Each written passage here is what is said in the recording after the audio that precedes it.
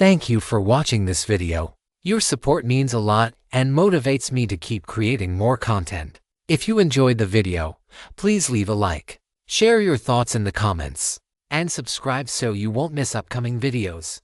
Part 3. If this guy drags you off to be a eunuch, we will fight our way out. Jia Hongyao was ready to stand with Lin Baici through thick and thin. I wonder what the god-forbidden item that created this rule contamination is. But looking at this posture, it seems very powerful. It might even be a god's remains. Jiuo Zheng was worried. His gaze is fierce, his features are prominent, and his physiognomy clashes with the king's. He is not suitable to be a personal attendant. The chief eunuch smiled slightly, however. Using him as a human medicinal ingredient to soak in wine is exactly the right place for him. I believe he will be able to offer the king a jar of fine brew. In truth, this was just an excuse. The chief eunuch's real thought was that Lin Baici was too handsome. He feared that if this commoner became the king's close attendant, he would gain the king's favor, become his man, and subsequently seize power. Squeezing him out, Zhao felt depressed. He had risked his life to stand out, originally intending to frame Lin Baici so that he could escape while also letting Lin Baici taste the agony of palace castration. Now, the plan had failed.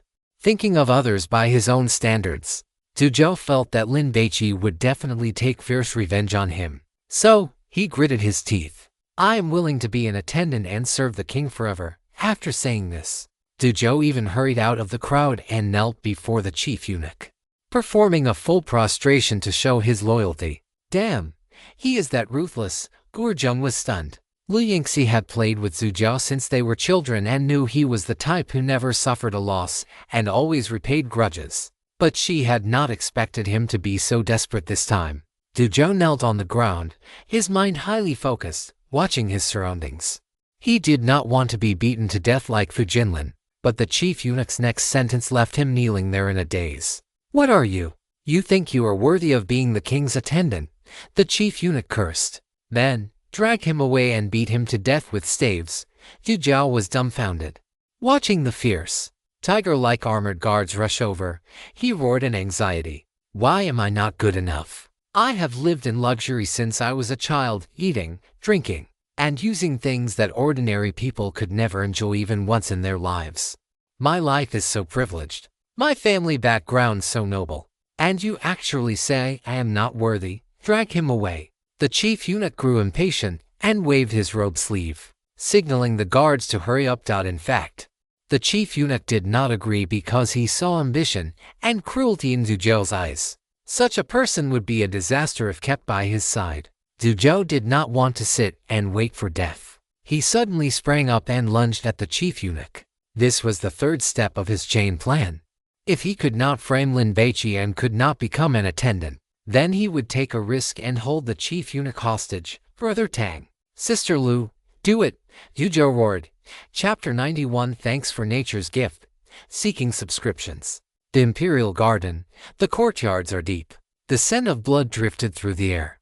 Tang Xiqin and Lin Baici did not move. The corpses of Feng Yi and Fu Jinlin were still lying not far away, with flies landing on them, which was quite terrifying. Therefore, unless it was a life or death situation, neither Tang Xiqin nor the others wanted to risk their lives alongside Zhao.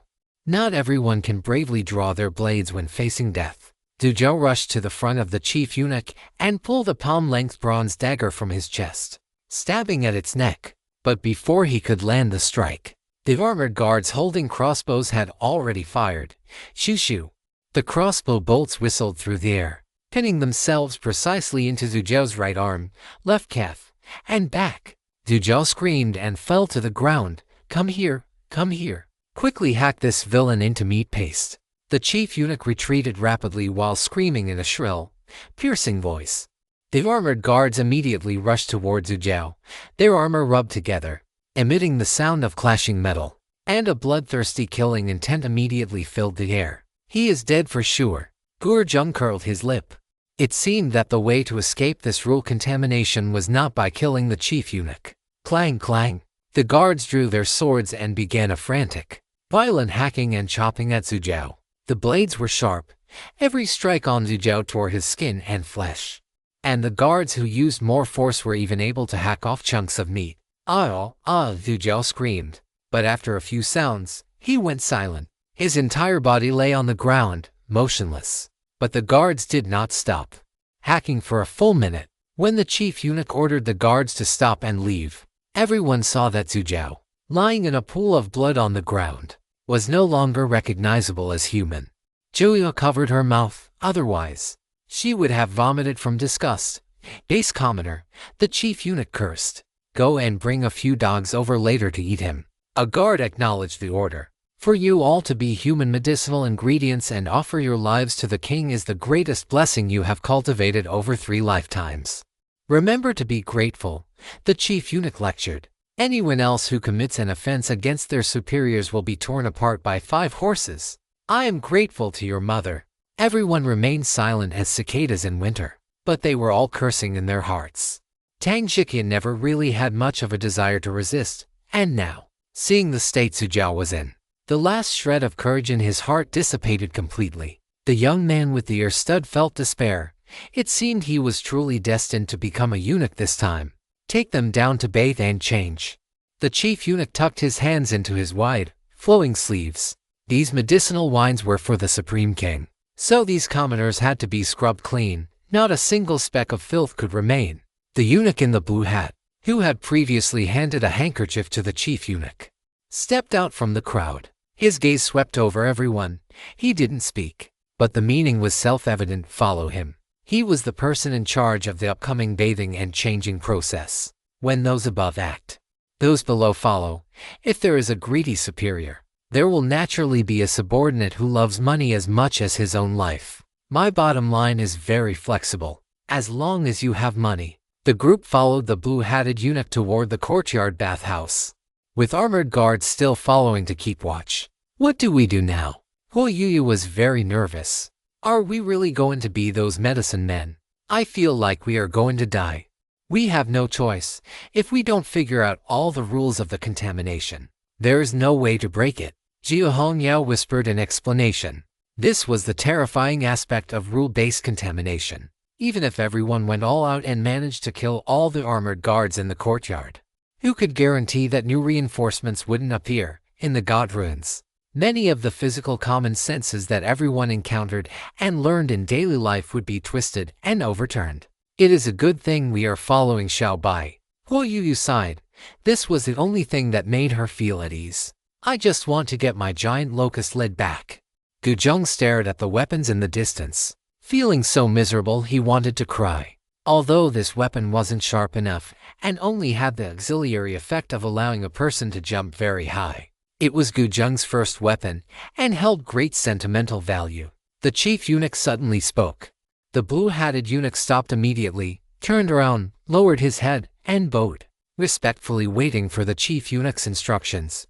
The group, who had been feeling anxious and uneasy, panicked even more. What is that dead eunuch trying to do? The chief eunuch walked over and stopped in front of Gu Rongji. Gu Rongji kept her head down, trembling, wailing in her heart. Why are you targeting me again? Take off your clothes, the chief eunuch commanded. Gu Rongji was stunned, subconsciously grabbing her collar. Lin Baiqi's brows furrowed, tight enough to crush a sea crab. What did this chief eunuch want? And after he finished with Gu Rongji, would he cause trouble for others? Take off your clothes, the chief eunuch barked, his voice very stern this time. Gu Rongji dared not disobey. She hurriedly unbuttoned her clothes, undid her Hermes belt, and took off her white suit skirt. The female CEO covered her chest with both hands, looking timidly at the chief eunuch. Keep taking them off, the chief eunuch ordered. Gu Rongji cried, but remembering the few unlucky souls who had been killed earlier, she dared not refuse.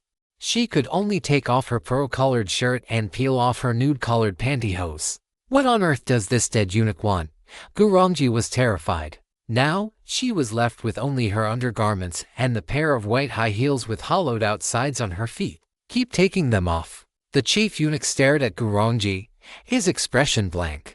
The girls heard this and were very panicked. After all, once Gu Rongji was finished with, it would likely be their turn. Gu Rongji was truly crying this time. She turned her head and looked at Lin Baici for help. Take off your necklace and earrings and give them to him.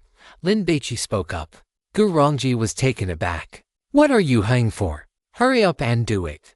Lin Baici noticed that the chief eunuch didn't care about Gurongji's body, but was instead appraising the quality of her clothes, his gaze lingering on her jewelry like necklaces and earrings. Combined with the food god's previous critique of this chief eunuch as a greedy person, the answer was obvious. This auntie was the CEO of an entertainment company, even if her net worth wasn't in the hundreds of millions. She certainly had tens of millions. Therefore, her clothes and jewelry were all luxury goods. That was why the chief eunuch had targeted her. He wanted these valuable possessions. Gurongji hurriedly took off the Cartier necklace and earrings she was wearing.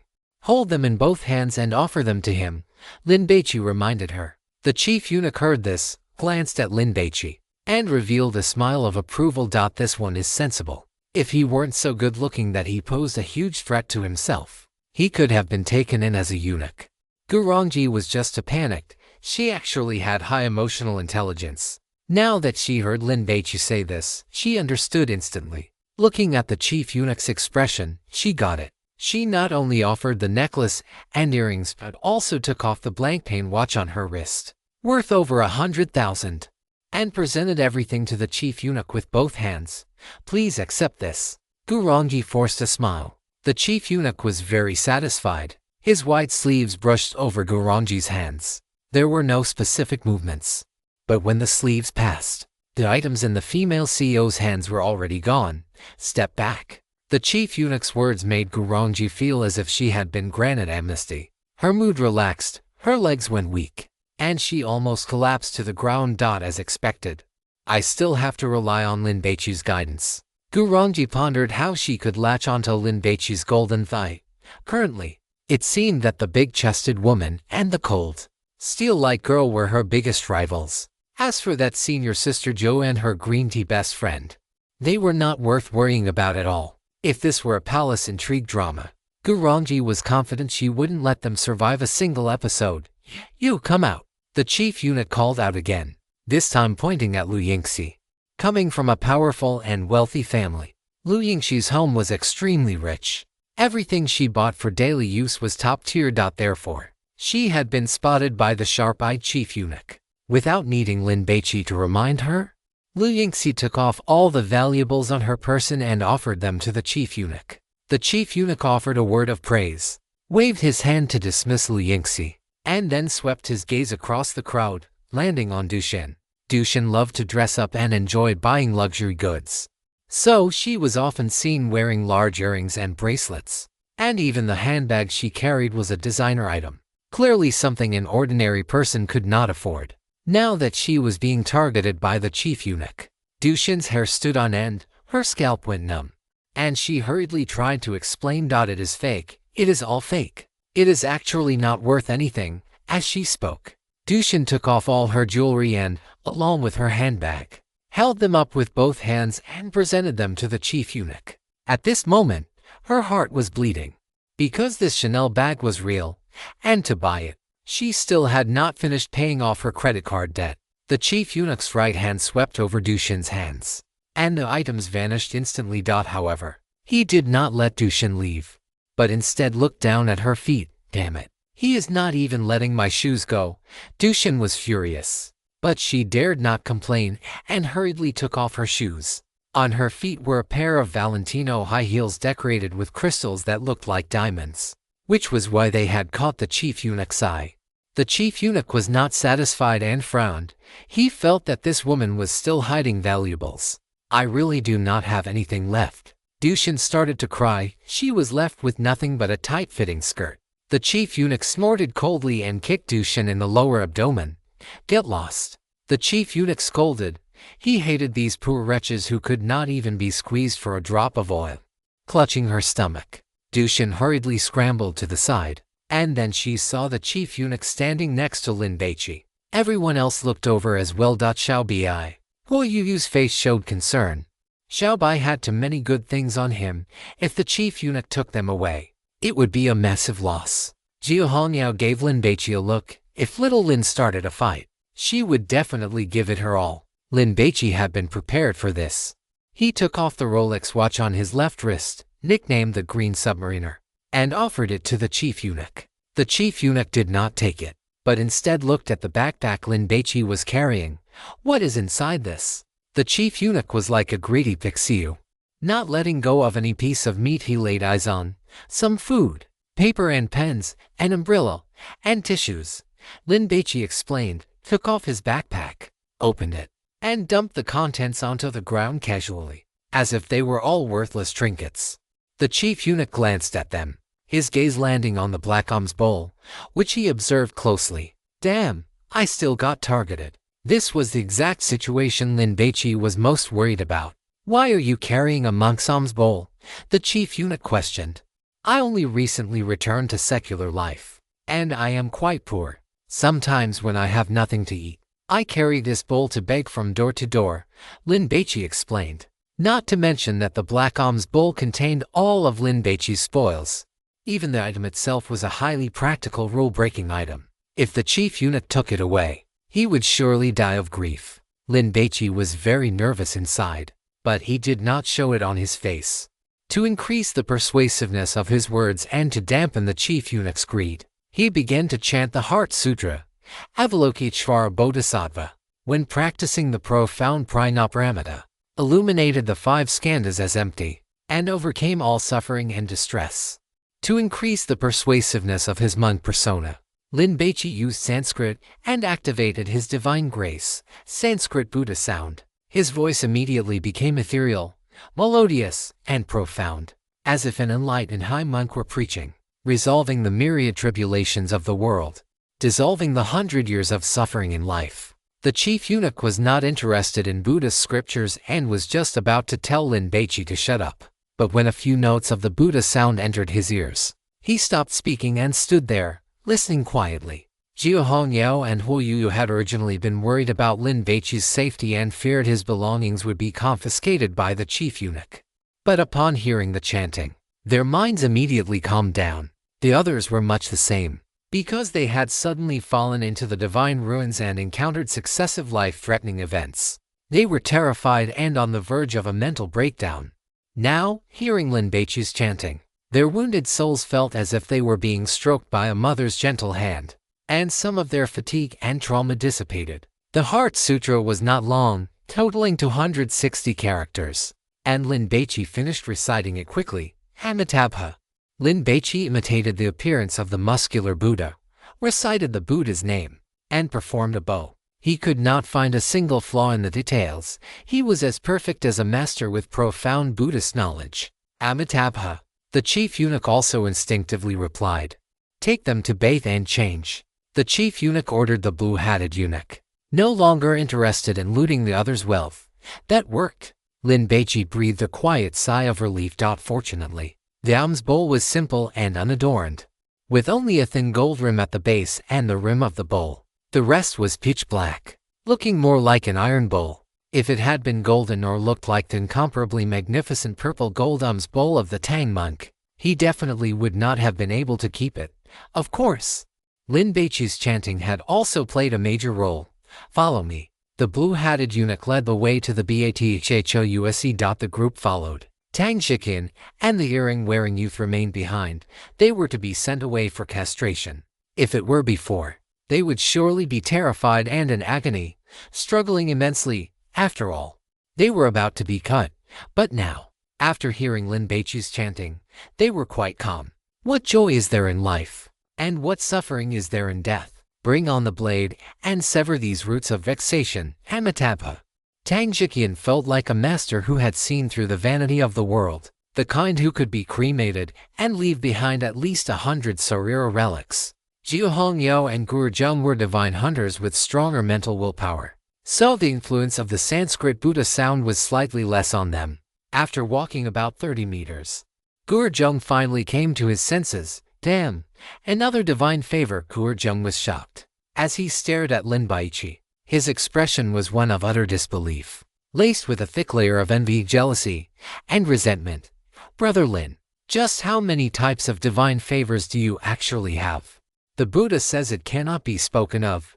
Lin Baici smiled faintly. If jealousy could be turned into lemonade, the juice squeezed from Gurjung alone would be enough to fill the West Lake. My eye for talent is simply superb. Jiu Hongyao wore a wide grin as she slapped Lin Baici hard on the back, feeling a sense of reflected glory. No, this won't do. When I go back this time, I'm going to have it out with my older sister. If I lose little Lindsay, I will regret it for the rest of my life. At worst, I will just quit the Jujo Dragon Guards and go be a wild divine hunter with little Lindsay. The attendant in the blue hat led everyone into a bathhouse. Men on this side, women on that side. Be quick about it. Strip off your clothes and get to bathing. Do not keep the head attendant waiting. The blue-hatted attendant urged them on with a shrill, piercing voice. There were 2 rooms in the bathhouse, with the characters for man and woman written in seal script on their respective door curtains. This was where the attendants and palace maids bathed. They dared not serve the king and the various nobles while filthy. Hongyao, Lin Baici said, feeling worried. Don't worry, leave it to me. The girl with the high ponytail gave a thumbs up and followed a palace maid into the women's bathhouse. Lin Baici and the others were urged by the blue-hatted attendant into the men's bathhouse. Quickly, take off your clothes. The blue-hatted attendant covered his nose with his robe sleeve, his face full of disgust, as if Lin Baici and the others were so dirty and foul-smelling that they would contaminate him. The group had no choice but to comply, and soon they were stripped bare. Go bathe. The blue-hatted attendant waved his hand, signaling them to hurry inside. But when Lin Baici started walking in while carrying his bag, he was called to a halt. Why are you still holding onto this thing? The blue-hatted attendant scolded. Throw it away. Lin Baici had not expected this little complication, but he had been prepared. Gurjung felt comfortable now. He had already lost the giant locust leg and was feeling imbalanced. So seeing Lin Baici about to suffer a loss made him feel incredibly refreshed. Besides, no matter how he looked at it, Lin Baici had more divine relics than him, and they were more valuable. Someone, take these rags away and burn them. Be careful of fleas jumping everywhere. The blue-hatted attendant ordered.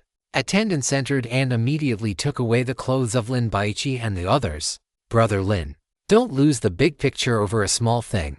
Give it to him first, and we can find a way to get it back later. Gurjung consoled him. Lin Baici glanced at Gurjung, then suddenly walked up to the blue-hatted attendant and reached his hand into the attendant's robe sleeve. What are you doing? The blue-hatted attendant was startled. He shrieked and took a sharp step back, about to call for the armored guards to enter. But then he suddenly shut his mouth. A strange expression appeared on his face, which then turned into pleasant surprise. This alms bowl is my tool for earning a living. How about you let me keep it? Lin Baici proposed. He then reached into his backpack, grabbed a handful of knife money, gold beans, and tortoise shells, and stuffed them into the blue-hatted attendant's sleeve. The blue-hatted attendant shook off Lin Baici's hand, but he had already taken the items. The blue-hatted attendant coughed twice, eyeing Lin Baici's backpack. It is all gone. I gave it all to you, Lin Baici whispered. He had noticed the head attendant's greed earlier, and recalling the food god's commentary on this blue-hatted attendant as an ingredient, he had taken some valuables from the black altar bowl and placed them in his backpack on the way to the bathhouse. As the saying goes, it is easy to deal with the king of hell, but hard to deal with his impish underlings. Lin Baici had prepared for an emergency, and he had not expected to actually use them. These knife money, gold beans, and tortoise shells were things Lin Baici had collected near the altar and the sword hut earlier. The knife money was the cheapest among them. The tortoise shells were used for divination, taken from a 1,000-year-old giant tortoise. They were polished very smoothly and were actually quite valuable. My Buddha is merciful. You may keep the alms bowl, but this bag is not allowed.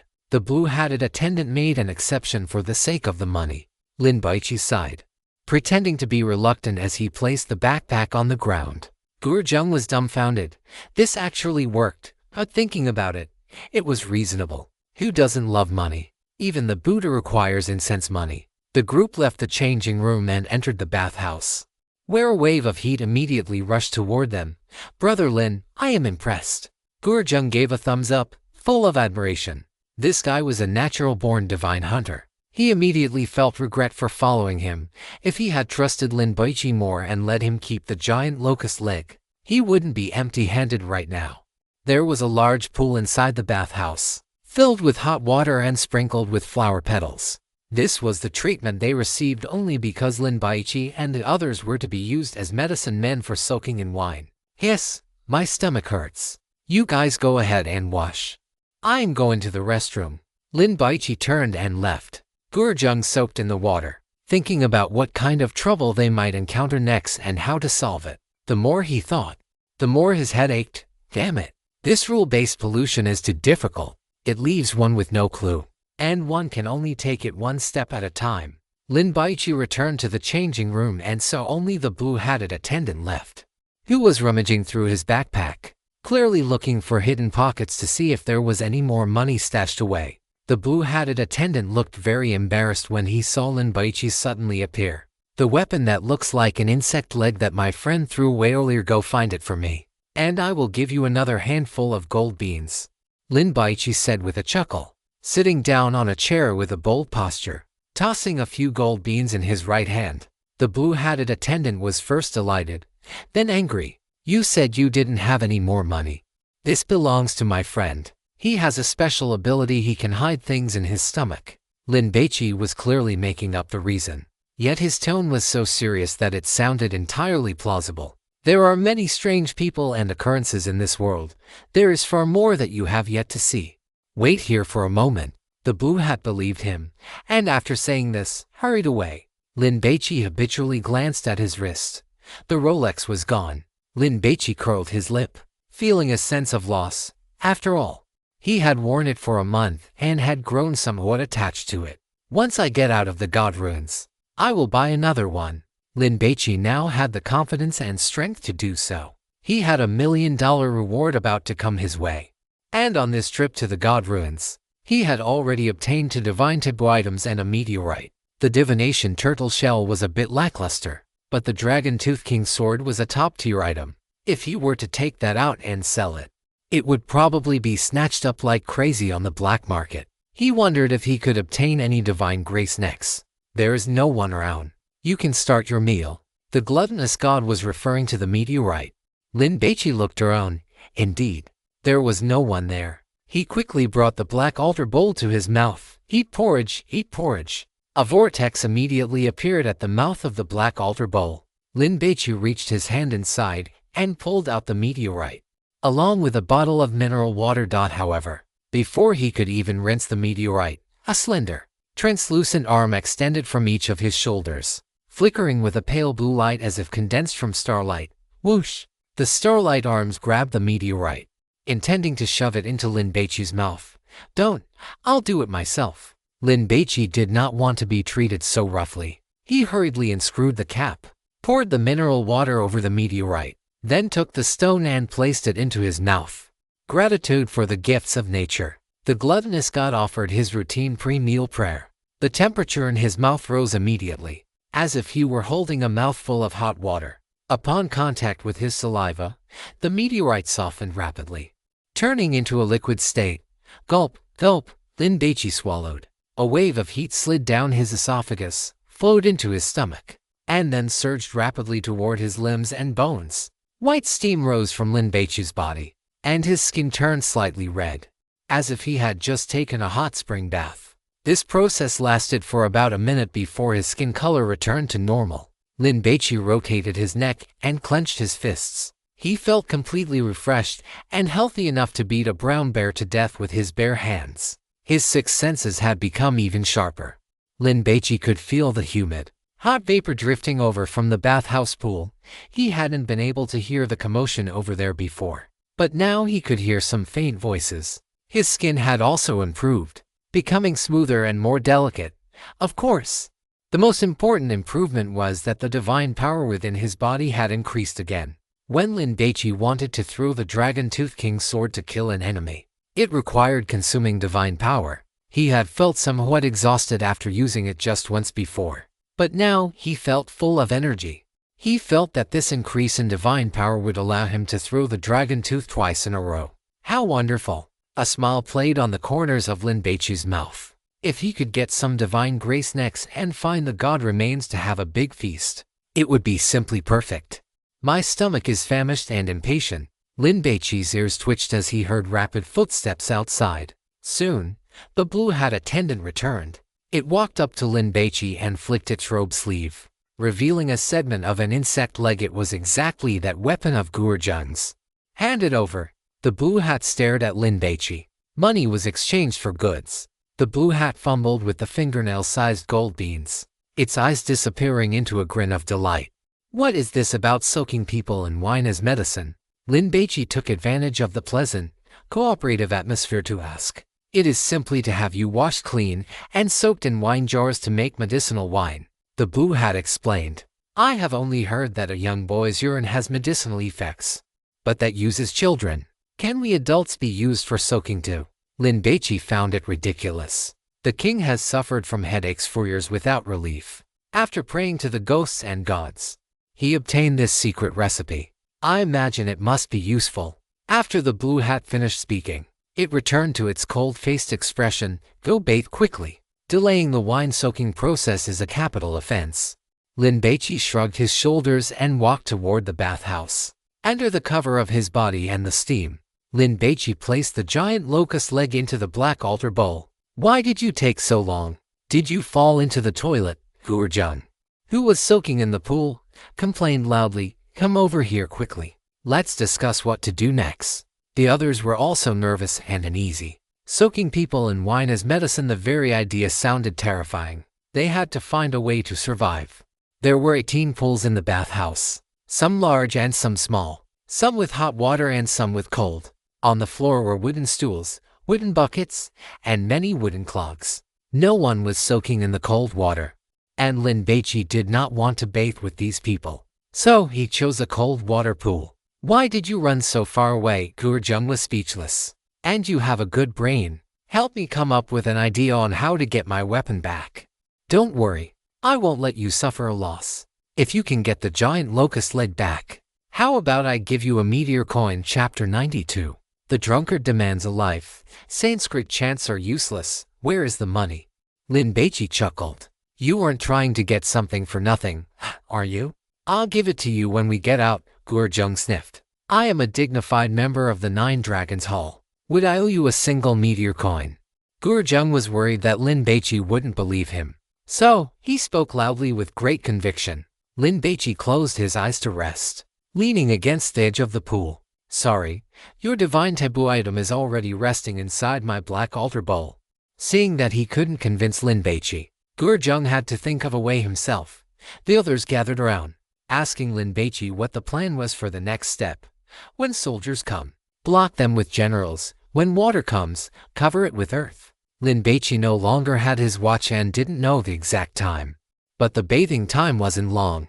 The blue hat attendant came in and told them it was time to go out and get dressed. The clothing was a robe sewn from hemp, not quite white but rather yellowish, fashioned into the shape of a long gown. Lin Baici slipped the hemp robe on, feeling uncomfortable. The fabric was too coarse, chafing his skin painfully. The sleeves were also long and wide, though they were just right for Lin Baici to hide the black altar bowl. After Lin Baici and the others finished dressing and came out, they waited only a few minutes before Huo Yuyu and the others also emerged from the bathhouse, similarly clad in hemp robes. Jiu Hongyao still had her hair tied in a high ponytail, looking full of youthful energy. Hurry up, the blue-hatted attendant urged. Escorted by the armored soldiers, the group walked along the stone-paved paths between the courtyards, winding their way through the complex. God Lin. Dushin pulled Joyo over and smiled flatteringly. You sang that passage of scripture so well just now, right, Xiaoya? Joyo nodded. It was indeed impeccable, Brother Lin. I saw a very popular scripture chanting video on Bilibili recently. It sounds great and is very similar to your style. Did you post it? Liu Liu asked curiously, hearing Liu Liu call him Brother Lin. Dushin felt instantly annoyed and bit her lip, wanting to curse. You little slut. Is Brother Lin someone you can call that? I saw it too. Is it the one posted by Lin the Great Hungry Man? I just broke up with my boyfriend 5 days ago and was very sad. After listening to the video my roommate recommended, I just let it go. Men, aren't they all the same? Finding a radish would be just as good as a replacement. It is just that the sound quality is too poor. Many people are now asking for a lossless MP3 version. God Lin. What should we do next? The girls whispered and chattered. Lin Baici's chanting of the Buddhist scripture was quite good, but no one was interested in focusing on that.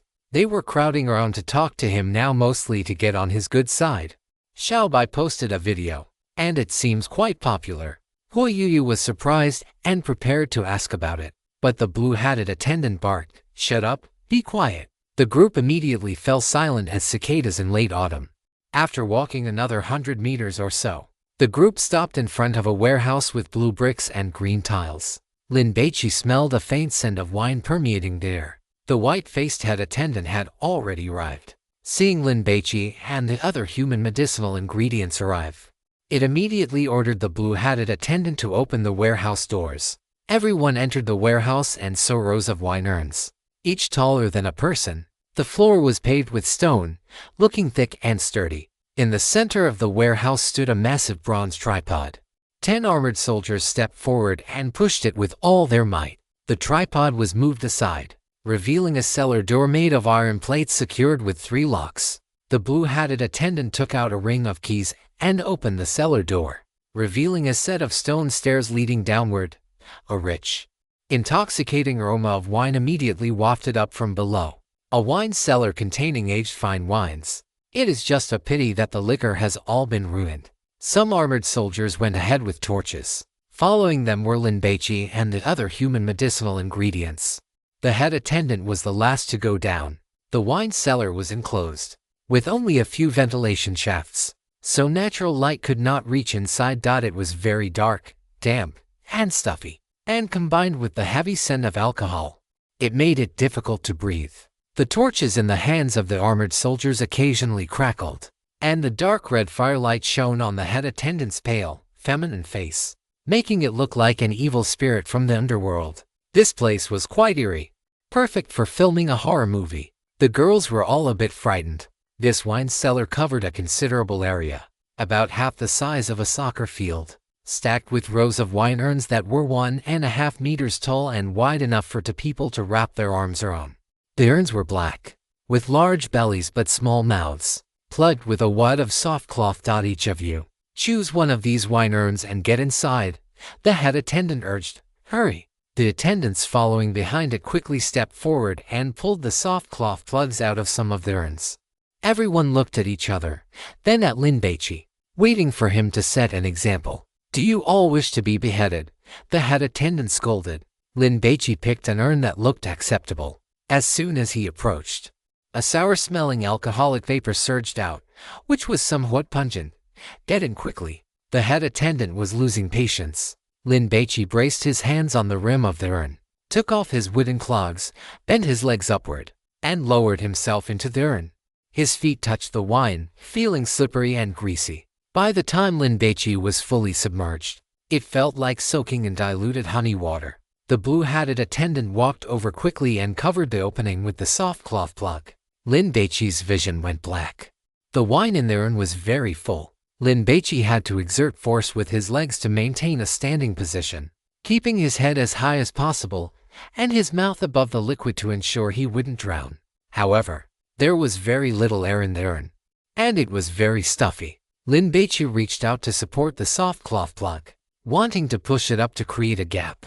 But as soon as he applied force, someone pressed down hard on the plug from the outside.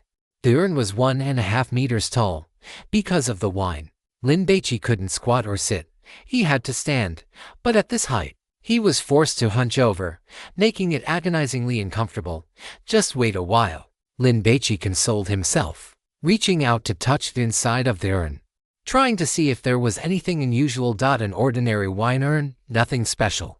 The wine is brewed from fruit pulp and grains, but because the technology and craftsmanship are backward, the wine is full of impurities. Do not drink it. You will get diarrhea. Lin Baici listened intently. Inside the wine cellar, it was very quiet. Having witnessed the brutal, cold-blooded killing methods of the white-faced head attendant earlier, everyone cooperated by climbing into the urns. There was no need for the head attendant to use violent coercion. After all, their necks were not harder than a blade. Besides, Lin Baici had climbed in too, and they didn't think they were any more capable than that young man. It is a supreme honor for you to serve as human medicinal ingredients and soak in wine for the king. These alcoholic beverages are for the king to consume. So, you must be extremely careful.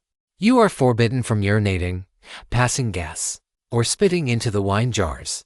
And you are strictly forbidden from stealing a drink. Once any mishap occurs and the quality of the wine is ruined, you will be torn apart by 5 horses. And your entire clan will be executed. Remember, you must keep your entire body submerged in the wine at all times and are not allowed to leave. I will return shortly to collect the wine. If the scent of the human medicine in the wine is not potent enough, you will be executed by the branding iron. The chief eunuch issued several more warnings before finally leaving. As the armored guards took away the torches and locked the cellar door, the entire wine cellar plunged into darkness. You can come out now. If you keep soaking any longer, you will be pickled through. Lin Baici supported the soft cloth stopper with both hands and pushed upward with force.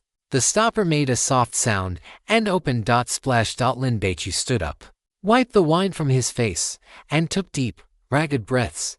Everyone come out. It is safe for now, Lin Baici shouted. Pop, pop. Everyone pushed open their soft cloth stoppers and poked their heads out. I was suffocating. It is so dark in here. Does anyone have a light? Strike a flame. Pat. This wine is so sour. Everyone complained in a cacophony of voices. Lin Baici took out a pine torch and struck it against the outside of a wine jar. Whoosh! The flame ignited, and the orange glow spread, illuminating the area around Lin Baici. Lin Baici found Jia Hongyao and Huo Yuyu. The wine jars they had chosen were right next to his, only 3 spots away. The 2 closest ones had been snatched up by Dushin and Gurongji.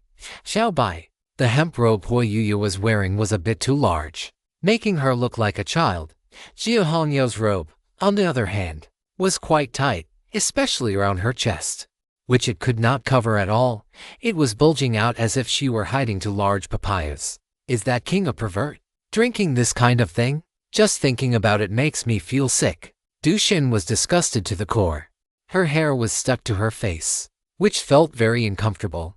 She wanted to wipe it off and desperately wanted to take a bath. Have you never heard of drinking boy urine or eating 3 squeak mice? Guzheng felt Dushin was making a fuss over nothing. I will not even mention things like human placenta or 2-legged sheep. If you learned about those, it would disgust you to death. Throughout history, there have been many emperors who did absurd things in the name of health, longevity, and immortality. Forget about what kind of freak that king is. What do we do now?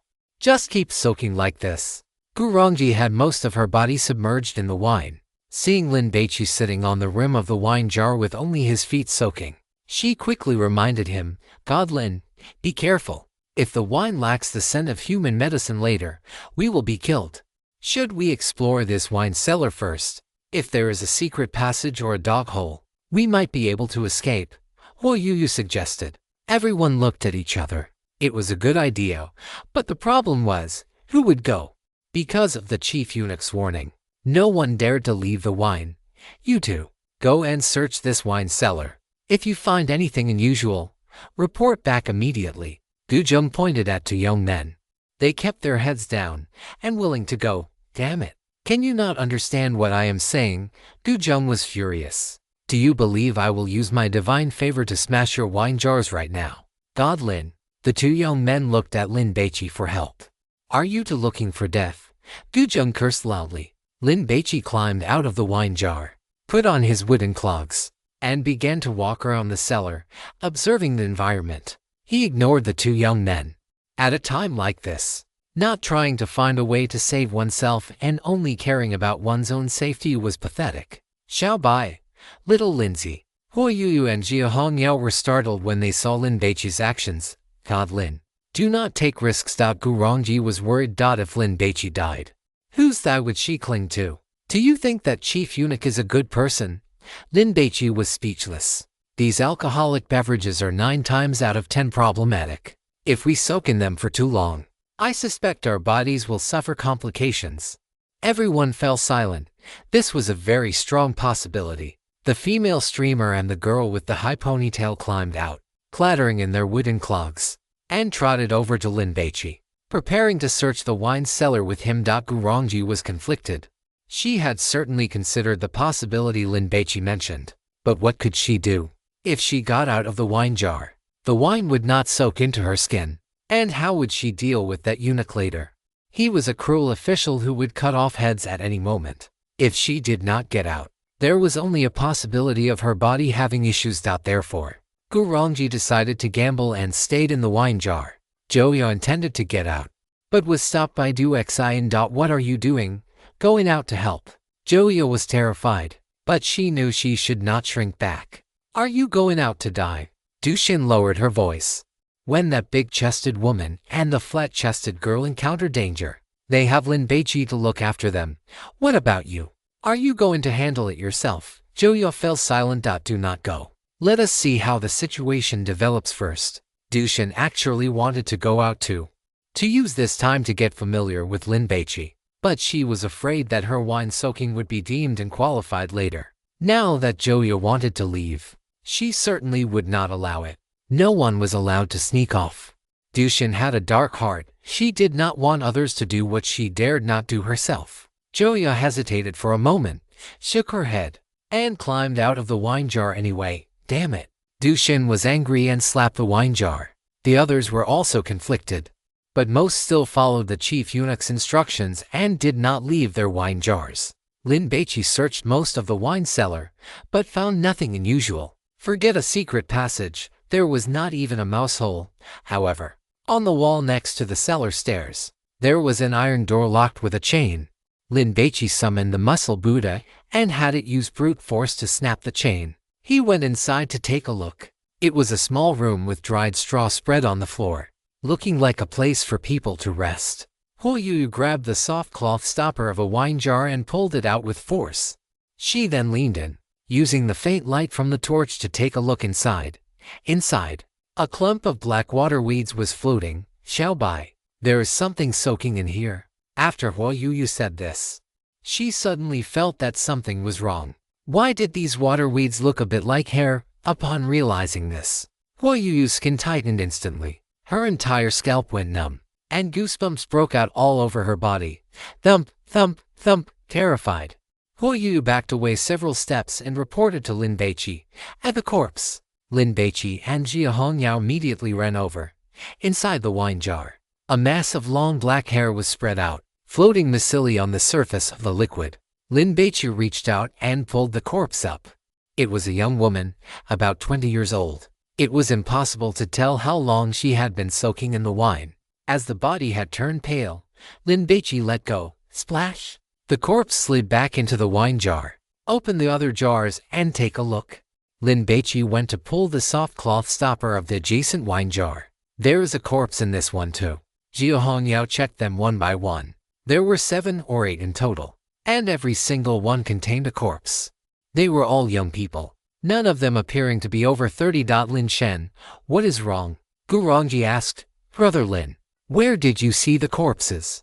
Gurjung asked with concern. Is the rule pollution starting again? There is something wrong with this wine. Lin Baici reached his hand into a wine jar and felt it carefully. How about you all? You have been soaking for so long. Do you feel anything? Aside from being soaking wet, I don't feel anything, Gurjung said truthfully. Disgusting. This was Dushin's first reaction.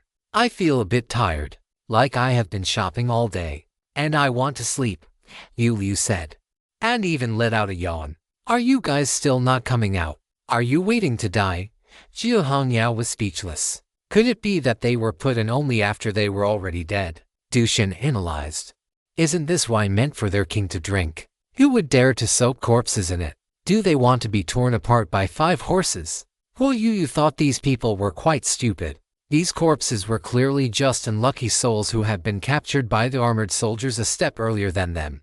Everyone felt that Huoyu was right, and they all scrambled to get out. But what if that dead eunuch comes to collect the wine in a while and says the soaking isn't done right? What should we do? Alvi Yingxi felt a headache coming on. Unable to think of a solution, the wine cellar was too dark, and only Lin Baici had a torch. So everyone gathered around him. Besides, Lin Baici was powerful, and staying by his side was the safest option. Lin Baici continued to search the wine cellar and inspect the wine jars. while also pondering how to get out of here as soon as possible. Time ticked by second. The oppressive atmosphere made everyone increasingly irritable, and happy, and prone to losing their tempers. A girl from the high opera troupe with large eyes screamed. She used her right foot, wearing a wooden clock, to kick the wine jar next to her violently as if to vent her frustration. Bang, bang, damn it. Are you looking for death? Gurjung was startled and furious. He strode over, grabbed the female student by her short hair, and slapped her across the face repeatedly. Slap, slap. The sound of the slaps was crisp. I was wrong. The female student begged for mercy. Get lost. Gurjung pushed the female student away and took a few breaths to calm his mood before walking to Lin Baici's side. Do you have a plan? Thinking. Lin Baici took out a piece of dark chocolate and took a bite. The bitter taste immediately spread across the tip of his tongue. Gurongji licked her lips. She was a bit hungry. As she hesitated whether to ask Lin Baici for a piece of chocolate, her gaze involuntarily fell on the torch in Lin Baici's hand. The firelight was warm and comfortable, like a lighthouse on the coastline, bringing hope. And yet it also seemed like a mother's embrace, calling for her return. Gurongji's head heated up, and she suddenly lunged at Lin Baici, wanting to hug the torch. What are you doing? Jiu Hongye reacted quickly and reached out to stop Gurongji, but Lin Baici was faster.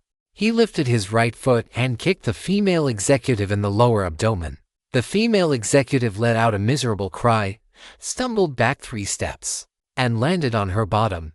Everyone looked over. Gurongji felt pain in her lower abdomen, but this pain also allowed her sanity to return somewhat. What did I just do? Gurongji looked bewildered, then looked at Lin Baici and quickly apologized. I. The female executive did not know how to explain it. She had truly been acting like a fool just now. It was a completely unconscious action. No need to explain. I understand. Lin Baici shook the torch. This torch is a god-forbidden item. It will make those who approach it act like moths to a flame, wanting to be burned to death by it. Terrifying. Whoosh! Everyone immediately backed away. Even Gurjung felt a sense of dread at this moment. You are holding such a dangerous thing. Why didn't you say so earlier? Gurjung complained. It seems Lin Baici wasn't lying, Du Xin thought to herself. Because if he hadn't kicked her, the female executive would definitely have been ignited and burned to death in the wine cellar. Lin Baici saying this was a polite way to refuse these people from getting close to him. He did not want to be surrounded by so many people, otherwise, even whispering would be overheard. If he had driven them away with direct violence, it would have made him seem heartless. So annoying. Not being able to figure out this rule pollution made Gurjung feel restless. He prepared to go check out the exit, but then he heard a thud, as if a heavy object had hit the ground. Lin Shen, someone is dead. Liu Liu screamed. The scene fell into chaos. Lin Baici turned his head and saw the female college student whom Gurjung had just struck lying face down on the ground not far away. Jiu Hongyao immediately rushed over to check her body. 10 seconds later, she shook her head at Lin Baici. She is dead. Lin Baici looked toward Gurjung. The others also looked over. What are you all looking at? I didn't kill her, Gurjung roared. Are you sure? Lin Baici walked to the side of the female student's corpse and placed his fingers on her carotid artery to check for a pulse. Do you know how to perform an autopsy? I know a little. Jiu Hongyao rolled up her sleeves. Do you need me to dissect her? No. Just take a rough look at the cause of death. Lin Baici looked at the female student's face and noticed that her complexion was waxy white. Her eye sockets were deeply sunken, and she had dark circles under her eyes, as if she had been working overtime and pulling all-nighters for 3 months straight. Does she look thinner than she did just a moment ago? Lin Baici recalled what the female student had looked like just now. It seems she has lost weight. Jiu Hongyao was not surprised. Since this girl died due to rule contamination, any abnormal situation was possible. Brother Lin, I really didn't kill her. Gurjung did not care about what the others thought of him, but he had to be cautious regarding Lin Baici. He did not want the other party to think he was a cruel and tyrannical murderer. I know. Lin Baici's expression was somewhat grave. The rule contamination had begun. The way she looks, it seems like she exhausted her energy and died of sudden fatigue. Gurongji interjected. There was a female employee in her entertainment company who had worked every single day and eventually died of sudden fatigue, which had cost her a lot of money in compensation. Right. Just as Jia Hongyao was about to nod, a girl next to Lu Yingxi suddenly lost consciousness without any warning and collapsed headfirst onto the ground. Because her forehead hit a wine urn nearby, the girl's face was instantly covered in blood. Whoosh! The scene erupted in chaos. No one went to save her. Instead, they moved even further away. Only Lin Baici and Jia Hongyao rushed over immediately. Lin Baici took out a bundle of hemostatic gauze and pressed it against the girl's wound. She is dead. Although Jia Hongyao said this, she still crossed her hands and pressed down hard on the girl's chest, beginning to perform CPR. Stop trying to save her. Everyone get back into the wine urns, Lin Baici shouted, letting go of the girl and pulling Jia Hongyao up. Go back quickly. Although he had never spoken to this girl, he had an impression of her because she had been brought by Gurongji. The girls brought by the female CEO all had their own merits. If beauty were rated out of 10, they were all around 7 or 8, and each was dressed very beautifully. But now, this girl's face was pale, and she had a pair of large dark circles under her eyes, looking like an opium addict who had died from excessive use. He felt that some kind of monster, imperceptible to humans, had killed these two girls. What is it? Gurjung asked while running toward his own wine urn. What did you discover? There must be a monster in this wine cellar, Lin Baici urged. Quick, quick, quick. Thump, thump, thump. After a flurry of panic, everyone returned to their wine urns. People like Liu Liu and Du Xin were so terrified that they gripped the rims of their urns with both hands, leaving only their eyes exposed to observe the surroundings. Where is the monster? Could it be something invisible to the human eye? Then what should we do? Everyone was anxious. God Lin, didn't you say earlier that this wine was problematic? If we keep soaking in it, will something happen? Lu Yingxi was worried. Pay attention to your own condition. If you feel uncomfortable or have any other sensations, tell me immediately, Lin Baici instructed. Time passed very slowly, and every second felt unbearable. 10 minutes later, no one had died suddenly. It seems that the unknown monster really won't attack people staying inside the wine urns, Lin Baici speculated. He hesitated for a moment before extinguishing the torch. Otherwise, holding this thing made him look like a target. What if he were attacked?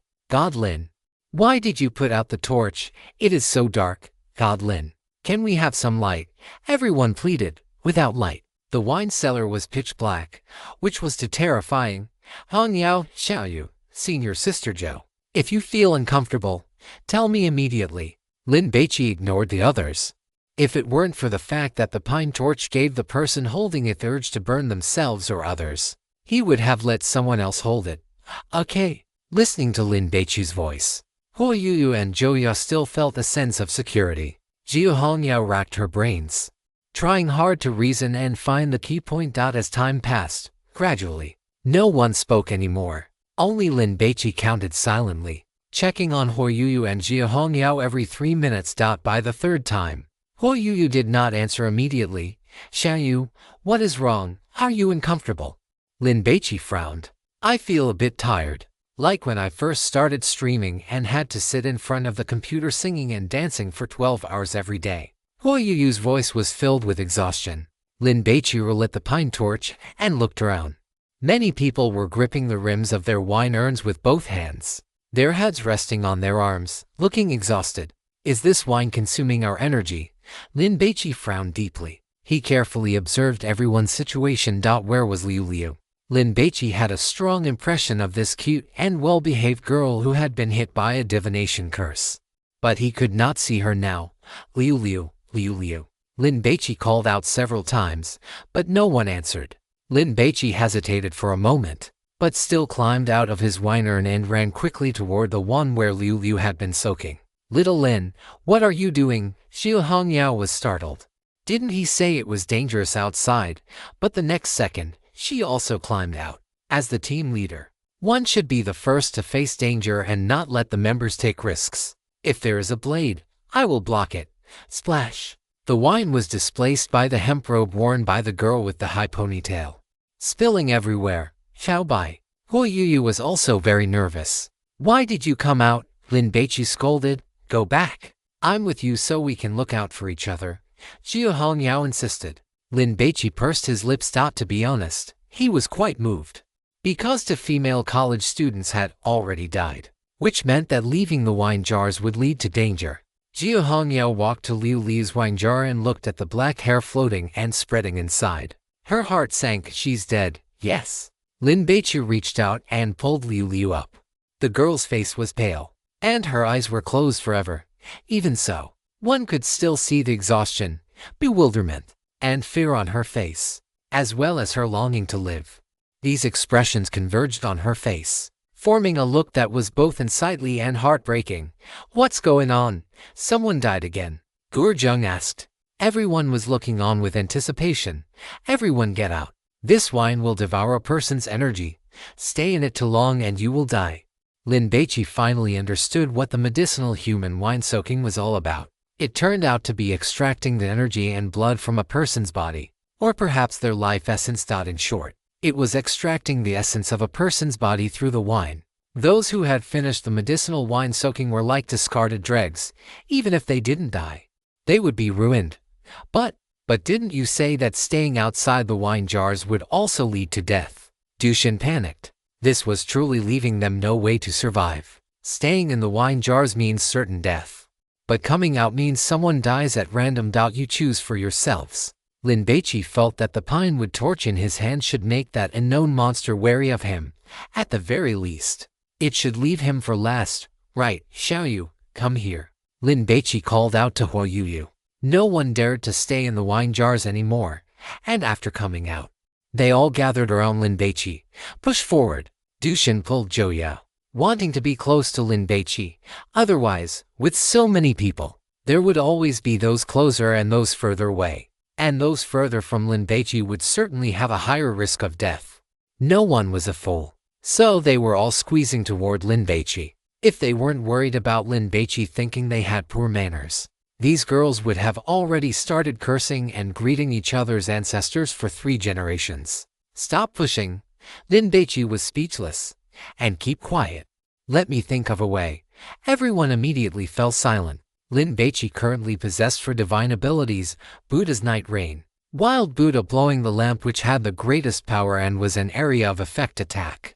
Red Rolling Stones which was secondary and had better concealment, but was useless if he couldn't see the enemy. And Ear to Memory which was a support ability, that left only the Sanskrit Buddha sound. Lin Baici didn't know if it would work, but he had to treat a dead horse as if it were a living one. He began to chant the Heart Sutra. The underground wine cellar, which had been dark, damp, and filled with a ghostly, man-eating demon cave atmosphere, began to spread a peaceful, solemn, and magnificent aura. It was as if Buddha's light was shining upon Lin Baici, purifying the wine cellar and turning it into a place of birdsong and fragrant flowers. A heavenly kingdom on earth. The anxious and uneasy emotions of the crowd gradually calmed down. He sings so well. Gurongji looked at Lin Baici, full of admiration. This superior appearance, this unique vocal timbre, and this Buddhist scripture that brought peace to the soul. She wouldn't even need to buy many trending searches. With some simple packaging, she could make him a hit and turn him into an A-list idol. Lin Baici finished the first round, paused for a moment, and then began the second. He kept observing everyone, wanting to find the murderous monster. But no one showed any abnormalities. While this left Lin Baici disappointed, he couldn't help but have a small expectation. Could it be that this Buddhist scripture is working? On the third round, Lin Baici sang even more devotedly. It seems there's a chance. Gurjung was excited. Following Lin Baici was indeed the right choice. Everyone keep an eye on the surroundings. If there is anything unusual, sound the alarm immediately. Jiu Hongyao instructed. Has this Buddhist sound suppressed the monster? Dushin felt fortunate. Just as everyone was beaming with joy, thinking they had made it through, a male student suddenly fell to the ground without a sound, his eyes rolling back. He was dead. Chapter 93. Lin Baici's incredible performance. New divine ability dropped. Please subscribe. Dead. Damn it, it's over. This Buddhist scripture is useless. The boy's collapse was like a firecracker exploding in a hornet's nest. The bit of excitement the crowd had gathered about surviving the ordeal was like an ice cube doused in boiling water, instantly melting away completely. Lin Baici immediately rushed to the boy's side to examine the corpse.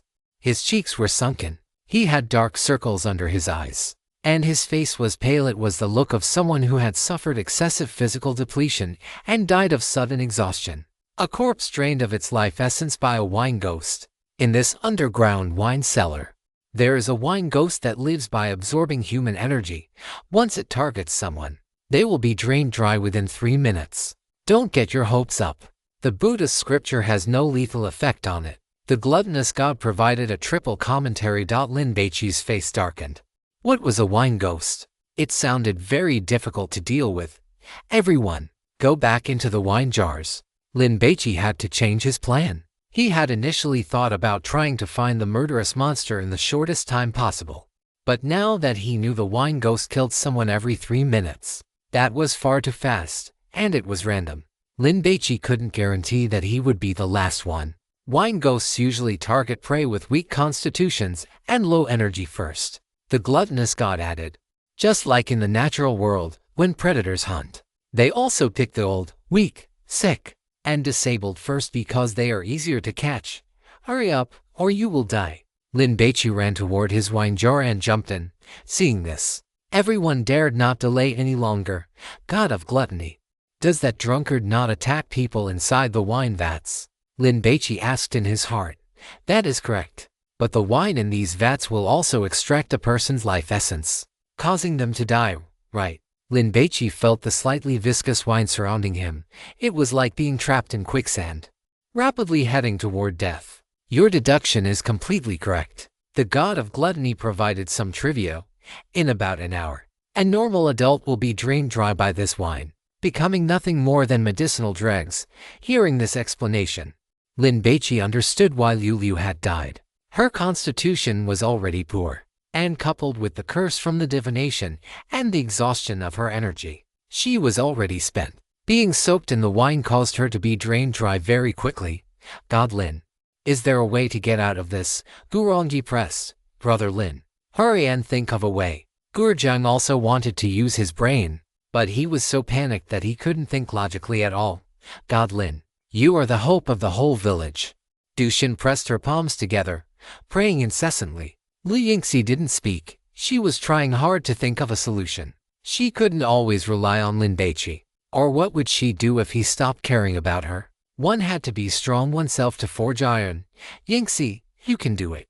Lu Yingxi clenched her fists, cheering herself on. Lin Baici stood in the wine vat, holding a torch and staring intently at his surroundings. The food reviews provided by the god of gluttony were actually things Lin Baici had already deduced, just not as detailed as the entities. If we want to live, the best thing is to escape this wine cellar as soon as possible. But how can we get out? Lin Baici pondered. Because he had just swallowed a meteor stone, his energy was unprecedentedly abundant, so he couldn't feel his energy draining at all. Jiu Hongyao and Gurjung were god hunters with strong constitutions and could endure it, but ordinary people couldn't. Hu Yuyu was already starting to feel tired. Time was running out for Lin Baici. The atmosphere in the wine cellar was oppressive. Everyone's minds were in chaos, all looking toward Lin Baici, hoping he would quickly find a way out. It wasn't that they hadn't thought about saving themselves, but they were completely unable to come up with anything. One had to realize that up until now, Lin Baici was the first and only person to figure out what was happening in the wine cellar. That big-chested woman and that Gurjung were clearly god hunters too. Yet they were so useless that they had to rely on others. God Lin, I feel so sleepy, I want to sleep. Am I going to die soon? Dushin wept and pleaded. Can you give me a few pieces of chocolate to replenish my energy? God Lin, I want some too. Let me be a well-fed ghost, won't you? Everyone begged in a low, servile manner. Eating some sweets to replenish sugar might help them hold on a little longer. Lin Baici didn't refuse this time. He took out a box of chocolates and tossed them to everyone. He had plenty of food stored in his black alms bowl anyway. The current problem is that there is a drunkard wandering outside. If we go out, we will be eaten by it. But staying soaked in the wine vat leads to a slow death, turning us into medicinal dregs. So, besides leaving the wine cellar as soon as possible?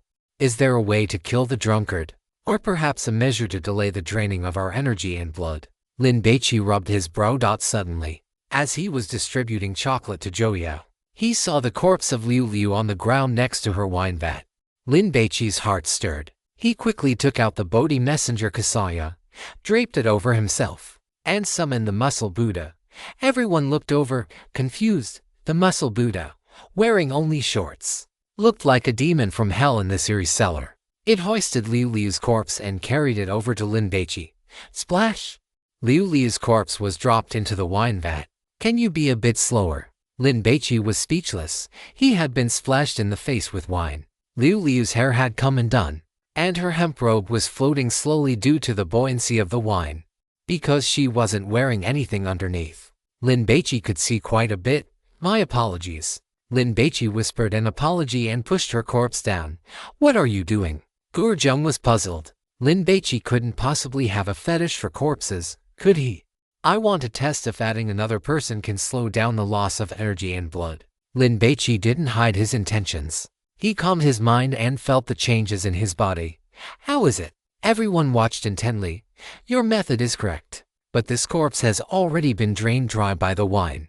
You should choose the 2 corpses on the ground that were eaten by the drunkard. It ate them quite roughly, leaving quite a bit of energy and blood in the corpses. If you put them into the wine vats, they will help you hold on for a longer time.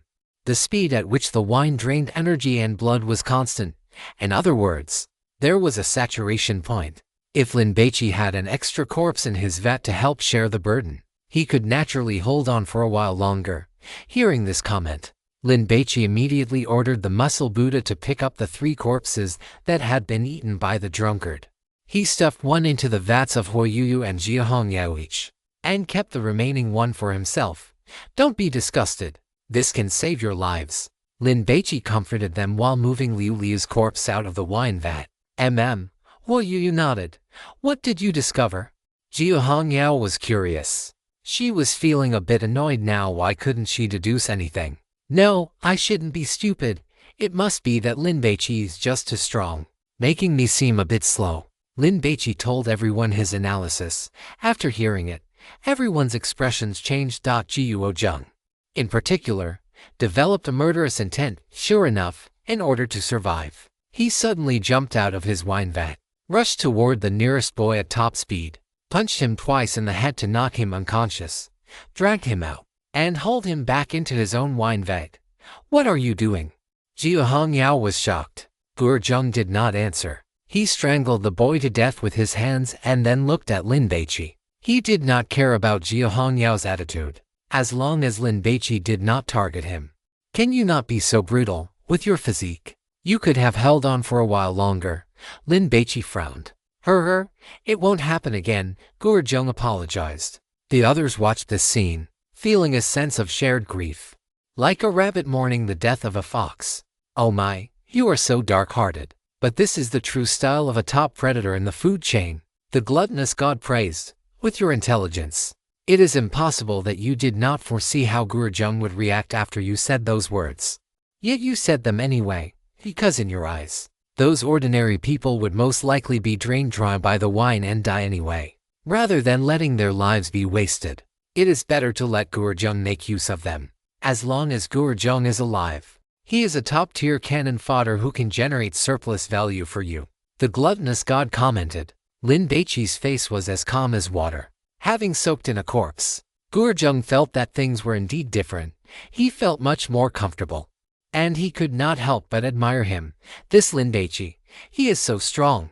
If I can walk out of this god ruin alive, I must recommend him to the pavilion master. By the way, Brother Lin, can we get out once we wait until those eunuchs come to move the wine?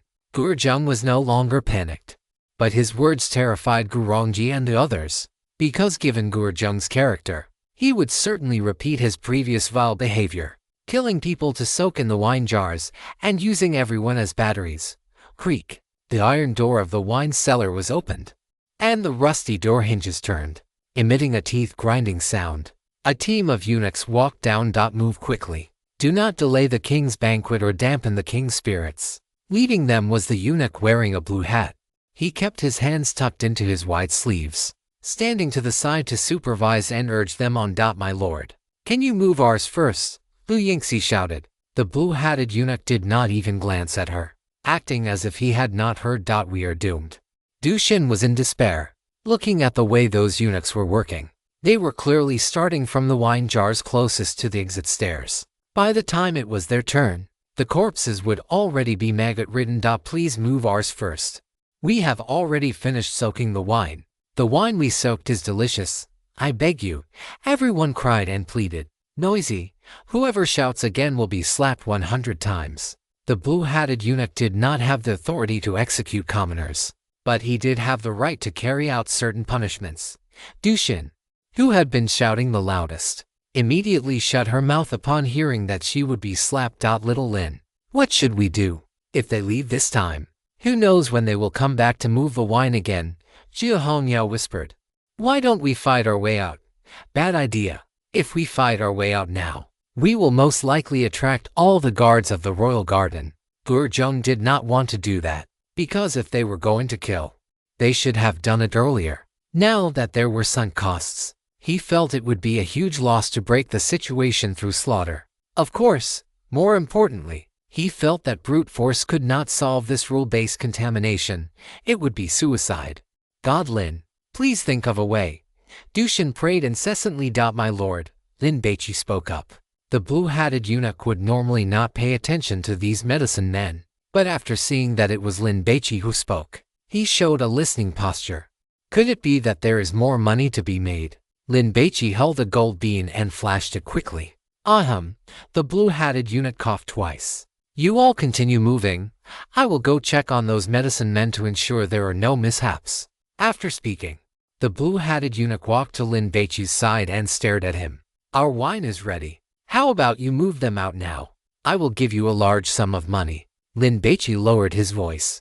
The blue-hatted eunuch refused. He was greedy for money, but he was also afraid of death. This wine is to be used at the king's banquet. Once the king tastes that there is a problem, all of us eunuchs will be executed. The wine in a single jar must be soaked with at least 3 people to be considered qualified. The ones these people had soaked were only the second batch. It was still lacking.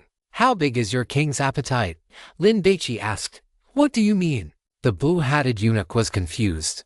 How much wine can the king drink by himself? You are moving so much out at once, which means the king is either rewarding his officials with it or preparing to hold a grand banquet, Lin Baici said while observing the blue-hatted eunuch's expression. But the guy had a pale poker face, and nothing could be read from it. You are giving orders, which means your rank is not low, right? And you seem to be in charge of the wine, so you can think of a way to just let others drink this wine. Lin Baici offered a suggestion. As long as the king doesn't drink it, won't you avoid any slip-ups? The blue-hatted eunuch was tempted. The king's grand banquet was currently underway. To show his compassion for his subordinates and to enjoy the festivities with the people, the king would reward everyone with the prepared medicinal wine. Although the blue-hatted eunuch was not responsible for distributing the wine, there was room for manipulation. In any case, as long as he ensured the king did not drink this soaked wine, it would be fine. Lin Baici stuffed a handful of gold beans, knife-shaped coins, and several pieces of turtle shell that were clearly of high quality into the blue-hatted eunuch's hand. Don't hesitate, or I will find someone else. To be honest, Lin Baici was also worried that the blue-hatted eunuch might double-cross him and take the money without doing the job. However, under the rule-based contamination, these monsters seemed to be acting on instinct. It was greedy for money, so this personality trait would be amplified, leading it to try every possible way to scrape together wealth. The blue-hatted eunuch agreed. One more thing, don't try any tricks with me, or I will tell your chief eunuch. Lin Baici smiled slightly. He looked kind, but his tone was filled with murderous intent. The blue hat nodded, indicating he understood. A deal is a deal. Money paid, service rendered. Come here. Move these wine jars away, the blue hat commanded. Hearing this, the group was instantly excited, their joy evident on their faces. If the situation hadn't forbidden it, they would have cheered at the top of their lungs. God Lin is awesome. Gurjung gave Lin Baici 2 thumbs up. God Lin, you are my Superman.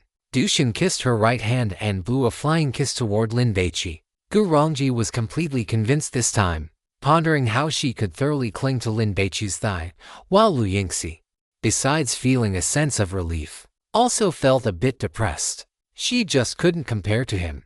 Lin Baici remained very calm. They had all come out, wearing hemp robes, their bodies reeking of alcohol and dripping wet, standing to the side waiting to leave together. However, after the attendants finished moving the wine jars, the blue hat showed no intention of letting them leave. "What's going on? Did something go wrong? It seems he has no intention of taking us out," thought Lin. Everyone looked at Lin Baici. Lin Baici walked up to the blue hat and questioned him in a low voice. "Sir, what is the meaning of this?" "What meaning?" The blue hat frowned. "Didn't I move your wine jars away? Aren't you taking us out?" Lin Baici asked in return. "You are medicinal humans. Once you have entered this wine cellar, how could you possibly leave?" The blue hat was astonished. "Damn it!" Gurjung cursed the moment he opened his mouth. "How can it be like this? Wasn't it agreed that we would be let out?" God Lin. "What do we do now?" Everyone became anxious. "Shut up," Lin Baici scolded, looking at the blue hat. "Is there really no way to take us out? I can pay more. It is not a matter of money. Whether you can leave or not is something only the chief attendant can decide." The blue hat was powerless. Under normal circumstances, Lin Baici and these medicinal humans would have died this time. But the blue hat had accepted the money. So, he ordered the wine jars to be moved, giving Lin Baici and the others a few more days to live. Whenever the king needed the next batch of medicinal wine, they would be soaked again. "Do you see that room over there? Go in and rest. If you are needed for soaking, someone will come to notify you." After the blue hat finished speaking, he turned and walked up the steps. "God Lin, are we just going to let him go like that?" Dushin was anxious. "Should we fight our way out?" Gurjung's composure was crumbling. "Do whatever you want." Lin Baici took a deep breath, calming his frustrated mood. The group looked at Lin Baici, then at the blue hat, and finally gave up the idea of rioting without Lin Baici, whose combat power was off the charts, to lead them. They would just be walking to their deaths. The iron door closed. The wine cellar turned dark once again. Lin Baici lit a pine torch. "What do we do now? That monster will attack at any time, right?" Joey worried.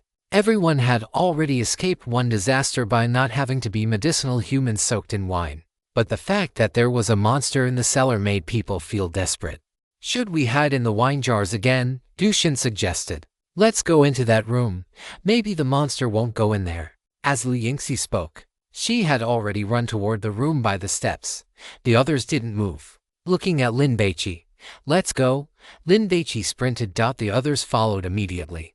There were many people, which made the small room a bit crowded. And since the air in the wine cellar didn't circulate well, the smell was very unpleasant. Huiyu felt like vomiting. Just as everyone was praying that the monster couldn't enter this small room, thud, a young girl with long red hair who belonged to Gurongji's entertainment company fell to the ground. "It's over. That monster can get in." Everyone was in despair. Lin Baici checked the body. "No need to look. She's dead." Gurjung felt that Lin Baici was doing something unnecessary. Jiu Hongyao actually didn't want to check either, but seeing Lin Baici do it, she paused and then squatted over as well. Although their causes of death were the same. What if the body held valuable information? As a mystery fan, she had actually forgotten that in investigating and solving cases, one should not let go of any detail. "Little Lin, you have taught me a lesson." After checking the body, Lin Baici stood up, looked outside the room, and then turned to look at these people. Huiyu, Zhou Yao, Gurongji, Lu Yingxi. Their faces were filled with helplessness and tension. "Gurjung, is the Kowloon Pavilion powerful?" Lin Baici asked, sizing up this wild god hunter. He had thought of a plan, but once implemented, it would be best to silence the person in front of him. You ask that? In all of Southeast Asia, besides the Kyushu Security Bureau, the Kowloon Pavilion is a hunter organization that can rank in the top 3. When talking about the Kowloon Pavilion, Gurjung's face immediately wore a look of reflected glory. "Our pavilion master is above the dragon level. I'll have a chance to see it." Lin Baici held the torch in one hand, walked out of the small room, and came into the wine cellar. "Where are you going?" everyone asked in surprise. "To kill the monster." Lin Baici spat out 2 words. Concise and to the point. "You found that monster?" Gurjung was excited.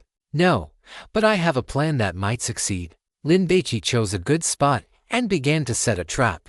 "What plan?" Gurjung pressed. "You don't need to know. Just do as I say." Lin Baici looked at Gurjung. "Of course. If you don't dare to go, you can stay here." Gurjung hesitated. "I'll be your assistant," Zhao Hongyao volunteered. "I'm good at being a meat shield. Let us go, shall you? Come with me." Lin Baici instructed.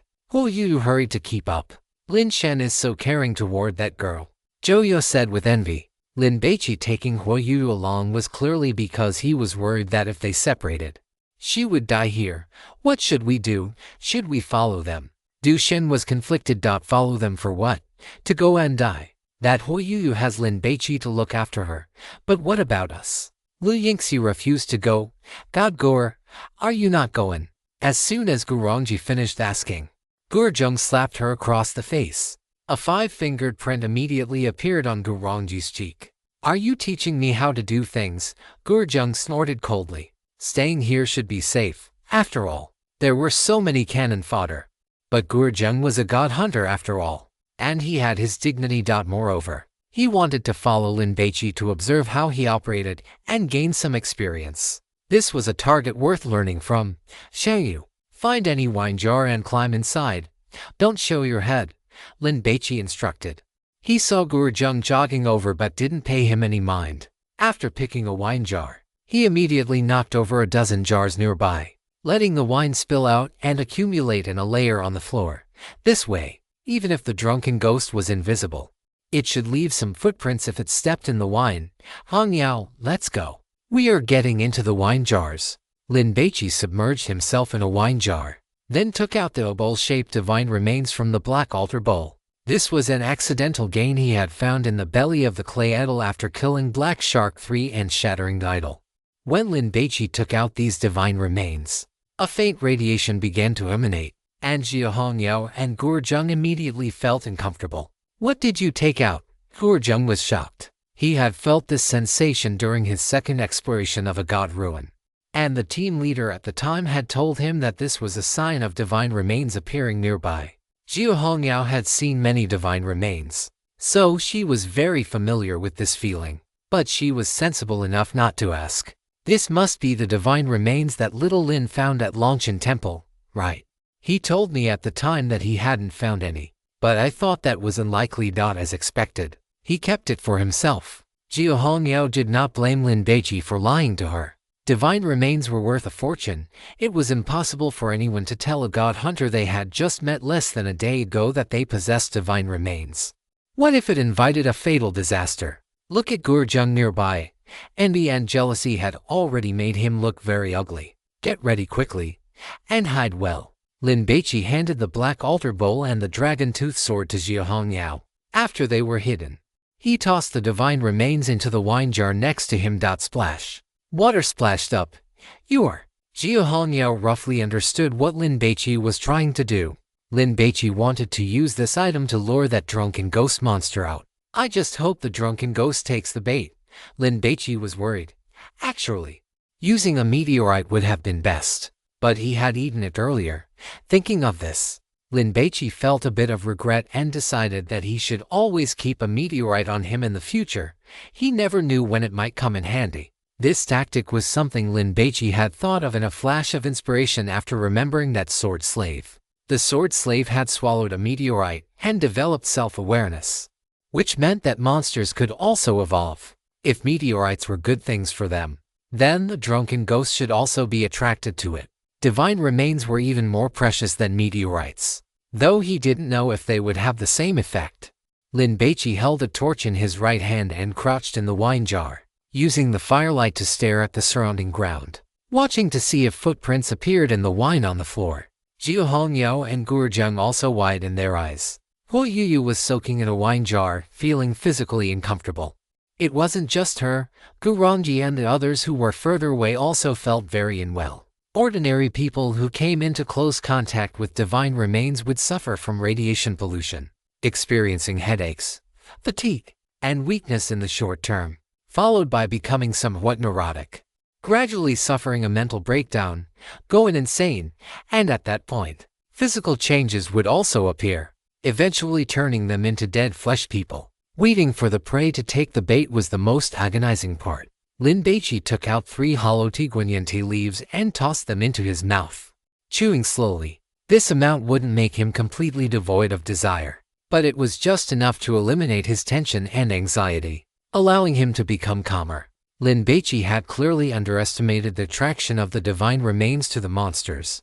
In just about 2 minutes, circles of imprints appeared in the wine on the floor. Clearly, something had stepped in it. It's here.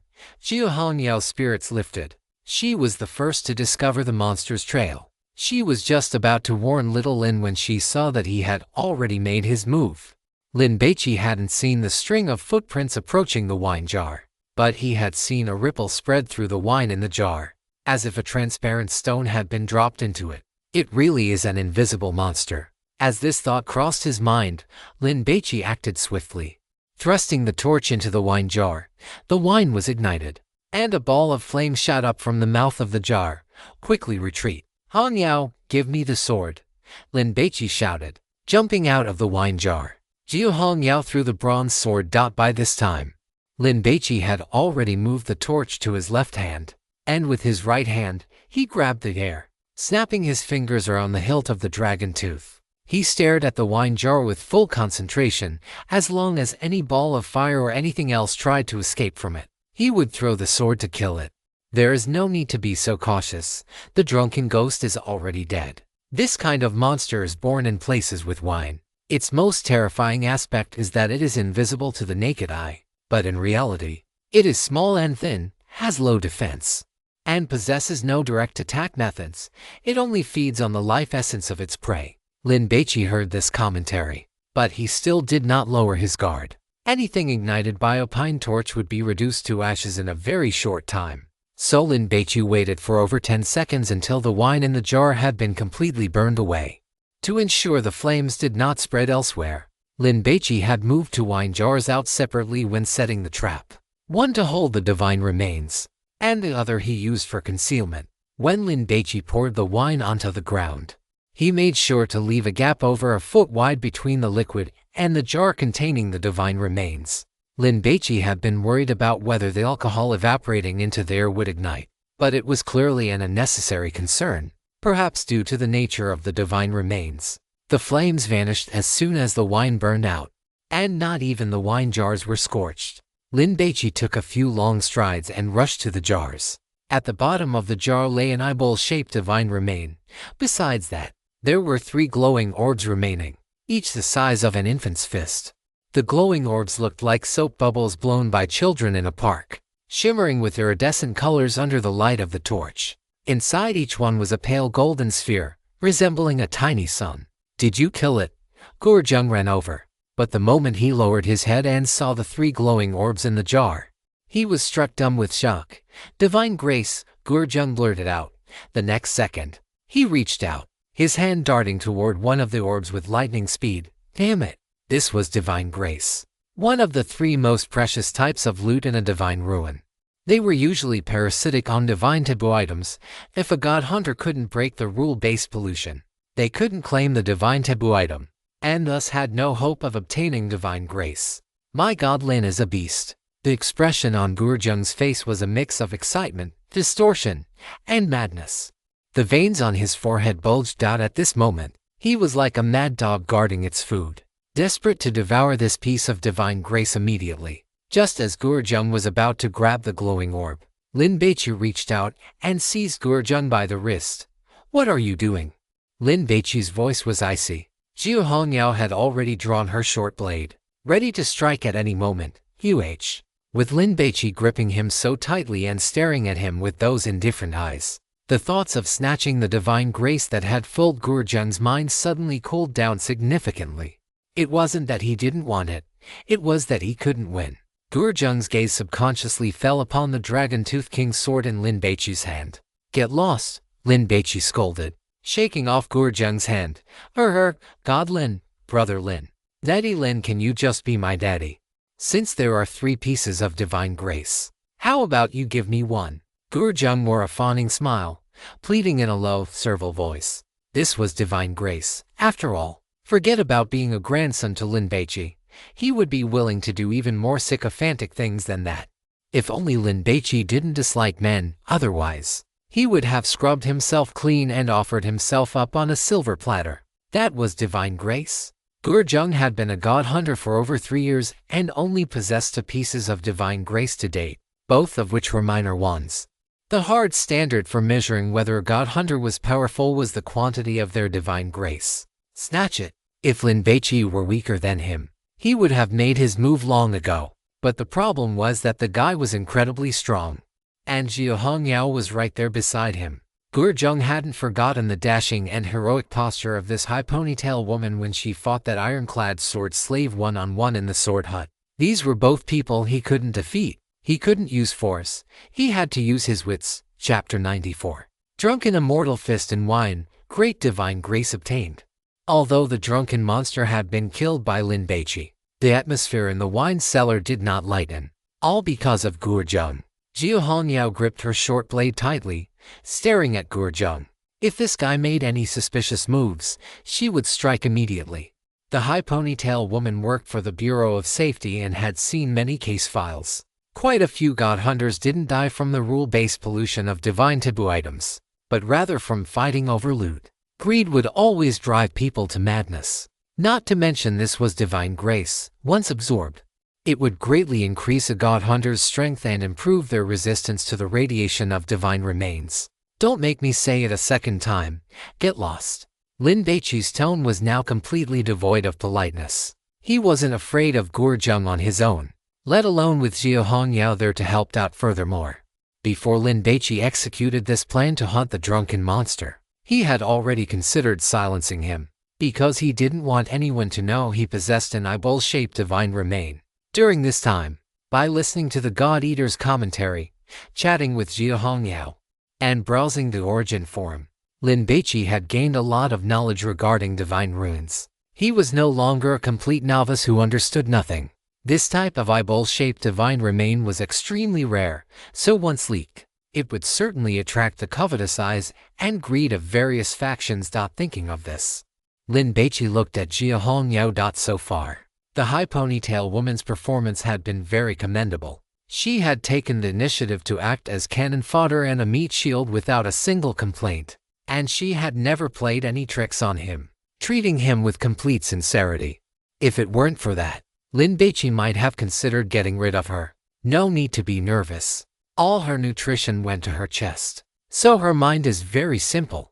She won't scheme against friends. Besides, this is your backup milk source. It's very rare, so you should keep her. If you are truly worried, you can take it a step further and sleep her into submission. Be very careful, though. She has a highly fertile constitution and is very likely to conceive. Although for someone like you now, abortion money is just pocket change and not worth mentioning. It is, after all, the bloodline of a top-tier predator. So don't just wipe it out casually. God Lin, let's negotiate. How about I pay you in meteor coins? You name your price. Gurjung lowered his stance, pleading. Yu heard the conversation between the three and, knowing the monster was dead and the crisis resolved, she quickly climbed out from behind the wine jar. She also wanted to help Lin Baici, but she knew that if she went over, she would only be a hindrance. So she hid behind the wine jar, observing from the shadows. It's a pity I'm too weak to help, Yu blamed herself. In the hunter circle, what is the price of a piece of divine grace? Lin Baici was curious. He had seen people on the Origin forum asking to buy divine grace, but those posts were mostly just spam or jokes, because no one was selling them at all. It's priceless and unavailable. Jiao Hongyao felt that Gurjung was daydreaming. Generally speaking, divine graces are parasitic on divine relics. The moment a god hunter finds one, they absorb it immediately to avoid any complications. Even if there happens to be a divine grace on a divine relic, they would save it to be used at the most critical moment. Divine grace is a hard currency, even more expensive than meteorite stones. It is just that because they are almost impossible to obtain, people do not discuss them. Gurjung's expression turned ugly. He certainly understood everything Jia Hongyao said, but this was a once-in-a-lifetime opportunity. Even if the chances were slim, he had to give it a try. God Lin, I will work for you for 3 years. Everything I obtain during that time will belong to you, and I will accompany you into the God Ruins. How about that? Gurjung made his offer. Why don't you try walking out of this God Ruin alive first? Lin Baici chuckled. Gurjung's expression stiffened, and the corners of his mouth twitched. He had been looked down upon, but what else could he do? The fact that he was still alive right now was indeed thanks to Lin Baici. Over by the small room, Gurongji and her group were peeking their heads out, looking toward the outside. The monster seems to have been killed by Junior Lin, Joya said happily. What are they arguing about? Dushin said indignantly. That Gurjung wants to die, doesn't he? He only survived because of God Lin, yet he dares to talk back to him. It seems to be about the spoils of war. Lu Yingxi rolled her eyes, hesitating whether to go over and get involved. But Gurongji had already started running over. This female CEO also wanted a share. God Lin. Gurjung was low and humble, acting as servile as could be. He wanted to say a few harsh words, but he didn't dare to at all, because saying such things would be courting death. Shut up and get lost. Lin Baici had lost his patience. Seeing that Lin Baici was truly angry, Gurjung sighed, stepped back, and left the front of the wine urn. Damn it, one day, when I become a dragon-level god hunter and possess 100 divine graces, I will definitely kill your whole family and sleep with your wife and daughter. Little Lin, hurry up and absorb the divine grace. I will keep an eye on this guy for you, Jia Hongyao urged. After glancing at the 3 light orbs in the wine urn, she stared at Gurjung, guarding against him suddenly attacking. Don't you want one? Lin Baici asked with a smile. Divine grace is too expensive. If you give it to me, I won't be able to repay this favor. When Jia Hongyao said this, her expression was frank. She truly had not thought about asking for one. Hearing this, Lin Baici formed a new assessment of the girl with the high ponytail. She was trustworthy and very suitable to be a teammate. If he teamed up with her to explore the God Ruins, he certainly wouldn't have to worry about being stabbed in the back. It was just that this easy-to-conceive constitution of hers was a bit troublesome. Lin Baici first put the divine remains into the black alms bowl. Oh, the drunkard monster actually dropped 3 divine graces. It is truly too fat. It must have never enjoyed the blessings of a 996 work schedule. The only regret is that all 3 divine graces are the same. It would be a waste for you to eat them all by yourself. Drunken immortal fist and wine. After the divine grace is activated, when your fist hits the target will experience the effects of being drunk, as if they had consumed strong liquor. As long as your fists land enough times, even the wine immortal himself wouldn't be able to hold up and would end up drunk to death. In the future, when you see a woman you like, you won't need to bring gifts to woo her. Just rush up, give her 2 punches, and then carry her home to have some fun. Reminder: when you beat someone with the drunken immortal fist for several consecutive days, it will make them addicted to alcohol, turning them into a drunkard. It is effective regardless of gender, age, or whether the target is even human. Listening to the God Eater's gourmet review, Lin Baici was left feeling a bit torn between laughing and crying. Was the effect of this divine grace a bit ridiculous? Not to mention the lethality of the drunken immortal fist and whether it could kill a cow with 1 punch. This additional effect was quite overbearing. People who get hit will feel like they have drunk strong liquor. If someone has a low tolerance, would they fall after just 1 punch? Looking at it this way, it didn't matter if the power of the punch was a bit smaller. In any case, the damage effect depended on the target's alcohol tolerance, even if it were a dragon-level entity. If they got drunk all of a sudden, wouldn't they just be like takeout delivered to his door? And that part about beating someone for several consecutive days to make them addicted to alcohol and turn them into a drunkard. And the fact that the target doesn't even have to be human. It felt quite powerful. He just didn't know if this alcohol addiction could be cured. What are you waiting for? Start eating, the God Eater urged. Lin Baici picked up a light orb and, without even washing it, stuffed it directly into his mouth. Gurongji and her group were all staring at Lin Baici. The light orb was multicolored, and inside was a pale golden ball emitting a warm light. which seemed to dispel even the gloom and dampness of this underground wine cellar. This thing was clearly a treasure at first glance. "Thank you for the god's gift," the God-Eater prayed. The light orb entered his mouth, the soap bubble burst, and the small golden ball touched his tongue and immediately melted, making Lin Baici feel as if he had drunk a cup of hot milk that surged into his stomach. A sense of fullness welled up instantly, making Lin Baici feel so comfortable he wanted to cry out. The feeling was like sitting in a room with the heater turned up high on a snowy winter day, eating a steaming hot pot, satisfied, nourished, and incredibly comfortable. Mysterious knowledge suddenly emerged in Lin Baici's mind, as it was branded onto his neurons within a few seconds. Lin Baici grasped this knowledge.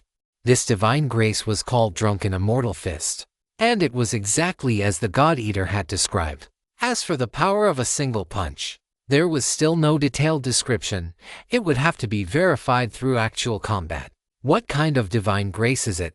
How does it feel? Gurjung looked at Lin Baici with eager eyes, licking his lips. So envious he was almost crying. Lin Baici didn't answer him but looked at Jia Hongyao. "You eat one." "No, this is too precious." Jia Hongyao shook her head and refused without even thinking. If she absorbed it, she would owe a huge favor, and she wouldn't be able to repay it unless she warmed Lin Baici's bed. "Eat it if I tell you to eat it." "Stop talking nonsense," Lin Baici urged. The God-Eater commented, "This kind of naturally dropped divine favor will disintegrate and dissipate into the air within a minimum of half an hour and a maximum of 1 hour if it is not absorbed." Jia Hongyao looked at the ball of light, still struggling. The main reason was that this favor was too great, and she did not like to take advantage of others. "Do you want me to feed it to you?" Lin Baici asked back. "Stop being pretentious. If you feel bad about it, just block a blade for me in the future." "Fine, I will never forget this favor. I will block blades for you in the future. 3 blades. Jia Hongyao stopped being pretentious, grabbed the ball of light, and stuffed it into her mouth. "Oh my god." This heat flow was warm and burst directly in her mouth. It felt so comfortable. Gulp, gulp. Jia Hongyao instinctively swallowed twice. It tasted amazing. Jia Hongyao wiped the corner of her mouth with the back of her hand, carefully experiencing the newly acquired divine favor, and subconsciously threw 2 punches. Whoosh, whoosh. The sound of breaking wind was quite loud. Jia Hongyao wrinkled her little nose and sniffed. Her punches seemed to carry the fragrance of wine. "Little Lindsay, thank you." Jia Hongyao thanked him solemnly. "When you get married in the future, I will be your bridesmaid. When you have children, I will help raise them. If your wife does not have enough breast milk, she can have mine." Lin Baici was speechless. The high ponytail was truly worthy of being strength and speed. Intelligence D. She really spoke without thinking. "God Lin, there is one left. Can you reward it to me?" Gurjung rubbed his hands, unable to wait. The onlookers had also more or less figured out what this thing was. Their faces showed curiosity, envy, and longing. Lvyingxi, do not be jealous. You will have divine favor in the future too. Lvyingxi clenched her fists, cheering herself on. Gurongji stole a glance at Gurjung. She knew that what she was about to say might get her beaten, but facing the temptation of the divine favor, she decided to take the risk. "God Lin, can you give this divine favor to me?" Gurongji walked 2 steps to Lin Baici's side. "I can swear that from now on, I will be your dog. Whoever you tell me to bite, I will bite." Swish. Everyone looked over, their faces full of astonishment. Wasn't this price too high? Damn, as expected of the boss of a large entertainment company. She really knows how to go all out. Dushin poked Joyo with her elbow. "What are you waiting for? Go and fight for it. It is hopeless." Joyo shook her head. "Even if the probability is 0, you should not give up." Dushin thought to herself that it was just because you are stupid. Ever since we entered the God Ruins, there have been many opportunities to grovel to Lin Baici along the way, but you could never grasp them. Is dignity really that important? Damn it. Are you looking for death? Gurjung was furious when he saw Gurongji jump out to snatch the food. He took a big stride forward, raised his hand, and wanted to slap her.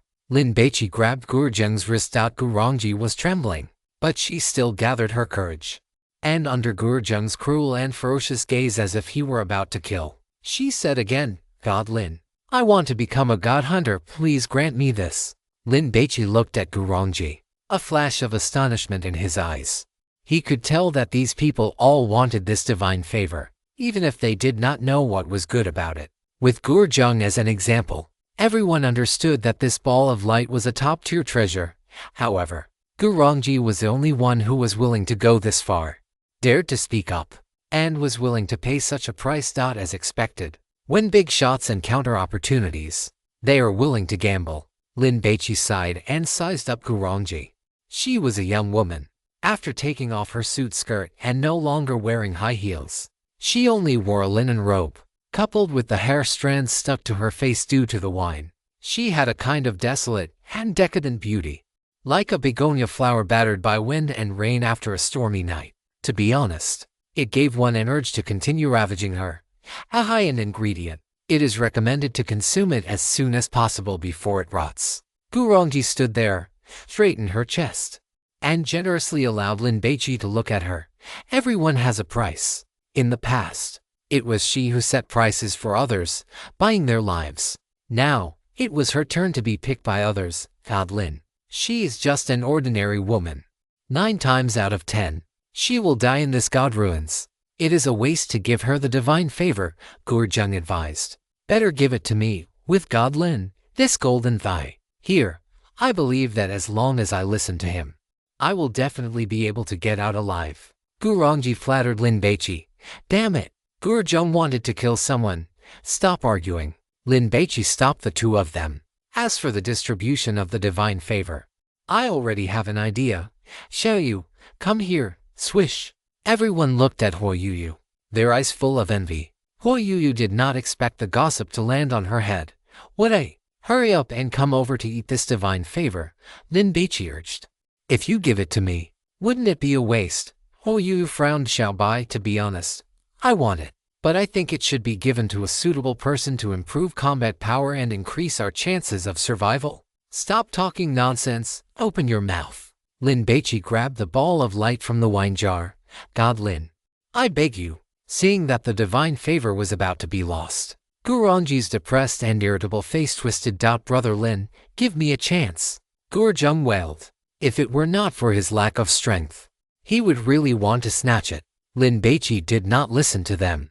Seeing the female streamer open her cherry-red lips, he immediately stuffed the ball of light into her mouth. Huoyuyu swallowed instinctively and ate this divine favor. A few seconds later, the little fish started to cry. Whoa, what is wrong? Lin Baici was startled. Are there any adverse reactions? No, I just ate too fast. Like Shibaji eating the ginseng fruit, I didn't even get to taste anything. Huoyuyu licked the corners of her mouth. Though she felt pretty good. You scared me. Lin Baici was speechless. He walked toward the small cabin, preparing to rest for a while. Everyone, disperse. Xiaobai. Does this mean I am a god hunter now? Huoyuyu felt a mix of excitement, nervousness, and apprehension.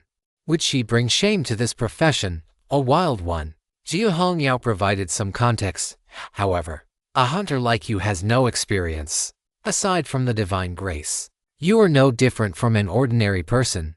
Of course, your resistance to the radiation from divine remains has increased. Huoyuyu nodded. She could feel it ever since she consumed that piece of divine grace. The headaches and chest tightness she had been feeling had eased significantly. Gurongji was utterly dejected.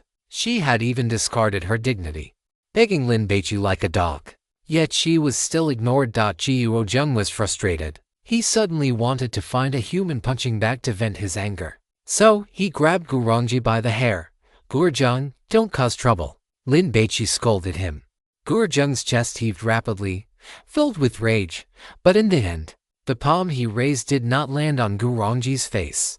There was no help for it. He still had to rely on Lin Baici to get out of this divine ruin. He dared not offend him at all. Xiaobai. Sister Hongyao has to block 3 strikes for you, so what about me? What is the price? I am a little fish who repays kindness. I am a little fish person who never owes anyone favors. Are we friends? If we are friends, don't say things like that. Lin Baici patted Huoyuyu's head. The streamer's height was neither too tall nor too short, just right for Lin Baici to reach. And the sensation was just like petting a cat. I always feel like I'm going to owe you a favor for a lifetime. Hu Yu thought to herself. Maybe I should just give you my first time. If there is nothing else to do, we can play cards together to help you gain experience, so you don't get tricked by bad women. The streamer stole a glance at Lin Baici. To be honest, his profile was very handsome. In any case, she never got tired of looking at it. You still owe me a feast of wine and meat, a full package deal, Lin Baici teased. We will start as soon as we get back. Hu Yu patted her chest. Don't worry, I will definitely make you so happy you will forget to return home. From today on, I, the little fish person, will treat you like a godfather. 3 sticks of incense every day. Of course, this was a joke, but ever since Hu Yu was saved by Lin Baici at Longshan Temple, she had developed a good impression of him, along with some admiration. And now that feeling had upgraded. With the crisis resolved, Lin Baici was in no rush to find a way out. He distributed food and water to everyone, telling them to seize the time to rest and recharge their energy. After all, having gone through 3 consecutive rounds of rule pollution, everyone was terrified and exhausted. It was not easy for anyone. Hu Yu threw a punch from time to time, experiencing the divine grace of the drunken immortal fist.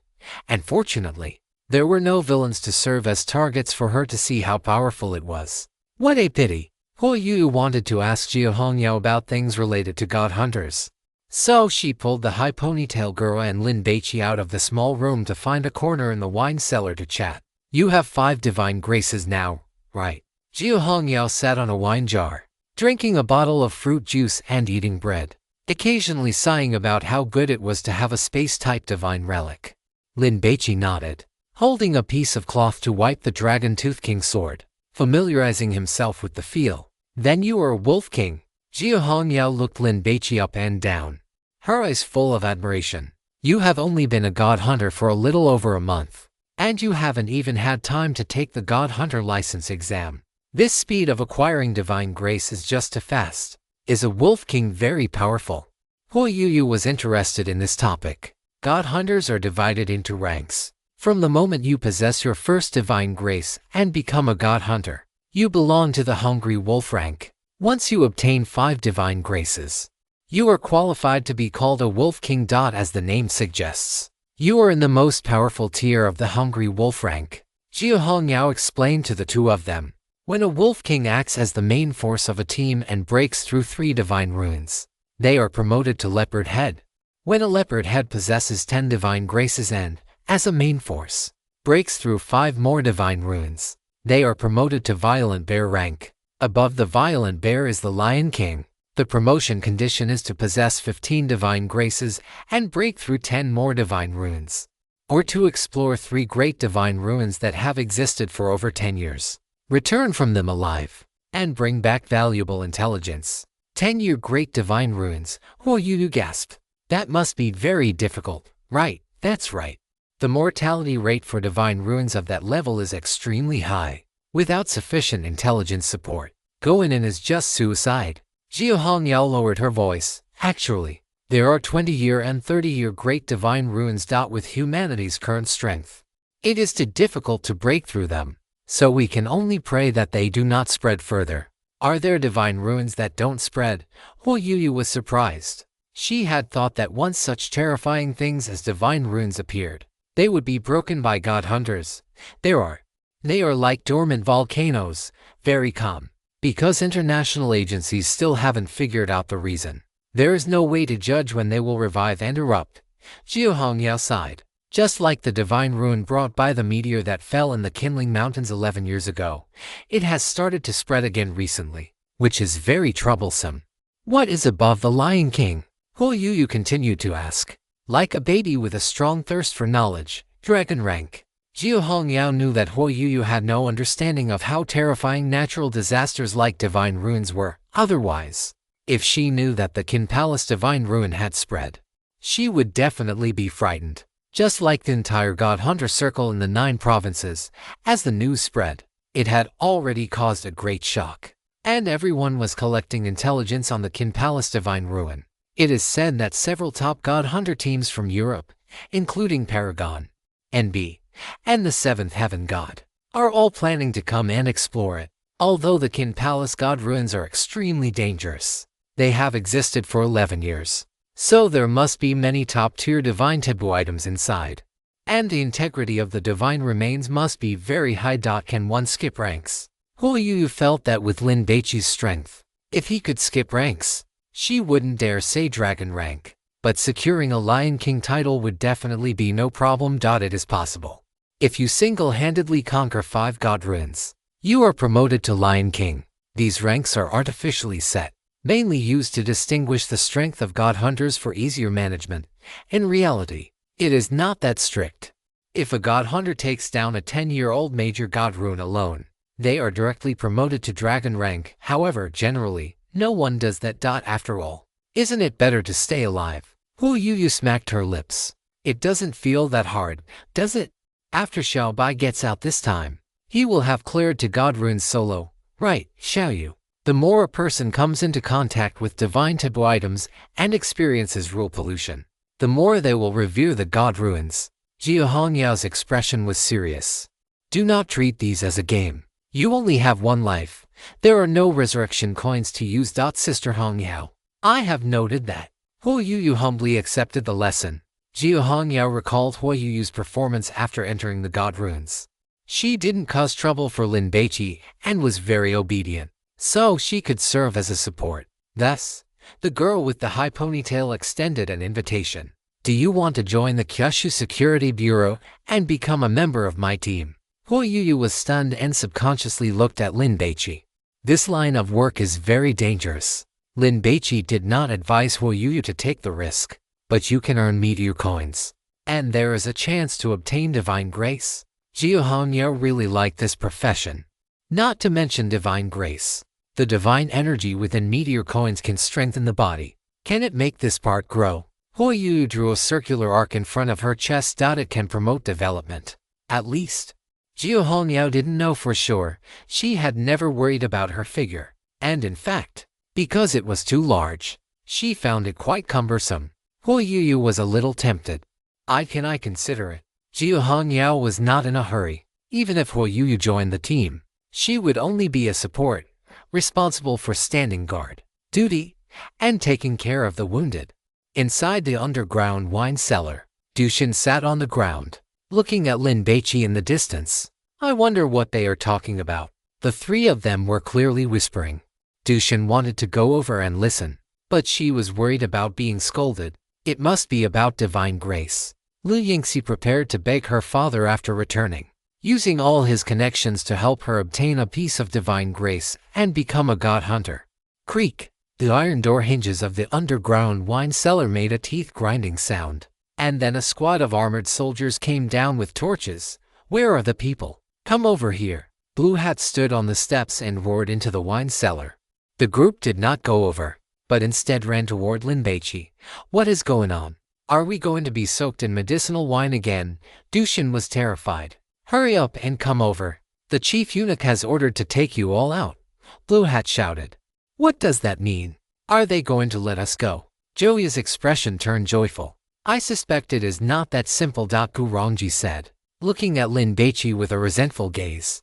Lin Baici ignored her and led the group to the steps. Where are the others? Blue Hat frowned. Lin Baici was concise and to the point. Blue Hat had the armored soldiers search the area, and after confirming that they were all dead and not hiding, it led the remaining survivors out of the wine cellar. The afternoon sun was gentle, shining on their bodies, feeling very warm, and the air was simply too fresh. The group, who had been stifled for over an hour, breathed in deeply. Blue Hat led Lin Baici's group along the bluestone path, through the royal courtyard, and into a forest to the north. After walking for about 7 or 8 minutes, the chief eunuch's scolding could be vaguely heard. Why is there so much meat missing? How were you guarding it? Do you believe I will strip all your flesh off to feed the crows? Is another rule pollution about to start? Gurjung bared his teeth, feeling uncomfortable all over. Soon, the view suddenly opened up, and Blue Hat brought everyone to an open space. My lord, I have brought them. Blue Hat reported. Huo Yuyu and her group were dumbfounded, because the trees nearby were all hung with the carcasses of skinned wild beasts, which looked very frightening. A forest of wine and meat. Not a single one is missing. Lin Baici rubbed her hands, preparing to strive to harvest a piece of divine grace during this rule pollution. The chief eunuch looked over, his gaze icy. Chapter 95 Death Crow Forest. Blood-colored scarecrow. Yahoo! What a large forest of meat. If one saw so much food during a time of famine, it would surely give one a sense of security. Lin Baici did not recognize the trees in this forest. They were low, thick, and twisted. Each branch looked like the bony, withered arm of an old man, bent into various shapes, or like the claws of an undead, posing in a bizarre prayer ritual. There were not many leaves on the trees, and most were blood red. If one squeezed a handful, it seemed as if blood would ooze out. However, the most terrifying thing was that on the branches of every tree, a carcass of game was hung with hemp rope. These carcasses included sheep, deer, and cattle, as well as wolves, tigers, and leopards. But regardless of whether they were herbivores or carnivores, they had all been skinned, their bellies slit open, their internal organs removed, and some even had their heads chopped off. If one did not deal with these animals often, they would not be able to recognize them at all, because after being skinned, their appearances had changed significantly. Drip, drip, occasionally, fresh blood dripped from the carcasses, hitting the ground and congealing into a pool of dark, heart-stopping black. In the air, a fishy, foul stench was drifting about. Everyone felt a chill run down their spines. Many of the girls covered their mouths, afraid that if they screamed, they would invite trouble. Shall be I. You leaned closer to Lin Baici. The trees in this forest were not particularly lush, but they were hung with so much game that the dense mass blocked out much of the sunlight, making the woods appear dim. Coupled with the shadows cast by the corpses on the ground, it looked as if the bodies were baring their fangs and brandishing their claws, shrieking and wailing, filling the place with a terrifying and gloomy atmosphere. After sweeping his gaze over the hanging carcasses of the game, Lin Baici looked toward his right. There was a group of people there, about 30 in total, all looking exhausted, anxious, and filled with deep fear. The man leading them was in his 40s, with a side-parted hairstyle and a square face. He wore a black suit, but he had taken off the jacket and draped it over his shoulders, leaving him in just a white dress shirt. The white shirt was stained with grime, blood, and what appeared to be bird droppings. Even from this distance, Lin Baici could smell the stench wafting from them. A man of decisive action. If he hadn't fallen into this god's ruin, his life would have been smooth sailing, enjoying the pleasures of being a winner. No, that is not right. A person like this entering a god's ruin might achieve even greater heights. After all, in reality, life no longer held any challenges for him. The destination that ordinary people spend their whole lives striving for is the starting point for people like him. Lin Baici observed the man with the side-parted hair carefully. The God-Eater only commented on him, which meant he was a subject worthy of attention. However, among the crowd, Lin Baici spotted someone familiar. It was the girl who had been responsible for pressing the buttons in the elevator when he went down to the underground shooting range. Her blue uniform skirt was covered in stains, mostly bird droppings, perhaps because the skirt hindered her movement. The right side had been torn open. Every step she took revealed her thigh. Her flesh-colored stockings were covered in runs and holes. There was a bloody scratch on her left leg, and only the left high-heeled shoe remained on her foot. Lin Baici remembered that this elevator girl had been very pretty and her etiquette very professional. But at this moment, her spirit seemed to have been completely drained, leaving only fear behind. She stood there with her head bowed and shoulders hunched, like a terrified rabbit. A woman addicted to collecting designer bags. You could succeed in courting her with 1 LV bag. If one doesn't work, then use 2. If it is 3, you can choose any position you like when playing poker. I will give you one last chance. If this game continues to be damaged or lost, I will chop you all up and make a dish out of you to offer to the king. The chief attendant barked. It will not happen again. The man with the side-parted hair gripped a bronze long-handled halberd, gritting his teeth as he swore. The chief attendant snorted coldly, looked at Lin Baici and the others, and instructed the man with the side-parted hair. Teach them what to do. In any case, do not let any mistakes happen. Give them some weapons. After saying this, the chief attendant turned and left. Some armored soldiers threw the bronze halberds, crossbows, and boughs they were holding onto the ground. Once it left, the oppressive atmosphere at the scene eased significantly. What is going on? Gurjung beckoned to the man with the side-parted hair. Come over here and tell us. The man with the side-parted hair gripped his spear and scrutinized the group. As for Gurjung, he ignored him. He did not like this guy's attitude. Damn it, ignoring me. You are quite arrogant. Gurjung was so angry he laughed. I cannot handle Lin Baici. But I cannot handle you. He rolled up his sleeves, preparing to give this man with the side-parted hair a show of force. God Lin, this is Wang Mingfu, the general manager of the Palm Harbor Resort.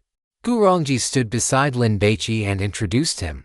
Although she was still very unhappy, she had adjusted her mindset and was prepared to use the same dedication she used when serving herself as a secretary to serve Lin Baici, ensuring he felt she could be his right-hand person, and in turn, grant her a divine grace. At the very least, she wanted to ensure Lin Baici would not use her as cannon fodder.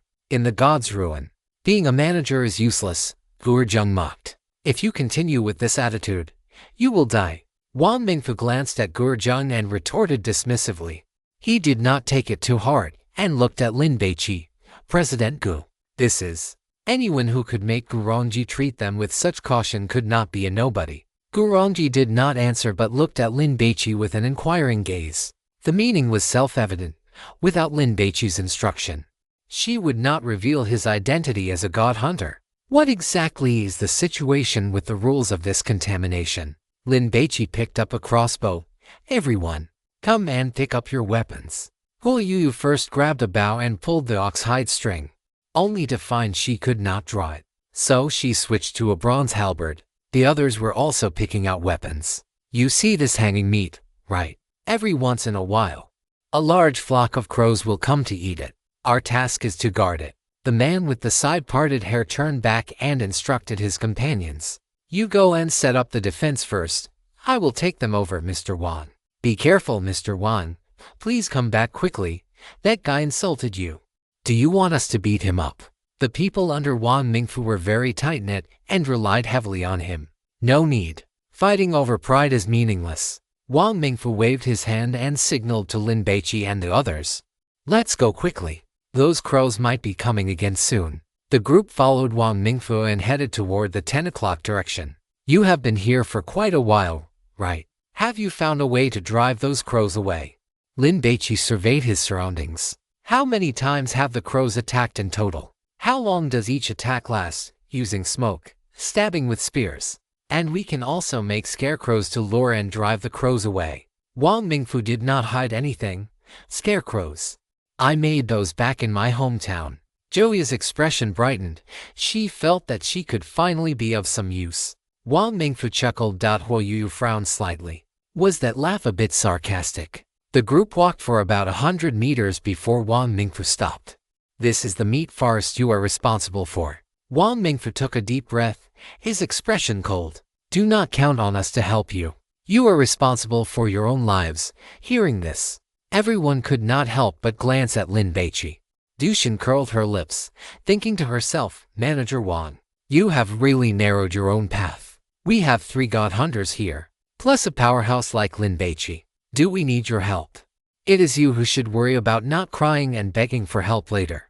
If only I were a hunter. Dushin felt depressed. She knew Lin Baici did not think much of her, not because of her looks, but because her lifestyle was too unrestrained. After all, even Dushin herself knew that if she wanted to get married in the future, she would have to find some foolish and cowardly honest man to take the fall. Otherwise, once her premarital life was exposed, she would likely be subjected to domestic violence by her husband.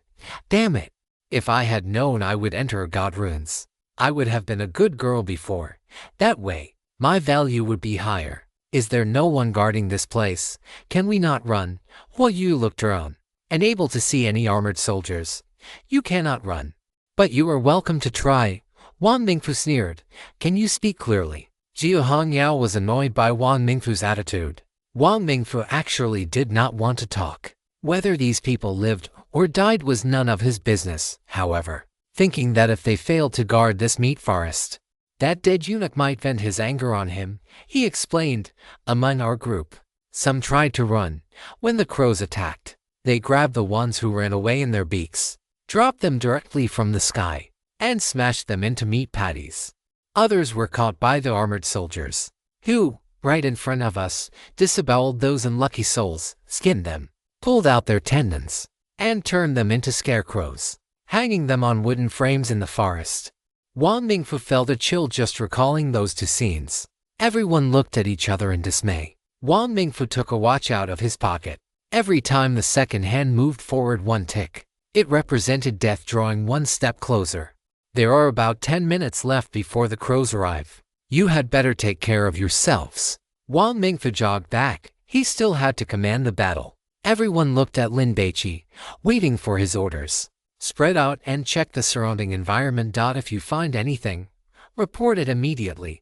After Lin Baici finished speaking, he saw Du Xin and Gurongji wanting to come over again. So, he immediately stopped them.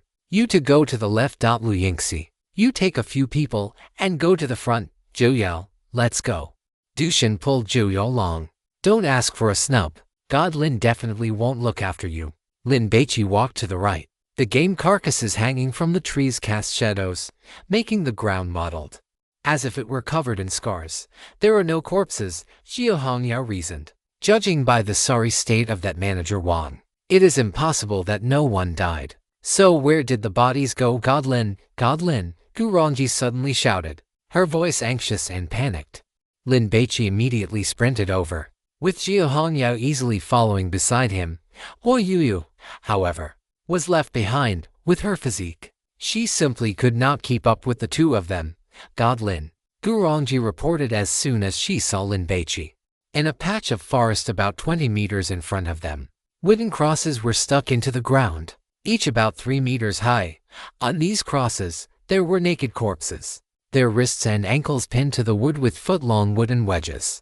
Didn't you ask where the bodies were? Lin Baici rubbed his nose. Aren't these them? The others heard Gurongji's shout and ran over as well. Seeing this scene, they froze.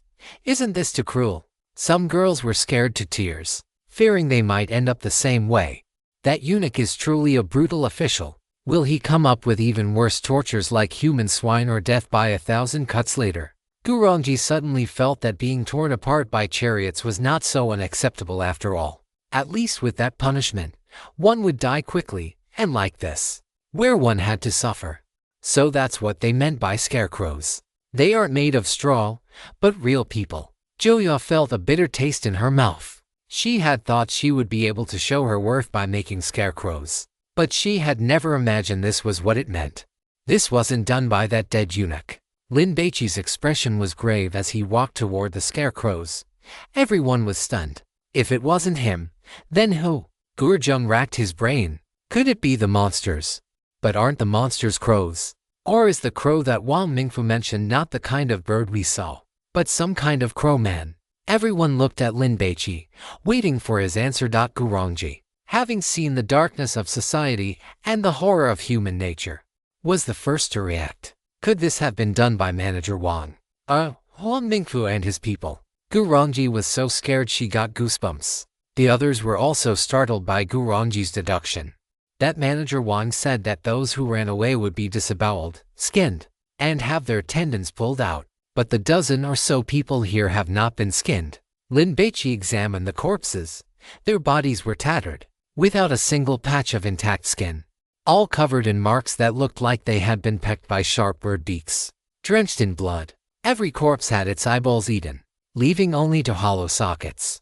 Most of their stomachs had been torn open, as if they had been picked over by a flock of birds like a buffet, leaving a mess everywhere. Even the heads of these corpses had been pecked open, leaving empty skulls. It appeared that their brains had been eaten as well. That shouldn't be it. How could people be so evil? As soon as Zhou Yao finished speaking, she suddenly remembered that Gurjung had killed people in the underground wine cellar, and she immediately shut her mouth. Why are they doing this? Xiao Hongyao blurted out. To use them to attract the crows and protect the game hanging in the trees. Lin Baici was certain. These corpses all have many wounds on them. They must have been sustained during fights with the crows. Because their combat effectiveness dropped, and they became useless, they were turned into scarecrows. There was something even more cruel that Lin Baici did not say. Most of these corpses were women, small and thin at a glance. They looked weak and easy to bully, lacking any combat power, so naturally, they were the first batch to be sacrificed. Nature is just like this, survival of the fittest. In the absence of legal and moral constraints, the strength of an individual and the level of their intelligence become the key forces that determine their status. That manager Wang is decisive in killing. He is an ambitious leader. Although cruel, he has indeed survived and integrated a team that obeys his commands. The actual situation was that when the crows attacked, everyone was in a state of panic and could not protect the game at all, only able to watch helplessly as the crows ate the meat. It wasn't until Wang Mingfu keenly discovered that when someone was pecked by the crows while attacking them, the crows would swarm and attack the person who was bleeding. Wang Mingfu immediately ordered everyone to let blood, attempting to lure the crows away, but it was useless. Then, he decisively revised his plan, found a person who was already severely injured, smeared fresh blood on them, and turned them into a scarecrow. Then he succeeded, and the nearby crows were all attracted to it. After several subsequent crow attacks, Wang Mingfu used this tactic to save most of the game, but many people also died. Wang Mingfu took advantage of the time when the chief attendant came to collect the meat to advise him that there were too few hands and they would not be able to protect the game. Thus, Lin Baici and the others, who did not need to be soaked in medicinal wine for the time being, were brought over. Wang Mingfu did not tell Lin Baici and the others the truth because he wanted them to witness the terror of those crow monsters and experience the despair of being killed if the game was lost. Otherwise, if he had asked them to vote for a scarecrow directly, they certainly would not have done it, because there are too many hypocritical and cowardly people in this world. It was just that Wang Mingfu did not expect that Lin Baici would deduce their tactics just by seeing those scarecrows. Little Lin's deduction must be correct. Jiu Hongyao was very confident in Lin Baici's intelligence. That Wang Mingfu is truly evil. Forget about whether he is evil or not for now. What should we do? Gurjung glanced at Lin Baici. Then his gaze wandered over Gurongji and the others, according to his thinking. Since Lin Baici had found the correct tactic to pass the level so quickly, it should naturally be used. The problem was, who should be chosen as the scarecrow? To be honest, this Lin Baici is truly strong. Following him will surely lead out of this god's ruin. The only trouble is that he is not ruthless enough. He always hesitates when it comes to killing a person or two. Among the people at the scene, those who were slow-witted were still worrying or trying to find a way, while the quick-witted ones had already started hiding behind Lin Baici. Because Gurjung had not hidden his cruelty, some people could tell that this guy was going to make a scarecrow. No one wanted to be that unlucky soul.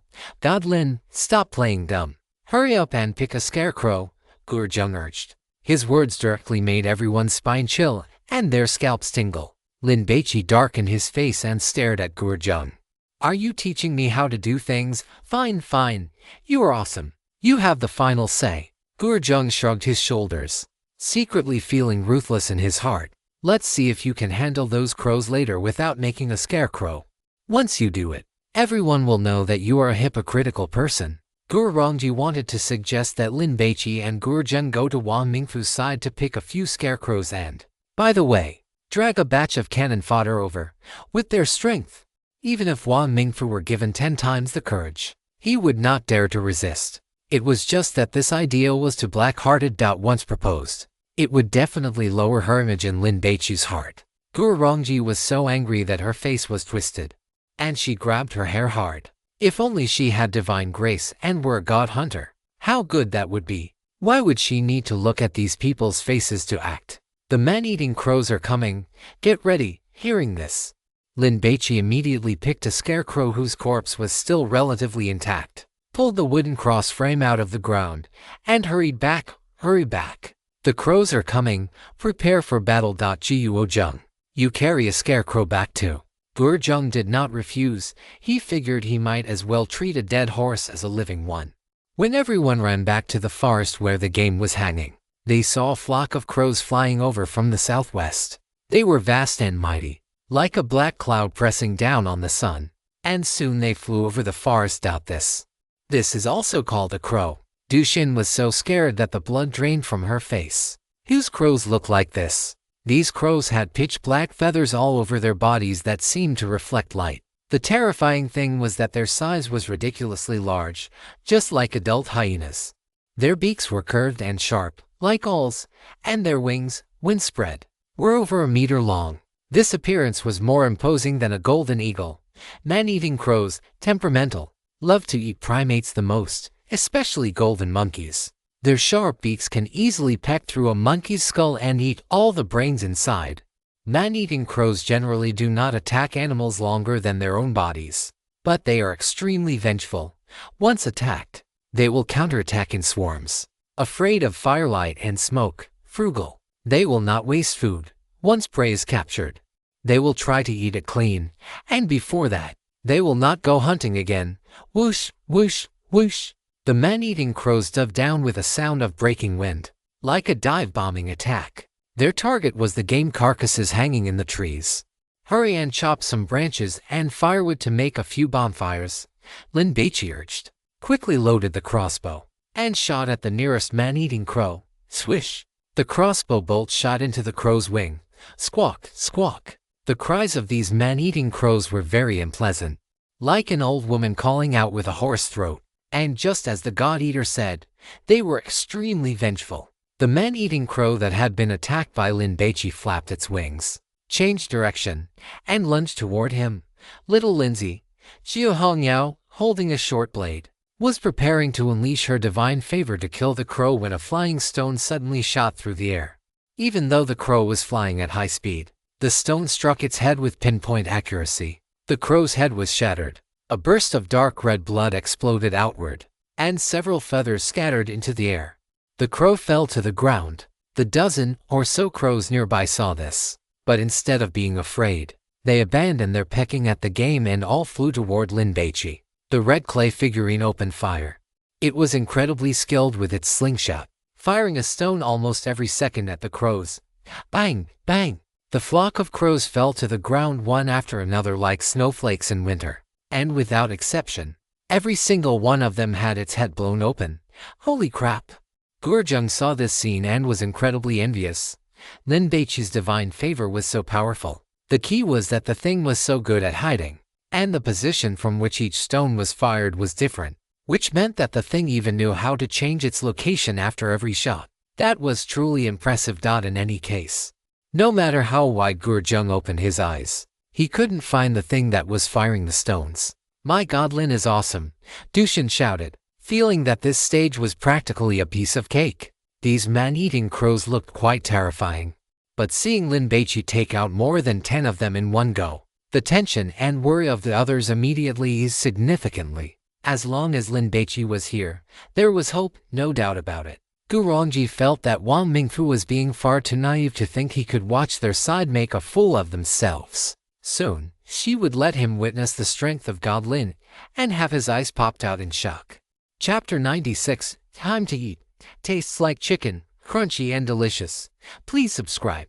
Everyone felt a bit more at ease, waiting for Lin Baici to show off his divine power and wipe out these crow monsters. But Lin Baici was actually very anxious. What are you all spacing out for? Go gather firewood and light the signal fire.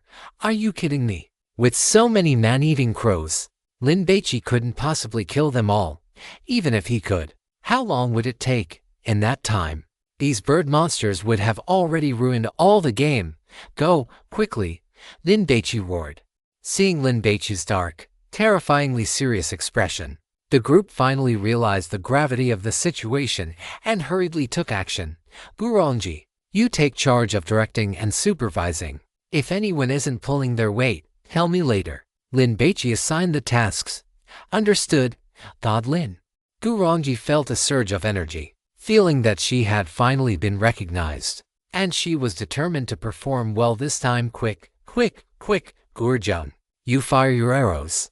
It doesn't matter if you miss, just try to attract those man-eating crows.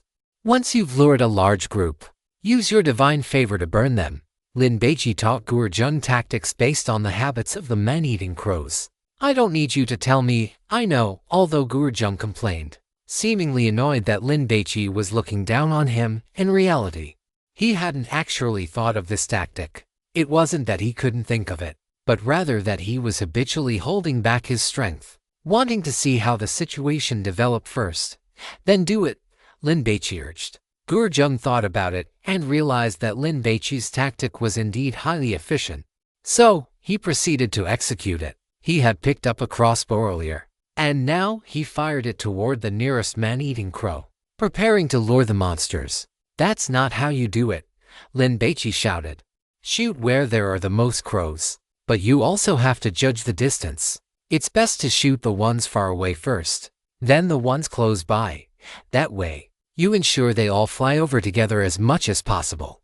And you can kill the most crow monsters with a single use of your divine favor. Damn it! Gurjung cursed under his breath, his face showing a mix of embarrassment and awkwardness. He wasn't stupid, so he quickly understood the significance of Lin Baici's words. Lure the group with the most monsters to ensure the highest kill count, but you couldn't just rely on that condition alone because the monsters were at varying distances from him. The ones nearby would definitely fly over faster. If he waited for the distant ones to fly over to kill them all at once, he would be exposed to the monsters' attacks for a longer time, which was naturally very dangerous. To be honest, after realizing this, a deep sense of frustration welled up in Gurjung's heart. He could accept that his intelligence wasn't as good as others in the previous 3 rule-based contaminations, but he hadn't expected that even in simple monster slaying, he would still be a step behind. Was the gap between people really this large? Don't lose focus, Lin Baici reminded him. Damn it, watch me perform. Gurjung began to give it his all, determined to make Lin Baici look at him with new eyes. Little Lindsay, what should I do? Jiu Hangyao waited for Lin Baici to assign her a task. You go lure the monsters. Try to bring back 200 or 300 of them, as Lin Baici spoke. He also began to reposition himself. He quickly loaded a crossbow bolt and fired it toward a group of man-eating crows, followed by a second, a third. The highly vengeful man-eating crows were startled and immediately flew toward him. Lin Baici felt a twinge of regret. When he chose his weapon earlier, he thought that without years of training, he wouldn't be able to hit anything with a longbow. So he chose the crossbow. But the crossbow's loading speed was too slow. Moreover, if the goal was just to lure monsters rather than kill them, a bow and arrow would have been more suitable. What a loss!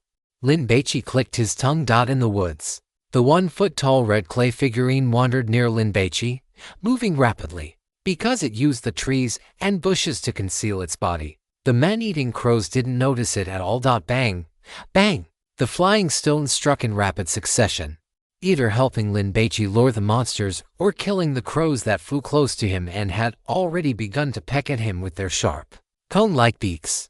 And as long as the red clay figurine took action, every single stone killed a man-eating crow. And it was always a headshot. The accuracy was absurdly high. Chirp, chirp, chirp. The man-eating crows screeched as they dove through the forest. Some landed on tree trunks, tearing at the game hanging from the branches, while others simply flew in the air, swooping down to peck at their prey. Thud, thud. Some of the game fell to the ground, hit lost. Gurjung waved his arms, trying to swat away the man-eating crows that kept diving down to peck at him. There were too many of these bird monsters, and their beaks were incredibly sharp. Being pecked on the skin was agonizing. They would tear away chunks of flesh and leave behind dark, bruised marks. Their talons were sharp as well. In just this short time, the hemp robe Gurjung was wearing had already been shredded into a dozen pieces. I can't wait any longer. Gurjung took a deep breath, glanced back, and after adjusting his position, he suddenly turned around and unleashed his divine ability. A massive amount of red aura surged from his body, forming the head of a lizard above him. Then, the lizard head opened its mouth. Whoosh! A long dragon of fire erupted, reaching a length of 5 meters. Squawk, squawk, squawk. Any man-eating crow engulfed by the flames was instantly scorched into a charred corpse, falling to the ground like dumplings being dropped into a pot. They emitted black smoke and stopped moving. Gurjung turned his head, and the lizard head above him followed suit. The continuous stream of fire naturally swept across a 180-degree arc. As a result, a large swath of the man-eating crows surrounding Gurjung was burned to death. The air was filled with the nauseating stench of burning feathers and fat. But Gurjung felt wonderful. Awesome. Gurjung punched the air fiercely and looked toward Lin Baici, wanting to show off and ask if he had seen his stunning performance. However, upon seeing Lin Baici's current state, he was left dumbfounded. What the hell? What is going on? Lin Baici was sprinting and leaping through the forest, with a massive swarm of man-eating crows chasing him. The number was overwhelming. There had to be 700 or 800 of them, right? And the number was still growing. This is he crazy. Little Lin. Jiu Hongyao had also lured 300 over. She had originally thought she had lured quite a lot, but upon seeing the massive swarm behind Lin Baici, she didn't even hesitate and immediately started running in the opposite direction. Don't worry about me, I'll handle them myself. You just take care of yourself. Jiu Hongyao felt that if she dumped these bird monsters onto Lin Baici as well, he might not be able to hold them off. Come here, Lin Baici roared. Don't act on your own. Although Jiu Hongyao's intelligence was rated D, she was obedient enough, especially in such critical moments. She didn't dawdle and immediately followed his orders. The girl with the high ponytail sprinted all the way over to rendezvous with Lin Baici. Holy crap! Dushin, who was running over while carrying a bundle of firewood, saw the massive number of bird monsters chasing Lin Baici and stood frozen in place. The others were the same. After all, the scene was far too dangerous. Lin Baici, however, was handling it with ease. Whenever a fast-flying man-eating crow dove at him, Lin Baici would swing his pine torch and swat it away. The torch was incredibly effective. He didn't even need to kill them. As long as the crows touched the flames, they would turn into a pile of ash before they even hit the ground. Therefore, around Lin Baici, balls of black ash were constantly being scattered by the impact of the crows. Run to my left, don't stop, Lin Baici shouted. 5 seconds later, Lin Baici and Jiu Hongyao crossed paths in an X-shaped maneuver. The man-eating crows chasing the two naturally collided with each other, sending feathers flying everywhere. Lin Baici turned around and unleashed his divine ability. A phantom of a Buddha appeared behind him. In the forest of withered trees, a fine drizzle began to fall, landing on the man-eating crows. Boom boom! A cherry-sized flame immediately ignited on each of their heads, flickering in the wind. Amitabha, the Buddha phantom behind Lin Baici leaned forward and blew a breath. Whoosh! Floating night rain. Wild Buddha blows out the lamp. Whoosh! The flames on the heads of this massive swarm of man-eating crows were like candles on a table on a rainy night. Forgotten to be shielded from the wind and rain, they were all extinguished at once. Then, like planes losing control, they crashed into the ground. Bang, bang, in an instant. Over 1,000 man-eating crows died on the spot. Holy cow, badass, mighty! Dushin and the others cheered, completely abandoning any girlish reserve. If it weren't for the fact that there were still bird monsters in the sky, they would have wanted to surround Lin Baici and celebrate. This one-hit kill was so cool it was breathtaking. Gurongji licked her lips, feeling her heart pounding and her throat going dry. So many corpses of black-feathered bird monsters were piled on the ground, looking like a luxurious black carpet. For some reason, watching Lin Baici stand calmly in front of that carpet while looking at the bird monsters in the sky, Gurongji felt exceptionally excited.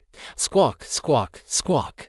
The man-eating crows were terrified by the sudden loss of such a large group. They stopped pecking at the game hanging from the branches and instead took to the sky, circling the forest. They dared not attack, but they were unwilling to leave. My God, Lin is mighty, the eternal God, Dushin shouted. What are you yelling for? Hurry up and collect firewood to build the bonfire, Lin Baici scolded. Little Lin, your divine ability is truly peerless, Jiu Hongyao praised. The power of that area of effect attack was terrifying enough to make anyone envious and jealous. Gurjung looked at the massive pile of corpses in front of Lin Baici, then looked at the ones in front of himself. Damn it, what was I about to do just now? Show off to him. Good thing I didn't do it, or I would have been so embarrassed. Gurjung pursed his lips and decided he would never eat lemons again in this life, because he had already had enough of the sourness. The man-eating crows circled for over a minute before finally flying away, heading toward Wang Mingfu's direction. Ha! That manager Wang is going to be in trouble now, Gurjung gloated. That guy played tricks and refused to tell everyone how to defend against these bird monsters. But he did not know that they had Lin Baici on their side. Not only did he see through his tactics, but relying on his powerful combat strength, he did not copy his tactics and still managed to drive these bird monsters away. That Wang Mingfu is truly inhumane. Actually using living people as scarecrows, Guozhong cursed. Hu Yu glanced at Guozhong, wanting to say, "Do you even have the right to criticize him? You were thinking about making a scarecrow yourself just a moment ago." In the area under Wang Mingfu's responsibility, everyone was trying their best to guard their wild game. Even though they had already experienced several attacks by the bird monsters, they were still terrified, and many of them were flustered, making constant mistakes. Don't wave your torches around and waste your energy. Lead them to the scarecrows. Wang Mingfu shouted his commands. Manager Wang. The elevator girl suddenly pointed at the western sky, her face pale. Wang Mingfu turned his head and saw a flock of man-eating crows flying over. It is over. The wild game of those people has been completely ruined. A bunch of losers. They could not even hold out for a single wave of attacks. Damn it. Everyone cursed. They had originally thought that having others share some of the man-eating crows would make things easier for everyone. But they had not expected those people to be such useless trash. Stop cursing. What is the point of that? Hurry up and light the torches, Wang Mingfu shouted. A dozen agile young people quickly climbed up the dead trees to light the torches that had already been tied to the branches. Those were emergency measures they had prepared long ago. Although the effect was not great, it was better than nothing. The man-eating crows flew over and began to dive. Some of them were clearly aiming directly at the people, obviously wanting to vent the frustration they had suffered on Lin Baici's side earlier. What is going on? Why are these bird monsters so ferocious, Manager Wang? We cannot hold them off anymore. It hurts so much. Help me. The forest was in complete chaos. Manager Wang. This cannot go on. Let us use the final resort. A young man wearing a jade guanyin pendant around his neck urged him. Once these words were spoken, the atmosphere at the scene became even more oppressive. The so-called final resort was to set up a new scarecrow to attract the attention of the man-eating crows. This meant that someone had to die. A woman in her 30s. Her face and body covered in bird droppings and bloody scratches from the man-eating crows. Shuddered uncontrollably. Wang Mingfu remained silent. Manager Wang, do not hesitate. The youth with the jade pendant shouted. Wang Mingfu was not being soft-hearted. He was just worried that if they kept consuming them like this, they would run out of scarecrows. However, it seemed there was no other choice. Damn it. Wang Mingfu cursed and looked at the shivering woman. Sorry, it is your turn. No, I do not want to. The woman turned and ran. Catch her. Before Wang Mingfu could finish his sentence, the youth with the jade pendant had already lunged at her. This woman, covered in bird droppings and wounds, was the lucky one who had lost the draw earlier. Do not kill me. I beg you, do not kill me. The woman cried out. We drew lots to decide our fates. You have to accept the outcome if you lose, but do not worry. According to our agreement, as long as I make it out alive, I will give your family to million. At this moment, Wang Mingfu was cold, ruthless, like a machine devoid of human emotion. After discovering that scarecrows could lure the bird monsters, they had held a draw. Those who were selected would be used as scarecrows to distract the bird monsters when they reached the final, desperate moment. I do not want money. I want to live, the woman wailed. Who does not want to live? Wang Mingfu roared. I drew lots too. Wang Mingfu had indeed drawn lots, but that was just for show. Because if he had drawn himself to be the scarecrow, he would have found an excuse to overturn the result of the draw. If he did not draw it, then his participation in the draw would be the best reason to make the selected and lucky person shut up. The woman's sobbing made everyone feel agitated and even more anxious. The youth with the jade pendant landed 2 punches on the woman's temples, knocking her unconscious instantly. Then, he and several other men placed her on a wooden frame that had already been set up. And finally, they hammered sharpened wooden wedges into her wrists. The woman screamed. The wooden wedges piercing into her flesh woke her up from the pain. The following process was something everyone was already very familiar with. The man-eating crows descended in overwhelming numbers and began to peck at the woman. Because there were so many of them, they covered her completely, forming a ball. Soon, the woman's screams grew weaker and weaker, until she could no longer make a sound. Wang Mingfu watched the bird monsters, took out his watch to check the time, and prayed that this wave would end quickly, otherwise, they would have to make another scarecrow. Fortunately, their luck was not that terrible. This time, the man-eating crows attacked for about 5 minutes before they began to fly away. But these 5 minutes, which was about the time it takes to watch 2 or 3 short videos, felt like years to everyone. Their mental and physical exhaustion was severe, and they felt as if their hair was turning white. The moment the bird monsters flew away, everyone collapsed onto the ground. Woo! When will this ever end? The elevator girl buried her face in her knees and cried while holding her head, because in 3 more turns, it would be her turn to be the scarecrow. Wang Mingfu took a few deep breaths, calmed his emotions, and began to call out to the others, "Let us go. Let us see how those people are doing. See how many survivors are left. I reckon they are all dead, right?" Fang Wen wiped his mouth. He was the largest and most robust, a coach at the Palm Harbor Fighting Gym, and a former professional boxer who had won a middleweight championship. "I hope they were not eaten to cleanly by the bird monsters," the youth with the jade pendant prayed. If the bodies were intact, they could make do and use them as scarecrows. Wang Mingfu and his group walked quickly. After all, no one could guarantee whether the bird monsters would attack early, so they had better get prepared as soon as possible. However, after approaching that patch of woodland, they heard voices, and even laughter. "What is going on? They are not all dead." Fang Wen was surprised. "The key is, why are they laughing? Are they perverts?" The jade-like youth was astonished. Wang Mingfu started running. Lin Shen, "Are you really going to eat this thing?" Du Shen's mouth twitched. 7 piles of firewood had already been stacked. As soon as the man-eating crows returned, they would be ignited immediately. There was another pile that was already burning. Lin Baici picked out a few man-eating crows, gouged out their eyes, skewered them on a thin wooden stick, and placed them over the fire to roast. Taste something fresh. Lin Baici did not want to eat it, but the gluttonous god said this thing was good stuff. The eyes of the man-eating crow have the effect of improving eyesight and treating eye diseases such as myopia and glaucoma. Eating more will make your eyes large, bright, and more deep and charming. Their meat is also quite good. As long as it is cooked properly, it is delicious, and it has the effect of cleansing the stomach and clearing out impacted stool. It is a godsend for those with constipation. Lin Baici prepared to let the red clay mud man knock down a dozen plump ones and store them in the black alder bowl when the next wave of man-eating crows arrived, just in case. He did not need the function of clearing impacted stool. If he were constipated, taking laxatives or using an enema would solve it.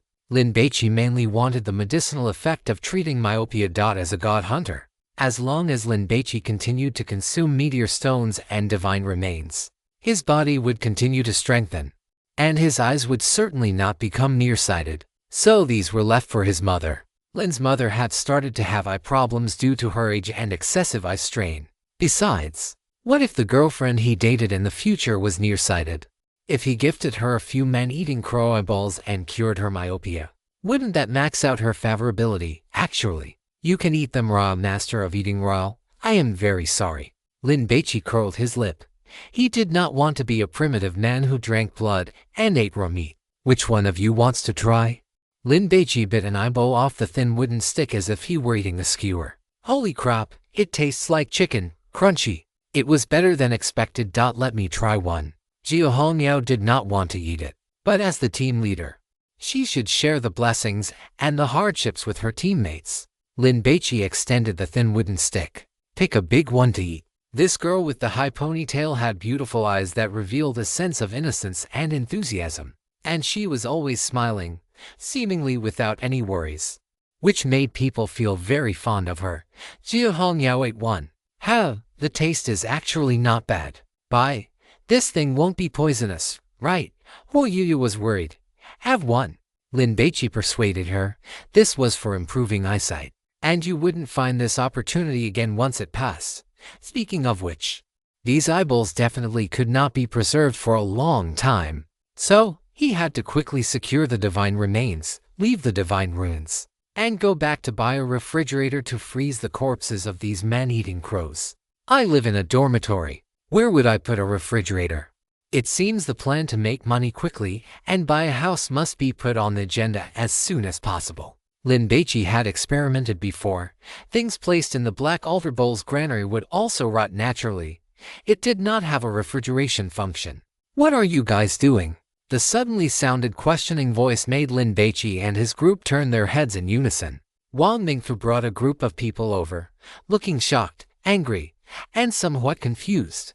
"What are you guys doing?" Wang Mingfu roared again. "Why are you yelling so loudly?" Alvi Yingxi was annoyed. After scolding Wang Mingfu, she walked to Lin Baici. "Lin Shen, can you give me one to eat? Aren't you afraid?" Lin Baici said this while handing an eyeball to Alvi Yingxi. "Not afraid." Alvi Yingxi took it, threw the eyeball into her mouth, and even endured the nausea to chew it a few more times. In Alvi Yingxi's view, Lin Baici was neither an idiot nor a pervert. So the things he took the initiative to eat must be good things. "I am asking, what are you guys doing?" Wang Mingfu bellowed. Seeing these people staying here, as relaxed as if they were on an outing, his mentality collapsed. "I worked so hard to fight the bird monsters, even going so far as to abandon my humanity and act as a villain, even using scarecrows. And you guys are here eating barbecue, chatting idly. Is there any justice left? And how come not a single one of these people died? Did those bird monsters not attack them?" Wang Mingfu quickly scanned the surroundings. There were corpses of bird monsters, not too many. But what were those black things on the ground?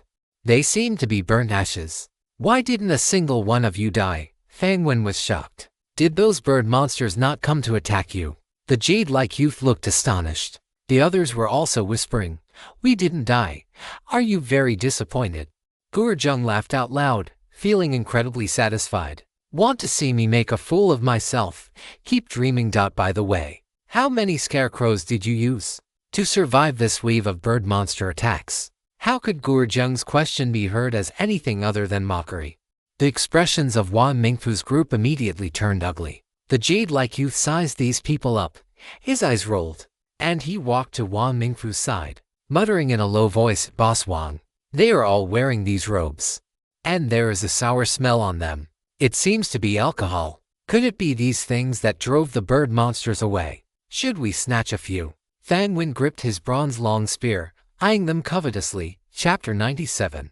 The sound of the phoenix flute stirs. The golden crow's light turns.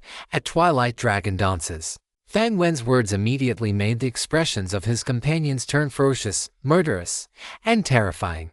In order to survive, they had even made scarecrows. Killing a few more people would cause them no psychological burden at all. "Don't mess around. It's not certain yet." Wang Mingfu hurriedly stopped them. He looked at the charred corpses of the bird monsters on the ground. This was definitely not something that could be achieved with just a few torches. And then there was that vast expanse of corpses spread out on the ground like a carpet. How did they all die?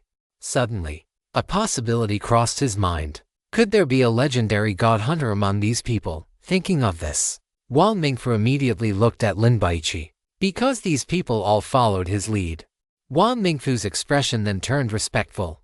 "May I ask, sir, are you a god hunter? Courtesy costs nothing." And Wang Mingfu knew how to bend and stretch when necessary. Lin Baici took a bite of the chicken-flavored eyeball, chewing as he scrutinized Wang Mingfu. "How many scarecrows have you made?" Wang Mingfu quickly put on a helpless, bitter smile. "Everyone is just trying to survive. There was no other way. Besides, we all drew lots, fair and square. Whoever drew the short straw to be a scarecrow, well, they just had bad luck." Although Lin Baici did not answer his question directly, he noticed that when these people heard the words God Hunter, there was no shock or surprise on their faces. This indicated that these people already knew the young man's identity. At this moment, Wang Mingfu's feelings were a complex mix. He had heard that God Hunters possessed mysterious and powerful abilities, far beyond the reach of ordinary people. Encountering a God Hunter in such a dangerous situation should have made him happy, because following him would likely mean survival. But the problem was, he had originally been the leader, responsible for commanding everything. If he handed over power now, he would have no sane decision-making, and naturally, no opportunity to secure benefits for himself. Wang Mingfu was not a man of indecision, so he stopped agonizing over it immediately. He would observe this young man's character first before making any further plans. As long as he was human, There would be opportunities to utilize and control him. If he really couldn't get along with him, he could always leave. Or even strike back when the opportunity rose. Thinking this, Wang Mingfu adjusted his mindset. Without waiting for Lin Baici to answer, he immediately flattered him. It was you who discovered that using scarecrows could lure these bird monsters away, right? A god hunter is truly impressive. I didn't mean to hide it from you. It's just that using people as scarecrows is too inhumane. Even if I had said it, I believe you wouldn't have accepted it. So, I planned to wait until you had witnessed the cruelty and terror of those bird monsters and accepted reality before telling you. Wang Mingfu spread his hands. I just didn't expect you to be a god hunter. All right, stop the performance. Gurjung felt that this Murdat Wang was too hypocritical, though his deductive skills were quite sharp to have guessed their identities so quickly. You, come here. Tell us everything you encountered in this forest of flesh. Lin Baici pointed at the elevator girl. After the wave of attacks by the man-eating crows, her condition had worsened. He did not let Wang Mingfu give the account, because this guy was very likely to lie. After we woke up, we were in a patch of wild grass. We walked for a while but couldn't find our way out, as if we were trapped in a maze, until we met a squad of armored soldiers who brought us here. Because of her nervousness and fear, the elevator girl's voice trembled as she spoke. Drink some water. Lin Baici took a bottle of Nanfu spring water from his backpack and handed it to the elevator girl. He had spare backpacks in his black alms bowl, but he hadn't expected to use them so soon. It looked like he would need to prepare a few more. Fang Wen and the others' eyes lit up. They stared at the mineral water in Lin Baici's hand and licked their lips. The elevator girl looked delighted. She immediately took it, said thank you, and couldn't wait to twist off the cap, gulping it down. Cough, cough, because she drank too quickly. Some water flowed down her chapped red lips. Sir, can you give me a bottle? Fang Wen couldn't hold back anymore and asked for water. Lin Baici glanced at the burly man. He was clearly someone with combat training, a man who was once a boxing champion. His meat is too tough. It would be hard on the teeth. Hell, Lin Baici laughed. I have plenty of water, but why should I give it to you? He had seen clearly the way these people had been eyeing them with hostile intent just moments ago. Fang Wen looked at Zhao Tong, who was drinking water, and spoke again. I used to be a boxing champion and worked as a combat coach in Palm Harbor for 6 years. I can fight well. Can I join your team? Wang Mingfu's eyebrows twitched when he heard this, but he held back from speaking. The others were shocked. Brother Fang, don't do this. Brother Fang, if you leave, what will we do? Is it really worth it for a bottle of water? The group spoke all at once, trying to get Fang Wen to stay, because he was the best fighter among them. If they lost him, the team's combat strength would be greatly reduced. Fang Wen ignored them and looked at Lin Baici. Sir, my performance will definitely be better than these people around you. This was not just about the water. It was about a wise bird choosing the right tree to perch on. Fang Wen had heard the name God Hunter, but he didn't know exactly how powerful they were. However, Wang Mingfu's attitude gave him an intuitive understanding. He had seen with his own eyes how tough and ruthless that guy was. To make the team follow his every word, Wang Mingfu had personally killed 2 disobedient people to set an example. Yet now, facing this young man, his attitude was as respectful as could be. Lin Baici took out a bottle of water and a bar of chocolate and tossed them to Fang Wen. Thank you. Fang Wen thanked him first, then twisted off the cap and took 2 sips.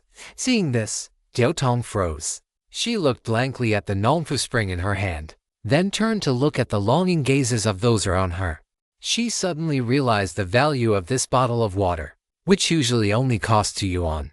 It could make the usually brutal and overbearing Fang Wen act so subserviently. Zhao Tong looked at Lin Baici. I feel like I've seen this young man somewhere before. Lin Baici had spent less than 30 seconds in the elevator, so Zhao Tong did not remember him very clearly.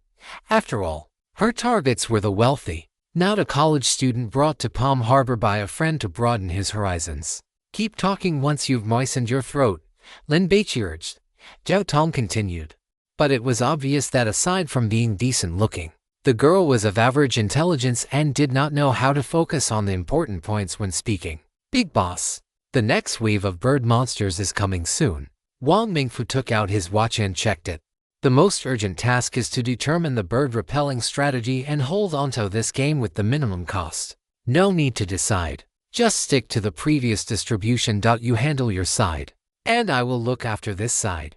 Lin Baici did not trust this Wang Mingfu at all. Whatever he said was likely a trap. Wang Mingfu's expression stiffened, but he also understood that the fact that other party had asked Zhao Tong to explain the situation instead of him meant that the man was on guard against him. Damn it! It is not a good thing to be too capable, Wang Mingfu sighed. Then we will go back and prepare first. Wang Mingfu did not dare to stay any longer. Otherwise, if everyone followed Fang Wen's lead and defected to this young man, how would he be able to play this game? Go ahead. Lin Baici had no intention of cooperating with a guy cruel enough to use living people as scarecrows. As for this Fang Wen, since he was a thug who had offered himself up, he would naturally keep him. Let's go, Wang Mingfu urged. But these people did not move. A few women even exchanged glances before suddenly rushing over and kneeling in front of Lin Baici. Please, let us join your team. I don't want to die, please save me. Handsome, I will give you all my savings, a full 2.6 million. Can you protect me and help me escape this place? Several women begged for help, crying uncontrollably. They were the unlucky ones slated to become scarecrows next. Seeing this, Wang Mingfu's face darkened and sank. He originally wanted to scold or even beat these women to teach them a lesson, but after glancing at Lin Baici, he suppressed the impulse. Right now, he was no longer the one in charge. 2.6 million. Is that a lot? Gurjung spat on the ground and laughed. What do you want to do with this little bit of money? It is not even enough to buy a single hair from my leg. Are you guys really not going to taste some?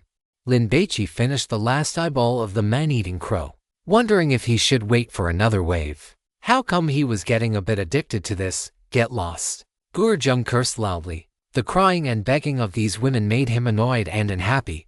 Damn it. They were all god hunters. So, why weren't they coming to beg him? Are they looking down on me? The women did not move, only looking at Lin Baici, which made Gurjung even angrier, and he raised his foot to kick them. Get lost, get lost, get lost. The women were immediately kicked until they were stumbling and falling. Hurry up and leave. Don't disturb the big boss's rest here. Wang Mingfu took the opportunity to drive the crowd away. The jade-like young man exchanged a look with Wang Mingfu and also began to lead everyone to move. After Zhao Tong was kicked by Wang Mingfu, she finally reacted. She wanted to run toward Lin Baici, but just as she took a step, she was grabbed by the arm by Wang Mingfu. If you dare to run, do you believe I will turn you into a scarecrow right now? Wang Mingfu threatened in a low voice. Zhao Tong was terrified and shrank back like a quail. She worked at Palm Harbor and knew that Wang Mingfu was very strict. She had been scolded by him many times. Therefore, out of instinct, she cowered. Wang Mingfu exerted force on his arm, hurriedly pulling Zhao Tong along to take everyone away. He did not look back because he was worried that the young man would change his mind. After leaving more than 100 meters away and confirming that the strange trees were blocking their view so they could not see each other, Wang Mingfu immediately raised his hand and slapped Zhao Tong twice hard. Slap, slap. Zhao Tong was stunned by the slaps. What? Have you all forgotten that you were able to survive before thanks to me? Wang Mingfu roared. You have seen my character. But have you seen that young man's character? Furthermore, if you die, I will still give your families 2 million. You are all a bunch of ungrateful people. The crowd was scolded by Wang Mingfu until they could not lift their heads. Zhao Tong covered her face, which was burning with pain. She felt that Wang Mingfu's words were not quite right, but she could not figure out where the error lay. Hurry back. I estimate that after one more wave, these bird monsters should stop appearing. It is impossible for them to go on endlessly. Wang Mingfu did not know when the bird monster attacks would end either, but he had to stabilize these people first. Boss Wang. The jade-like young man leaned in toward Wang Mingfu. What is a god hunter? I don't know either. Wang Mingfu glanced at the jade-like young man and then looked at the others.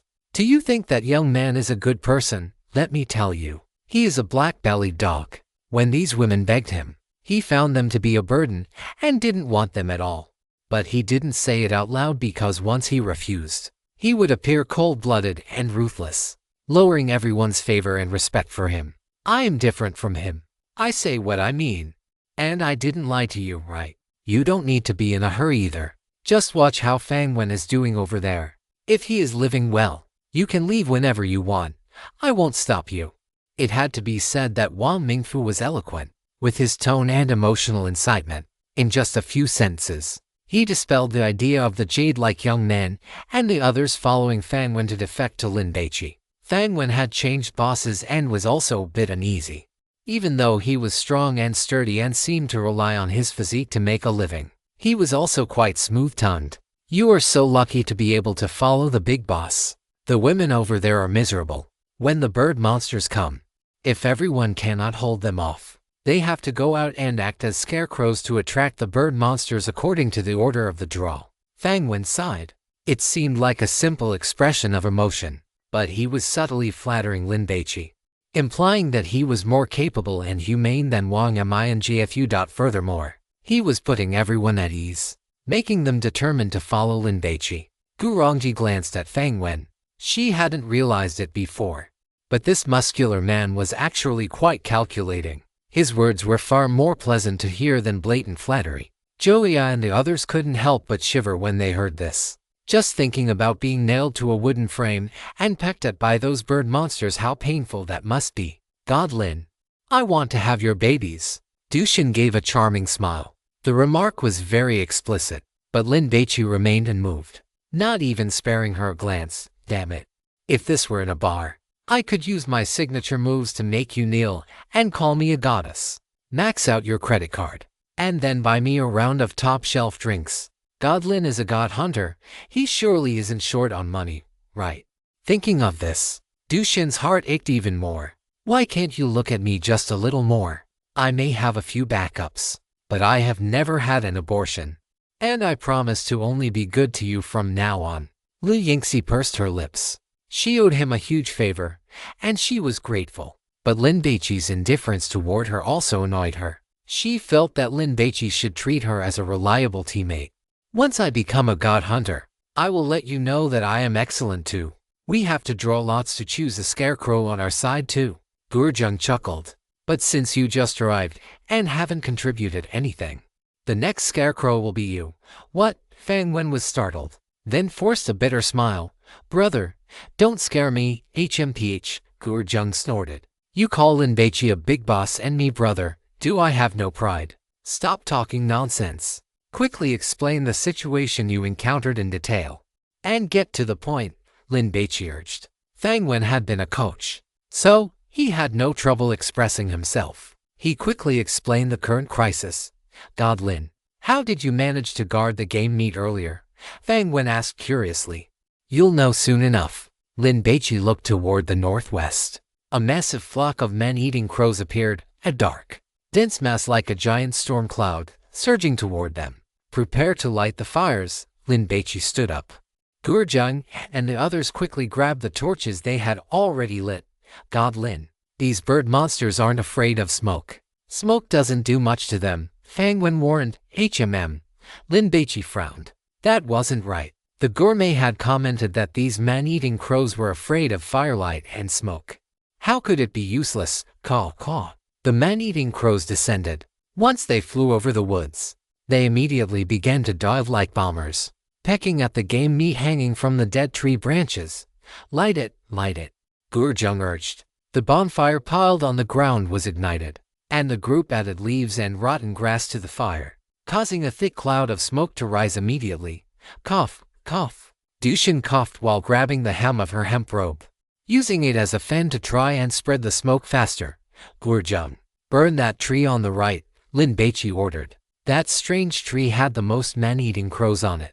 What about the meat on it? Gurjung had just asked when he saw stones flying out one after another, striking the branches where the game meat was hanging. Bang, bang, wood chips flew. The branches snapped, and the meat fell down. Damn, I'm such an idiot. Seeing this, Gurjung felt incredibly frustrated. If he could think of that problem, how could Lin Baici not have thought of it? He decided to stop overthinking and just do as Lin Baici commanded. Hurry up, Lin Baici said, then quickly corrected himself. Wait, change targets. Go burn that one. The game meat had fallen. So some man-eating crows landed on the ground to continue pecking, while others flew away to find more meat. As a result, there weren't many crows left on the strange tree. Lin Baici didn't want to lose the game meat. It seemed that plan wouldn't work. Gurjung rushed to a spot 5 meters in front of the tree Lin Baici pointed to and released his divine grace. Whoosh!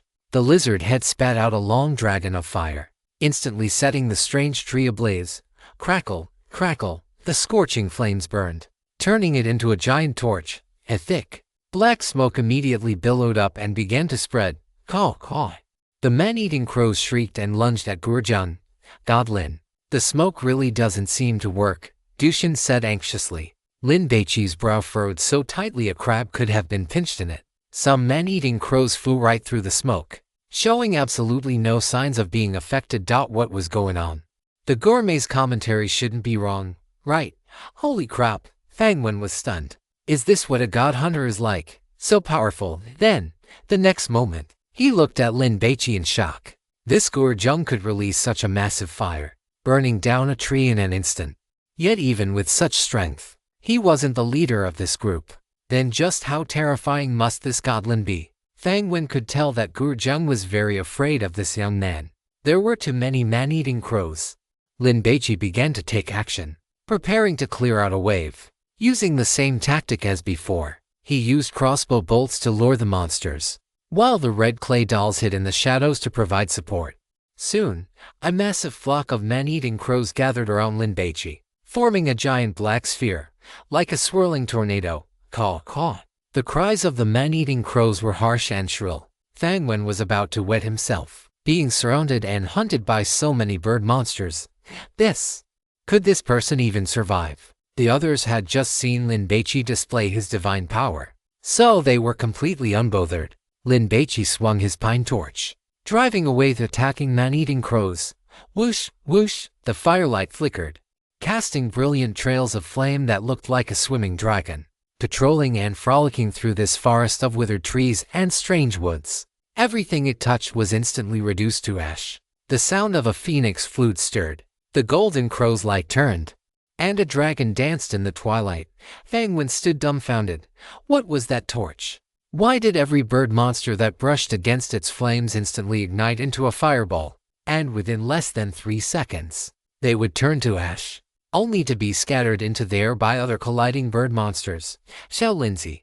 Jiu Hongyao led a flock of man-eating crows over, as the two crossed paths. The moment the man-eating crows collided, Lin Baici turned and unleashed his divine ability, Floating Life Night Rain. Wild Buddha blows out the lamp. Whoosh! The life fire of the man-eating crows was extinguished out one by one. They suddenly dropped dead, plummeting toward the ground. Bang! Bang! If Gurjung's area of effect kills made corpses fall like dumplings, then Lin Baici's area of effect kills were like a hailstorm. The man-eating crows fell in droves, and in the blink of an eye, they covered the ground in a thick layer, resembling a luxurious and magnificent carpet of black feathers. Fang Wen's mouth hung wide open, his eyes nearly popping out of their sockets. Who am I? Where am I? What did I just see? Fang Wen was a bit dazed, subconsciously rubbing his eyes. Did a Buddha shadow appear behind that god Lin? And for a split second just now, did it seem to rain? Then, that solemn and majestic Buddha shadow blew a breath, and those terrifying bird monsters that love to eat human brains and livers were wiped out in a massive wave. My goodness! Is this what a god hunter is? This is simply outrageous. Are you guys even human?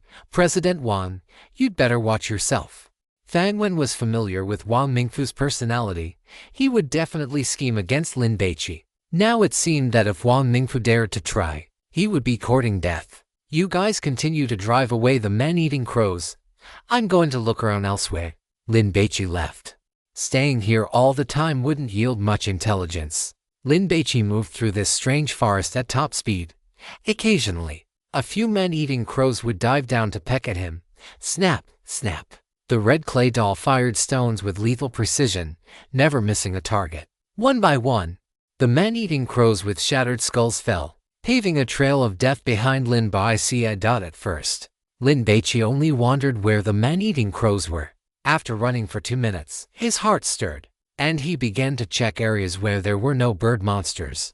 With Lin Baici gone, the pressure on Gluttony and her group increased significantly. At this moment, without Lin Baici's protection, the gap in individual ability became apparent. Someone like Gluttony had long ago discovered that attacking the man-eating crows would lead to retaliation and frenzied attacks.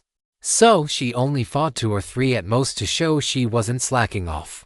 Dushin had also noticed this, but she was timid and only lured 1. As for Joya and the other 10 or so girls, they were quite mediocre. Under Lin Baici's protection, they had become somewhat lax, relying entirely on him without observing or gathering intelligence themselves. Consequently, because they were driving away the man-eating crows, they suddenly provoked a large number of them. Joya had it the worst, wanting to perform well so as not to be looked down upon by Lin Baici. She ended up luring 18 man-eating crows. She was instantly plunged into a death trap. I have discovered that no matter how right, there will always be a portion of people who are dissatisfied. I suddenly thought, are these people intentionally trying to mess with my mindset? Now I have decided to stop caring. I will write according to my own ideas, burning my inspiration and letting it bloom like a firework. It might not be able to light up the entire night sky, and it might not be liked by everyone, but that is okay. At least it is trying its best to bloom.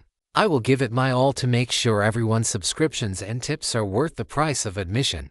Lin, the great glutton, 8-pack ABS, eating expert, man at the top of the food chain, the hungry one, guardian of Huaxia, gluttonous god of the 9 provinces, the one who uses gods as side dishes, Baici as the protagonist. One should have the aura of a protagonist. If even gods have been eaten, what else is there to care about? Everything in this world is a delicacy on the protagonist's dining table. Start eating. Start eating. Regarding updates, I write quite slowly. And I also like to polish and revise my text. Even just fixing typos can take half an hour, which is quite time-consuming. The reason I was able to post so much before was entirely because I had a backlog. Now that the backlog is exhausted, the update schedule is quite tight, and it is possible that I may not be able to post on time. However, I will guarantee 10,000 words every day and strive to post more. I will also try to fix the update times. I hope all my great benefactors will understand. Finally, although writing has been tiring these past few days, I am very happy because there has been so much positive feedback. Watching the subscriptions increase and reading everyone's comments on individual chapters fills me with happiness. Really, I only hope for a wisp of spring breeze. Yet you have made my world bright and sunny with spring. Thank you. I kowtow to you. Lastly, please subscribe and please give me monthly tickets. With a new book on the shelves, one must have some aspiration. And besides, I have all of you. So what do I have to fear? Thank you to all my great benefactors. I'm going to write, and I will come back with another update tonight. Chapter 98. Believe in God. Lin. Gain eternal life. Please subscribe. In the forest of withered trees, man-eating crows were running rampant. They were as numerous as locusts during a plague. One could crush 7 or 8 of them with a single step. Help! Help me! Joya held her head with her left hand while waving a torch with her right, trying to drive these man-eating crows away. Caw. The man-eating crows were not afraid of this kind of ordinary torch at all. They flapped their wings, dodged the torch, and lunged fiercely at Joya, their clothes raking across her. Rip! Rip! Joya's hemp robe was quickly torn to shreds, and her body was covered in scratches and bloodstains. Some of the bolder man-eating crows even got close to her head, incessantly pecking at her with their beaks. Some wanted to peck through her skull to eat her brains, while others wanted to eat her eyeballs. In an instant, Joya's head was covered in wounds, and blood flowed freely. Seeing Joya in such a miserable state, Dushin quickly hid further away. Gluttony cursed Joya under her breath for being too stupid, not even knowing to run towards Yao. Given the relationship between Joya and Lin Baici, as long as she ran over there, Yao would definitely help out. Of course, it was also possible that Joya was too proud and did not want to trouble others. Gluttony had originally wanted to remind her to run towards Yao, but after hesitating for a moment, she gave up. Everyone did not know what kind of rule-based pollution they would encounter next. If she and Joya were in danger at the same time, Lin Baici would definitely save Joya first. After all, They knew each other. If Joyo died, then besides Jia Hongyao and Huo Yuyu, her own priority would be the highest, even higher than Gurjung. If only Ao were 10 years younger, Gu Rongji felt depressed. It was a pity that Lin Baici did not like older sisters, otherwise, with her appearance and temperament, it would be a total knockout. Joyo, come here. Hurry up and come here. Jia Hongyao was busy fighting the bird monsters. Seeing that Joyo had attracted so many man-eating crows, she immediately shouted at her and ran toward her. I will go. Gurjung took long strides and rushed toward Joyo. In any case, they were all bird monsters. So what difference did it make where he killed them? Saving a Joyo could also leave a good impression on Lin Baici. The other girls who were being besieged did not have such preferential treatment. A junior student from the Shanghai Theater Academy screamed, blood flowing between the fingers of her right hand as she clutched her right eye. Go away. Just as the girl finished shouting, another man-eating crow pecked at her left eye, directly plucking out the eyeball, and with a toss of its neck, swallowed it. The girl let out a shrill scream, stumbling and staggering, trying to run toward where there were more people. She was very beautiful, with long black hair and a heart-shaped face, possessing a quiet and elegant aura like a literary girl. Yet, at this moment, the eyes that should have been used to read Rabindranath Tagore's Gitanjali while sitting on the green grass had been pecked out. Only two bloody holes remained. The girl tripped on her right foot and fell. The man-eating crows swarmed down, their beaks pecking at her head and flesh like pile drivers. The girl rolled and struggled, but soon she stopped moving, because a man-eating crow had pecked through the back of her skull. The girl was dead. The man-eating crows pecked even more excitedly, like a pack of vicious hyenas, crazily tearing at her and ravaging her. Beginning to enjoy this sumptuous feast, 3 other girls were even more unlucky. Each was grabbed by a group of man-eating crows and dragged forcibly into the sky. Once they reached a height of over 30 meters, they were dropped out. Bang, bang. 2 of the girls slammed directly into the ground and died on the spot, while another first fell into a tree, her body covered in gashes from the branches before she hit the ground. She did not die, but she had broken bones and was in great pain. Move aside. Gurjung waved his torch, and after reaching Joyo, he grabbed her arm and flung her away with force. Joyo fell to the ground and rolled away.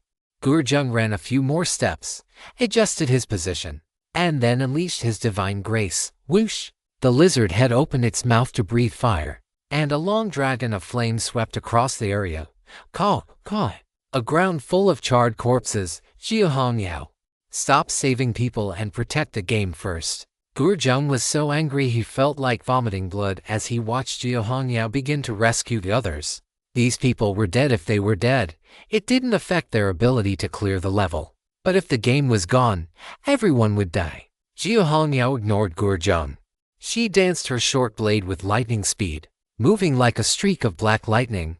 Every time she appeared, she severed the neck of a man-eating crow, the spurting blood blooming like a cluster of flowers. But there were simply too many man-eating crows. Jia Hongyao couldn't finish them off in a short time, and because she was busy saving people, she had become the target of a massive swarm of the creatures. Come here. Lin Baici's voice rang out from the distance. Jia Hongyao immediately sprinted toward him.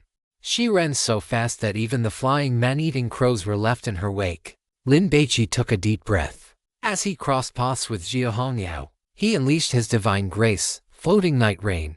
Wild Buddha blows out the lamp. Another mass slaughter. Another ultimate display of God-given power. The man-eating crows dropped to the ground with dull thuds. Caw. The remaining ones seemed frightened, or perhaps their time for attacking had ended. They ascended into the sky, circled the forest of flesh twice, and flew away. With the crisis resolved, everyone collapsed onto the ground. Beyond exhaustion, they were filled with tension and fear. God Lin, the torches and smoke are useless. Dushin felt a massive headache coming on. God Lin, this can't go on. Your Buddha shadow and Gurjung's lizard head definitely can't be used frequently, right? If you two run out of steam, we won't be able to hold off those bird monsters. Gur Rongji analyzed. There must be a way to solve this once and for all. Any discoveries? Gurjung was too lazy to rack his brain and asked Lin Baici directly. Lin Baici didn't answer him. He looked at the scene of carnage and frowned deeply. 5 dead, 3 injured. Xiao Bai. Huo Yu had been protected by Xiao Hongyao, and being quick-witted, she had focused on lighting bonfires and fanning smoke. So she hadn't provoked too many man-eating crows. Although she looked disheveled and was drenched in sweat, whether from exhaustion or fear, she was otherwise safe. "Are you okay?" Lin Baici asked before running over to Joya's side. Xiao Hongyao was applying medicine and bandaging her wounds. "Junior Lin." Joya's voice was hoarse. "Hang in there. It will be over soon." Lin Baici comforted her. This senior student had scratch marks all over her head, face, and neck, and her robe was tattered. She looked absolutely wretched. Am I disfigured?" Joya wept out once the tears flowed. They stung her wounds, causing her great pain. She came from an ordinary family. After graduation, she had to rely on herself to find a job as her parents couldn't help her. Her grades were above average, but her major wasn't great. Finding a job wasn't difficult, but finding a high-paying, good job was basically hopeless. Joya's only hope was her looks, which she rated a 7 out of 10, but now that was gone too. Woo! Joya felt her life was over. "I came to Palm Harbor just to find an opportunity to live a better life in the future. Didn't I? Is that a crime? Why must I suffer like this?" "Senior, stop crying," Lin Baici sighed. There was no way to console her in this situation. Everyone had their own bitterness, and everyone had their own hardships. Fang Wen looked at Joya with envy. What was a little disfigurement? Staying alive was the priority. Look at those unlucky ones who died. The only difference between this girl and them was that she was closer to Lin Baici, which was why she was saved by those 2 god hunters when danger struck. "God Lin, any discoveries?" Gurjung pressed him. He didn't care about the lives of these people. He only wanted to know if Lin Baici had found a way to escape this rule-based contamination. "The injured stay here to rest. Everyone else, come with me to pick leaves," Lin Baici ordered.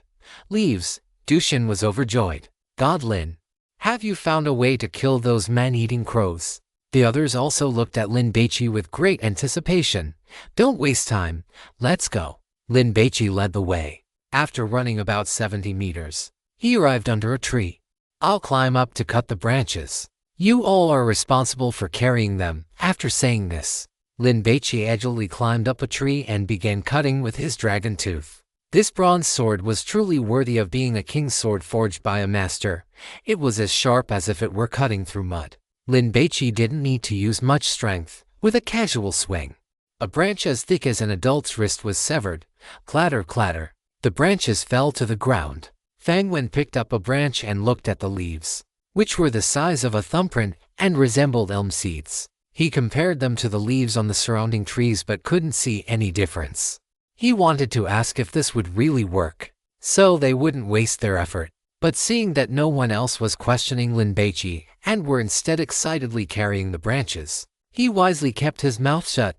"I don't know anything, and I don't dare ask anything. Since these people trust God Lin, I'll just follow the crowd." After finishing the branches with leaves on this tree, Lin Baici led everyone to another location, found another tree, and continued cutting. Fang Wen held back, but in the end, he couldn't help it. "God Lin, you didn't just pick these trees at random, did you? Where do you get so much nonsense? Hurry up and carry them," Gurjung scolded. "Believe in God Lin, gain eternal life." Dushin seized the opportunity to butter him up. "Carry them. It'll be fine." Lin Baici was very confident. He was worried there wouldn't be enough leaves, so he planned to cut more. 10 minutes passed. Lin Baici wanted to continue, but in the western sky, the silhouettes of man-eating crows appeared, a dark, oppressive mass. "God Lin, the man-eating crows are coming," Gurangi shouted. "I see it." Lin Baici leaped down from a 5-meter-tall tree, grabbed a large branch, hoisted it onto his shoulder, and started running back. The others each grabbed a branch and followed behind him. Lin Baici, Xiao Hongyao, and Gurjung were very fast. Within a few breaths, they had left the others behind by more than 20 meters. "God Lin, wait for us." Dushin was crying in panic. "Hongyao, Gurjung, you to go back first. Light those branches, distribute them under every tree, and then grab the largest ones to use as torches. Go to the windward side. Let the smoke drift over. and try to cover as large an area as possible, Lin Baici instructed. Got it. Gurjung immediately accelerated. Understood. Jiu Hongyao made an okay gesture with her left hand, without needing to wait for the others. The two of them moved at lightning speed. Is this the physique of a god hunter? Fang Wen was shocked. Although he had retired a few years ago, he had never stopped training and considered his physical fitness to be quite good. But now, compared to that busty woman, he was being completely crushed. Because Fang Wen was a professional athlete, he understood even better just how massive the gap between the two of them was. If I could also become a god hunter, Fang Wen was suddenly filled with anticipation. He imagined being able to play poker with two women all night long and still be full of vigor the next day. How awesome would that be? The man-eating crows flew over. The dozen or so in the lead had already begun to dive, preparing to peck at Lin Baici and his group. But halfway through their dive, they performed an emergency break. What is going on? Fang Wen was dumbfounded. Could these leaves really be useful? It works. Dushin was overjoyed. God Lin, it works. Don't just stand there. Come over quickly and light the branches. Lin Baici didn't dare use the pine torches to start the fire, because anything lit by those would quickly burn to ash. The branches held by the group caught fire, crackling and popping as a plume of thick smoke rose into the air. Caw, caw. The cries of those man-eating crows became urgent and nervous. The thick smoke swirled upward and then spread out with the light breeze. The man-eating crows scattered, as if the thick smoke were poisonous. Guranji and her group were greatly encouraged and followed Lin Baici back to the meat forest they were responsible for. Jiu Hongyao and Gurjung were highly efficient. They had already placed burning branches under most of the trees, and the thick smoke they emitted drove away the man-eating crows. God Lin, we succeeded. Seeing Lin Baici return, Gurjung immediately shouted. He was a rough man, but his face was full of joy, and he was grinning from ear to ear. Little Lin. Jiu Hongyao gave a thumbs up. She could no longer find words to praise Lin Baici. In short, 2 words. Awesome. Believe in God Lin, gain eternal life. Dushin cheered. Don't underestimate the enemy. Watch the flames, wherever they are about to go out. Had more branches. Lin Baici didn't dare to be careless and kept observing the man-eating crows.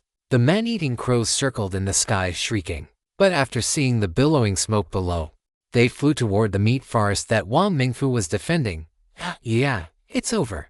Gurjung cheered. Everyone was beaming with joy, and Jiu Hongyao and Huo Yu even raised their right hands to high-five. Everyone felt a sense of relief. Fang Wen's mood relaxed, and he sat down on the ground, letting out a long sigh. They could live.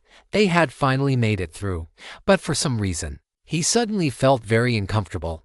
3 times, only 3 times. This godlin had found a way to drive away the man-eating crows. That was just too fast. Did he not know that using living people as scarecrows could attract the attention of the man-eating crows and protect the game? He knew, but from beginning to end, he had never even considered using such a cruel method. To be honest, when Fang Wen first joined this team, he had been worried about being chosen as a scarecrow. It turned out that he had been judging a gentleman with a petty mind.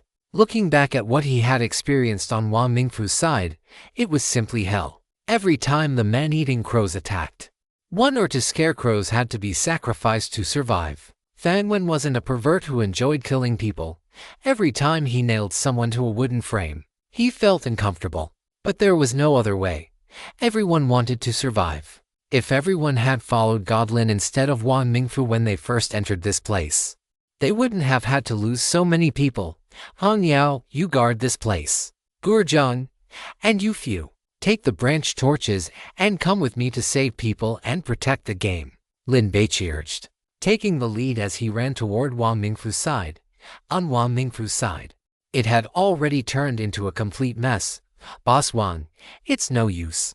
We can't hold them back. Should we use a scarecrow? Zhang Chuan urged. His words were blood-soaked, and compared to the Jade Guanyin statue hanging around his neck, it was simply ironic. The others were urging him as well. This wave of man-eating crows was simply too numerous. Zhao Tong, I'm sorry. After Wang Mingfu finished speaking, he ordered his men to take action. No, Boss Wang, I beg you. There must be other ways to drive away the man-eating crows. Think about it again, I beg you, Zhao Tong cried out. but it was useless. Several men rushed over, grabbed her, and dragged her toward the wooden frame that had already been prepared. Everyone drew lots. Just accept your fate, Zhang Chuan persuaded, facing death. Zhao Tong could not withstand this immense pressure and began to struggle, wanting to run. But Zhang Chuan would not let her have her way. Several people grabbed her and dragged her to the wooden frame as quickly as possible. Just as Zhang Chuan and another man were about to insert the sharpened wooden wedges into her wrists to fix her to the frame, Zhao Tong screamed, "The bird monsters are running away. Look, the bird monsters are running away. Your lies are useless." Zhang Chuan didn't believe her, but someone was so shocked that they blurted out, "Holy crap, they really are running away." Zhang Chuan turned his head and saw that the one called God Lin was running over with a group of people. They were holding burning branches, and thick smoke was rising from them. Wherever this thick smoke drifted, those bird monsters fled in succession, as if the smoke were highly toxic. Wang Mingfu saw this scene, and his pupils shrank violently. "What are you all standing there in a daze for? Come over, take the branches, and run around this forest of meat. Try to let the smoke spread everywhere," Lin Baici shouted. Then looked at Zhao Tong, who was being held by several men. "Let her go." This elevator attendant was in an even worse state than before. Her clothes were torn. The stockings on her legs were completely shredded, and crisscrossing wounds covered her skin. Zhang Chuan and the others did not dare to delay. They dropped Zhao Tong, ran over to take the branches, and then began to run wildly around the forest. Thick smoke billowed, drifting everywhere. A minute later, the last man-eating crow left, and the forest of withered trees and strange flesh fell silent. Zhang Chuan and the others were stunned for a moment, then began to cheer, one voice louder than the next. They were excited. They were ecstatic. They were also weeping bitterly, because using these burning branches to drive away the bird monsters not only meant that everyone had survived this ordeal once again, but it also meant that in the time to come, they would no longer have to fear the bird monsters returning, nor would they have to be turned into scarecrows to attract them away from pecking at and destroying the game meat. Thinking of this, the crowd looked at Lin Baici. Some of the more impatient ones had already run over to express their gratitude. Wang Mingfu stood blankly on the spot, his face full of disappointment. Today, he had been ruthless and had issued many orders that sent people to their deaths. Whenever it came to deciding who would be used as a scarecrow, he was the one who had the final say. Listening to the screams and wails of those people being pecked by the man-eating crows, Wang Mingfu had also felt heart palpitations, fear, and trembling.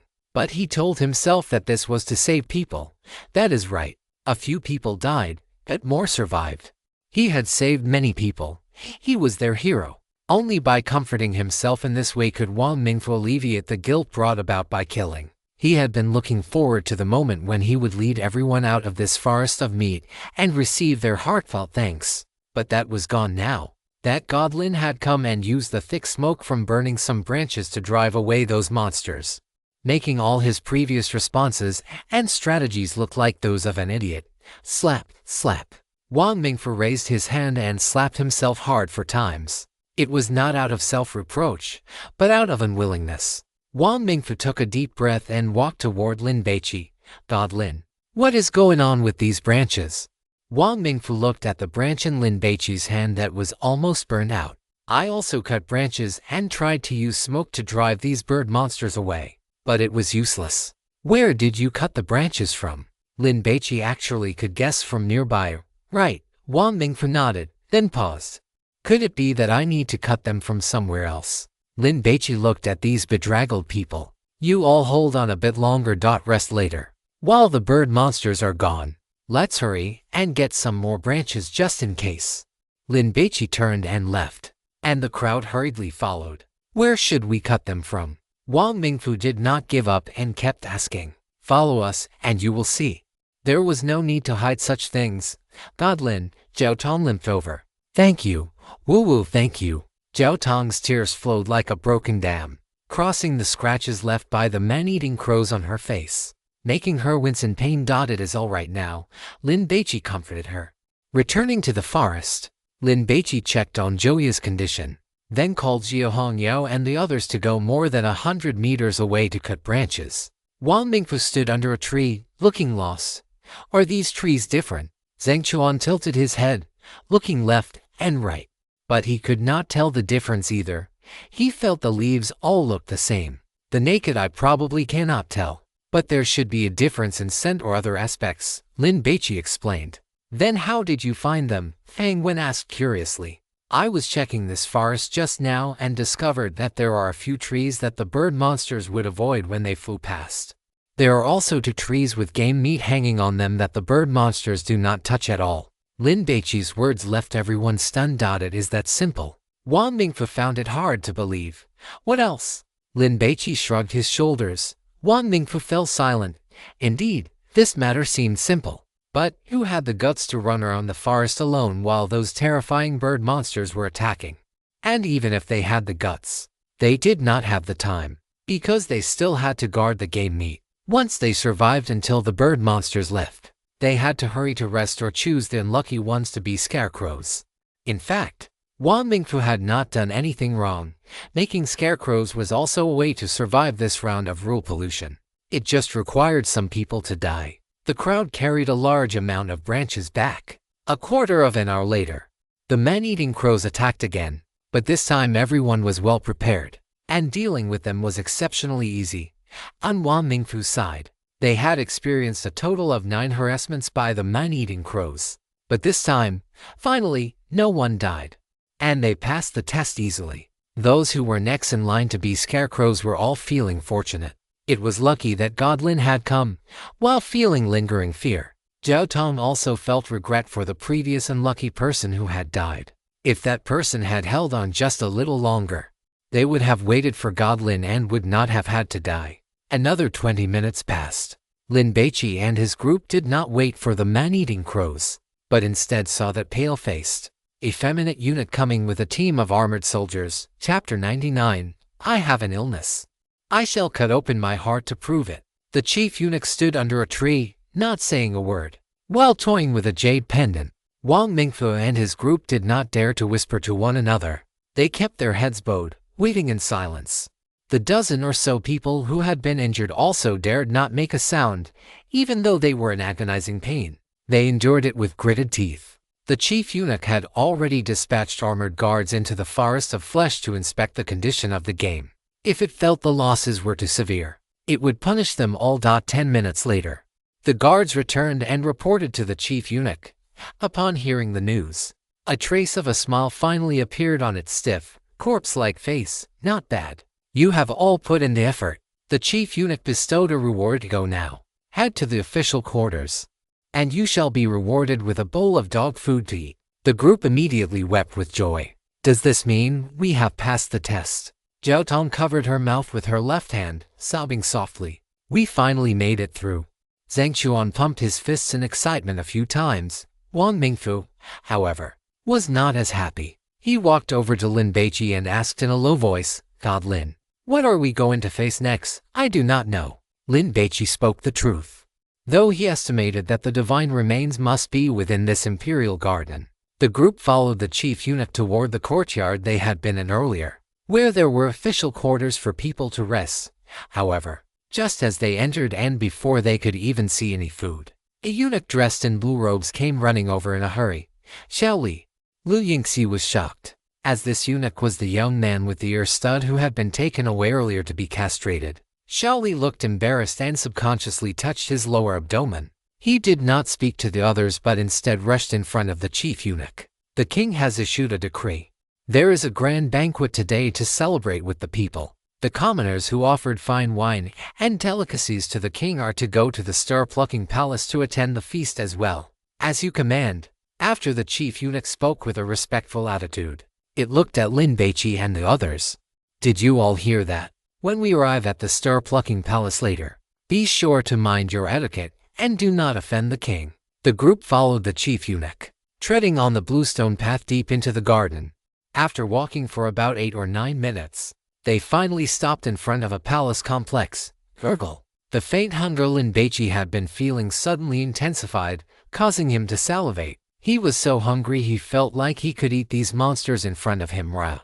Oh, the most succulent feast is right ahead. Go quickly. Go quickly. Lin Baici knew that the divine remains had been served. Lu Yingxi wanted to ask Xiaoli how he and Tang Jiqian were doing and what the situation was like inside, but Xiaoli did not want to speak to her. Everyone followed the chief eunuch, stepped through the palace gates, and then walked up a flight of 720 steps, appearing on a platform. On the north side was a pavilion. A middle-aged man with a thick beard, wearing a dark golden royal robe, was kneeling on it. In front of him was a massive low table, laden with delicious food, fine wine, vegetables, fruits, and pastries. The group did not see any musicians, yet the melodious sounds of bells, chimes, and stringed instruments echoed across the platform. It was full of ancient charm. The king was holding a beauty, constantly laughing and urging her to drink. Lin Baici had sharp eyes, and when he looked at that beauty, he was startled. Although she was wearing gorgeous court attire, the face exposed to the air was dehydrated, looking like wind-dried beef jerky, with individual muscle fibers visible. My beauty, come, drink this cup to the dregs, the king teased. Down the wine in the golden goblet in one gulp, and then, holding it in his mouth, fed it mouth to the dried corpse in his arms. Lin Baici felt that he had already seen many hellish scenes across the two divine ruins, but this sight still made his hair stand on end and gave him goosebumps. It was too disgusting. On both sides of the platform were 1 meter wide low tables, also set with food, but there were no guests kneeling behind them. Are there ghosts? Du Xin was terrified, because even though there were clearly no guests, there was the clamor of a banquet with clinking glasses, and from time to time, someone would speak in classical Chinese to toast the king. In the middle of the platform, a group of songstresses in beautiful court dresses were dancing, but without exception, they were all dried corpses. Zhou Tong suddenly shrieked, then quickly covered her mouth. She saw the withered, dehydrated eyeball of one of the songstresses fall to the ground, before it could be picked up. The songstress next to her squashed it with a squelch. The group felt a chill run down their spines. The bright moon hangs in the sky, the king's night banquet. It is a pity that the food is too scarce and the fine wine is insufficient. Disappointing, disappointing. But fortunately, there is a beauty that can be eaten. Kill the king quickly and snatch that beauty back. Are you talking about her? Lin Baici looked up at the dried corpse beauty in the king's arms. Is this eating of yours even decent? No, that is not right. Even if it were decent, this is still a bit hard to accept, is it not? A moody and tyrannical king, who has suffered from headaches for many years. He summoned you all here to solve this stubborn ailment, the gluttonous god commented. Lin Baici raised an eyebrow. As expected, nothing good was happening. Oh, there is a buffet table on the side, but it is a pity that there is only one delicacy on it, and it is quite troublesome to eat it. What a regret. To the right of this platform was a pavilion with 360 steps. On the steps were painted various patterns of fierce beasts, baring their fangs and brandishing their claws, looking vivid and lifelike. A wild aura rushed toward them. At the top of the pavilion was a ring of bronze racks, about 20 or so, each holding a fire basin. The charcoal burning inside occasionally emitted a popping sound from a distance. These fire basins looked like stars. Why have you not knelt down yet to pay your respects to our king? The chief eunuch urged. Thump, thump. Several girls who had already been scared out of their wits by this series of rule-based pollutions did not hesitate at all and knelt down directly. No need. The king's voice came from the pavilion on the north side. Take your seats. The group looked at each other, not knowing what to do. Gurongji and the others instinctively looked at Lin Baici, waiting for an instruction. There was certainly no choice here.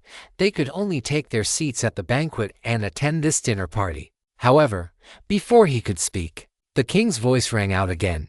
What is the reason for these people? Why are they so filthy and disheveled? The king was displeased, feeling that the banquet had been soiled. A commotion broke out among the crowd. Who is it talking about? Du Xin was terrified because her hemp robe was torn in many places, and having been soaked in wine and spent time in the forest, she was covered in dirt and looked incredibly wretched. Are they talking about the injured people? Gurongji guessed, glancing at Zhou. She was covered in wounds and bloodstains, and she had lost all her spirit and vitality. There were a dozen others just like her, with injuries ranging from heavy to light, but without exception, They all looked in terrible shape. Drag them away.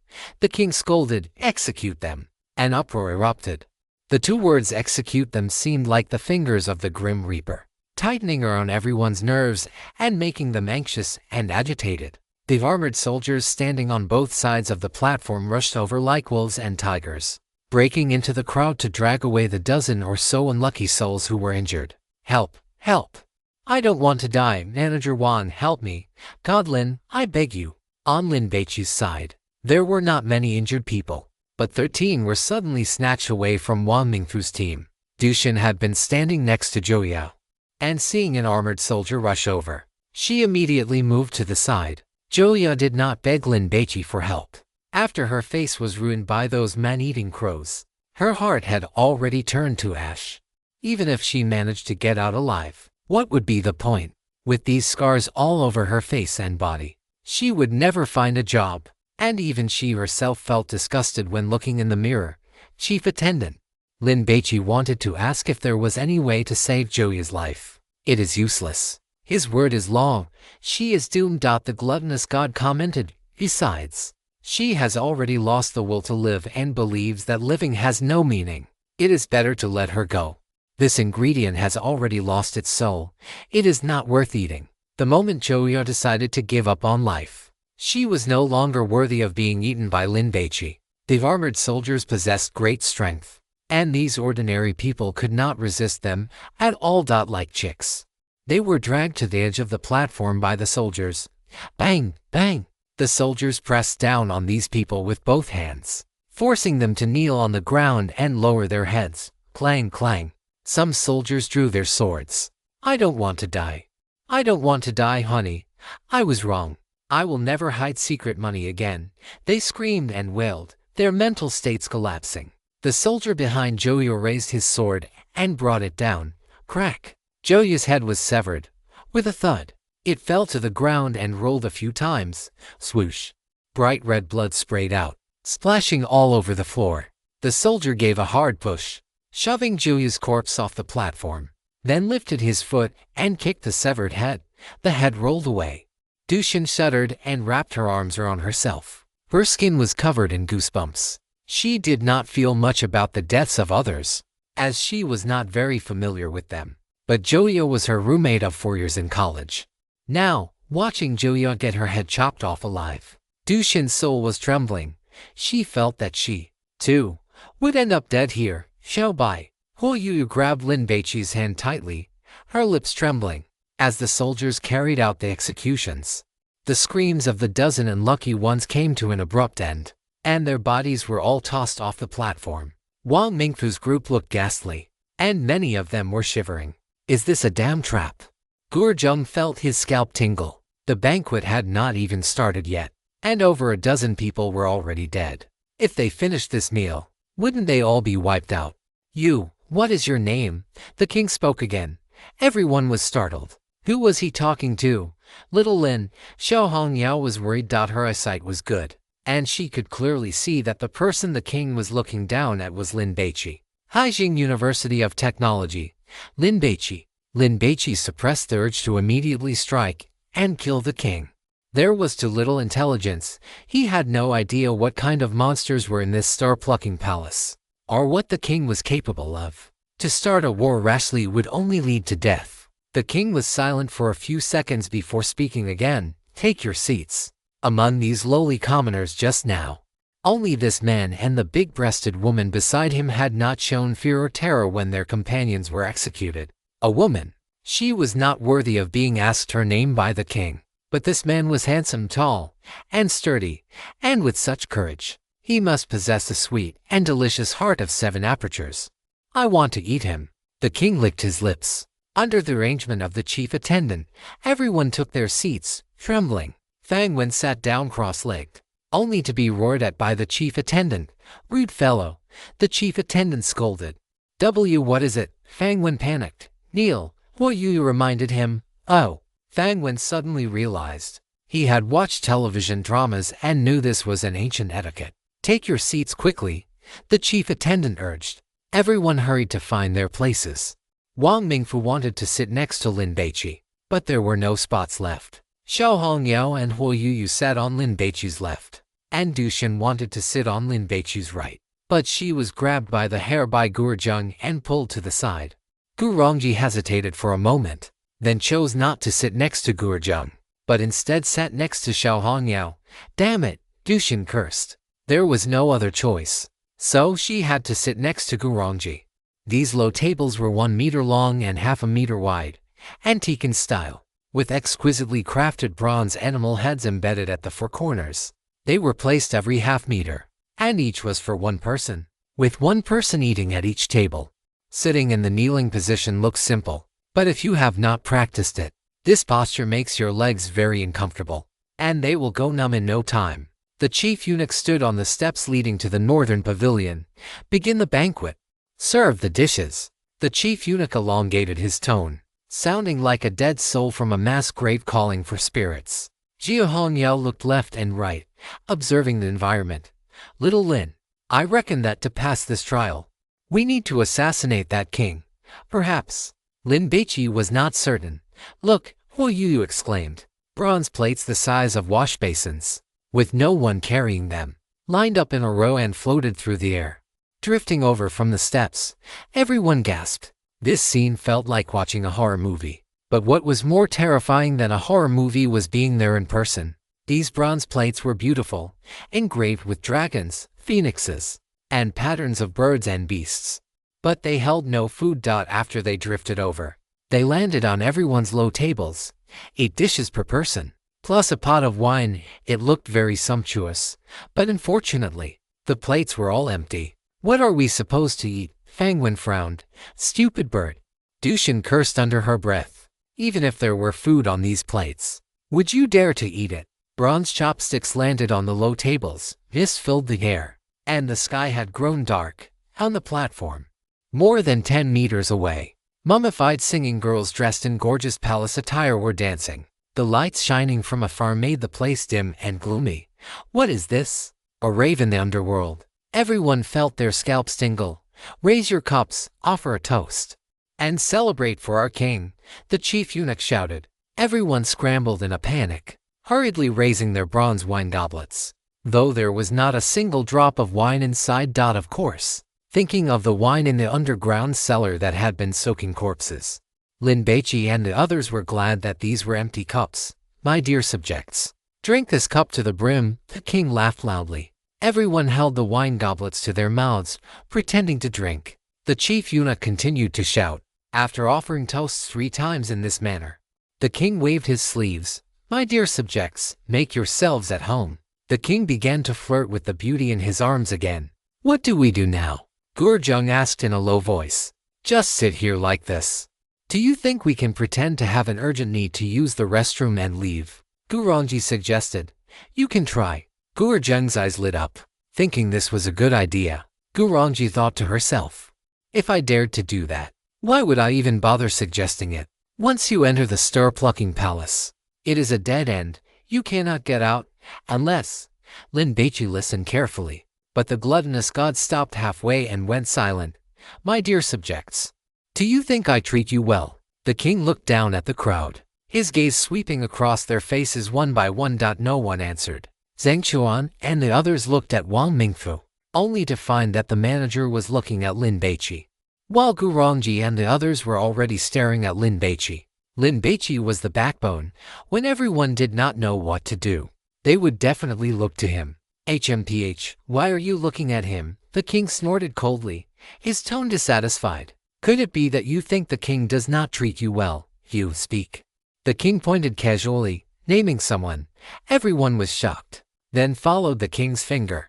Alvi Yingxi's expression was grave as her gaze met the king's. Thank goodness, thank goodness. It's not me. Du Shen patted her chest, a look of relief on her face as if she had escaped a disaster. Everyone was looking at Alvi Yingxi. The king treats me very well. Alvi Yingxi spoke, her voice loud and clear. Then are you willing to die for this king? The king questioned. I would go through fire and water without hesitation. Alvi Yingxi hesitated, wondering if she should kneel to appear more loyal. Ha ha, well said. The king laughed, picked up his wine cup, and took a large gulp. It should be fine now, right? Huo Yuyu muttered. Just when everyone thought it was over and Yingxi had safely passed the trial, the king spoke again. "Someone, bring the wine." A eunuch dressed in blue robes walked down from the pavilion. When Yingxi saw him, she was stunned. "Brother Tang." Gurjung's gaze fell on Tang Jiqian's lower body. But he had no intention of mocking him. Under the pollution of the rules, being alive was good enough. Tang Jiqian walked to Yingxi's table and poured wine for her. This time, emerald green wine flowed out. "Yingxi, run quickly." Tang Jiqian whispered a warning. Yingxi's heart skipped a beat. "Is there something wrong with this wine?" "No, it's much more serious than that. Don't wait for the king to ask the next question." As a eunuch, Tang Jiqian had served a group of people in this star-plucking palace before Lin Baici and the others arrived, and he had witnessed those terrifying ways of dying. Yingxi's face turned gloomy, almost as dark as ink. She knew Tang Jiqian would not harm her, but to run. Yingxi looked at the long flight of steps and the armored guards all around. Her heart filled with despair. "Even if I am lucky enough to run out of here, where can I go next? I have suffered from a headache for decades. Every time it flares up, the pain is unbearable. Since you are willing to die for me, I would like to borrow something from you to cure my headache." The king looked at Yingxi and wiped the corner of his mouth. What does the king want to borrow? Yingxi felt that this thing might be fatal. The others were listening quietly. "I want to borrow your heart." When the king said this, his expression was indifferent, as if he were borrowing a copper coin, something insignificant that anyone could just hand over. Yingxi's face changed instantly, and she subconsciously turned her head to look at Lin Baici. The others' expressions also changed drastically, because after the king finished with her, he would definitely borrow from the others too. Damn it, a heart. Is that something you can just borrow from someone else? Sigh. Tang Jiqian sighed. His good friend was doomed, yet he was powerless to do anything about it. "Why do you not speak?" The king's expression darkened, his voice turning stern. "Since you are willing to die for this king, why do you hesitate?" Chapter 100. Who dares to ascend the Deer Terrace and battle this king's 10,000-man enemy? On the platform of the star-plucking palace, the atmosphere solidified, as if a giant boulder were pressing down on everyone, making it impossible to breathe. Wang Mingfu felt that this king was seriously ill. "If you wanted my wife, that would be fine. I certainly wouldn't refuse. But a heart. Everyone only has one of these things. If I give it to you, how am I supposed to live?" This is that kind of instant death rule contamination again. Gurjung felt a massive headache. Because this type of divine taboo game was extremely dangerous. One moment of carelessness and one would die immediately. Yingxi did not know how to answer. If she offered her heart, she would die. If it had been her hands or feet, she would have steeled herself and chopped them off for the king. She believed that as long as she was alive, there was hope. So she had already prepared herself to be crippled. However, she had not expected that what the other party wanted was more than she could give. The king, sitting upright on the high platform of the pavilion, had a violent and impatient temperament. He did not wait for Yingxi's reply, his expression turning ferocious as he roared, "This king is ill. You shall exercise your heart to prove yourself and offer it up to show your loyalty. This is the supreme honor." After the king finished shouting, the armored soldiers standing around the platform immediately gripped their bronze long halberds, striking the ground while shouting loudly, "Great disrespect! Great disrespect! Great disrespect! Grand death! Grand death! Grand death!" An aura of murderous intent boiled on the platform. "Lin God, lend me that king's sword of yours. I am going to kill the king." Yingxi was desperate. Since she was going to die anyway, she might as well kill the king. "Sorry." Lin Baici shook his head. The king's sword was his trump card. Unless it was a critical moment, he would not use it lightly, let alone give it to Yingxi. Otherwise, if she died, the king's sword would surely be taken by the king. "Lin God, I beg you." Yingxi pleaded. "Otherwise, the torch will do. I will pretend to agree to the king's request and then seize the opportunity to get close and assassinate him." Too naive. This little dessert has no chance of touching the king. Once she agrees, she will be nothing more than fish on the chopping block. To prove her determination, Yingxi shouted at the king, "Please allow me to take my heart with my own hands and offer it to the king." "HMPH, you are sensible. The king's expression cleared slightly. Lin God. Just as Lu Yingxi was about to beg Lin Baici again, her heart suddenly gave a violent jolt. Thump! The palpitations and pain in that instant caused Lu Yingxi's entire face to twist. Her whole body convulsed, losing its balance, and with a bang, she fell headfirst onto the table. Thump, thump! Lu Yingxi's heart was beating violently, like a silver carp struggling after being hooked, or like a wild dog off its leash, wanting to bite whoever it could. Lu Yingxi grabbed her left chest with her right hand, falling to the ground in pain, twitching and writhing. A large bulge suddenly swelled up on her chest, only to shrink back down quickly. After repeating this a few times, with a bang, it burst open. Lu Yingxi collapsed on the ground, a pool of blood rapidly spreading beneath her. Everyone was as silent as cicadas in winter. Lu Yingxi's corpse was wriggling. A few seconds later, her mouth was pried open, and a heart with 4 legs crawled out. It paused for a moment, identified the direction, and then scurried rapidly toward the northern pavilion. Holy crap!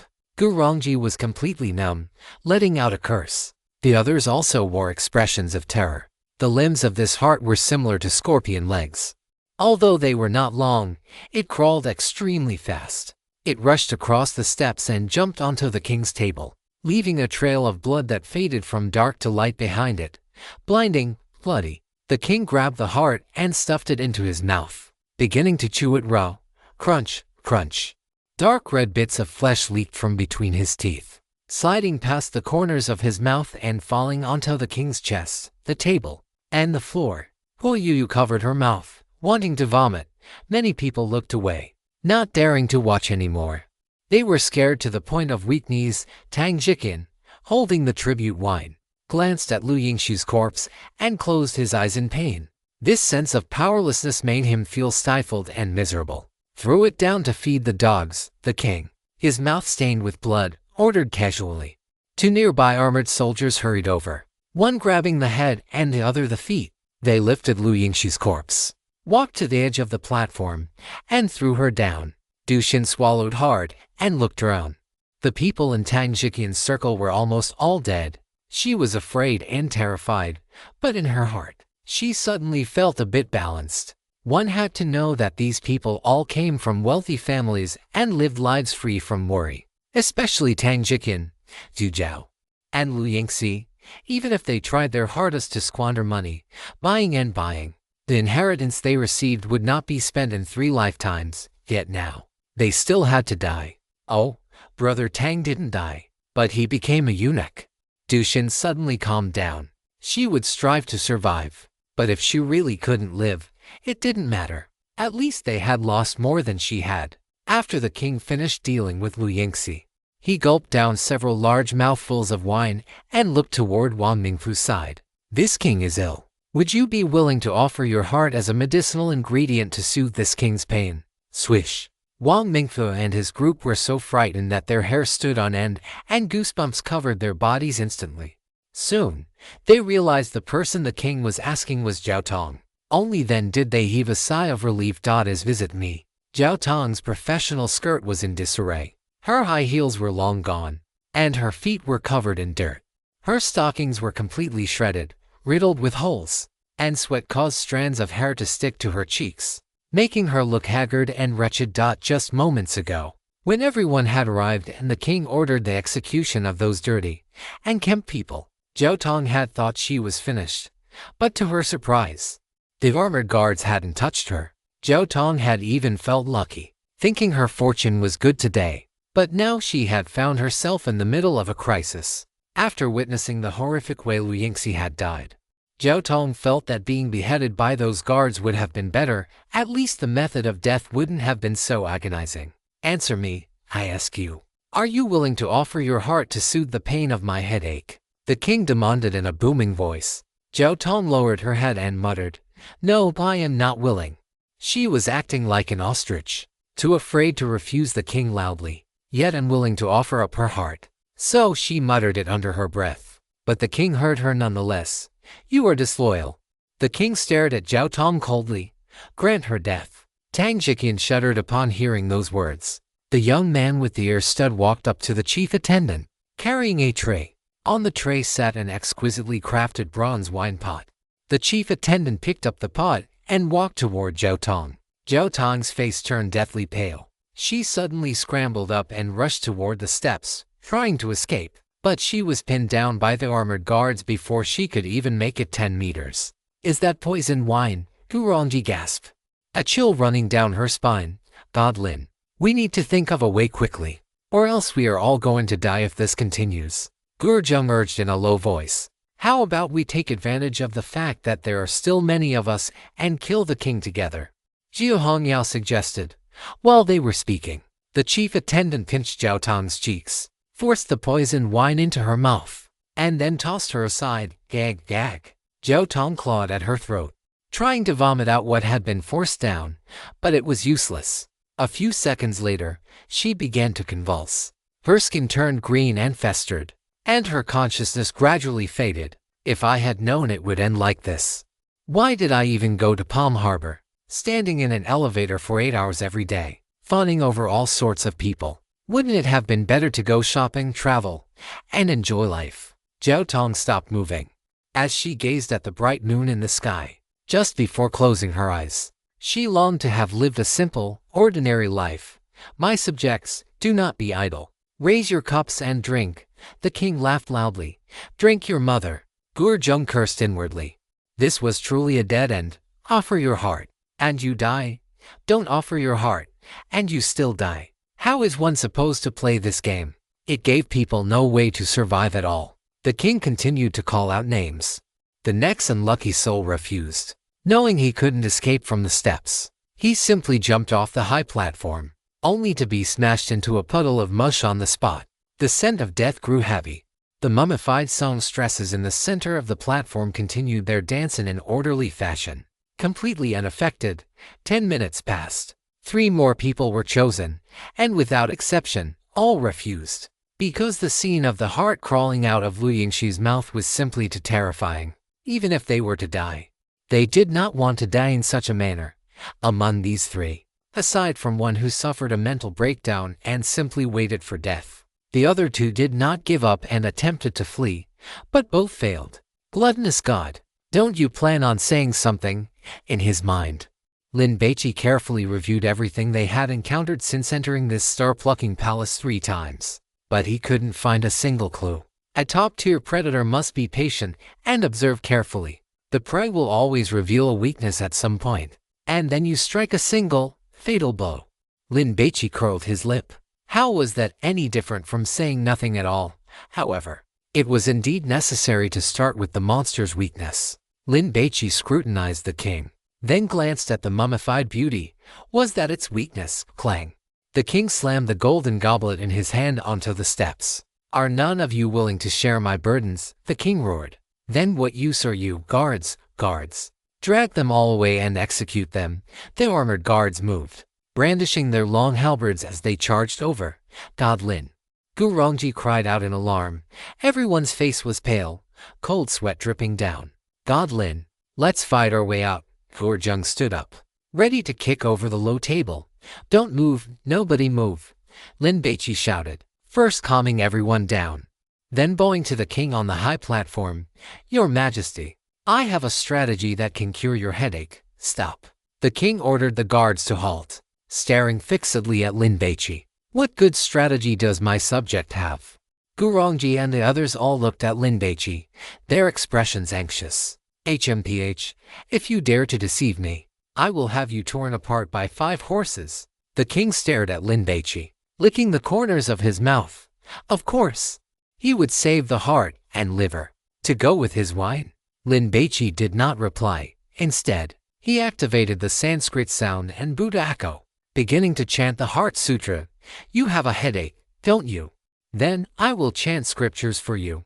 Lin Baici recalled how, when the chief attendant had previously demanded wealth from them, he had chanted a passage of Buddha's scripture, causing it to temporarily lose its greed.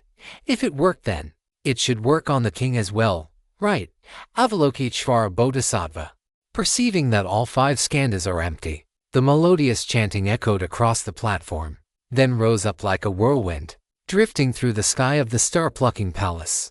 Dushan and the others, who had been terrified and tense, calmed down. In this palace, it seemed as if an enlightened high monk were burning sandalwood, chanting Sanskrit, and performing a grand Buddhist ritual. It seems to be working, Yu said with delight.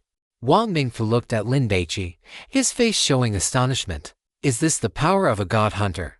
Lin Baici finished the first round of chanting. Seeing that the king had no reaction, he continued, but his expression grew somewhat grave.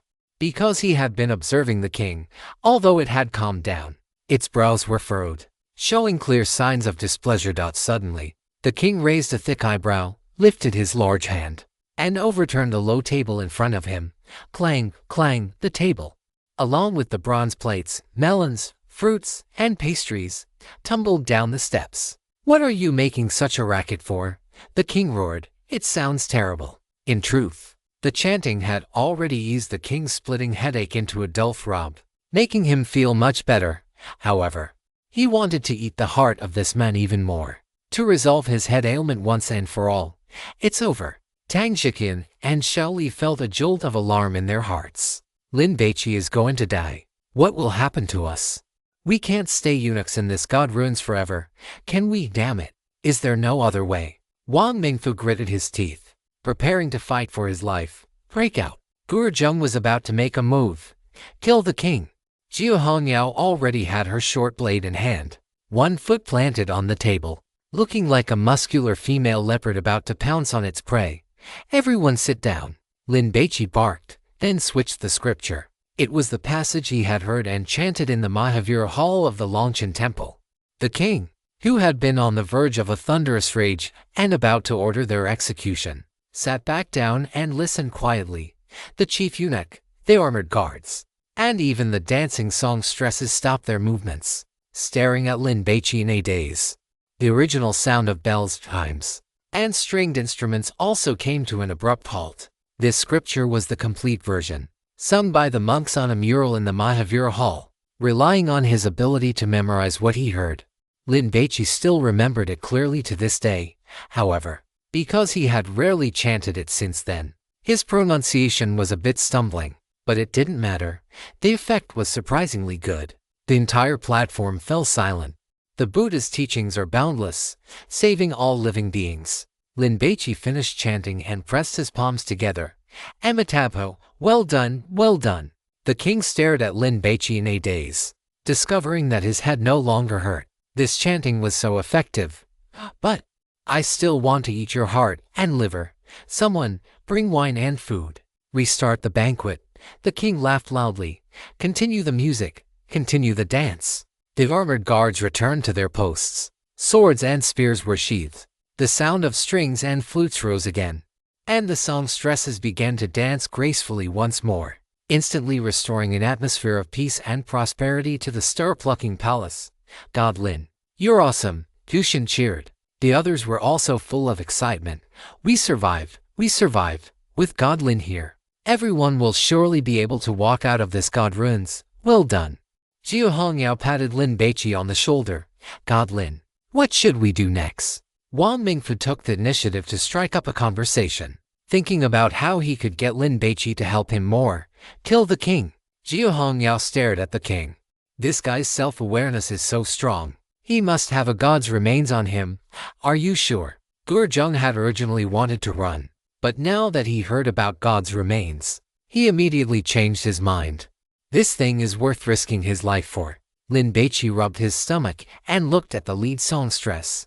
This mummified monster made him feel hungry. A peerless beauty buried as a funerary object. In her era, she was worthy of the description a beauty of national renown. She has a meteorite on her, the gourmet commented, haha, with delicacies, fine wine, and beautiful women dancing. How can there be no song? The king laughed. Come, let the war song begin. A powerful, resonant song drifted over from the pavilion on the right side of the platform. There was no technique, no melody, just a raw, throat-tearing roar. Yet everyone felt as if they were seeing an invincible fierce general on the battlefield challenging an enemy commander. When the song ended, the figure roared, "Who dares to wrestle with me?" Following the words, a fierce general over 2 meters tall appeared at the edge of the pavilion. His upper body was bare, tattooed with a dragon and a tiger. The flames in the brazier cast an orange glow upon him, and the lifelike dragon and tiger tattoos actually seemed to move. "Who dares to wrestle with me?" the fierce general shouted again. His voice was so loud that everyone's ears were buzzing. I knew it wouldn't be that easy to end. Jung felt depressed. With such a fierce general who looked difficult to deal with, killing the king would be too hard. Who dares to ascend the Deer Terrace and fight a duel with my 10,000-man enemy?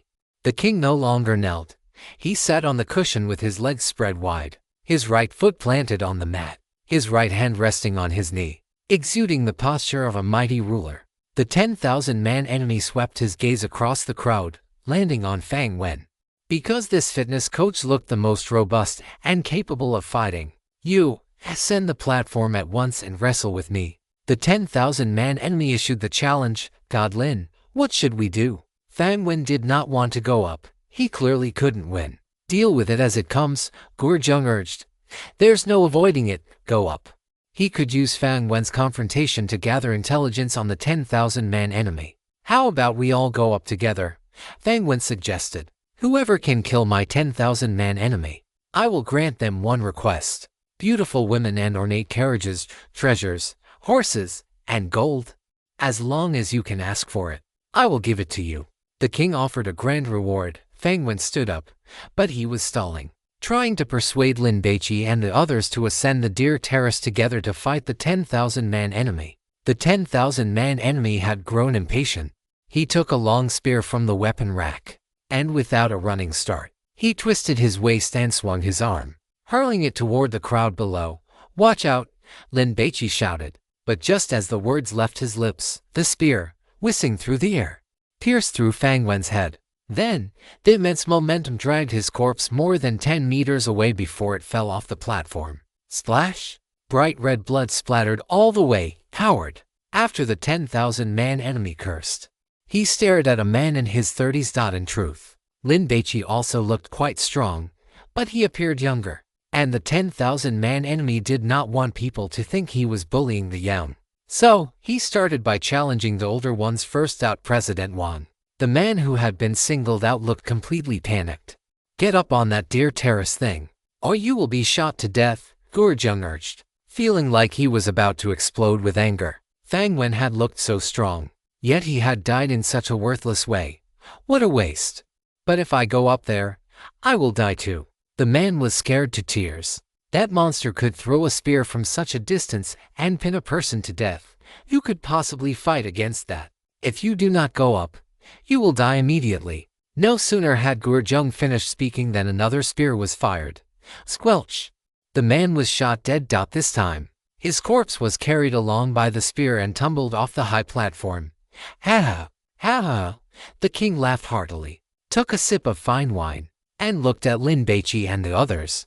"Are my fierce warriors brave?" Chapter 101. When the Buddha is enraged, he only kills, never saves. On the platform of the star-plucking palace, bells and chimes rang, and the mummified singing girls danced. The armored soldiers standing guard all around struck the ground with their long halberds, creating a rhythmic thumping sound while shouting in unison, "Are they brave?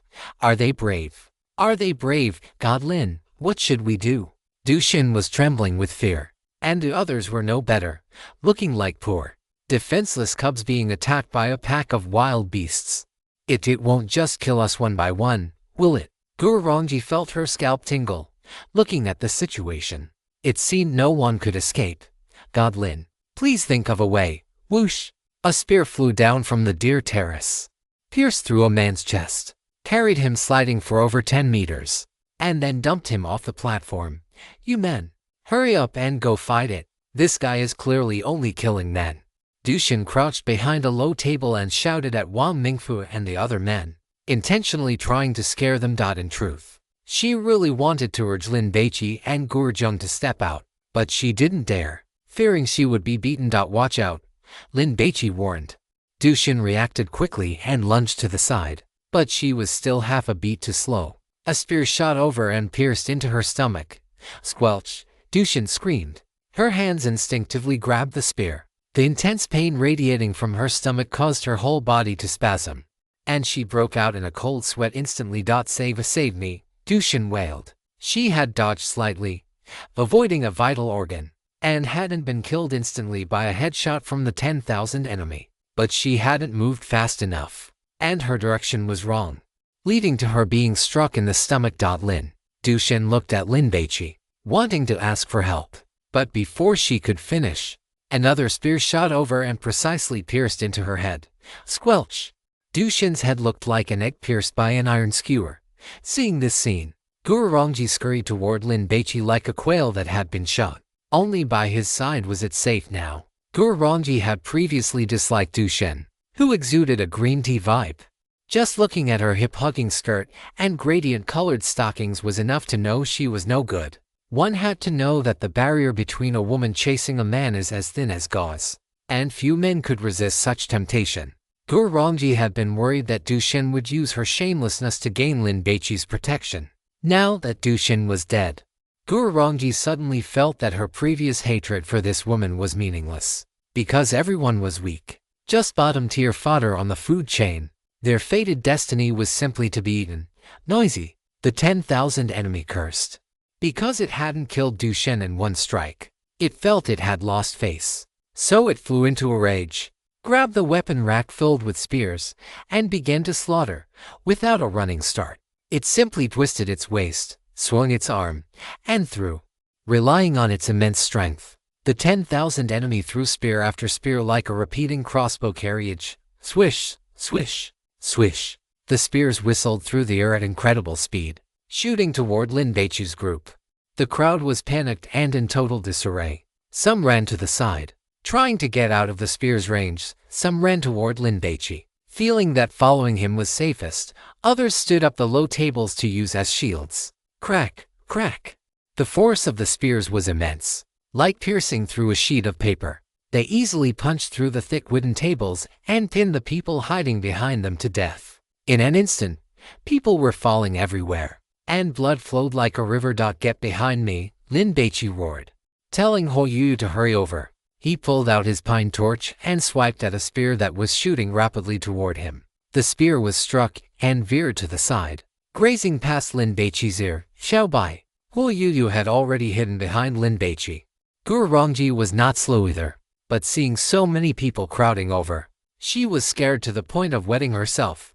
God Lin, this won't work. With so many people, we'll definitely be targeted. Guorjung had originally intended to team up with Lin Baici, but seeing this, he quickly dodged to the side.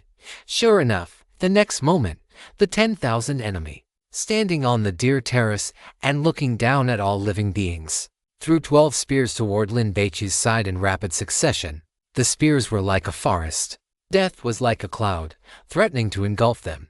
Lin Baici didn't have time to summon the muscular Buddha, but fortunately, he had already drawn the king's sword, Dragon Tooth. He held the torch in his right hand and the dragon tooth in his left, stepping forward and swinging with every step. Bang, bang! Lin Baici took 7 steps, knocking away 9 spears and guarding a safe zone behind him. The 10,000 enemy's right hand grabbed at empty air. It turned its head to look. The spears were all gone. Clang, clang, clang. The sound of the chime bells was crisp and deep, as if it could awaken this sleeping twilight. Guorongji and the others held their heads in their hands, hiding behind Lin Baici, panting heavily. They had been so scared they had wet themselves, but now, seeing that the 10,000 enemy had stopped attacking, their tension eased. Their legs went weak, and they collapsed onto the ground. Clap, clap. The king clapped his hands, praising loudly. Bravo. This was clearly referring to the heroic posture of Lin Baici knocking away the spears in 7 steps. Those armored soldiers standing all around like terracotta warriors struck the ground with their long halberds. Bravo! Bravo! Bravo! The shout rang out in unison, shaking the very sky. Lin Baici turned his head to look. The scene was a mess. The ground stained with blood. In that single wave of attacks, the fierce warrior had killed 18 people. Aside from Dushin, every strike had been fatal. Damn it! Guorjung felt his scalp tingle. This 10,000 manslayer was too fierce. This was going to be tough. What the hell? Tang Xiqian stared at Lin Baici, dumbfounded. He had actually blocked all 12 spears, although Lin Baici had only struck down 9 of them. Tang Jiqian felt that was only because the other three had been shot slightly off target and posed no danger. So Lin Baici hadn't bothered with them, rather than him being unable to catch them. In fact, that was exactly the case. After consuming another piece of meteorite, Lin Baici's body had been strengthened once more, including an enhancement to his sixth senses. Even though the spears launched by the 10,000 Manslayer were incredibly fast, Lin Baici could still see them clearly. The ones he had parried were all those that would have killed someone after flying past him. God Lin, the group muttered, looking at Lin Baici's tall, broad back. Suddenly feeling a sense of security, Xiao Bai, Huo Yuya was worried. If Lin Baici acted like this, he would be too conspicuous and would surely be targeted by those terrifying monsters. Come up quickly and test your strength against me, the 10,000 Manslayer challenged him. But before Lin Baici could answer, the king stopped it. Let us start with that lowly commoner, the king laughed. Holding a beauty in one arm and a golden goblet in the other, he took a sip of fine wine and added, the best food should be saved for last. Gurjung's mouth twitched, and he felt so depressed he could spit blood. Because the lowly commoner the king was referring to was him. If he does not come up, you go down, the king sneered. He wanted to savor that man's heart slowly while enjoying song and dance after his general had finished off the rest of these people. So, as to avoid any mishaps, God Lin, since we have to fight anyway, why not just kill the king directly? What do you think? Gurjung suggested. You cannot burn down this dear terrace, nor can you kill the king. And if you cannot kill this fierce warrior, you will have no chance to burn the dear terrace. The gluttonous god suddenly spoke up. What is so special about this dear terrace? Lin Baici asked in surprise. The gluttonous god did not reply. Little Lin, what do you think? Jia Hongyao listened to Lin Baici. She would do whatever he said. Jiuo Zheng, kill this fierce warrior monster first. I'll leave it to you. Lin Baici took the giant locust leg from his black alms bowl and tossed it to Gurjung. Gurjung was about to try and persuade him otherwise, but when he saw the weapon, he was shocked. Hey, you have one too. After saying this, Gurjung felt something was wrong. This couldn't be mine, could it? But how did you get your hands on it? Go on, stay safe. Lin Baici did not explain. After the shock subsided, Gurjung gripped the god-forbidden item and calmed down. Watch me. Gurjung walked toward the deer terrace to accept the 10,000 Manslayers challenge. Ever since meeting Lin Baici, they had cleared for god-forbidden games together. And Gurjung had come to admire Lin Baici from the bottom of his heart. Calling him God Lin was something he did with full conviction. Now, seeing Lin Baici suddenly produce the giant locust leg, the admiration in Gurjung's heart was mixed with a hint of awe and a touch of helplessness. What does it mean to be strong? This is it. What is dragon level? Given time, Lin Baici would be exactly that. Gurjung did not resent Lin Baici for wanting to keep his god-forbidden item. Because the hunter circle was like this, strength was respected, and the weak were prey to the strong. Besides, he was the one who had lost it in the first place. Who could he blame? When the other party had offered to help him keep the item, he had been the one who was worried and refused. He no longer cared how Lin Baici had retrieved the weapon. He only wanted to kill this 10,000 Manslayer, then kill the king, and walk out of this god ruin. Below the pavilion known as the Deer Terrace, there were 360 steps, carved with fierce beasts and birds of prey, dragons soaring and phoenixes spreading their wings. A wild, primal aura rushed toward him. Gurjung stepped on them and climbed up. God Lin, when we get back, I'll treat you to a meal. I'll also introduce you to our pavilion master. Gurjung stared at the 10,000 Manslayer. Our pavilion master loves to cultivate newcomers. A super rookie like you would definitely be appreciated by him. Who knows? You might even have a chance to lead the 9-dragon pavilion in the future. The 10,000 Manslayer picked up a will-sized battle axe and scraped the whiskers on its cheeks. It looked at Gurjung as if looking at an insect with disdain, arrogance, and contempt. God Lin, where do you think its weak point is? As soon as Gurjung finished asking this question, he reached the top of the stairs and stepped onto the Deer Terrace. He immediately launched a charge, pouncing toward the 10,000 Manslayer. Jiuo Zheng roared. The 10,000 Manslayer laughed, swinging its battle axe down in a furious overhead chop. The battle axe, taller than a man and weighing over 300 pounds, felt as light as a feather in the hands of the 10,000 manslayer. Just as it swung out, the blade was already in front of Gurjung. Gurjung activated the giant locust leg. Swish, like a locust, he performed a series of leaps that a normal human could never achieve. Dodging the chop and appearing right in front of the 10,000 manslayer, Gurjung let out a strange cry, slashing horizontally with the giant locust leg, striking the 10,000 manslayer's neck. Crack! More than half of the 10,000 manslayer's neck was severed, and its head tilted violently, hanging to one side. Holy crap, that's awesome! Zheng Chuan's eyes nearly popped out of his head in shock. We can win. Gu Rongji was excited. During the previous rule contamination, Lin Baici's performance had been so outstanding that everyone had overlooked Gurjung. Now that she thought about it, he was also a god hunter. Perhaps his brain wasn't as sharp, but his combat power was worthy of his status. Even with its head more than half severed, the 10,000 manslayer was not yet dead. Its battle axe continued to swing, intent on mincing Gurjung. Gurjung had anticipated that it wouldn't be that simple, so he was prepared. He suddenly curled his body into a ball, then sprang out like a spring, kicking the 10,000 manslayer in the chest. Thwack! Gurjung bounced away like a rubber ball.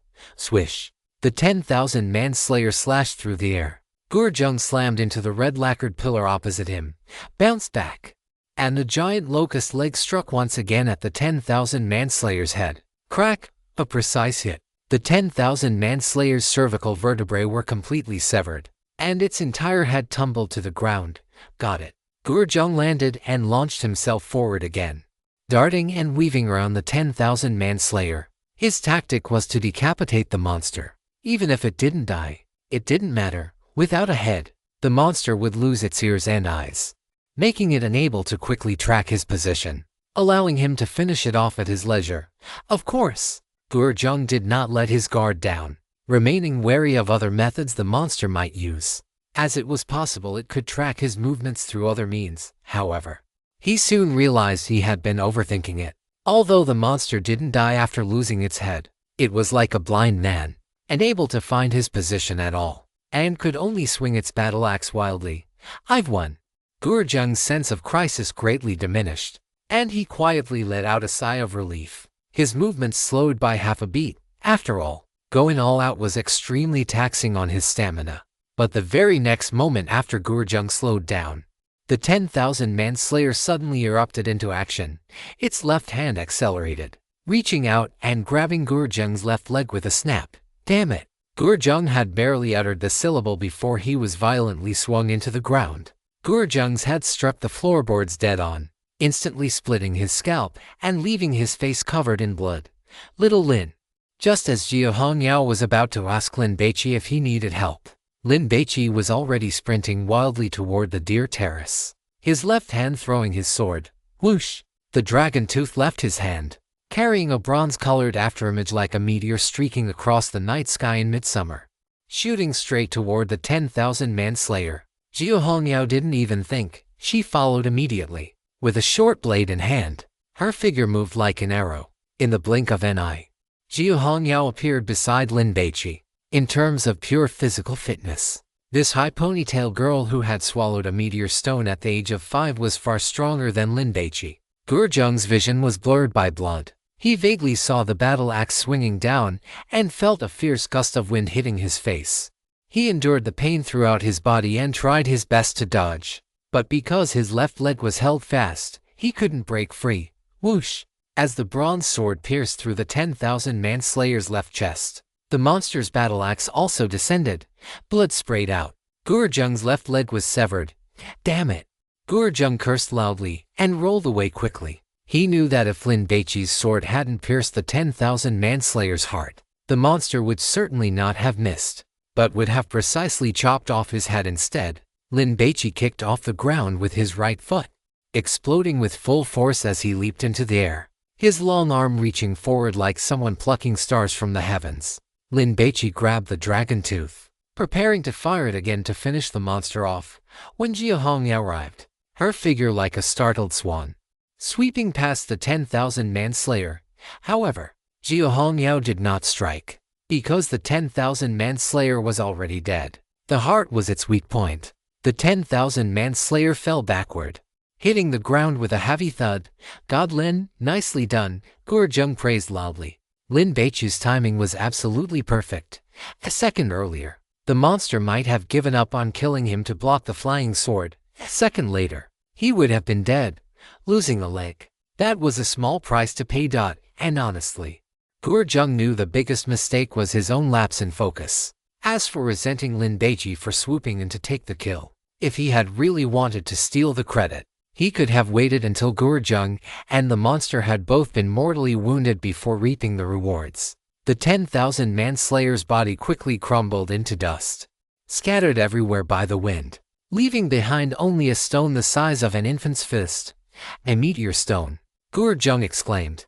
Then his mouth split into a grin, laughing like a hippopotamus. Though he soon felt a jolt of alarm. Lin Baici wouldn't kill me to keep the loot for himself, would he? "Don't worry, you have a share." Lin Baici looked toward the king on the distant pavilion, keeping a wary eye on him. "Hongyao, go pick up the meteor stone." As Lin Baici spoke, he was already holding a pine torch, approaching the red lacquered pillar to set fire to the deer terrace. Clap, clap. The king clapped his hands, nodding in approval. "Not bad, not bad. Although it took 3 of you, that was, after all, my invincible warrior. And you are merely lowly commoners. I accept this result. Speak, what do you want?" The king looked at Lin Baici with a playful expression. Regardless of what he asked for, he would take it back later, along with his heart. "I want that lead dancing girl." Lin Baici remembered the gluttonous god saying that this dancer possessed a meteor stone. Those dancing girls, no matter what happened on stage, had been dancing a court dance as if no one else were around. "Hey, just a lowly maid. Granted." The king waved his hand generously. "Anything else?" Upon hearing this, the lead dancer's previously dull and stiff eyes suddenly shifted in a strange way, fixing their gaze on Lin Baici. However, everyone was looking at Lin Baici and the king, so no one noticed this scene. "And your life?" Lin Baici revealed his true intentions. "Ah, ha ha," the king laughed. "There are many rebellious subjects who want my life. I offer it to you, but can you take it?" "Kill, kill, kill!" the armored soldiers roared, charging out with murderous intent. Some moved to surround and slaughter Gurongji's group, while others rushed toward the deer terrace to take down these rebels. They would defend their king to the death. "God Lin, help!" The group panicked, pushed to the edge of the platform by the armored soldiers. "Ha! Come and kill me then," the king laughed loudly, watching Lin Baici still lighting the pillars of the deer terrace. He couldn't help but spit out a mouthful of wine in amusement. "Don't waste your energy. My deer terrace was built according to the 5 elements and 8 trigrams, secretly conforming to the numbers of the heavenly way. It is impervious to water and unburnable by fire." "You." The king stopped mid-sentence, stunned, because the red lacquered pillar had been ignited, and the fire was visibly growing larger. Whoosh! The king rose in terror, his eyes glaring with rage. "Quickly, kill them! Extinguish the fire! Extinguish the fire!" The entire Zhaoxing palace was filled with the king's roars. Armored soldiers charged toward the deer terrace with spears, their armor clashing and clattering as they moved. Swish, swish, swish. Crossbow bolts and arrows were already flying in. "Break out and kill the king!" Jiu Hongyao took the lead, acting as the vanguard to clear the path. "Don't be hasty." Lin Baici stopped her, lifting his foot to kick a battle axe. "Save your strength." Swish! The battle axe flew out, spinning through the air. The muscular Buddha appeared before the stairs, slapped his hand out to catch the axe, and delivered a horizontal slash, sweeping through 180 degrees like a hurricane. When the Buddha is enraged, he only kills, he does not save. Chapter 100. To kill the king, kill the king. Thanks to Alliance leader Ragnaros for the generous donation, the armored soldiers swarmed up, instantly filling the 360 steps leading to the deer terrace. The dozen or so in the front had ferocious expressions. As they roared the word kill, they thrust the bronze spears in their hands toward the muscular Buddha with all their might. But the muscular Buddha was faster than them. Swish! The sharp battle axe swept across, cutting these armored soldiers in half at the waist. Bang! Bang! Their mangled corpses tumbled onto the stairs, turning from a dozen men into over 30 pieces. The muscular Buddha took a step forward and swung the axe again, clack, clack, clack.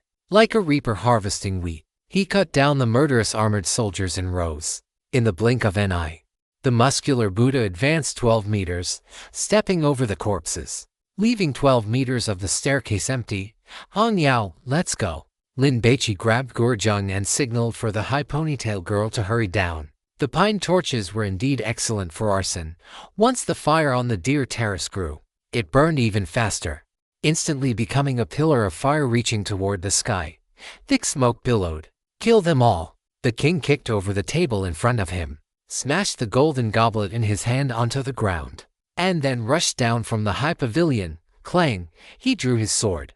Tang Jiqin and Shaoli immediately fled. At the same time, the chief attendant standing at the bottom of the stairs heard the king's order. He reached out his right hand and grabbed Shaoli, who was standing beside him. Shaoli's neck was gripped by the chief attendant. Tang, brother Tang, save.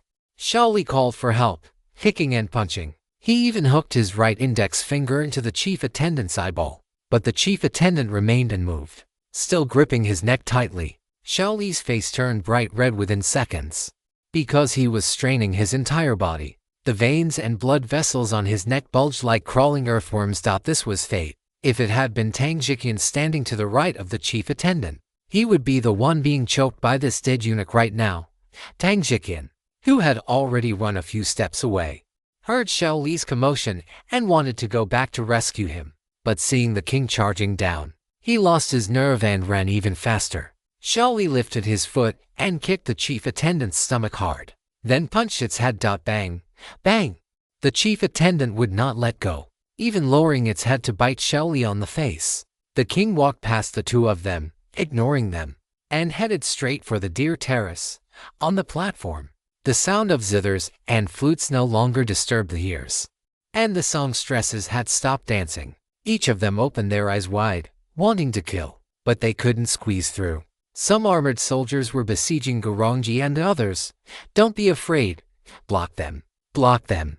Zheng Chuan brandished a table, parrying the incoming bronze spears, shouting to boost morale. No, we'll die if this continues. Let's break out. Gurongji shouted. Boss Wang, take the lead and break out. Wang Mingfu was also brandishing a table. He didn't want to charge, and this situation, whoever charged first would die, surely becoming a stepping stone for those behind. Break out, break out. Gurongji pushed the person next to her. She was desperate and cursed loudly. Are you even men? Take the lead and kill your way out. Fuck off. Are you annoying or what? A man nearby couldn't take it anymore. He punched Gurongji in the mouth, then grabbed her clothes and threw her outward with force, using her as a human sandbag. Squish, squish. Four spears immediately pierced Gurongji's body. Blood flowed along the wounds, making the bronze spears look even more bewitching and magnificent under the moonlight. Seeing this, Wang Mingfu knew his chance had come. He gritted his teeth, threw caution to the wind, and lunged forward, slamming into Gurongji's body. He then used her as a meat shield, forcibly carving out a path to survival. The armored soldiers were using long spears. Once Wang Mingfu got close, they found it difficult to kill him. Two of them let go of their spears to draw the swords at their waists, preparing to hack at him. Wang Mingfu shouted, hoping everyone would follow, otherwise, he would be in trouble if he were targeted alone. But Wang Mingfu was overthinking it. Seeing him open a gap, everyone swarmed over. At a time like this, who didn't want to live? The two armored soldiers who had drawn their swords stopped chasing Wang Mingfu and instead hacked at those passing by them. Their swordsmanship was decent. Two unlucky souls took a sword to the neck and were knocked to the ground. Sizzle! Blood gushed out, and they twitched. Huo Yuyu was anxious and panicked. She had originally intended to follow, but seeing this scene, she gave up. Whoosh! A spear thrust toward her head. Huo Yuyu had been a streamer for many years. To retain her fans, she had been constantly cultivating her talents and expanding her programs. Besides singing, she also danced. It was not the kind of suggestive, body-bearing, provocative dancing, but rather something she had professionally learned in dance classes. Because of this, her body possessed great flexibility and agility, and now, Those 6 months of hard work were finally paying off.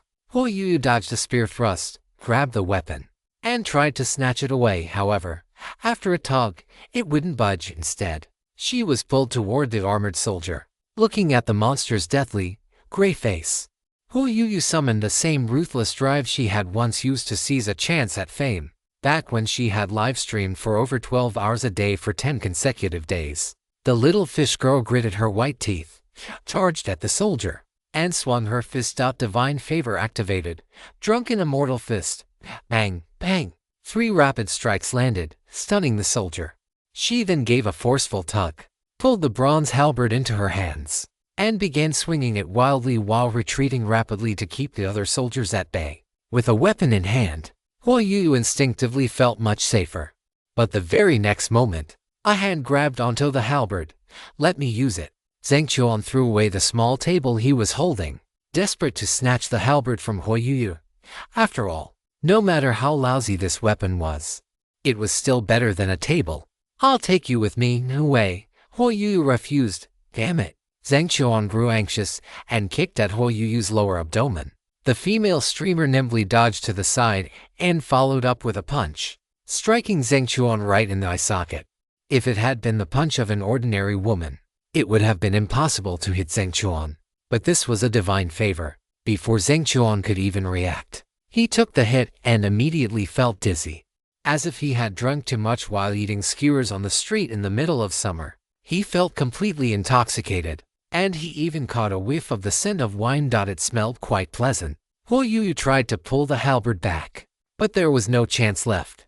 Several armored soldiers thrust their spears toward her and Zhang Chuan. The female streamer dodged, but the drunken Zhang Chuan was a beat too slow. Squish, squish. The spears pierced into his body, and blood splattered out. It's over. I'm dead for sure.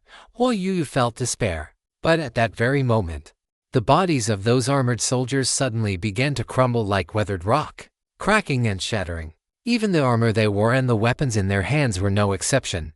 Huo Yu subconsciously looked toward Lin Baici on the Deer Terrace. There had been even more soldiers surrounding him and Jia Hongyao, but they had all shattered as well. However, the king had charged over. Xiao Bai, Huo Yu shouted. Run, Lin Baici roared, abandoning Gurjung and charging toward the king with Jia Hongyao. The Deer Terrace was the core structure of this star-plucking palace. As long as it was burned down, the king's immortal body would be broken, and those soldiers, eunuchs, and songstresses would instantly vanish into dust. Go for it, Gurjung yelled. He wasn't idle either. He tore his hemp robe into strips and tied them around his severed leg to stop the bleeding. Wang Mingfu didn't care at all about what was happening on the Deer Terrace. He had originally been worried about how to break out of the encirclement of the soldiers in front, but he hadn't expected them all to shatter. Heaven truly helps me. Wang Mingfu was overjoyed. The Deer Terrace was already engulfed in raging flames, and the platform of the star-plucking palace began to show cracks, swaying and nearing collapse. Boom, boom. Chunks of stone from the walls peeled away. Everyone was fleeing, except for Huo Yu. No one stayed behind. Tang Jiqian, who had already run down more than 30 steps, ran back up. He figured that if there were still monsters below, wouldn't he be done for? Following Lin Baici was likely the safest option now. At this moment, Tang Jiqian decided to gamble his life, betting that Lin Baici could kill the monster that called itself the king. He looked at Shaoli. That white-faced dead eunuch had also turned into sand. But Shaoli had been unlucky and had already been strangled to death by it. Sigh. Tang Jiqian sighed. If only Shaoli had held on for a little longer. At the same time, he felt a bit of self-reproach. If he had helped him, 2 against 1, they should have been able to hold out until that dead eunuch shattered. Unfortunately, there were no ifs. Tang Jiqian's gaze involuntarily fell on Shaoli's left ear, where an earring was worn. That ear piercing was something Tang Jiqian had gone to get with him. The muscle Buddha faced off against the king. Hongyao, don't rush, wear it down first. Lin Baici left one thing and said, besides wearing the king down, he also needed to test what kind of attack moves it had. However, he felt Jia Hongyao would understand otherwise. If he said it out loud, the king might hold back its trump cards. Jia Hongyao was very confident when it came to combat. You two hide, Lin Baici instructed. He scanned the area, taking in the entire situation of the stir-plucking palace. The others were running downward, but Huoyuyu and Tang Jiqian had stayed behind, which was very dangerous. The king met the charging muscle Buddha, slashing with its sword. The muscle Buddha didn't dodge or evade, instead throwing a punch directly. The muscle Buddha knocked the bronze sword aside and followed up with another punch, moving at extreme speed and landing solidly on the king's face. The king was sent staggering backward. The muscle Buddha immediately followed up, lunging forward and twisting its waist, both fists swinging out. Bang, bang. The muscle Buddha's heavy, iron disc-sized fists were like a meteor shower, slamming solidly into the king, hitting its face and body, and completely submerging it in a flurry of punches. It is useless. The weakness of this ingredient is its left eye. There is a small piece of divine remains there. It possesses the divine favor king's gaze. Anyone within 3 meters of it, if caught in its stare, will become stiff, like wood. Do not make eye contact with it, or after 5 seconds, it can enslave you and force you to do as it says. It also has a divine favor called flesh recovery. As long as it devours freshly dead flesh, it can instantly recover from all injuries. The gourmet god commented. Overall, this is a rather difficult ingredient to handle. The portion is small, yet it is extremely troublesome. I would rather not eat it. Lin Baici did not want to eat it either, but the key was that the king would not let them leave. Hongyao Gurjung, do not look it in the eyes. I have a feeling that this guy's eyes are not right. Lin Baici did not dare to be too explicit, so he could only use this method to warn them. Understood?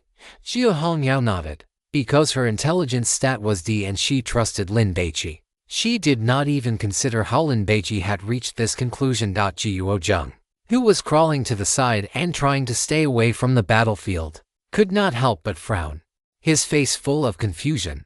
Did Lin Baici possess some other powerful divine favor that allowed him to detect enemy intelligence? Otherwise, why would he forbid them from making eye contact? Generally speaking, the eyes are the windows to the soul. Many of a person's thoughts are revealed through their eyes. In a battle like this, observing the opponent's gaze to judge their posture is a basic operation. The king was thrown to the ground, sliding more than 10 meters away. It was enraged and raised its hand to throw its bronze sword. Go to hell. The bronze sword shot out, attacking the muscle Buddha with incredible speed. The muscle Buddha threw a right punch. The bronze sword was knocked away, but after adjusting its trajectory, it shot back again. The king stood up, sprinted with long strides, and lunged at the muscle Buddha. The muscle Buddha struck at the bronze sword again, but missed because the king made a single-handed gesture, and the bronze sword flew back into its hand. King's gaze. The king glared at the muscle Buddha, and the muscle Buddha's body instantly stiffened. Swish. The bronze sword slashed across the muscle Buddha's neck, severing its head. The muscle Buddha shattered into tiny, firefly-like specks of light, drifting away into the air. What the hell? It's that fierce, Gurjung gasped. Xiao Bai. Hongyao. Huoyuyu was worried. Tang Jiqian suddenly wondered if staying behind had been a mistake. Little Lin, you cover me. I'm going in first. Xiao Hongyao felt no fear at all. Clutching her short blade, she lunged at the king.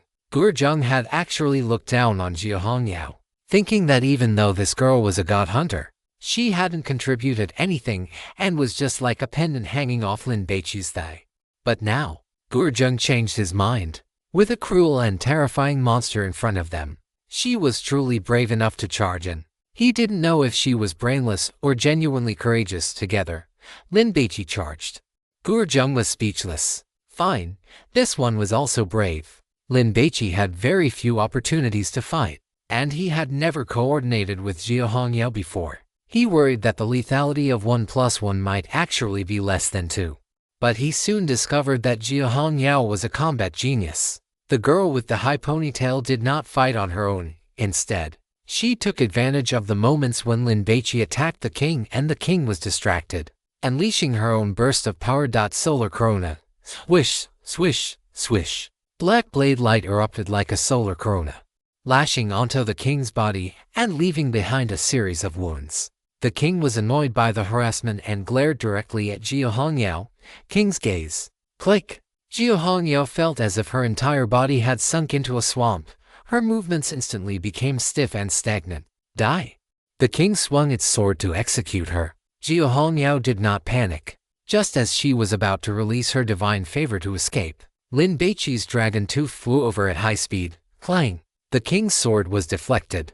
Lin Baici grabbed Jiu Hongyao and threw her aside. After moving 3 meters away from the king, Jiu Hongyao's body immediately returned to normal. Be careful. This monster can make your body stiff, Jiu Hongyao warned. Got it. Why did Lin Baici want to attack together? It was to test whether the monster's king's gaze was a single target attack that only worked on one person, or an area of effect attack. This was also why Lin Baici had chosen to use his flying sword to block the king's blade instead of blocking it by hand, even at the cost of his own divine power, because he was worried that he, too, would be unable to move. Now it seemed that the divine favor this monster possessed was not an area of effect attack. That made it easier to deal with. Hongyao, I'll act as the meat shield to attract its attention. There was no other way. A month ago, Lin Baici was just an ordinary high school student who had never learned combat, and he didn't know if the lethality of his divine favor was sufficient. So he took the initiative to be the meat shield. Be careful. Jiu Hongyao did not act coy. The faster the monster died, the safer the meat shield would be. So Jiu Hongyao unleashed her full firepower, even willing to trade injury for injury. Damn commoner. The king activated King's Gaze at Lin Baici, wanting to kill one of them first. But Jiu Hongyao acted in time, knocking Lin Baici aside while simultaneously slashing her blade across the king's neck. It was a pity that the effect was minimal. Bastard, look at me, the king roared, becoming anxious. Don't look at it, Lin Baici shouted. Jiu Hongyao, who had been about to look up and curse, quickly averted her gaze. The king threw its flying sword. As it flew toward him, Lin Baici slashed his sword out. Clang! The king's sword was knocked away. Lin Baici rushed out to grab the hilt, but failed, on the other side. Taking advantage of the fact that the king was without its sword, Jiu Hongyao immediately launched a follow-up attack. Swift Shadow. Swish! Jiu Hongyao moved with a trail of afterimages, appearing in front of the king's face as if she had teleported. Moon Eclipse. The short blade flashed and vanished, stabbing into the king's neck. Then, Jiu Hongyao kicked off the king's chest with both legs. Jiu Hongyao used the force to perform a backflip, moving away from the king's front, while her short blade sliced open half of its neck in the process. Hu Yu felt that Jiu Hongyao looked incredibly cool at this moment. Moonlight filtered through the thin, dark mist, and as Jiu Hongyao leaped backward in midair, she looked like a dolphin leaping out of the water, her posture extremely graceful. Swish! Jiu Hongyao waved her hand, throwing her short blade into the king's left eye. Lin Baici was impressed. What kind of luck did this ponytail girl have? Jiu Hongyao did not know the king's weak point, but she had a basic combat strategy first. Cut off the monster's head, then destroy its eyes. Regardless of whether it was useful or not, she would see if she could ruin its vision first. Jiu Hongyao landed and sprinted, intending to retrieve her short blade. The king roared. It lowered its head. It stared. Swish! Jiu Hongyao froze in place. Lin Baici rushed in, blocked the sword the king was swinging at the ponytail girl, and simultaneously kicked her away. King's Gaze. This time, the king glared at Lin Baici. Shall by? Jiu Hongyao shouted. Lin Baici unleashed his divine favor. Night Rain of Floating Life. Wild Buddha blows out the lamp. He actually wanted to use the red clay figurine to harass it, but he ultimately held back because it was not yet the right time. Spring breeze turned into rain, and the shadow of a Buddha suddenly appeared. The king looked at the Buddha shadow behind Lin Baici and thought it was an opportunity. It immediately feigned fear and fled toward the steps. Jiu Hongyao rushed over and pulled Lin Baici away. After leaving the 3-meter radius around the king, Lin Baici regained his freedom. Is that monster trying to run? Gurjung shouted. Don't let it get away. Boom boom. Suddenly, as if an explosion had occurred, a massive amount of dark green mist surged from the king's body, instantly engulfing most of the platform and blinding everyone. Lin Baici felt a surge of spirit. He lunged toward Gurjung. Following the direction from his memory, he knew the decisive moment had arrived. Whether it was life or death, it all depended on this strike. Xiao Bai, Hu Yu shouted, worried to death. Chapter 103. Divine remains obtained, time to eat, seeking subscriptions. The deer terrace collapsed from the fire, and the flames spread toward the pavilions surrounding the star-plucking palace. On the platform, the dark green mist churned, making it impossible to see anything. God Lin, don't let the monster run, Gurjung shouted, his face covered in sweat from excitement. We won, we won. We can get out alive. That monster must have divine remains on it. As long as we get them, we'll make a fortune. It's a pity I broke a leg and can't contribute. By the way, when we split the loot later, God Lin won't keep it all for himself. Gurjung was anxious about gains and losses. However, he felt that Lin Baici wouldn't do that. Otherwise, back on the deer terrace, he could have easily chosen not to save him, or even thrown him to those armored soldiers or the king, and he would have been dead long ago. Damn, how could I doubt God Lin? Gurjung reproached himself, while also pondering that if he healed his leg, he could continue to team up with Lin Baici in the future. Teaming up with such a super rookie would definitely be extremely profitable. Just as Gurjung set his mind at ease and imagined a bright future, suddenly, the mist in front of him surged. The king's burly figure, like a tank breaking through the morning fog, appeared before him. What? Gurjung was shocked, cold sweat pouring down his body. Help! Gurjung wanted to call for help immediately, but the king was faster. The king reached out a large hand, grabbed Gurjung's face, covered his mouth and nose, and quickly hoisted him up. Then, with its other hand, it grabbed his arm and pulled him toward its face. The king lowered its head and opened its mouth. With a crunch, it bit into Gurjung's throat, then jerked its head, tearing with force. A chunk of flesh and the windpipe were torn away, swallowed by the king, and chewed vigorously. The flesh recovery effect activated. A dark red light lit up on the king's body, and the injured areas began to repair themselves. But just as the king was about to take a second bite, 3 flying stones struck, hitting its left eye with precision. Thwack, thwack, thwack. The impact of the flying stones was immense, shattering the king's left eye socket. Flesh fragments splattered everywhere, and an eyeball popped out, hanging from the chin, connected only by a few muscle fibers. Who is it? The king roared, reaching out to grab the eyeball, trying to stuff it back into the socket. Thwack. Another flying stone hit its left eye again. The remaining muscle fibers snapped, and the eyeball fell to the ground. Whish! The red clay figurine darted out and pounced on the eyeball. The king reached out to pick up the eyeball, but a bronze sword shot over, piercing its neck with a squelch, completely severing the neck that had already been half cut by Jia Hongyao.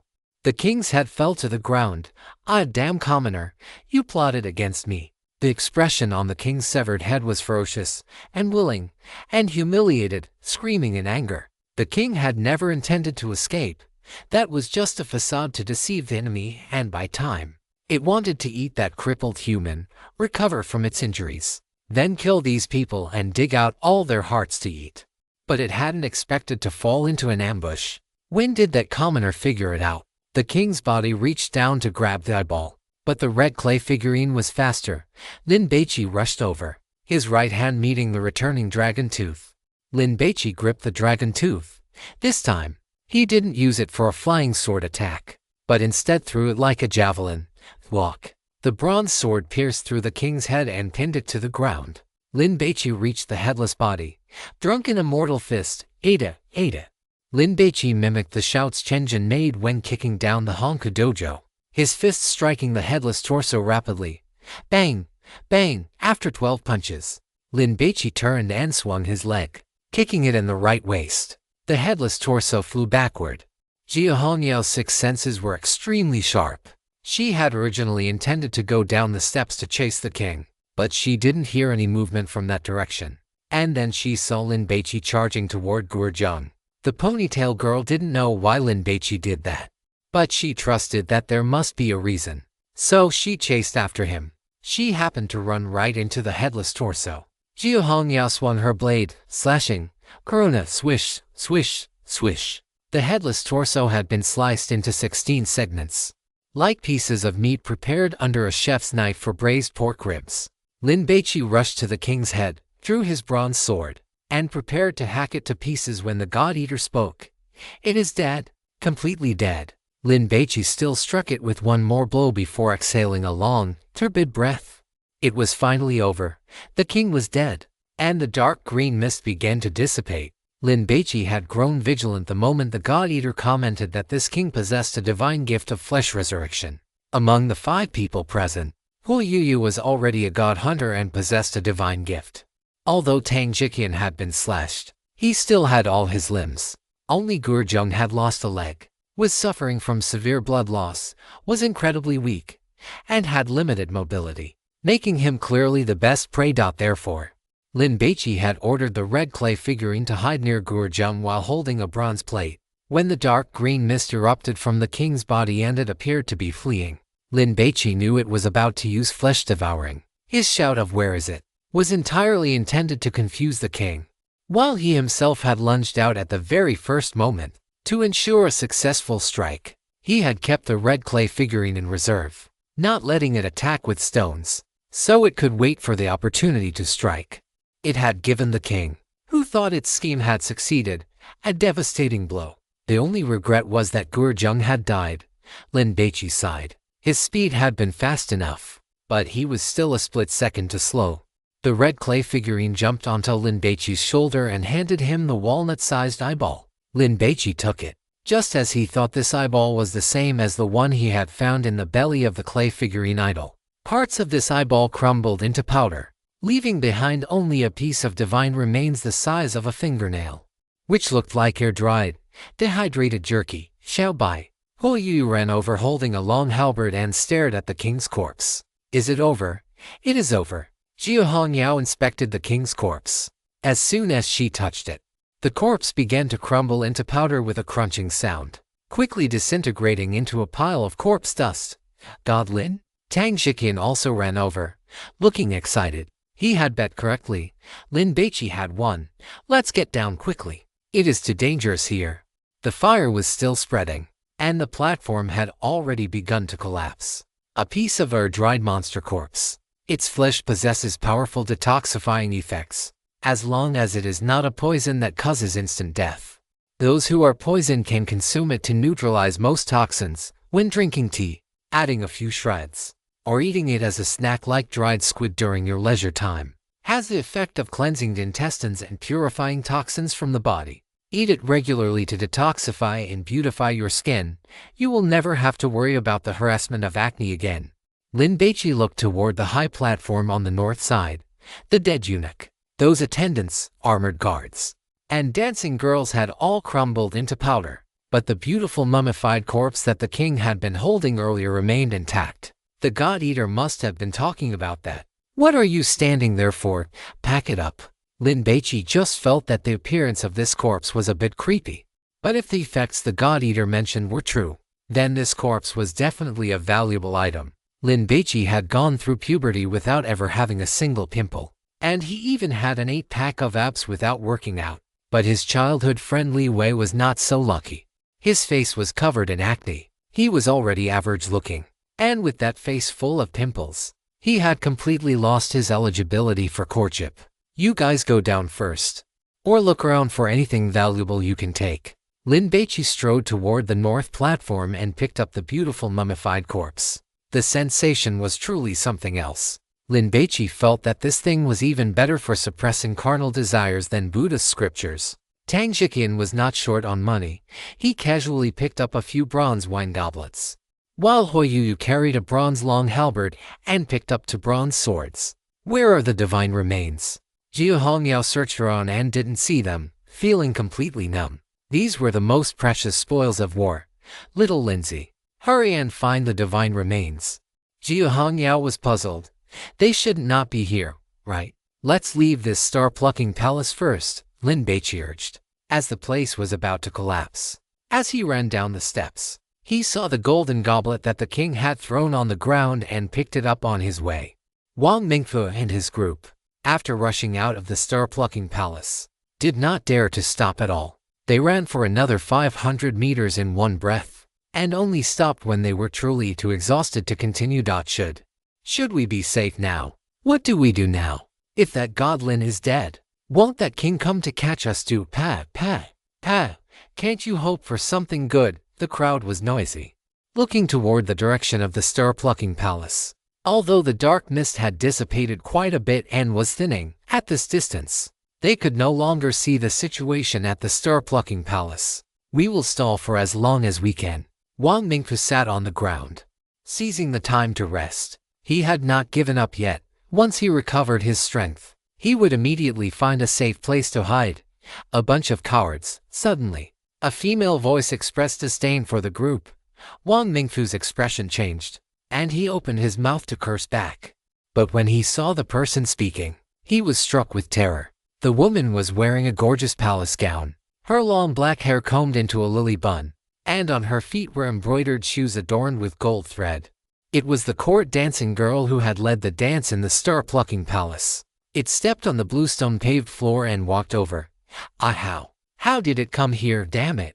These people, who thought they had escaped a disaster, were like ants scalded by boiling water, scurrying away in a panic. Why did you not help that man stab the king and kill the tyrant? The dancing girl frowned, her hands trembling. Swish! The two flowing water sleeves embroidered with pink peach blossom petals shot out like poisonous snakes, wrapped around the necks of two people, hand tightened with force. Crack, crack! Their cervical vertebrae snapped, their heads tilting at a 90-degree angle to rest limply against their shoulders. This maiden does not like cowards. The dancer moved like a vengeful spirit, her body seemingly weightless as she drifted toward a man in an instant. With a flick of her sleeve, she coiled it around his neck and snapped it with the ease of breaking a blade of grass. None of those she targeted managed to escape. Wang Mingfu ran for his life, his panic causing him to lose all sense of direction. Because he was running so fast, his chest burned with agonizing heat, yet he dared not stop. Damn it! Why didn't this monster die in the star-plucking palace? Wang Mingfu cursed. He spotted a bamboo forest ahead and, overjoyed, poured every ounce of his remaining strength into rushing inside. He stumbled through the stalks, turning left and right, and after running for over 200 meters, he leaned against a bamboo pole as thick as a bowl, gasping for air. Did I escape? I must have escaped, right? Wang Mingfu prayed. He dared not look back, terrified that the dancer monster might be pursuing him. Are you very tired? A greeting suddenly echoed right beside his ear. Damn!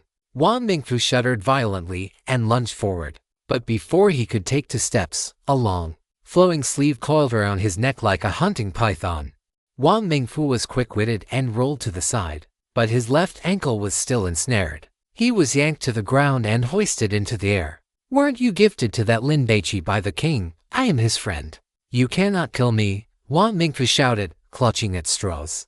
So, my new master goes by that name? The dancer arched her delicate brows.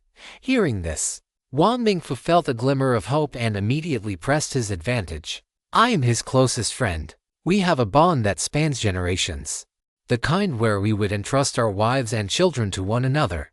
Wang Mingfu even threw in some flowery language, hoping to earn a few points in the monster's eyes. Then you should have even less reason to abandon your master and flee. The dancer's expression turned cold. Damn it! Then what do you want me to do to let me go? Wang Mingfu was on the verge of tears from frustration. This maiden only respects heroes. The dancer glanced at Wang Mingfu. I am a hero. I can prove it to you, Wang Mingfu shouted. Is that so? The dancer flicked her sleeve. Crack! Wang Mingfu's ankle was twisted and broken. Wang Mingfu screamed, but he immediately clamped his mouth shut. A hero would not be unable to endure even this much pain. Very well. If you can endure the pain of being dismembered, this maiden will spare you. After the dancer spoke, 5 silk ribbons shot out from her sleeves, wrapping around Wang Mingfu's neck, wrists, and ankles. Wang Mingfu broke into a cold sweat. What was this? 5 horse dismemberment. I will go back and kill the king. I can give you money. Wang Mingfu offered heavy bribes, but it was useless. The next second, the 5 ribbons pulled with synchronized force. Crack! Wang Mingfu was dismembered, his internal organs spilling onto the ground. The dancer acted as if she had merely stepped on an ant. She didn't even glance at the corpse. She looked toward the star-plucking palace. Then, she turned and drifted into the bamboo forest. Has the locust tree in the small courtyard blossomed yet? Is that old yellow dog that always sunbathed at the village entrance still alive and whinnying from next door? Has she found a suitable husband and become a wife? Mother, I miss you. I want to go home. Before I am caught by my new master, I must go back and see. Boom, boom.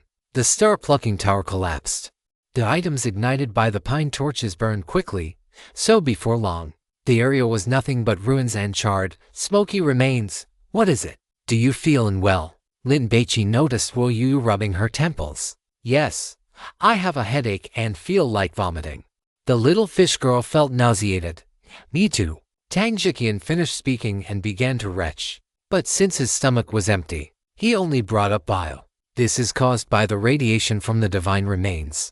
You two need to leave here immediately, or you will be contaminated and turned into dead flesh humans, Jia Hongyao explained. Dead flesh humans? Tang Jiqian's face turned pale. The term sounded terrifying. Didn't I receive divine grace and become a god hunter? Why would I still be contaminated into a dead flesh human? Huo Yu did not understand. Because you haven't used the divine energy within the meteorite stones to strengthen your body yet. As Jia Hongyao said this, she glanced at Lin Baici. Logically, this shouldn't be the case. Lin Baici had only become a god hunter a month ago and shouldn't have had many opportunities to strengthen his body. So why was he acting as if nothing was wrong? Jia Hongyao was currently fine only because she had absorbed many meteorite stones. You take them and hide further away first. I will look for the divine remains again. Lin Baici knew time was running out. The divine ruin had been broken, and the dark mist shrouding Palm Harbor would soon dissipate, meaning personnel from the Kyushu Security Bureau would enter shortly. As for spoils of war like a divine ruin, who knew if they would forcibly confiscate them? Gurgle. Lin Baici's stomach growled again. The hunger was intense. He felt like picking up the stones on the ground and taking a bite. Then be careful, Jia Hongyao cautioned, preparing to take Huo Yu and Tang Jiqian to a safe place in the distance to rest before returning to help Lin Baici search for the divine remains.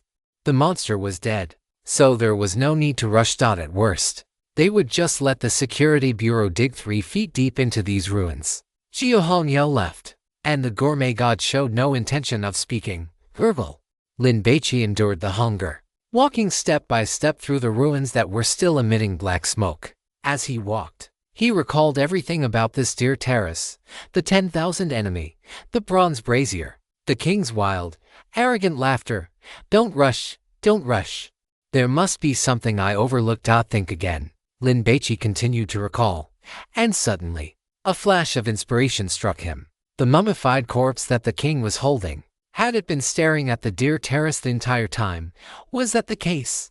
Lin Baici took the beautiful mummified corpse out of the black alms bowl and observed it carefully. No movement. Lin Baici held the mummy as he walked, observing it while moving his body back and forth as if using a compass.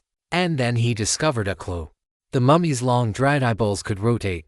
No matter how Lin Baici moved, they would always stare toward the northwest. Lin Baici followed the direction.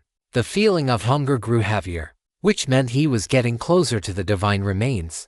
Suddenly, his mouth began to secrete a large amount of saliva, as if he were being enticed by some rare delicacies. Lin Baici looked over instinctively. It was a pile of rubble. Lin Baici took out his bronze sword and began to dig. He tried to summon the muscle Buddha, but it didn't work. It seemed that after it died, it would take some time before it could be summoned again. He would have to do it himself. Lin Baici crouched halfway on the ground, using the bronze sword as a shovel, kicking up dust as he dug. After about 1.5 feet, a piece of dried meat was revealed. Got it. Lin Baici's expression brightened. Before he could even reach for it, 2 slender arms, as if condensed from starlight, stretched out from his shoulders, pulled the piece of dried meat from the soil, and without even cleaning it, shoved it directly into Lin Baici's mouth. Gratitude for the deity's gift. The God-Eater performed its routine pre-meal prayer. Lin Baici felt numb. This thing was quite dirty. He should have at least washed it. As the divine remains entered his throat, Lin Baici felt uncomfortably choked. But in an instant, a surge of divine energy gushed out within his body like a spring, erupting and rushing through his limbs and bones, nourishing his internal organs. Comfortable, extremely comfortable. A sense of satiety welled up, making Lin Baici feel that he had no regrets in this life. Yahoo! To new divine graces acquired. How delightful. Chapter 100 for Eat Her, Eat Her, Eat Her. Before Lin Baici could even savor the feeling of fullness after such a feast, the next moment, a violent pain assaulted his brain, making him feel as if a titan giant was swinging a mountain-splitting hammer and smashing his head, or as if an iron rod had been forcibly chiseled through his skull. The stinging pain was heart-wrenching. Lin Baici gritted his teeth and endured it. Because he had experienced it once before, he knew this was the absorption of divine grace.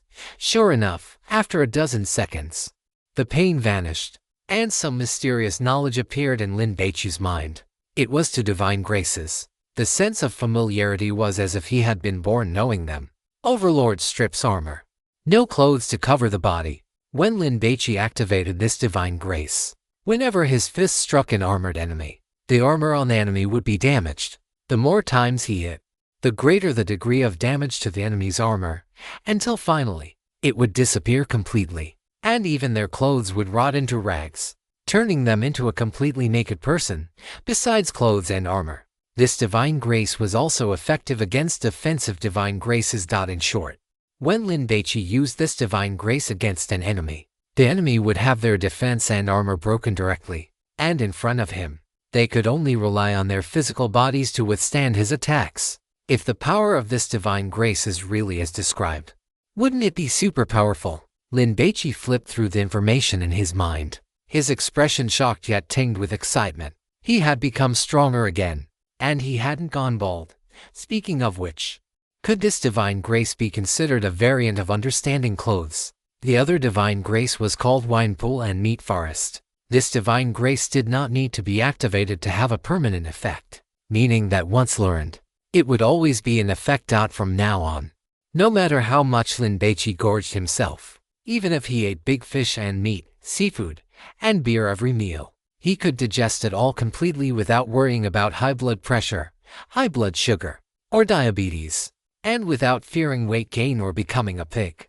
This divine grace would ensure all food was digested and all impurities were metabolized out of his body. Furthermore, Lin Baici's alcohol tolerance would also be significantly increased. To get him drunk, he would need at least 10 pounds of hard liquor. That was just water. He could drink a swimming pool's worth and not get drunk. When this divine grace was activated, the effect became even more overbearing. A person's ability to appreciate fine food and wine would be enhanced, allowing them to taste the best flavor of a dish and understand the mindset of the chef who cooked it. At this point, the person's alcohol tolerance would be greatly increased, and they would be able to drink 1,000 cups without getting drunk.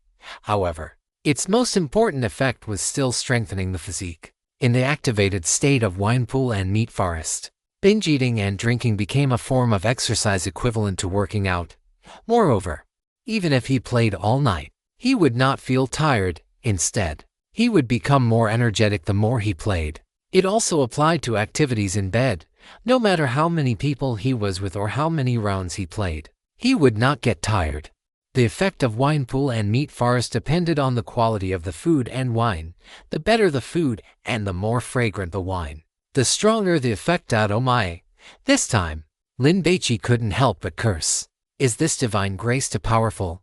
Overlord strips armor. No clothes to cover the body. Although this divine grace couldn't directly increase attack power, breaking an enemy's armor was in some sense even stronger than increasing his own attack power, because it meant that the target Lin Baici hit would also be in an unarmored state when others attacked it.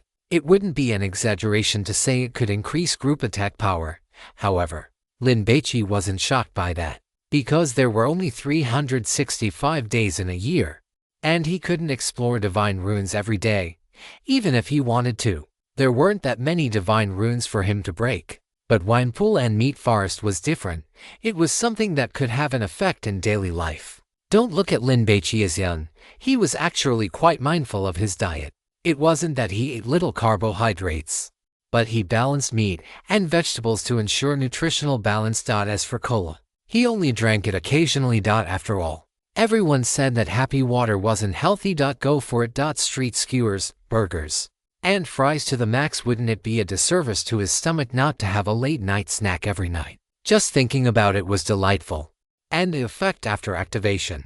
Gluttony can actually improve physical fitness. My God, wouldn't this piss off those people who spend every day in the gym and still can't get a good physique? Low profile. Keep a low profile. Your focus is completely wrong.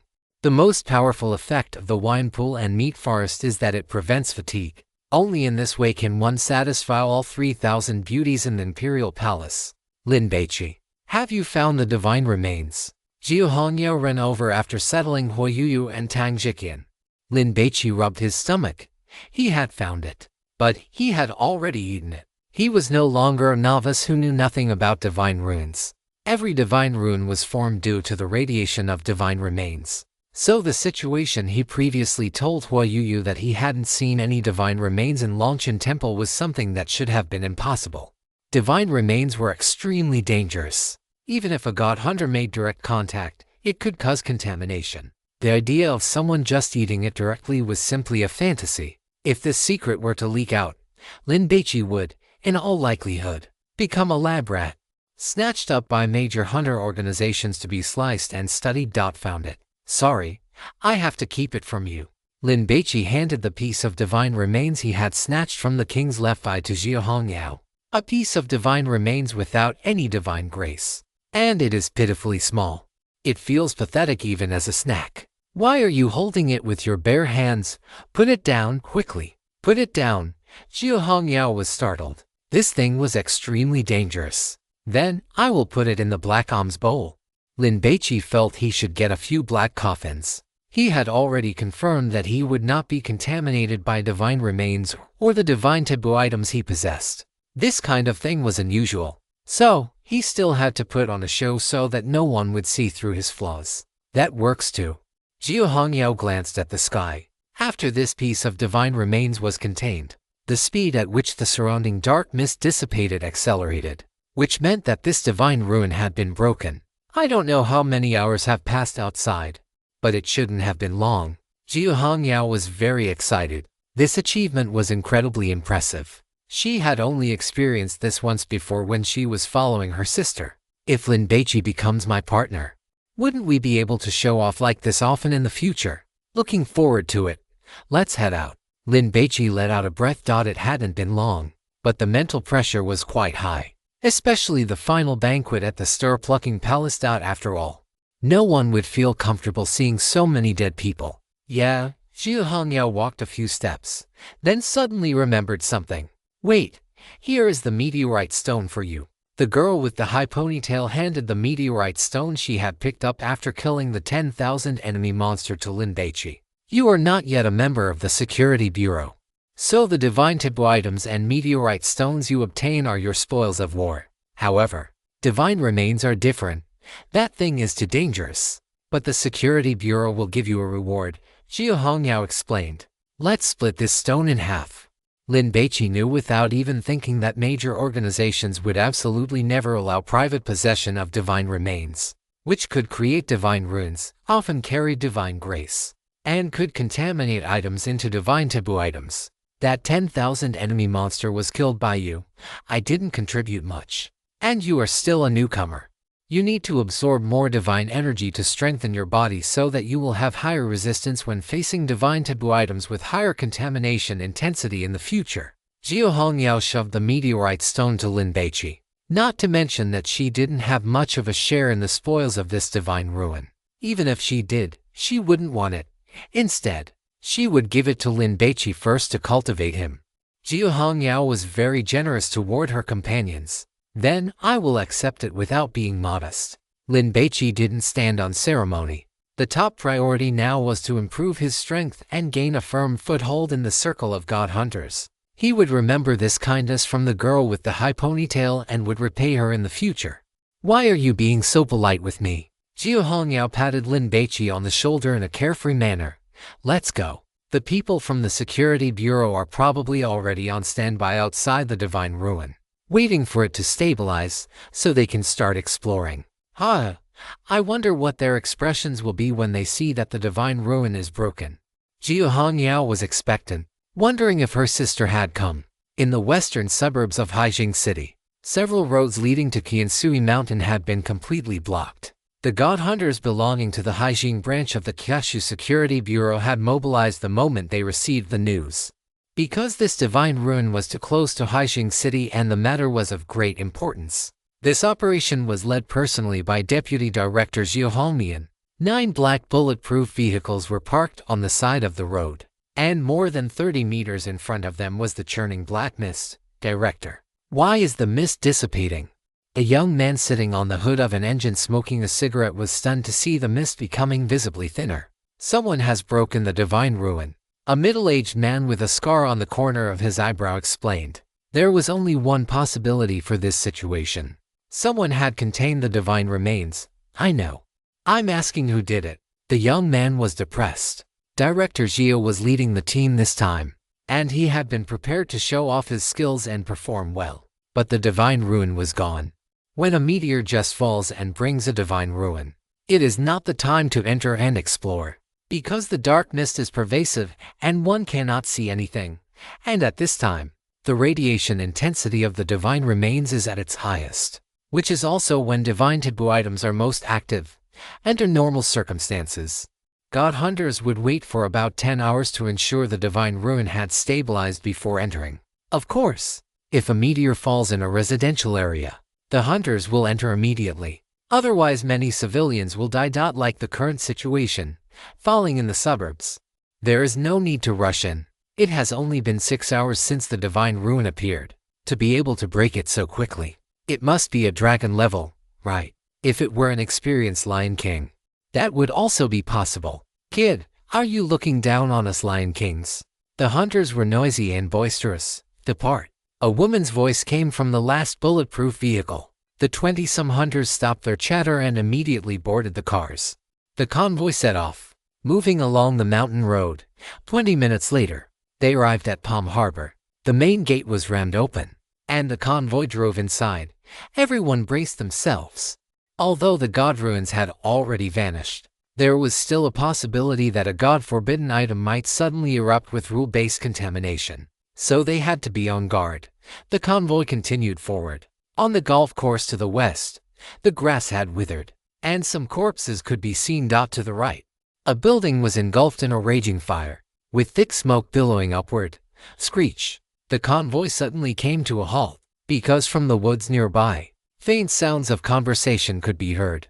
The hunters got out of their vehicles, standing ready for battle. They aren't all dead, are they? I saw Wang Mingfu and those people run away. Lin Baici and Jia Hongyao had not left immediately. They were searching for survivors. But after circling for a while, they had found nothing. Maybe they ran into another rule-based contamination and got killed. That was also a possibility. Inside the god ruins, heading in the wrong direction while fleeing was also a death sentence. Let's hurry back to the city, shall we? Let the official personnel handle the matters here. Tang Jiqian wanted to rush to the hospital for a checkup. I am the official personnel. After Jia Hongyao finished speaking, she turned her head to look over. Lin Baici also stopped in his tracks, outside the woods, about 30 meters away. A row of cars was parked. They were all black, and the people standing next to them were dressed uniformly in black suits, white shirts, and black leather shoes. Even the women were dressed the same way. What is going on? Lin Baici frowned. Uncle Zhao. When Jia Hongyao saw these people, she immediately waved and ran over. Hongyao. The scarred uncle was stunned when he saw Jia Hongyao. Then he looked toward the last bulletproof vehicle. The car door opened, and a woman in her 20s stepped out. She glanced at Jia Hongyao, and after confirming she was unharmed, her gaze swept over Tang Jiqian and Huo Yuyu, finally landing on Lin Baici. Lin Baici narrowed his eyes. The other party's gaze was very sharp, as if it could see through a person's heart. However, it only lasted for a moment before her eyes returned to calm, like a pool of still water without a single ripple, seemingly capable of swallowing everything. Mother of God, a supreme feast of the human world, a peerless delicacy. Eat her, eat her, eat her. The God-Eater's voice was very excited. Lin Baici sized the woman up. Black leather shoes, black trousers, the hem of her white shirt tucked into a black belt, and she was wearing a red tie. The buttons at her cuffs and collar were fastened meticulously. Her appearance was 70% similar to Jia Hongyao's, but her chest was not as large. Moreover, compared to Jia Hongyao's somewhat dim-witted demeanor, this woman was steady, reserved, and radiated a powerful aura. At a glance, she was the type of superior who made others afraid to play tricks on her. Huo Yuyu and Tang Jiqian shrank their necks after being scanned by Zhao Hongmian, as if they had returned to their middle school days and were being called in by a teacher to meet their parents. Anxious, terrified, Hong Yao. You haven't been in this god ruins the whole time, have you? Where is that dragon-level hunter? What kind of rule-based contaminations did you experience? Tell us about it quickly. Her colleagues all crowded around. Aside from the fact that Zhao Hongyao was the vice minister's own younger sister, she was also simple, enthusiastic, cheerful, and generous, making her well-liked within the security bureau. What dragon-level hunter? Zhao Hongyao was stunned. No dragon level. Zhu Shuo took a puff of his cigarette. Then it must be a Lion King, right? Go search for survivors first, Zhao Hongyao instructed. The group immediately dispersed to search the entire Palm Harbor. Big sister, Zhao Hongyao greeted her, keeping her head low like an orange cat caught stealing dried fish. Go rest in the car. After Zhao Hongmian said this, she walked toward Lin Baici. Big sister, he is the Lin Baici I told you about. Zhao Hongyao didn't leave. Instead, she chased after Zhao Hongmian. We were able to break the god ruins so quickly this time, all thanks to him. You must give me a direct entry quota for him. Making him take the license exam and enter the security bureau step by step is simply too disrespectful. I think geniuses should be given preferential treatment, Zhao Hongyao chattered on. But when Zhao Hongmian turned back to look at her, she suddenly choked, her neck shrinking and her head dropping as if she had encountered a natural predator. Zhao Hongyao swallowed hard. In the end, she didn't say anything else, glanced at Lin Baici, and obediently got into the car. You to go to the car as well. Someone will help you with bandaging and treatment, Zhao Hongmian said with a smile to Huo Yuyu and Tang Jiqian. Huo Yuyu looked at Lin Baici. Zhao Hongmian was actually very beautiful, but for some reason, when Tang Jiqian looked at her, he didn't have the gaze a man usually has for a woman. Instead, he felt an urge to escape from her side as quickly as possible. So, Tang Jiqian ran away. You go get treated first. Lin Baici let Huo Yuyu leave. He didn't know what this woman wanted, and the God Eater kept shouting at him to eat her.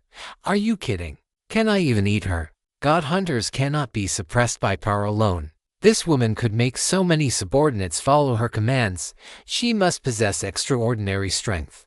Huo Yuyu didn't leave, just in case Lin Baici needed anything and she could help. Not injured. Zhao Hongmian sized up Lin Baici. Just lucky. Lin Baici shrugged his shoulders. Is this the humility of a genius? Zhao Hongmian asked.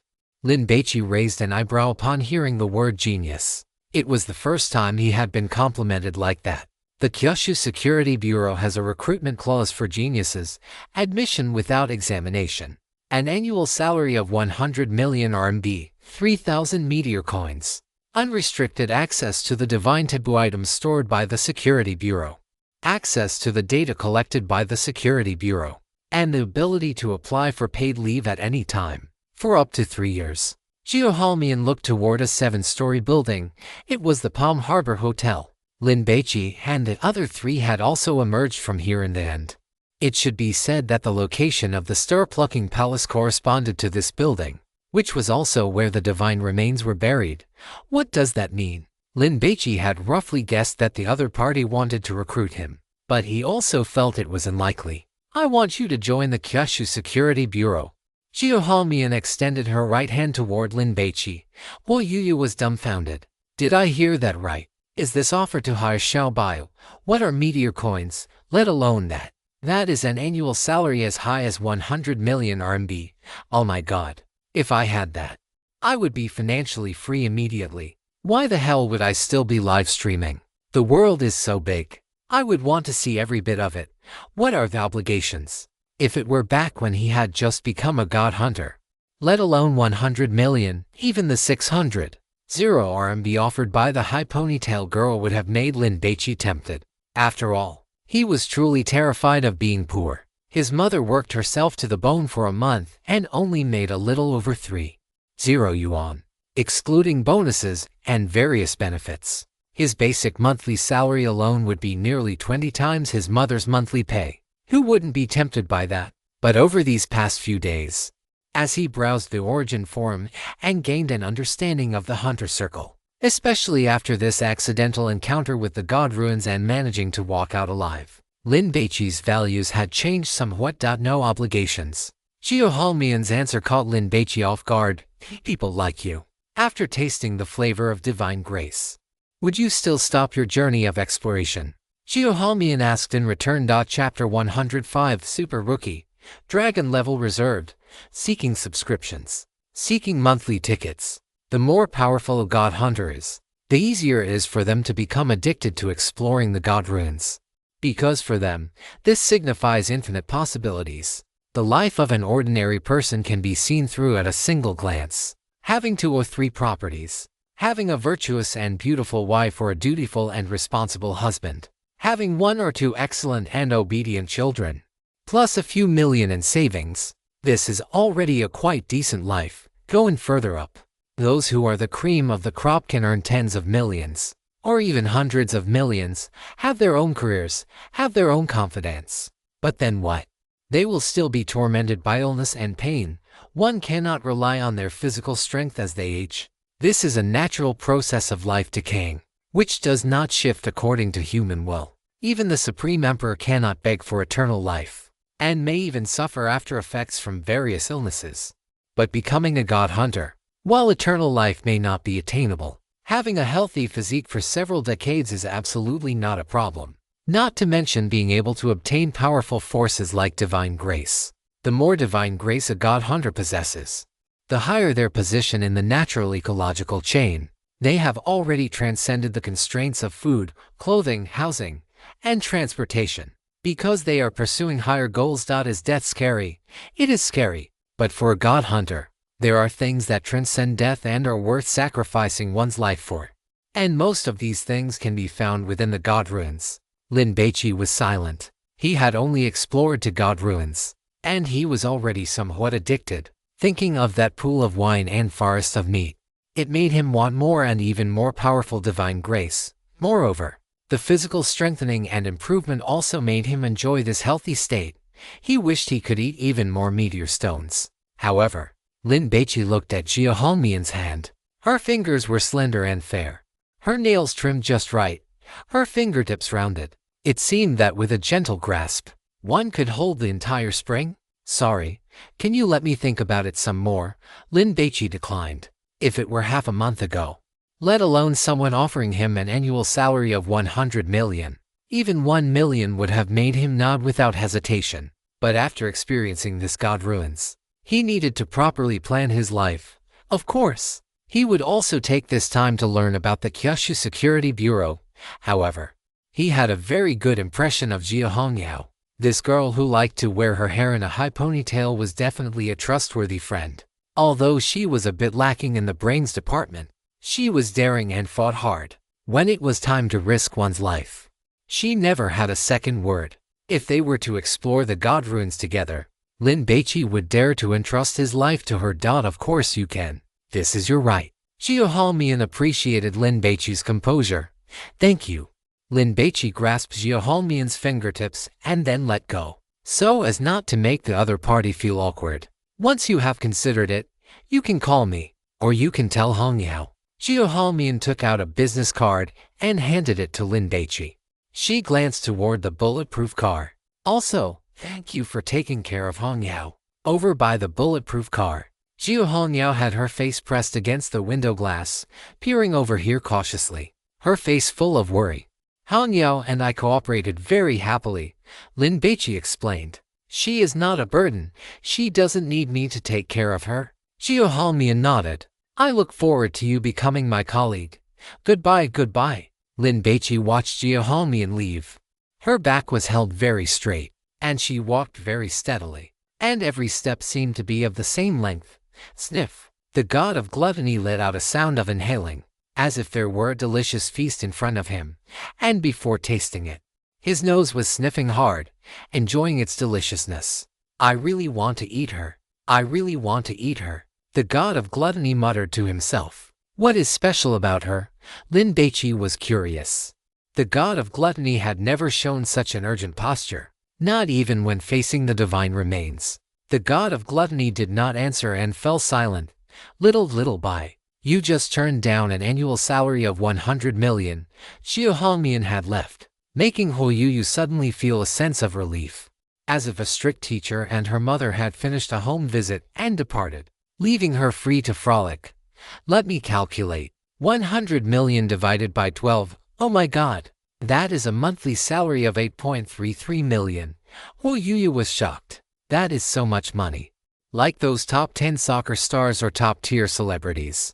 They could earn that much in a year. But those people were too far removed from Huo Yuyu, lacking any sense of reality. After all, no matter how much they earned, it had nothing to do with her. But Lin Baici was a real-life friend. Can someone tell me how I can make people believe that I really have a friend with an annual salary of 100 million when I go to brag on the forums? Hurry!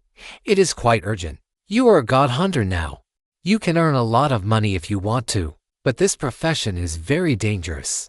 It is safer to be a streamer. Lin Baici chuckled and ruffled Huo Yuyu's hair. What is safe about it?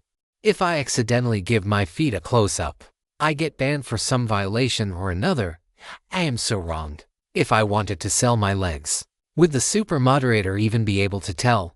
Huo Yuyu felt aggrieved. Being a streamer is also very tiring, you know. The competition is fierce. And I do not know how many people are watching me. Once I make a mistake, I will definitely be slandered to death. Plus, there are anti-fans harassing and cursing me every day, which causes a lot of mental stress. Daddy, why don't you just keep me? Huo Yuyu giggled. I eat very little. A banana and a bag of milk per meal is enough to satisfy me. Lin Baici was full of question marks. Haha, just kidding.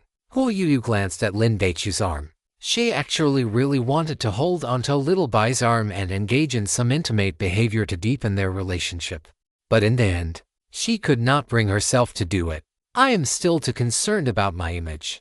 If it were that Korean fox Jin Yingjin, she would have made a move long ago. That said, Little Bai is still too upright. He has not experienced these kinds of suggestive remarks. I must be careful in the future, lest I accidentally run him over with my dirty jokes. Because she was a streamer, Huo Yuyu often made suggestive jokes. Otherwise, she could not heat up the atmosphere. However, she was only a master of words. Her actual combat experience was currently zero. To be honest, Little Bai, what are your plans? Are you going to join them and make a living by exploring god ruins? Huo Yuyu worried. I feel like the risk of death in this line of work is too high. Huo Yuyu had previously envied those god hunters, but after going through this god ruin, she had become a bit timid.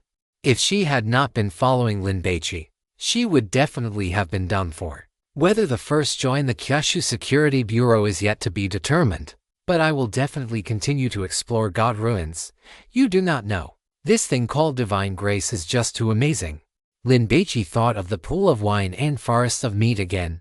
He had to find an opportunity to try it out quickly. No matter what, I support you.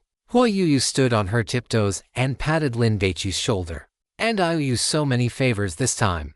So I have decided to upgrade the specifications of the pool of wine and forest of meat. How about I find 7 dragons for you?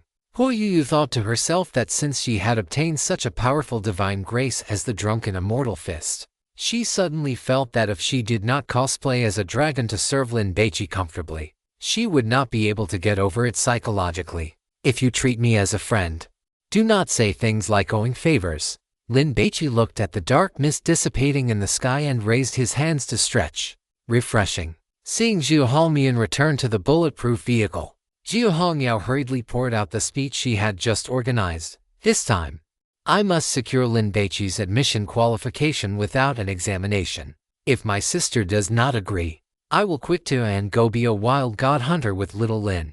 Big sister, let me tell you, little Lin. Oh, Lin Baici is super strong. Zhu Hongyao had just said one sentence when she was interrupted by Zhu Hongmian. I know. You know. Zhu Hongyao was surprised. How do you know? Zhu Hongmian glanced at her younger sister. You definitely do not know the full story. Let me tell you in detail. At that time, we encountered an altar. Zhu Hongyao spoke at a rapid pace, but before she could finish, she froze upon hearing Zhu Hongmian's words. I gave him the genius recruitment contract. After freezing for a few seconds, Jia Hongyao became excited. That is great. I finally have my first team member. Jia Hongyao was very happy and slapped the seat beneath her hard. But she soon frowned again. Wait, sister. You previously found so many reasons not to give him the admission qualification without an examination. So why did you agree directly now? Because I saw him. Jia Hongmian was concise and to the point. Jia Hongyao was speechless. What kind of reason is that? Does that mean you just do not trust my judgment? Depressing. He did not agree. Jia Hongmian leaned back against the seat and closed her eyes. What do you mean he did not agree? Jia Hongyao was confused, then reacted. You mean he did not agree to that genius recruitment contract? Jia Hongmian could not be bothered to answer such questions. Jia Hongyao did not understand. The last person to receive this contract was Lin Baici, the strongest newcomer in the Kyushu Security Bureau, beyond the benefits. This contract represented the recognition of the Security Bureau. What kind of recognition? Recognition of strength. Newcomers who receive this contract are known within the Security Bureau as dragon-level candidates. It means they are destined to become dragon-level god hunters. Go help him handle the procedures after the god rune ends, Jia Hongmian instructed. Even without Jia Hongmian saying it, Jia Hongyao would have taken care of it. After the god rune ends, the survivors would be taken away by security personnel for questioning, where they would have to describe their respective experiences within the god ruin. After the investigation, the security personnel would perform pollution cleanup work on them and have them sign a confidentiality agreement. Whether or not to disclose supernatural disasters like god ruins to the public has been a subject of endless debate within the Security Bureau for over a decade. Some bigwigs believe that information should be made public, arguing that citizens should not be protected like children. Others, however, worry that disclosing such information would trigger social panic and lead to irreparable mistakes. Currently, humanity still knows far too little about the radiation pollution caused by divine remains. 3 years ago, -1 employees of the Security Bureau saw their intelligence regress to that of infants one after another. After an investigation, it was discovered that the cause was a photograph of a deity they had looked at 6 years prior. It seemed like such an insignificant act, yet it caused the mental regression of 6 people. 2 of them became living corpses a year ago, with absolutely no hope of recovery. If information about the divine runes were to be made public to the citizens, and if it contained some terrifying detail that the Security Bureau had overlooked, directly leading to pollution among the citizens years later, society would absolutely fall into chaos. Some god hunters remained behind to continue searching for survivors and scouring the ruins, ensuring that no divine taboo items were left behind and that the pollution had been thoroughly cleared. The others returned to headquarters. Lin Baici and Huo Yuyu followed Jia Hongyao and went as well. The Haijing branch building of the Security Bureau, located at 128 Tian Road, was a commercial building over 50 stories tall. It looked no different from any other office building. They swiped their cards, entered the building, and went up to the 7th floor. Jia Hongyao called over 2 young girls, who clearly looked like recent graduates, to take statements from Lin Baici and Huo Yuyu. Little you, just say whatever you know. Don't be afraid. Jia Hongyao accompanied Huo Yuyu into another room. These investigations required separate interrogations. The young girl wearing a bee hair clip fiddled with a voice recorder. Instead of starting immediately, she asked Lin Baici with curiosity, "What is your relationship with Sister Hongyao? You're so handsome. Do you have a lot of girls chasing after you? How many girls have you gotten pregnant when they had abortions? Did you pay for it, or did they pay out of their own pockets?" Lin Baici frowned. What kind of messy questions were these? A girl who once accidentally came into contact with a deity and had her mind partially polluted. Her mental state has developed some issues, and she often asks others about romantic topics. If the person answers, they will also be polluted and will constantly think about breaking up, making their romantic relationships impossible to sustain. Lin Baici was shocked. Could one actually be polluted just by answering a few questions? This was too terrifying, wasn't it? Lin Baici decided to remain silent. 5 minutes later, Jia Hongyao returned. "How is the progress, Sister Hongyao? This gentleman is not very cooperative." The young girl complained, "That can't be right. Little Lin has a very good personality," Jia Hongyao said, looking at Lin Baici in surprise. "Sister Hongyao, have you found a boyfriend recently? Do you have a lot of boys chasing you? If you accidentally got pregnant, would you give birth to the child or abort it?" The young girl's eyes were filled with a thirst for knowledge. "I don't even have time to find a boy." Jia Hongyao was completely off guard and was about to answer casually. This terrified Lin Baici, who stood up abruptly and roared, "Shut up." Huh? Jia Hongyao was confused. "Little Lin, what's wrong with you all of a sudden? I understand now. You two are secret lovers. After all, your chest is so big. No man could resist that." The young girl reasoned self-righteously. "What nonsense are you spouting?" Jia Hongyao wanted to say that he was her close friend, but Lin Baici rushed over in a few strides and covered her mouth. "Come out with me." Lin Baici didn't actually want to get involved in this, as it might expose the gluttonous god, but he couldn't just ignore it. Jia Hongyao worked here and would be in frequent contact with this girl, so she would be polluted sooner or later. That girl has a problem. It seems she has been polluted. Lin Baici lowered his voice. Jia Hongyao was startled. She turned her head and saw the young girl huddled behind the door, peeking out like a groundhog. "Don't me. Go deal with it," Lin Baici urged.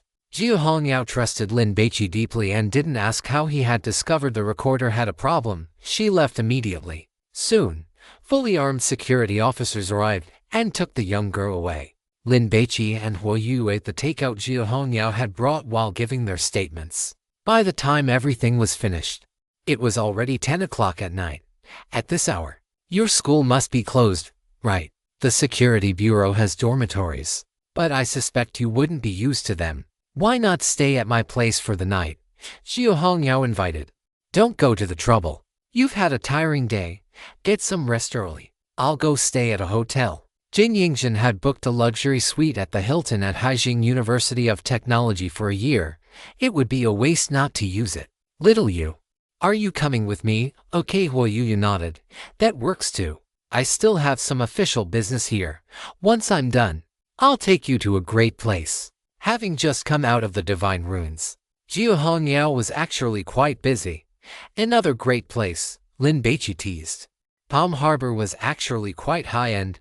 If it hadn't been hit by a meteor, it would have been a great experience. "Don't worry. This time it's in the city center, and the proprietress of that place is extremely beautiful. I guarantee that once you go, you'll be so happy you'll forget to return home." Jia Hongyao personally saw Lin Baici and Huo Yu out and even called a taxi for them. "See you another day, in the office." Jia Hongyao put down the phone, operated the mouse, and opened the surveillance footage. A subordinate had just reported that a female employee in the security bureau had been polluted and was suffering from mental issues, and that it was Jia Hongyao who had discovered it. Soon, Jia Hongyao saw Lin Baici in the footage. She pressed the pause button, got up to pour a cup of coffee, and returned to continue. After browsing through all the footage of Lin Baici at the security bureau, Jia Hongyao searched backward through the surveillance and locked onto the moment 7 days ago when the young girl had gone out to pick up takeout. A delivery rider wearing a meteor uniform handed over a takeout order. Yet given the high resolution of the security bureau's cameras, they were surprisingly unable to capture a clear image of his face. Jia Hongyao took a sip of her coffee, her gaze turning cold. "Lately, all sorts of monsters and demons have been crawling out of the woodwork. Do they think my blade has lost its edge? Or have their necks suddenly become harder?" Jia Hongyao returned to her office and was just about to start working when her phone rang. She took a glance. Someone had tagged her in the Dragon Soul WeChat group. "Crane Chancellor, Detective Jia. What is the current situation with that god ruins in Haijing? Has it been cleared?" "Hotbot Immortal, with Department Head Jia overseeing it. It must have been resolved long ago. My daughter is the cutest. I really want to explore god ruins with Department Head Jia, but my daughter is still the cutest in the world. Funeral feast brother, Detective Jia, where the loss is severe." Jia Hongyao first sent out a red envelope worth 200 yuan before replying. "Detective Jia, it is already done." The Crane Chancellor was old, but his hand speed was the fastest. He was the first to grab it. Though the amount was a bit small, 66 cents, Funeral feast brother, thanks. Boss, I can add an extra side dish to my meal tonight. Crane Chancellor. How many rule-based contaminations were encountered in total? And how many divine taboo items were sealed? Can you send over the investigation report? If they went through official channels, everyone would be able to get the investigation report for the God Ruins. But it would take 2 or 3 days. Detective Gia. I participated in this God Ruins from start to finish today. If you have any questions, feel free to ask. She then followed up with a sticker of a character laughing with hands on their hips. In the past, Jia Hongyao could only watch these team leaders exchange experiences in the group, which made her incredibly envious. Today, she finally had the chance to show off. If Xiaobai becomes my companion in the future, wouldn't I be able to come back and brag every single time? Just thinking about it makes me happy. Crane Chancellor. Department Head Jia is still the ruthless one, training her younger sister personally. Detective Jia. My sister didn't go. Crane Chancellor. Hotpot Immortal. Funeral Feast Brother. Department Head Jia didn't enter the God Ruins. So, why did she let you go in? Does she want to attend your funeral? A wandering red ghost. Then which dragon level led the team? Even the ghosts who usually lurk were blown out of hiding. Chapter 106. Taking stock of the harvest. Becoming a wealthy person. Please subscribe. The Dragon Soul WeChat group was filled with big shots at the team leader level. Even though they were incredibly experienced, they would never pass up an opportunity to accumulate intelligence. The more experience one has, the greater the chance of making the correct choice when facing a known rule-based contamination. Therefore, no one underestimated even a newly formed God Ruins. Detective Jia. There was no dragon level. Another string of question marks followed, expressing their confusion in a very orderly fashion. Hotpot Immortal. Are you really Department Head Xia's biological sister? It's one thing that Jia Halmian didn't go after all. A newly born God Ruins might not require her personal attention, but why wasn't there even a dragon level present? Is she really not afraid of you dying in there? Detective Jia. We look 70% alike. Don't you think? Funeral Feast Brother. That's not the point. A wandering red ghost. Everyone be quiet. Let little Yao speak. He sent 500 yuan red envelopes in a row to flood the screen. Detective Jia. I had originally made plans with little Lindsay to go to Palm Harbor for target practice, but I didn't expect a meteor to crash down shortly after we arrived. Jia Hongyao was often looked after by the seniors in the group, so she didn't hide anything. She began sending voice messages, recounting the process of clearing the God Ruins in detail. The team leaders listened quietly, and once she finished, they immediately began asking questions. Funeral Feast Brother. Looking at it this way, the main force in clearing the God Ruins was that Lin Baici, Hotpot Immortal. What do you mean main force? It sounds like this kid single-handedly crushed this Palm Harbor God Ruins. Crane Chancellor. Watch your phrasing. Little Yao contributed as well. Jia Hongyao wasn't the type to gild her own lily. When she bragged, she was bragging about having a powerful companion in her team. She didn't claim to have made a huge contribution. Therefore, the team leaders understood that Jia Hongyao hadn't done much. Great Snake Princess. Is that big boy handsome? Is he at least 1 meter 80? Detective Jia. Didn't I say it last time? He is super good looking. And he has an 8-pack. Immortal. His abs look much better than the ones on your stomach. Hotpot Immortal. I have decided to eat less hotpot recently. Funeral Feast Brother. Great Snake Princess. Hurry up and kneel down to apologize to the boys under 1 meter 80. Great Snake Princess. What can I do? If they aren't 1 meter 80, they can't even reach my mouth when we kiss. Great Snake Princess. Little Yao. Invite him out another day so I can take a look. If he's my type, I'll take you with me next time I enter a God Ruins. Great Snake Princess knew that Jia Hongyao was addicted to exploring God Ruins. Detective Jia. No problem. Jia Hongyao agreed readily, but in her heart, she had already decided that she absolutely could not let these two meet. Are you kidding? Even if little Lindsay had high self-control, or even if he wasn't interested in women, he would fall for you instantly if he saw you. Jia Hongyao didn't want her vice captain to be poached. Crane Chancellor. I am quite interested in that turtle shell that can be used for divination. Could you ask him if he is willing to transfer it, or lend it to me for a few days to study? I will offer appropriate compensation, Detective Jia. Among the god hunters of the Security Bureau, they would often lend or even trade rarely used divine taboo items. Because the right divine taboo item combined with a divine grace could potentially unleash powerful combat strength. Of course, everything was based on the principle of voluntary consent. Funeral feast brother. Did Department Head Jia give that Lin Baici a qualification for direct entry without examination? Detective Jia, she didn't. Hot but immortal. That just goes to show he isn't outstanding enough yet, Detective Jia. But she did invoke the genius recruitment clause. The team leaders were shocked, each of them typing out red exclamation marks, compared to Lin Baici, who knew nothing about the Security Bureau's regulations. These team leaders understood all too well what that contract represented. Super rookie. A dragon level in the making is the best footnote for it. And this contract was even issued by Jia Hongmian. Oh my god, just how outstanding is that tall guy? Everyone was curious. Previously, when Jia Hongyao bragged about Lin Baici, the team leaders just took it as a joke because they didn't trust her judgment. But Jia Hongmian, anyone who had ever raided a god ruins with her would be conquered by her. Hot pot immortal little Yao. When you have free time, bring little Lindsay to Yujing. I will treat you to hot pot, a whole cow feast, Detective Jia. Jia Hongyao replied quite quickly, but she had already made up her mind never to go to Yujing in this lifetime. Looking down on my intelligence, thinking I can't tell, right?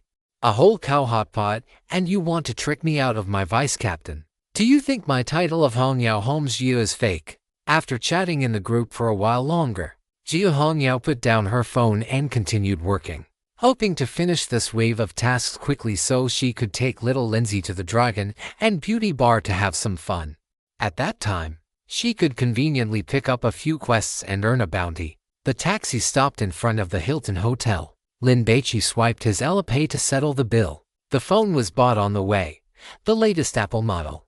Paid for by Huayuyu, who said she wanted to express her sincerity. Lin Baici actually didn't care who paid anymore. These were all small matters, given his current relationship with Huayuyu. If either of them ran out of money, they could go to the other's house and lie flat for 3 years without being disliked. Besides, it was impossible for Lin Baici to be broke, because he could always go to the origin form to fleece some wool. I've broken 3 phones recently. Lin Baici got out of the car, thinking he should prepare a few more in the future and keep them in the black alms bowl for emergencies. Out with the old, in with the new.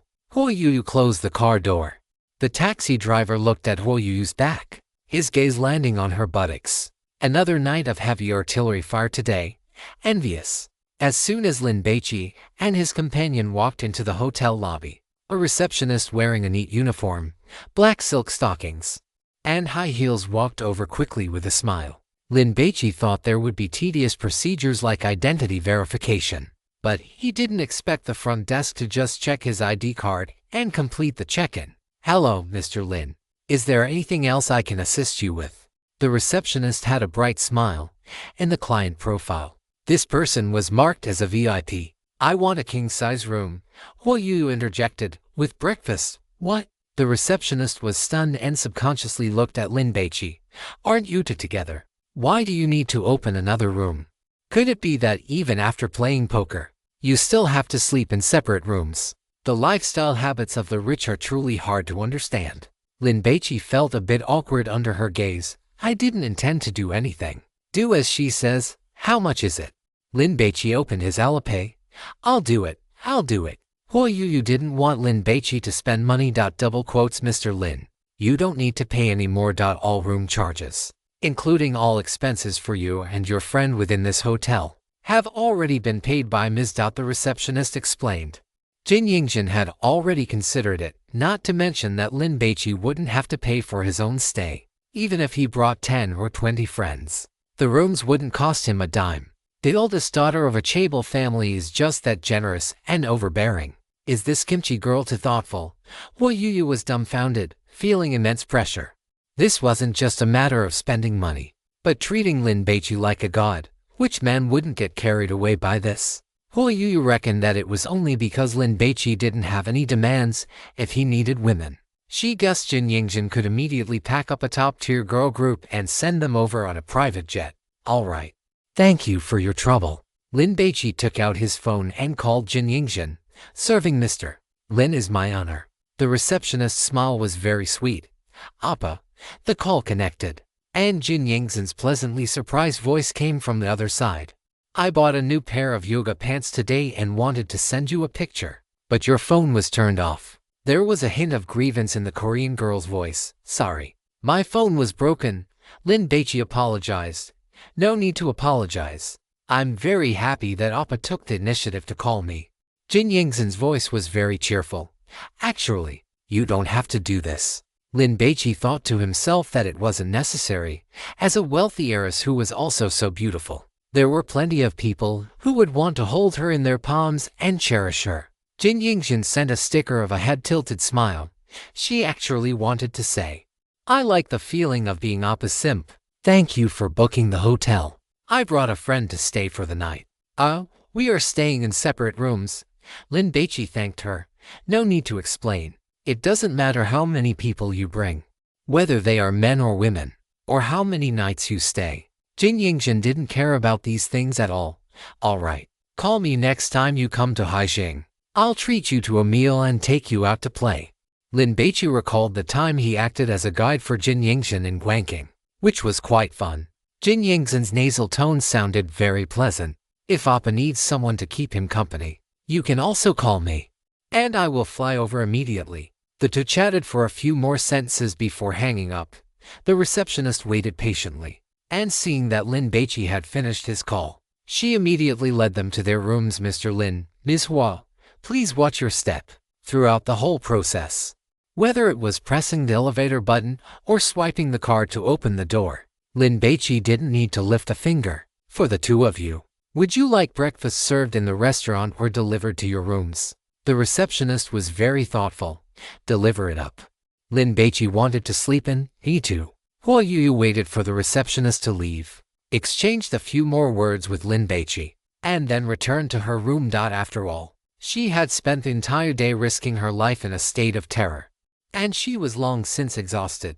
Lin Baici took a hot shower and lay down on the bed, but he found it hard to fall asleep. He decided to simply start reviewing the process of conquering this god ruins, consulting the divine turtle shell for divination, offering swords at the sword hut, luring and killing the drunkard in the underground wine cellar, driving away the man-eating crows in the meat forest, and the night banquet at the stir-plucking palace, the fierce battle against the 10,000-man enemy, and the killing of the general and the king. Lin Baici reflected on some of his actions. Who in this life could avoid making mistakes? He would just correct them next time.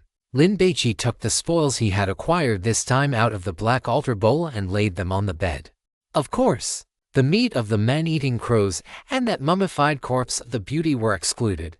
They looked too gruesome. The divine turtle shell was the size of a palm and a warm yellow color. It felt as smooth as jade when handled, with an excellent texture, and it could also be used to divine one's fortune for the day.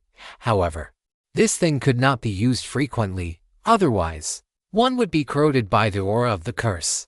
Their mentality would gradually become twisted, and they would grow to hate everything in the world. Lin Baici put it away and then picked up the bronze sword, flicking the blade with his finger. The sound was crisp and carried an echo.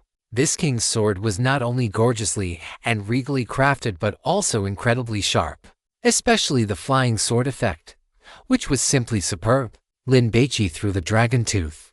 After it circled the room, it flew back to him. Lin Baici caught it. Awesome. He needed to get a scabbard for it as soon as possible to store it. Next was the giant locust leg left behind by Gurujang. The appearance was nauseating, but it had an effect that allowed the person holding it to significantly increase their jumping ability. Did it feel like it had no major use? He would keep it for a while. If he really couldn't use it, he could sell it or simply give it away. These 3 items, plus the pine torch, the vanilla prayer mat, the black altar bowl, the Bodhi messenger's kasaya, the nautilus shell. Lin Baici was now a person who possessed 8 divine taboo items. He was incredibly wealthy, and as long as he continued to explore the god ruins, his gains would definitely not be small. It was said that in god ruins that had existed for more than 10 years, Many things were polluted by the long-term radiation of divine remains, and there was a high probability of powerful divine taboo items appearing. For example, the Kin Palace God Ruins, where several dragon-level god hunters had met their doom. Lin Baici felt that 10-year-old ones were too dangerous. So, he would try picking one that had existed for 3 years. That should be fine, right? But before that, he had to get his god hunter license. Lin Baici had already checked. The exam was in December, which was exactly during winter break, so he had time. To what extent his body had been strengthened, there was no clear standard of judgment, but Lin Baici was confident that if he went to participate in the Olympics, no matter what event it was, he could easily win a gold medal. Divine graces were easier to count. There were 7 in total. According to Xiao Hongyao, he was already a wolf king now, and as long as he acted as a main force to conquer another god ruins, he would be promoted to leopard head. Lin Baici opened his phone and checked his mobile banking. A balance of over 40,200 yuan, and a few days, another million should be coming in. Right. The divine remains had been turned over, and the girl with the high ponytail said there would be a large bonus, though he didn't know how much it would be. Lin Baici touched his left wrist.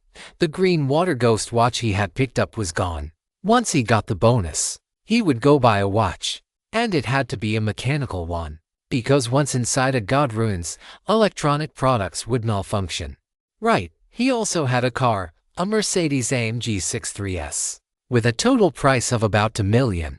Lin Baici leaned back and lay on the bed, thinking back to a month ago. He was still a poor high school graduate, struggling to figure out where to work to earn some money so he could live more comfortably in college and not be unable to afford even a milk tea for his girlfriend. He never expected that he would become so wealthy now. Never mind milk tea. He could afford lobster for every meal. However, one still had to be low-key. The things to do next: pass the license exam, find time to learn to drive, find a girlfriend, and, well, at asking Xiao Hongyao for advice on combat techniques. After taking stock, Lin Baici still couldn't sleep. So, he simply opened the Origin forum. He first browsed the Origin hall. The hottest posts were all discussing the god ruins on the outskirts of Haijing City. Shocking, dragon level takes action. Recovers divine remains in 5.5 hours. Breaks the god ruins, once again proving the powerful strength of the Kyushu Security Bureau. Does anyone know what divine taboo items came out of the Palm Harbor god ruins? Go to the help section to post a bounty. Don't freeload here. Lin Baici flipped through a few posts at random and found that they were all people who didn't know the specific situation making wild guesses. So, he immediately lost interest. He entered the help section. The post asking how to activate the urinal had its bounty doubled, from 50,000 yuan to 100,000 yuan, and a few more pictures had been added. Lin Baici suddenly felt that he could wait a bit longer. Perhaps the bounty would double again. Besides, he wasn't short on money recently, so there was no need to rush to fleece this sheep. There were many posts asking for information on the Kin Palace god ruins, and the prices offered were getting higher and higher. But there were very few replies. After all, there were too few god hunters who had come out of there alive.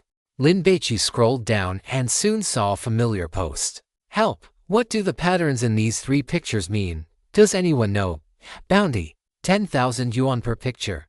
Bounty duration 1 month. And as of today, 2 days had passed.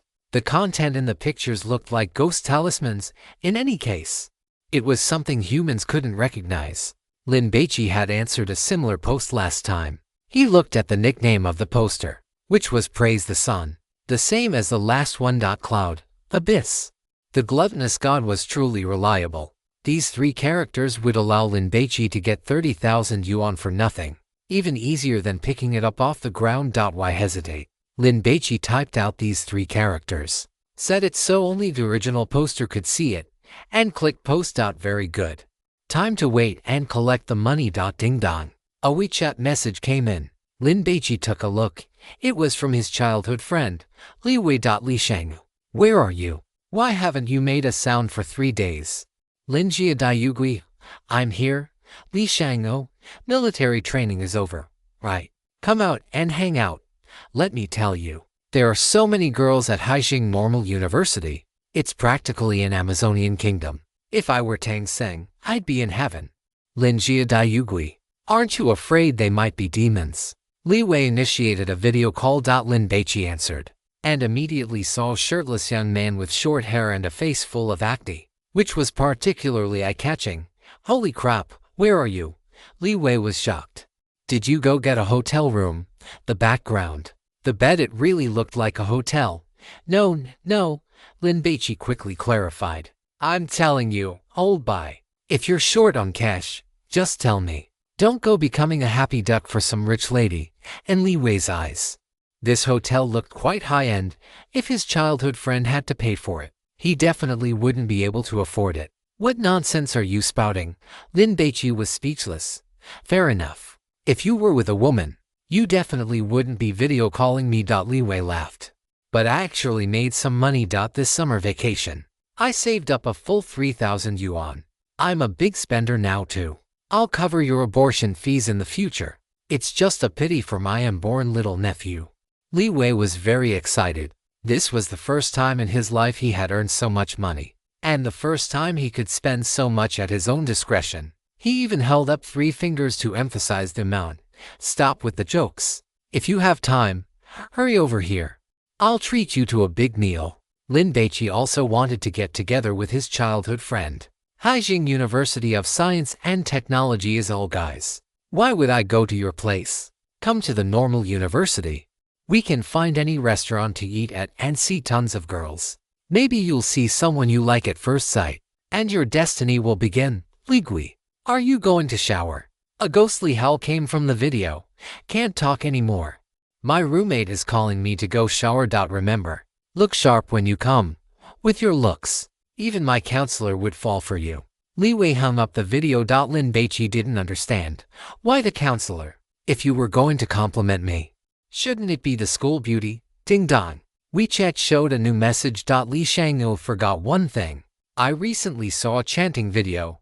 It's super magical. I felt completely sublimated after listening to it. You should try it too. Below was a link. Chapter 107, a viral video. Lin the Hungry Man becomes famous. The double bed in the Hilton Hotel was large and soft. It would truly be a waste not to use it for playing poker. Lin Baici casually clicked the link and played it. Avalokiteshvara Bodhisattva. The familiar sound of the sutra immediately poured out. Lin Baici was stunned. He possessed the divine grace of eidetic hearing, meaning even without activating it, he could remember anything he heard for at least 3 months. This passage was the Heart Sutra, and he was so familiar with it that he could recite it backward. However, what surprised him was the voice chanting it. Isn't this just me? Lin Baici quickly looked at the title of the video, a simple and unadorned Heart Sutra chanting. Then he looked at the UPLOID or Lin the Hungry Man. It really was himself. Lin Baici quickly closed WeChat and logged into Bilibili. Seeing a bright red 99 kung on the envelope-shaped message tab, he clicked it. Mentions, likes received, system messages, and my messages. All these items had a 99 kung next to them. Did my video go viral? Lin Baici quickly opened the backend to browse the data. 15.205 million views, 4.01 million likes, 2.38 million coins, 1.02 million favorites, and 3.78 million shares. Lin Baici was a bit shocked. From the time he posted the video until now, it had been exactly 1 month. Wasn't this data growing a bit too fast? On average, that was 500 views per day. Lin Baici didn't know the algorithm for Bilibili views, so he didn't know exactly how many people had watched the video, but the number of favorites indicated that at least 1.2 million people had seen it. Because Lin Baici hadn't bought any favorites, every single digit represented a real person, breaking 1 million. Lin Baici was filled with emotion. Is this my day? It feels super awesome. Right, what about the followers? Lin Baici quickly checked. 350,000 followers. Oh my god, that's quite a lot. Lin Baici was so shocked he cursed out loud. Gaining so many followers from a single video, even if it didn't break the Bilibili record, it had to be in the top 10, maybe even the top 3, right? No wonder there were so many messages in the backend. With data exploding like this, it would be a miracle if there weren't. Lin Baici scrolled through the messages. Most were from fans asking when he would release the second chanting video, and some wanted a high-fidelity version. There were even people writing long, rambling accounts of their romantic experiences. And there was more than one person doing that. They don't really think I'm a high monk, do they? Lin Baici laughed. If it were a few days ago, no, even yesterday, if Lin Baici had seen this chanting video go this viral, he would have happily sung a song and gone out for a big meal to celebrate. But now, Lin Baici felt very calm. He even felt a bit indifferent. After all, earlier that afternoon, he had temporarily turned down a job with an annual salary of 100 million. How many viral videos with over 10 million views would he need to post to earn that 100 million? Lin Baici didn't have much money in his bank card right now, but he had divine taboo items. That vanilla cushion he possessed, which had the effects of eidetic hearing and could delay or treat Alzheimer's if he were willing to sell it.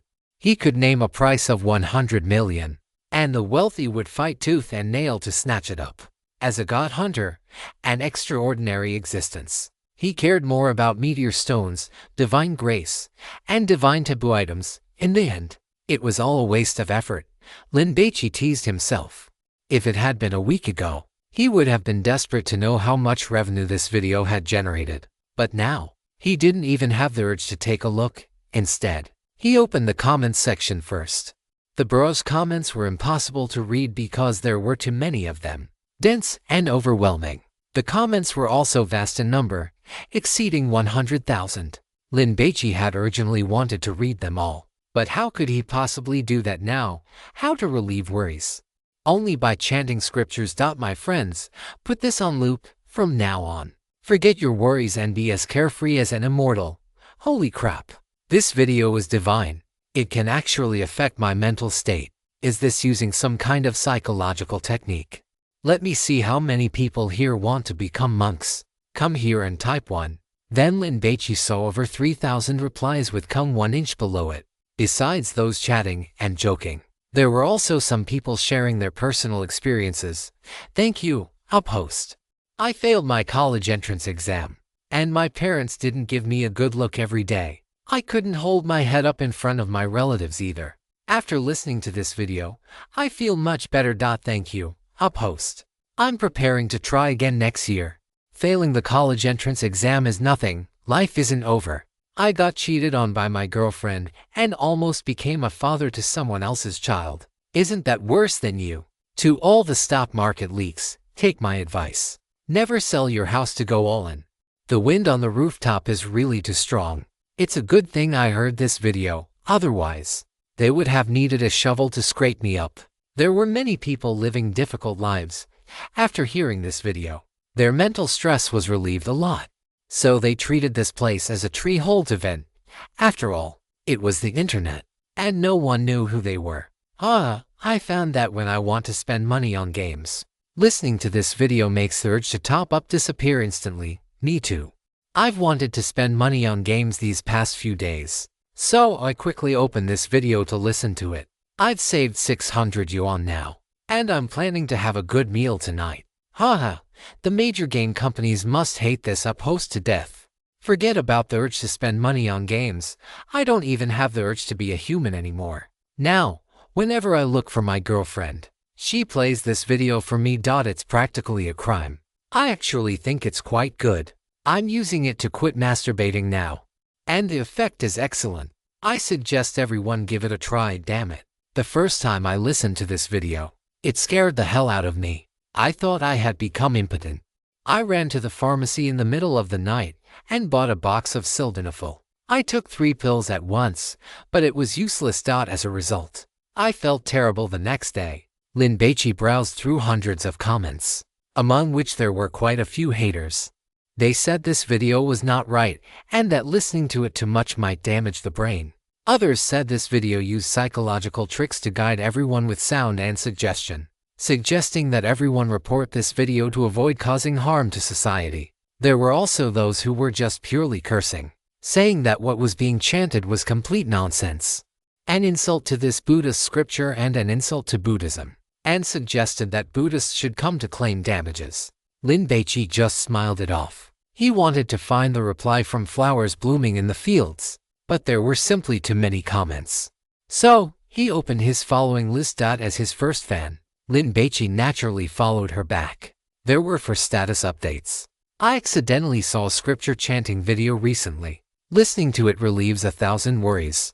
I can't help but want to make a painting video too. I hope it can bring some courage to those who are having a rough journey. Looking forward to the second video from Lin the Hungry Man. What scripture will he chant? The Diamond Sutra or the Shurangama Sutra? Super excited, annoyed. Why has it been so long and there is still no second scripture chanting video? It's true. He chants the scriptures so well. How could he be an ordinary person? How could he be idle enough to always post videos? It's a pity. I probably won't be able to hear his chanting voice ever again. Flowers Blooming in the Fields posted a status every 2 or 3 days. The last one was 7 days ago. It seemed she was deeply disappointed and had stopped logging into Bilibili altogether. Lin Baici didn't actually have much intention to post videos. But the status updates from Flowers Blooming in the Fields made him change his mind. He decided to release another video. This was his first fan. A fan who had left many messages, encouraged him, and offered him ideas. Thinking of it, he did it.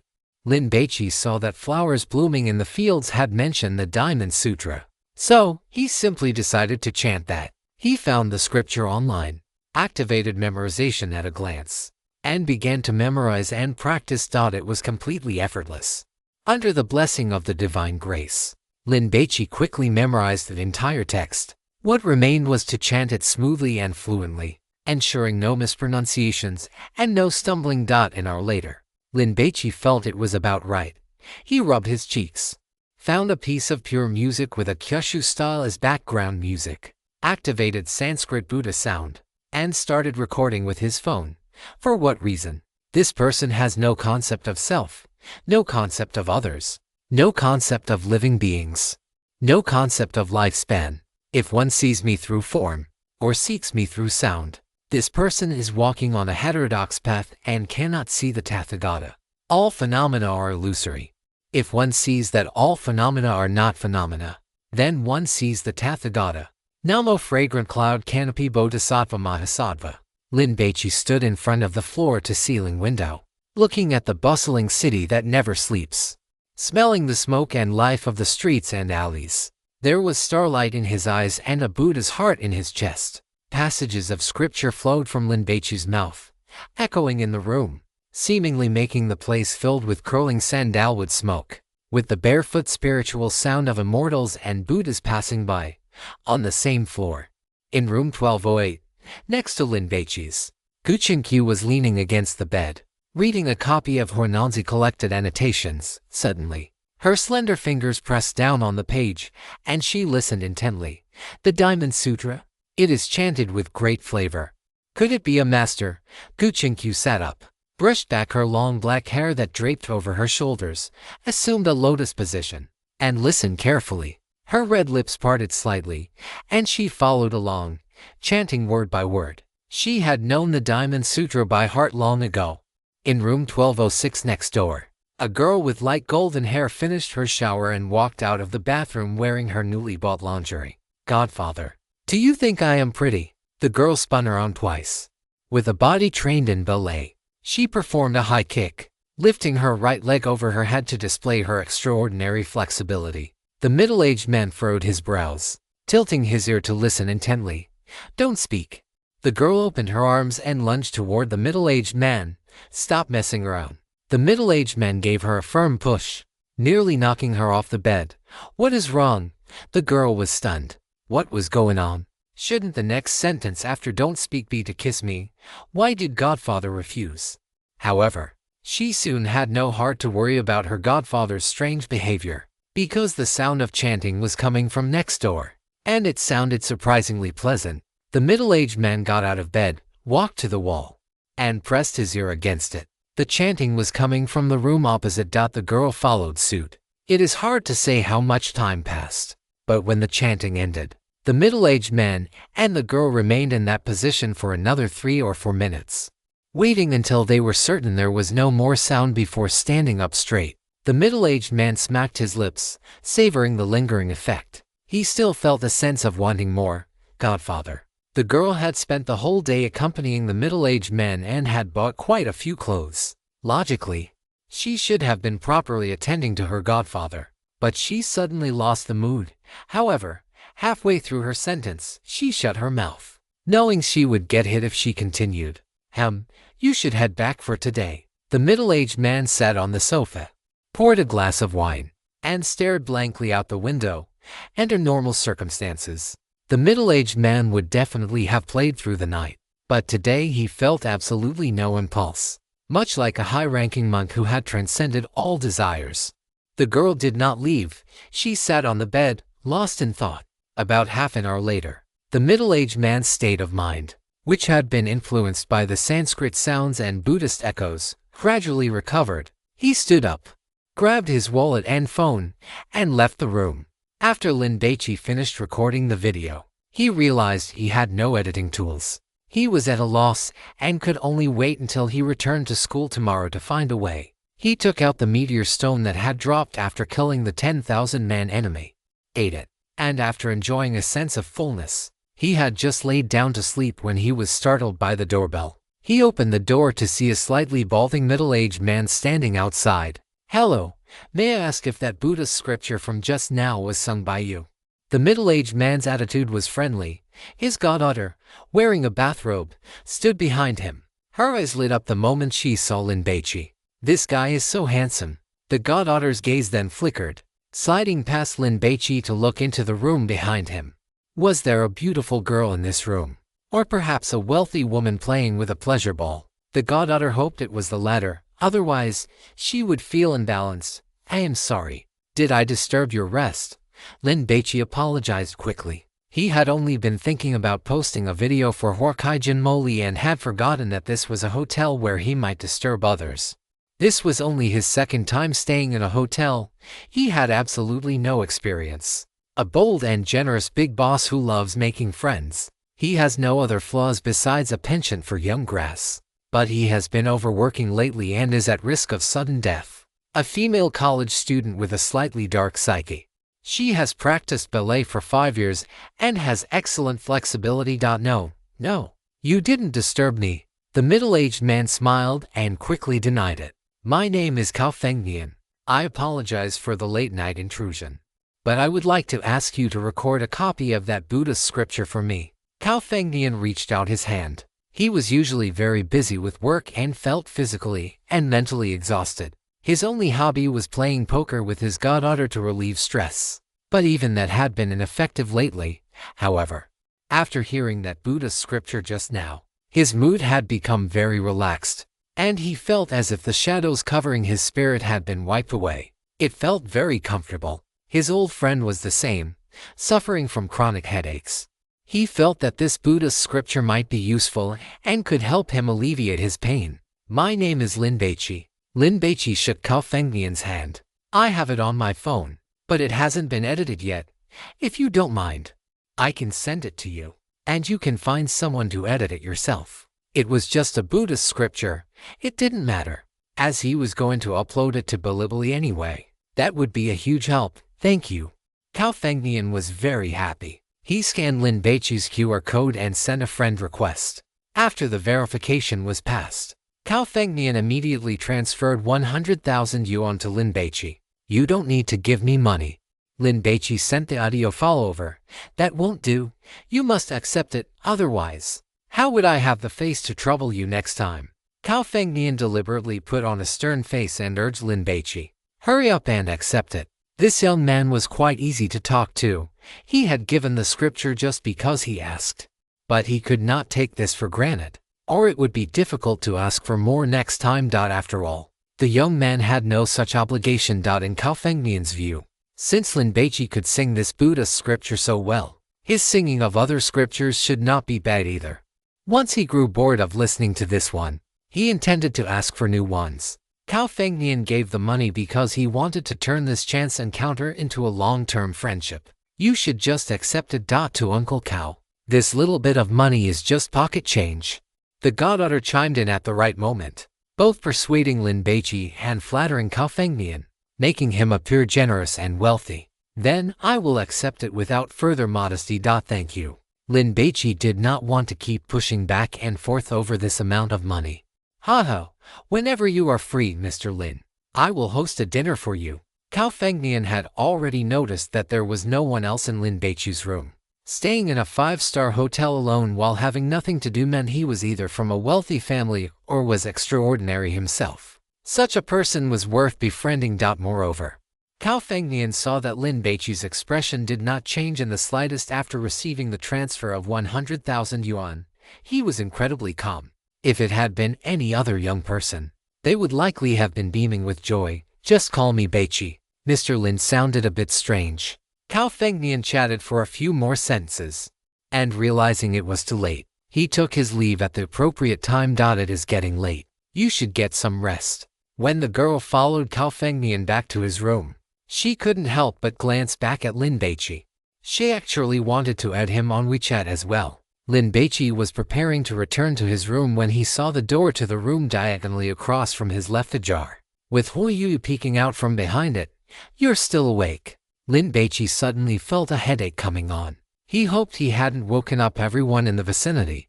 No, that Buddhist scripture you chanted earlier was truly amazing. Hu Yu was shocked. Lin Baici's voice, one could tell immediately, hadn't undergone professional vocal training, but it had a unique quality that made it memorable the moment one heard it. Coupled with his looks, if he were to shave his head and put on a kasaya, wow, he would definitely attract quite a few female fans with specific fetishes. Why did she suddenly feel a little bit of anticipation? Get some sleep early. After saying that, Lin Baici closed his door. Emo. Hu Yu felt that even with such good looks and such a great physique, Lin Baici was destined to be single. Otherwise, look at what he just did in the middle of the long night. He didn't even invite her in to sit for a while. Would I eat you? You really had an opportunity, but you were useless. It couldn't be that you aren't interested in a flat-chested girl like me, right?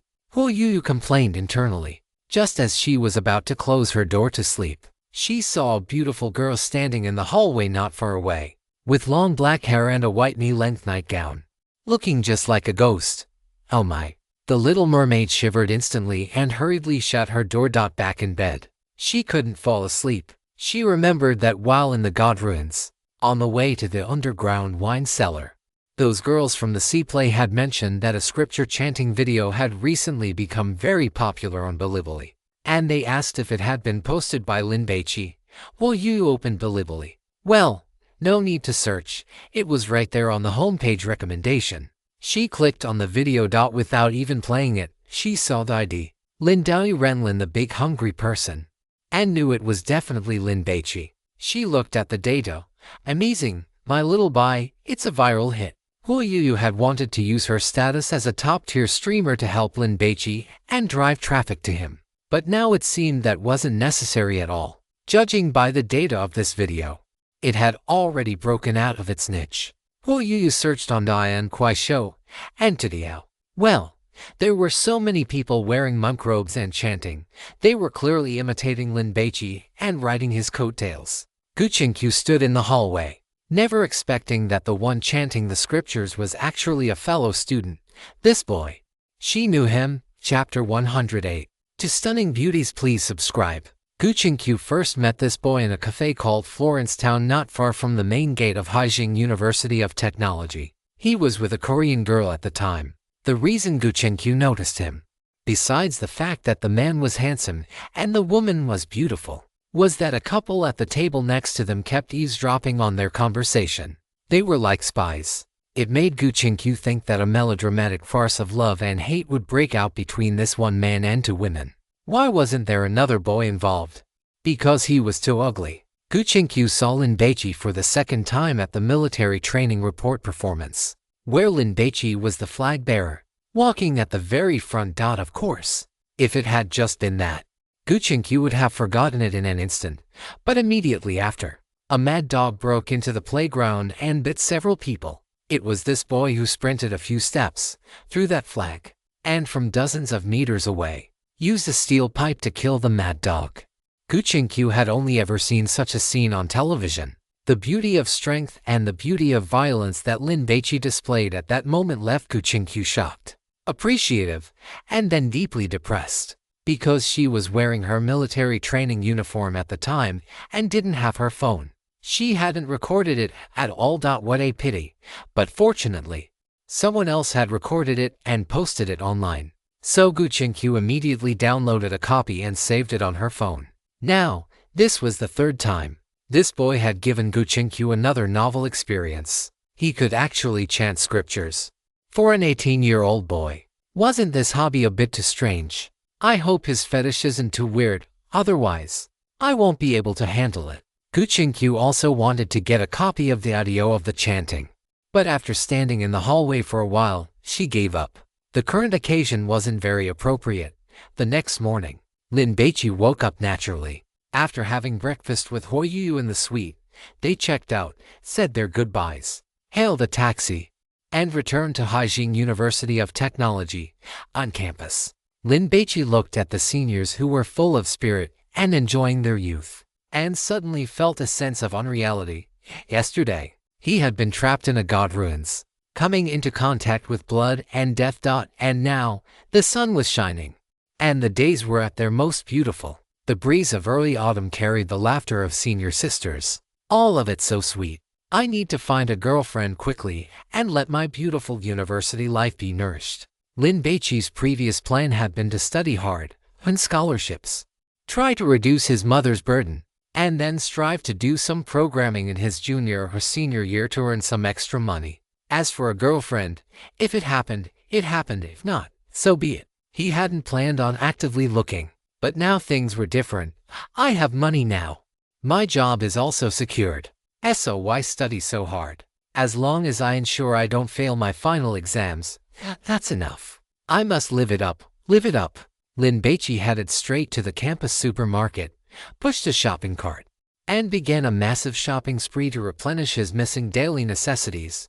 Potato chips, to bags of every flavor, except for cucumber. Chocolate, energy bars, cookies, and a few bags of Kirkia's sunflower seeds. After buying snacks, Lin Baici went to the beverage section and grabbed a few bottles of soda. With the divine grace of pool of wine and forest of meat, there was no need to worry about getting fat or ruining his health.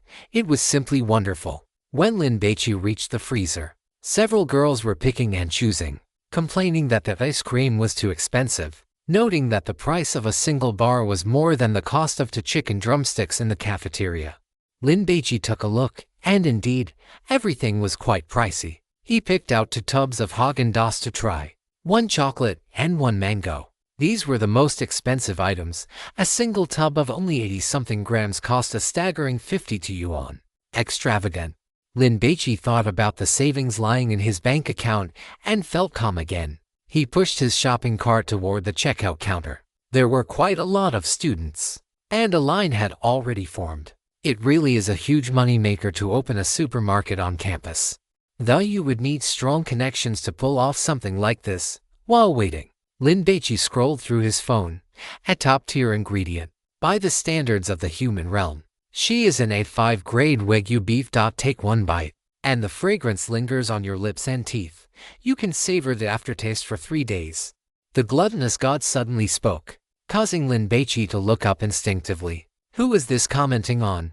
She looks plainly dressed, like a Cinderella, but with careful styling, she would be stunning. Deep down, she holds traditional views of men being superior to women. She wants to find a man who can protect her and hold up a clear blue sky for her. Lin Baici's gaze fell upon the girl standing in front of him wearing a black dress. He had looked around, and all the other girls nearby were too mediocre. Even the prettiest one was at most a 6 out of 10, and her figure was nothing to write home about. Is she really that good? Because they were in line, the girl in the black dress had her back to Lin Baici, preventing him from seeing her face. Furthermore, the dress was somewhat baggy, making it impossible to tell what her figure was like. However, her braided pigtails were thick, black, and long. Honestly, does anyone still wear that kind of country girl hairstyle these days? Regardless, the first impression this girl gave Lin Baici could be summed up in one word: dowdy. She didn't know how to dress herself. Among the girls Lin Baici knew, Jiu Honiao didn't wear makeup and usually liked to wear sportswear, looking very sunny, a total athletic type. Most men probably wouldn't like that type. But with her high ponytail and ample chest, she was quite something. Hu Yu went for the cute style. Wearing all sorts of cosplay outfits and school uniforms, she was as fresh as could be. And no one would doubt it if you said she was a middle schooler.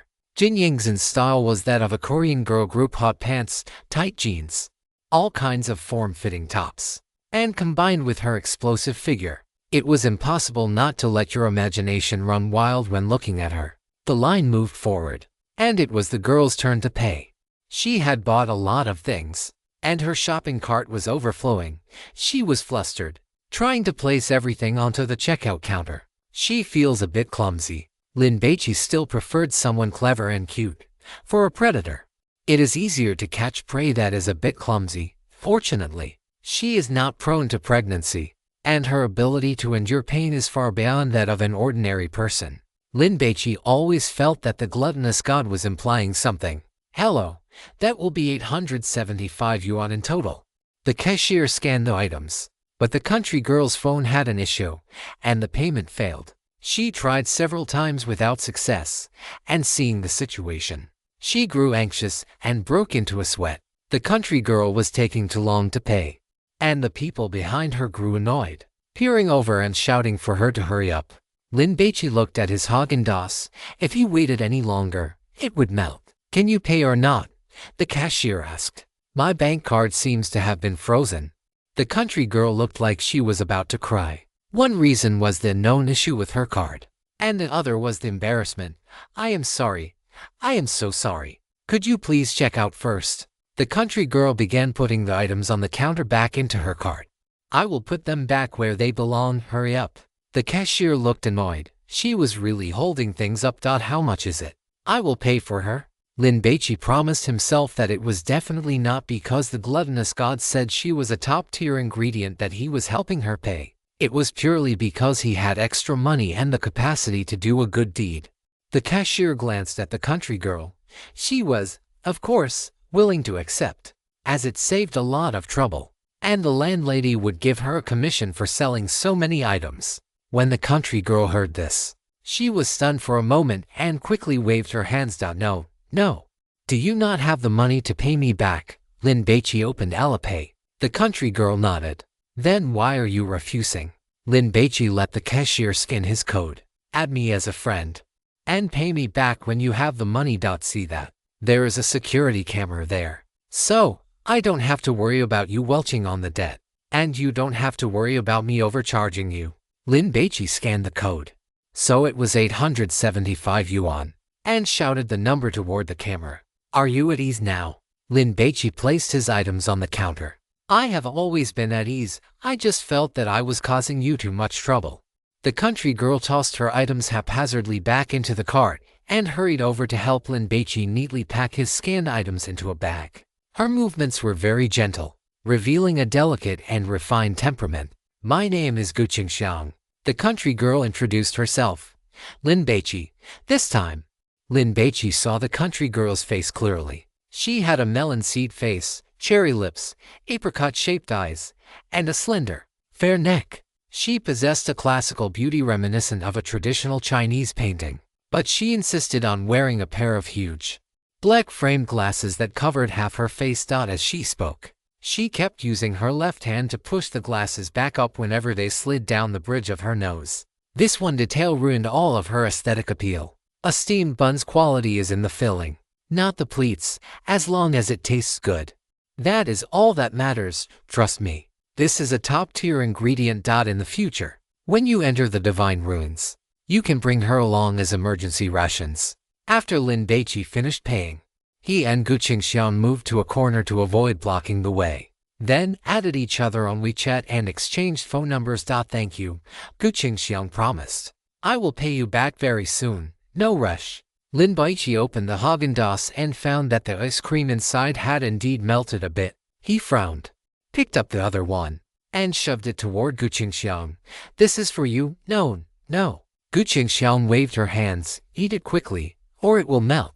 Lin Baici tasted a few spoonfuls and felt the flavor was just average. "I am heading off. Goodbye." Gu Qingxiang held the ice cream box with both small hands. She did not open it to eat immediately. She planned to take it back to her rented room to enjoy it slowly. The ice cream had melted, but it contained an extra bit of thoughtfulness. Gu Qingxiang had just arrived at Haijing University of Technology to take up her post. Being in an unfamiliar place, she felt very lonely. But now, she suddenly felt that the world was warm and life was beautiful. The lucky sunshine occasionally shines on oneself as well. Lin Baici. Gu Qingxiang silently repeated the name to herself. Lin Baici returned to the dormitory and found that everyone was out. They had probably gone out to have fun. He took advantage of the empty room to tidy up his things, putting some spare supplies into the black alms bowl before heading out to stroll around the campus. At noon, he bought 2 dishes and a portion of rice at the cafeteria. In the afternoon, he wandered around the library and applied for a library card. There were quite a few pretty girls. He could come here often in the future. For dinner, Lin Baici ate on the 2nd floor of cafeteria No. 1. He ordered clay pot rice noodles, which were a bit spicy. When he returned to the dormitory at 7 o'clock, Hu Wenwu was already there, reading an English book. So diligent. Lin Baici washed his hands and placed a few bags of snacks on the table. Let us eat together. We are from a small place, and my spoken English is not good. I want to practice in advance so I do not embarrass myself once classes start. Hu Wenwu felt that Lin Baici was quite approachable, which was why he shared his true thoughts with him. The dormitory door was pushed open. Jin Jiahui, reeking of alcohol, returned. Seeing Lin Baici, he said over. Old Bai, where did you go last night? You stayed out all night right after school started. Are you trying to get a demerit? Jin Jiahui was quite impressed. He actually wanted to go out and have fun too, but he did not dare. I went to hang out with some high school classmates. It was too late, so I did not come back. Lin Baici thought to himself, I did not do anything. It would be too much of a loss if I got a demerit for this. A female classmate, right? Jin Jiahui patted Lin Baici on the shoulder. I understand. You should hurry up and wash your face to sober up, or go take a nap. Lin Baici steadied Jin Jiahui. This guy was reeking of alcohol. He must have drunk quite a lot. It is fine. I have a high tolerance for alcohol, Jin Jiahui boasted. But he fell asleep the moment his head hit the pillow. Lin Baici placed him on his bed, took off his shoes, and covered him with a blanket to prevent him from catching a cold. Not long after, Fang Mengyuan returned carrying a basketball, covered in sweat. Baici, did you have fun last night? Not really. Lin Baici shook his head. Fang Mengyuan laughed loudly. Let us go play basketball together tomorrow. Do not push it off again. Let me see what you are capable of. What kind of capability? The capability to pick up girls. Zhu Daguan walked into the dormitory holding a selfie stick. Hey guys, do you want to see the most handsome guy in our dorm? Are there any female fans here? Send some free gifts, and I will show you a real hunk. Zhu Daguan was interacting with his viewers while pointing the camera at Lin Baici. Lin Baici raised his hand to cover his face. He did not want to be on camera. The few videos he posted on Bilibili were also faceless. You are a grown man. What are you shy about? Zhu Daguan used reverse psychology. Come on, take your hand down. You are so dashing. It is a waste not to show everyone. Stop it. Lin Baici frowned. The main thing was that they were roommates and had to live together for 4 years. He did not want to make the relationship too awkward, or everyone would be uncomfortable. Daguan. Baici does not want to show his face online. Can you respect him? Fang Mengyuan interjected. Right, show some respect to your roommate. Hu Wenwu chimed in. His face has already been seen by everyone in our school. Although Zhu Daguan was arguing, he did not dare to phone Lin Baici anymore. Not to mention Fang Mengyuan. Even an honest person like Hu Wenwu, who could barely say 2 words, was speaking up for Lin Baici, which put a lot of pressure on him. This showed that Lin Baici was very well liked. If a conflict arose, no one would definitely help him. Damn, I am a big streamer. Are you guys not going to suck up to me? Zhu Daguan felt depressed.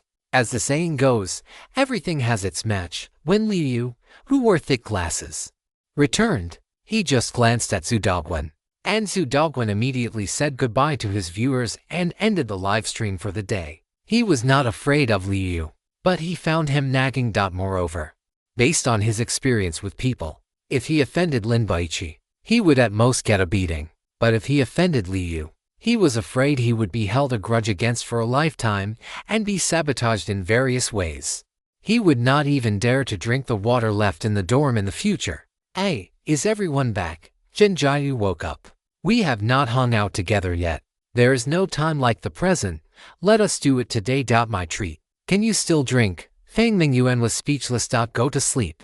I can definitely drink you under the table. Jin Jiayu gave him the middle finger. It was not meant to be insulting, just a habit. He went to wash his face, came back, and picked up the water by his bedside, but after 2 gulps, it was empty. Bad luck. Jin Jiayu did not want to go downstairs, but ordering delivery would probably take half an hour. Jiayu.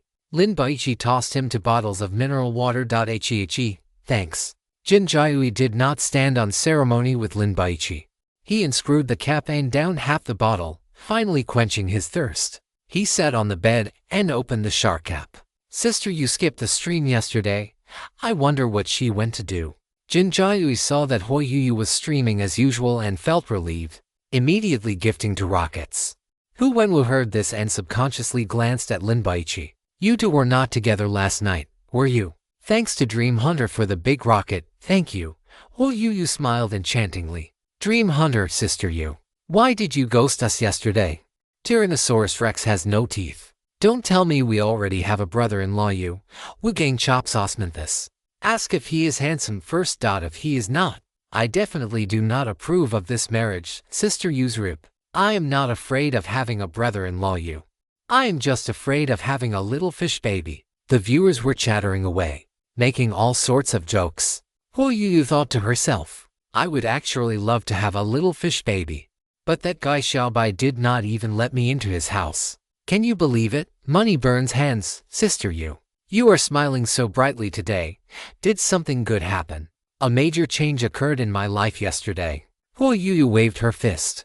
I have received divine grace. I am a god hunter now, and I should be healthier than the average person. But it is a pity that I cannot tell you these secrets. I might not stream anymore in the future, Hoi Yuyu suddenly announced, causing the live stream to go quiet for a moment, almost killing the mood. Homelander did not laugh. Is there really a brother-in-law you now? Hoi Yuyu actually knew she should not have said it, but she held back and then could not help herself. That man from yesterday saved me again. I really want to thank him, but I do not have anything presentable to offer. Nemesis of green tea bitches. Pack yourself up as a gift and send yourself over. If only it were that simple, Hoi Yuyu sighed. So I have decided that from today on, I will be a good support. I will start studying hard. And if he needs me, I will go through fire and water, and give it my all. Jin Jiayu watched as the usually happy-go-lucky Hoi Yuyu suddenly became so serious. He knew that Hoi Yuyu was being real. If that man needed her, she would definitely give up streaming.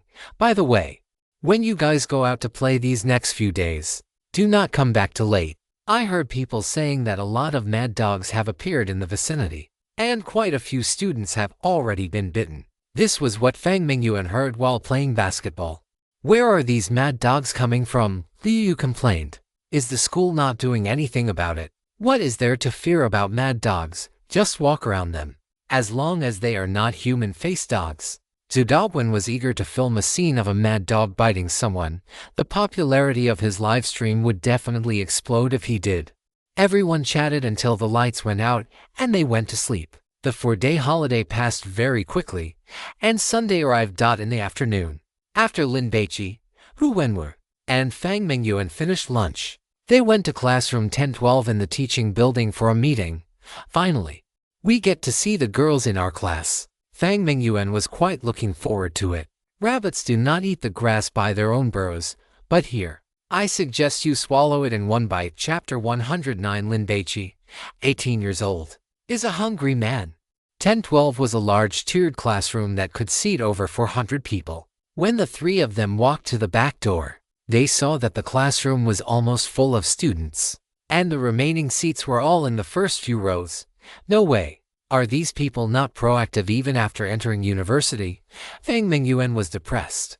He was a sports student, so he did not need to focus on his studies, and plus, being tall, He had always sat in the back row since elementary school. Does it matter where we sit?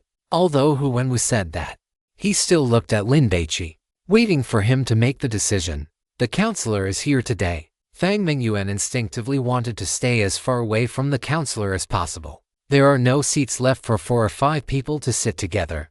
We can only go to the front row. The students were sitting in 2s and 3s.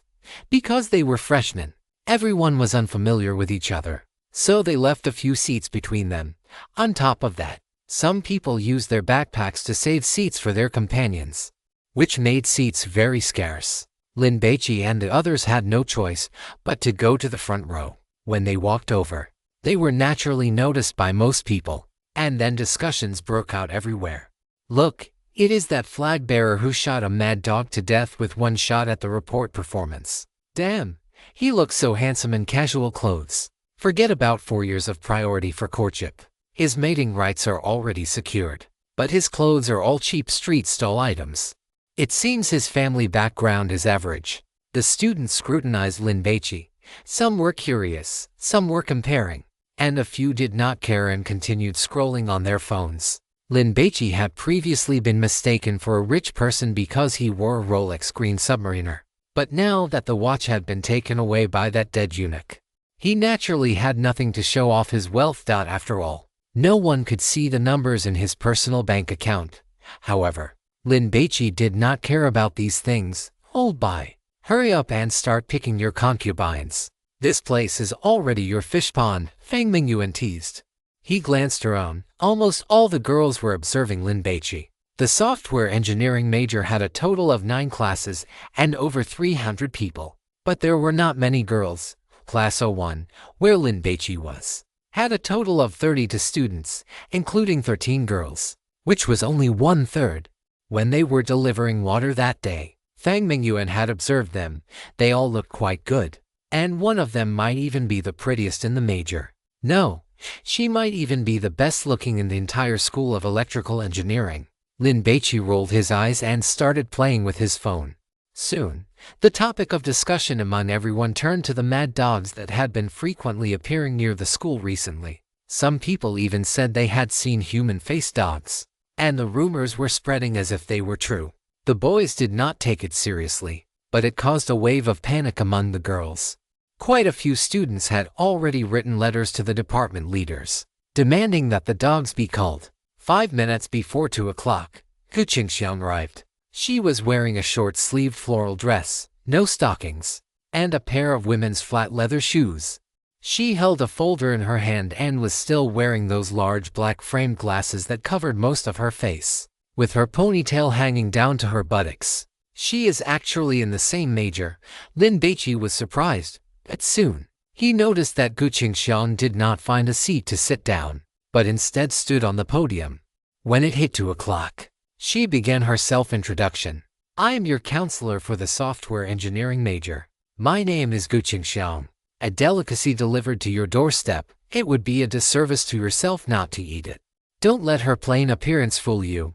The most natural ingredients often possess the most primitive flavors. It is a return to the most authentic taste, stripped of all spices and culinary techniques. I suggest you eat her raw. With a bit of blood still visible, the flavor will be even better. Lin Baici did not expect this plain-looking girl to be his counselor. As for the 800 yuan or so, she had already transferred it to him via WeChat that very afternoon.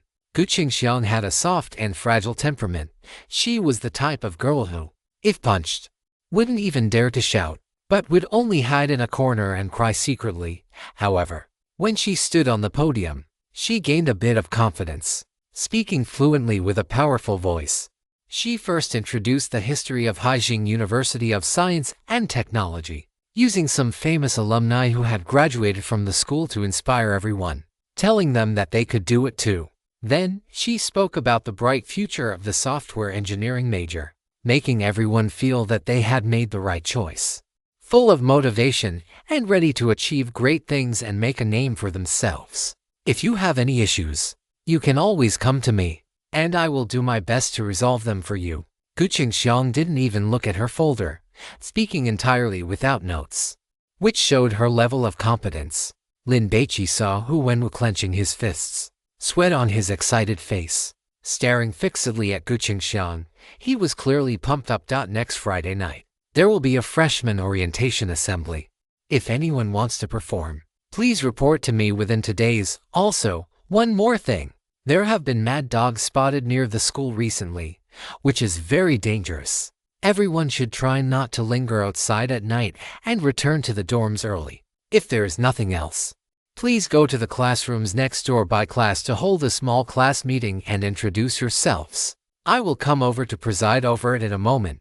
Don't worry. I have already written the notice on the blackboard, and the classrooms have been cleared. Gu Qingxiang waited for a minute, and when no one asked any questions, she signaled that everyone could leave. Class 01. Stay behind and use this classroom. The students soon left, leaving only the students of Class 01 scattered throughout the classroom. Everyone, come and sit at the front. Gu Qingxiang gestured for everyone to come over. Who wants to introduce themselves first? After everyone changed seats, they looked at each other. No one went up. Just as Gu Qingxiang was about to call a name, Ji Xinyan spoke up. Why don't we let the flag bearer go first? Swish. Everyone looked at Lin Baici. If he were just a flag bearer, no one would remember him. But he had shot a mad dog dead with a single spear, which was impressive. Moreover, someone had posted the video from that day online. By now, not to mention the freshmen, even the upperclassmen had likely seen Lin Baici's face. After all, he was very handsome. Gu Qingxiang looked at Lin Baici, waiting for his decision. Ladies first. Why don't you go first? Lin Baici smiled slightly. He had seen this girl before, that day when he was having coffee with Jin Yingzhen in the Florence town. This girl was sitting right next to them. The gluttonous god's commentary on her was that she was a wild cherry, something one could take a bite of for a fresh taste when bored. Men and women are equal. You don't need to be modest. Ji Xinyan returned the smile. She had a foxy face with large, always watery eyes, no matter who she looked at. It seemed like she was winking. Her figure was on the thin side, and her arms, exposed outside her pale yellow sweater, made one feel that they could snap them with a gentle twist. Zhu Daoguan sized up Ji Xinyan, thinking she was the type of girl who was very experienced and definitely knew more than most boys. Liu Yu was jealous. Isn't Lin Baici just a flag bearer? What is so great about that? Is it really worth being interested in him? This girl is also a shallow person. I really want to discipline her with a big stick. Hu Wenwu felt that this girl was different from other girls, but he couldn't quite put his finger on how. Just that she felt strange. Old Bai and his way with women. TSK.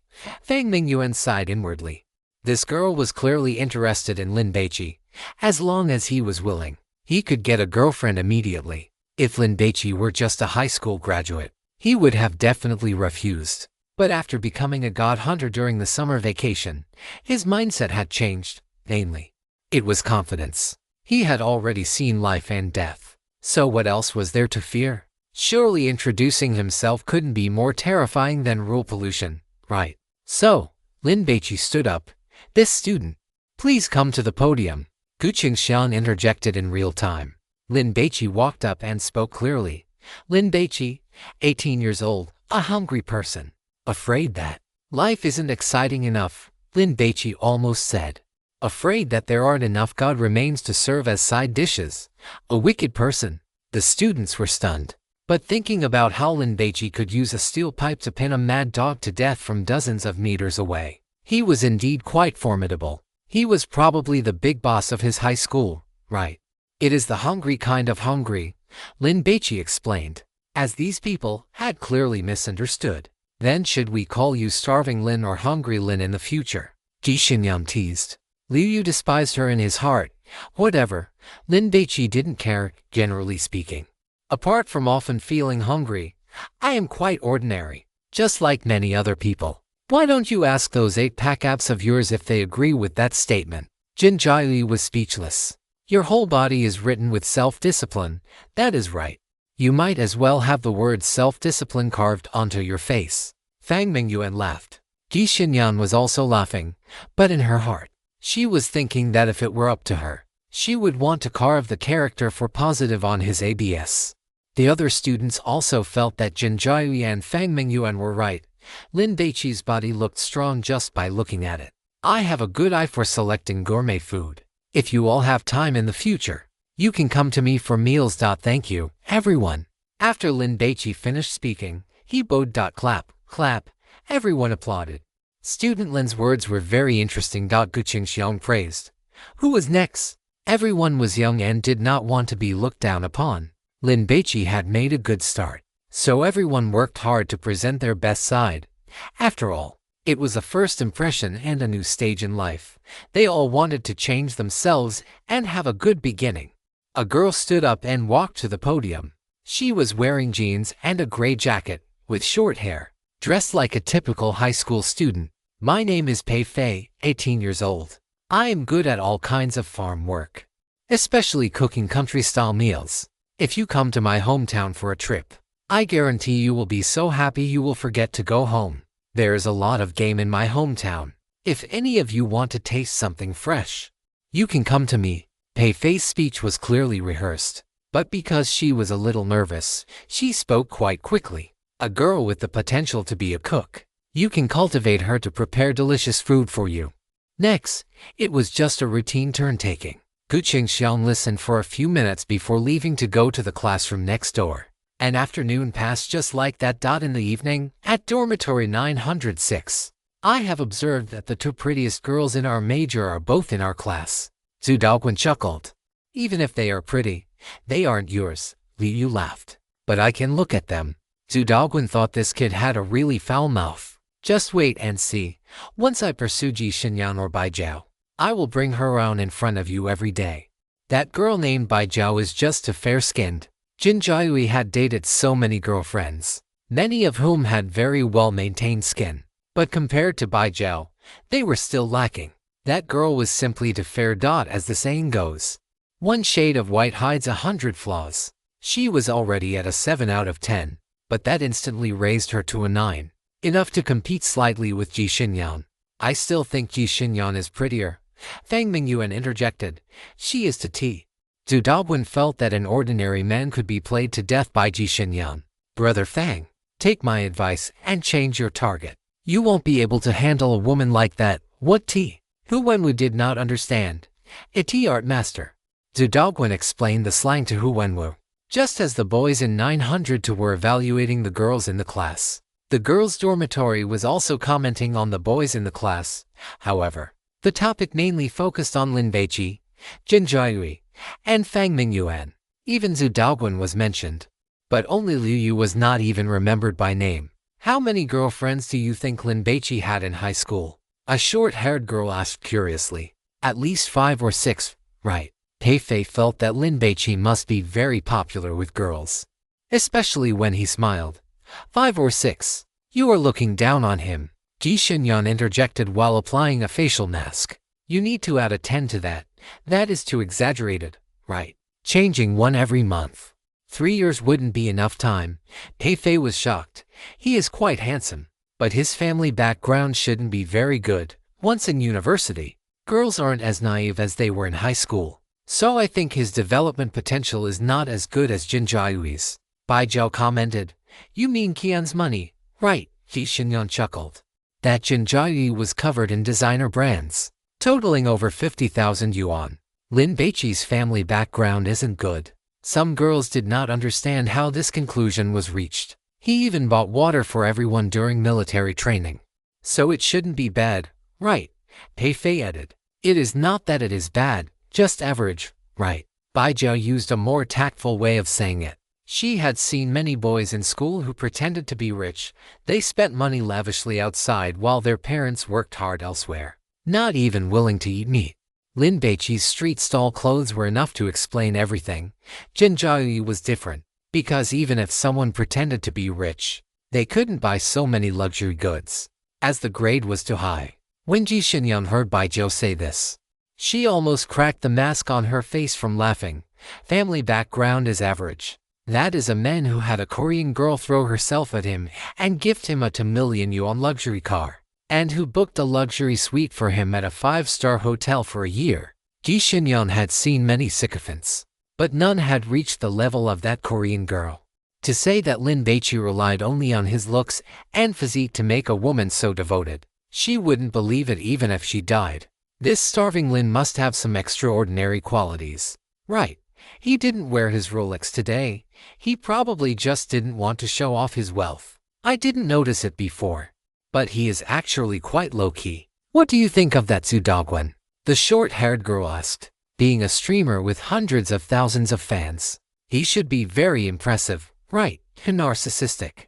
Pei Fei did not like Zudogwen. His self-introduction lasted a full 20 minutes. It had turned into a personal press conference. I don't think so. I think he is quite confident. Didn't he also say that if anyone wants to start streaming in the future, they can find him and he will help?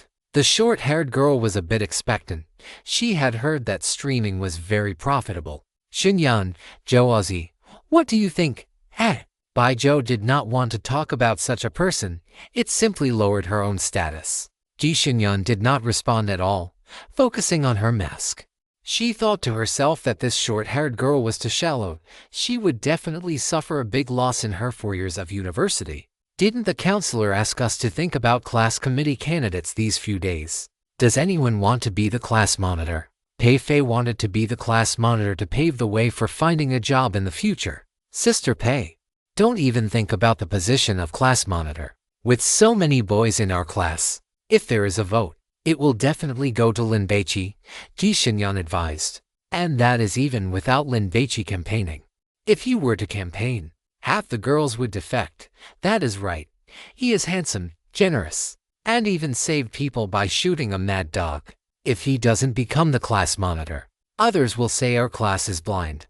We have all drunk his water. Damn, he wouldn't have been thinking of bribing us back then, right? The girls were chattering away. Ji Xinyan actually laughed so hard her face mask fell off. Bribing you all with a few bottles of mineral water. Who are you looking down on? If Lin Baici were to make a move, it would definitely be a feast worth 500 yuan per person. Otherwise, it would be an insult to that Rolex on his wrist. The weekend passed, and the freshmen officially started their classes. Compared to high school, university classes were much freer, though they mostly required roll calls. The very next day, Jin Jiayi was caught skipping class by his advanced mathematics professor because he had slept in. Fang Mingyuan said he could help him answer present in the future, but Jin Jiayi just waved his hand and said there was no need. Why go through all that trouble? Just finding the principal once at the end of the semester would settle everything. Jin Jiayi's nonchalant attitude made Zudogwen envious to death, which in turn made him work even harder on his live streaming career, as it was his only chance to defy his fate. On Tuesday at noon, while Lin Baici was eating in the cafeteria, he received a call from Jia Hongyao. The bonus for you killing Black Shark 3 and handing over the divine remains has been approved. It is 11 million in total.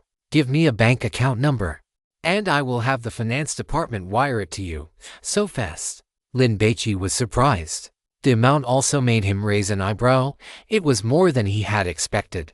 Yes, for handing over the divine remains. There is also a reward of 100 meteor coins. I will bring them to you next time I see you, Jia Hongyao explained. Hurry up and give me a bank account number. Lin Baici sent his bank account number to the high ponytail girl via WeChat. 3 minutes later, a text message notification arrived. Your card ending in 6012 received a deposit transfer from another bank of 11 million. 0 yuan on September 22nd at 12:31. The balance is 11,038,876.25 yuan. Sender, Yuzhou Security Bureau. Sender account ending in 010 Industrial and Commercial Bank of China. 110, 100. Lin Baici counted the zeros. That was right, 11 million.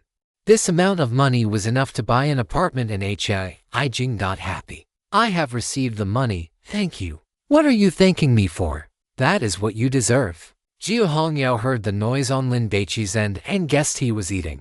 I won't disturb you anymore. Once I am done with my work, I will take you to that good place in a few days. By the way, many mad dogs have appeared near your school, and there have been 2 corpses found with their internal organs hollowed out. It is likely caused by a divine taboo item, so please keep an eye out for me. Lin Baici ended the call with Jia Hongyao. He couldn't wait a second longer and quickly called his mother. Chapter 110. The University Life of God. Lin is just that simple, unadorned, and boring. In the cafeteria, the aromas of various dishes mixed together, greatly increasing one's appetite and making one wish they could eat 2 more bowls of rice. It was noon, lunchtime, and the cafeteria was almost full of students. But the west side was relatively empty because there was a stall selling luosif and snail rice noodles there. I don't know if it tastes good, but it smells a bit pungent. The phone rang 5 times before it was answered. "Mom, have you eaten yet?" Lin Baici took a bite of a steamed bun. "I'm eating right now. How about you?" Lin mom didn't expect Lin Baici to call her at this time and felt a bit worried. "What is wrong? Are you homesick?" "I am eating too." Lin Baici weighed his words. "I have something to tell you." Lin mom put down her chopsticks. "A few days ago, the school organized a military training report performance. A mad dog ran onto the playground and bit several people. I happened to be the flag bearer, and I had a steel pole for hanging the flag in my hand. So I rushed up and beat the dog to death." Before Lin Baici could finish, he was interrupted by Lin mom. "Are you okay? You weren't bitten, were you?" Lin mom's voice was hurried, filled with deep concern. "No, I am such a big guy. Taking care of a mad dog is a piece of cake. When you get off work tonight, we can video call, and I will show you. Don't worry, I am really fine." Lin Baici continued to reassure her for a few moments before getting to the point. A reporter from Haixing TV was there at the time. If this matter blew up, it would damage the reputation of Haixing University of Technology. Plus, I saved a student, so the school gave me a reward for my courageous act. It is 20,000 yuan in total. Lin Baici didn't dare to state the amount too high. After all, it was just beating a mad dog to death. 5,000 would probably be the maximum anyone would expect. "Are you really okay?" Lin mom was still worried. "Really? Should we video call now?" Lin Baici laughed. "And I can show you our school cafeteria while I am at it. If you are fine, then forget it." It would be a waste of data. Lin mom refused. Since he was a child, Lin Baici had never lied. He was a child who made his parents feel very at ease. "Mom, stop working overtime. It is exhausting. Give me a bank account number, and I will wire the money back to you." Lin Baici felt a bit troubled.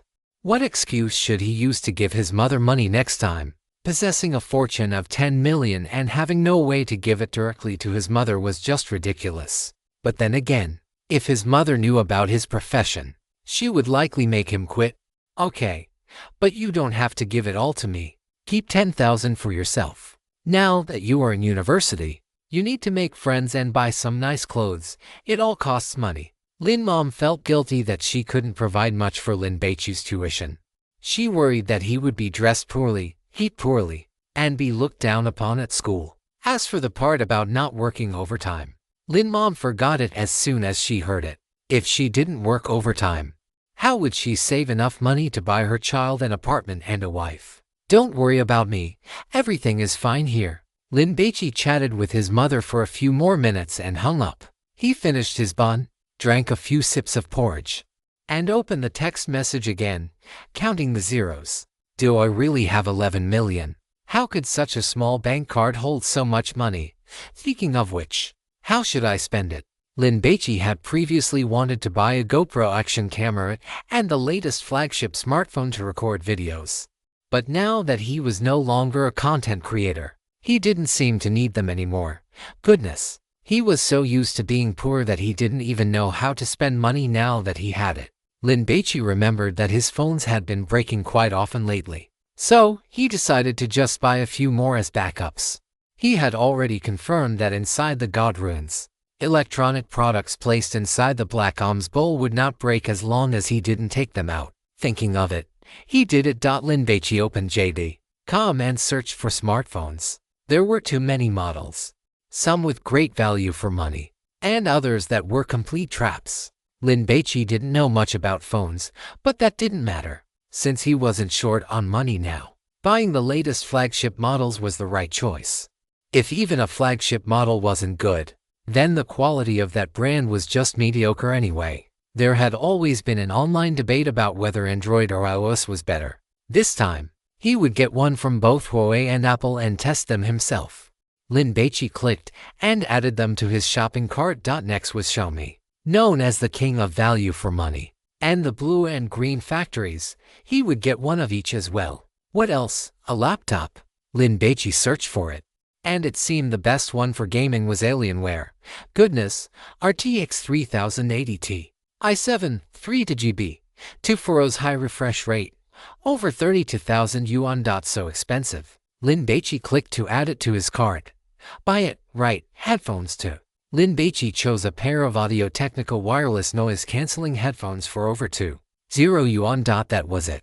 The total price was 75,000 yuan, not even reaching 100. Lin Baici clicked pay. Soon, the bank's SMS notification arrived. Lin Baici took a look. There was so much money in the card that after spending over 70, the balance figure basically didn't show any noticeable change. Honestly, am I being too extravagant?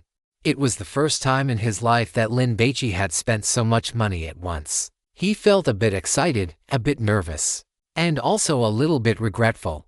After all, he had lived a frugal life for 18 years. In high school, the most money he ever had in his pocket was 300 or 400 yuan.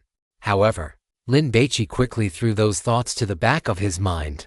Enjoy life while you can. The profession of a god hunter was quite dangerous. He might just die inside the next god ruins he explored. If he hadn't eaten, played, or enjoyed life, it would be too much of a loss. Besides, he needed to find a girlfriend quickly. He heard that virgins couldn't go to heaven. Lin Baici had originally planned to go to an internet cafe to edit the audio file of the Diamond Sutra and upload it. But now he didn't need to. He would do it tomorrow when the computer arrived. After a day of classes, his free time had arrived. Fang Mingyuan had finished eating and gone to the playground to play basketball. Jin Jiayue seemed to be on a date, while Zhu Daoguan was wandering around campus doing an outdoor livestream. Hu Wenwu had gone to the library, and Liu Yu was hugging his books in the self-study room, already starting his sprint for a scholarship. Lin Baici looked at the empty dormitory and suddenly realized he had entered a life of slacking off. This wouldn't do. He still had to study. In the future, when exploring god ruins, he might encounter god hunters from various countries, so mastering 1 or 2 foreign languages was a necessity. Let's start with English today. Lin Baici took out his English book, preparing to memorize vocabulary. Hey Baici, is it just you in the dorm? Zhang Jixu, who looked like a stalk of sorghum, pushed the door open and peeked inside. What is it? They were all in the same class, and during military training. Lin Baici had even stood right next to him, playing cards. Come join us. Zhang Jixu beckoned. Hurry up. We're just one person short. I'm going to memorize some vocabulary for a while. Lin Baici shook his English book. What vocabulary are you memorizing in the middle of the night? Memorize it in the morning. I'll call you for morning study. Zhang Jixu urged. Let's go. Let's go. What are you playing? Lin Baici closed his book, locked the door, and went next door to play cards. Shuangsheng. The game began. Lin Baici and Zhang Jixu were on the same team. An hour and a half later, unless the cards they were dealt were exceptionally bad, Lin Baici and Zhang Jixu hadn't lost a single round. Damn, this feels great today. Zhang Jixu rubbed his hands happily. Although it was just playing cards and there was no prize, winning was definitely satisfying, especially winning so thoroughly. Come on, let's switch seats. The luck on this side is bad. Chen Kaiwei attributed the loss to luck. No switching. Zhang Jixu refused. He hadn't had enough fun yet. Damn, I don't believe this. Chen Kaiwei lit a cigarette. Again, having lost too much, he was feeling a bit depressed. Old Bai, are you able to memorize all 108 cards?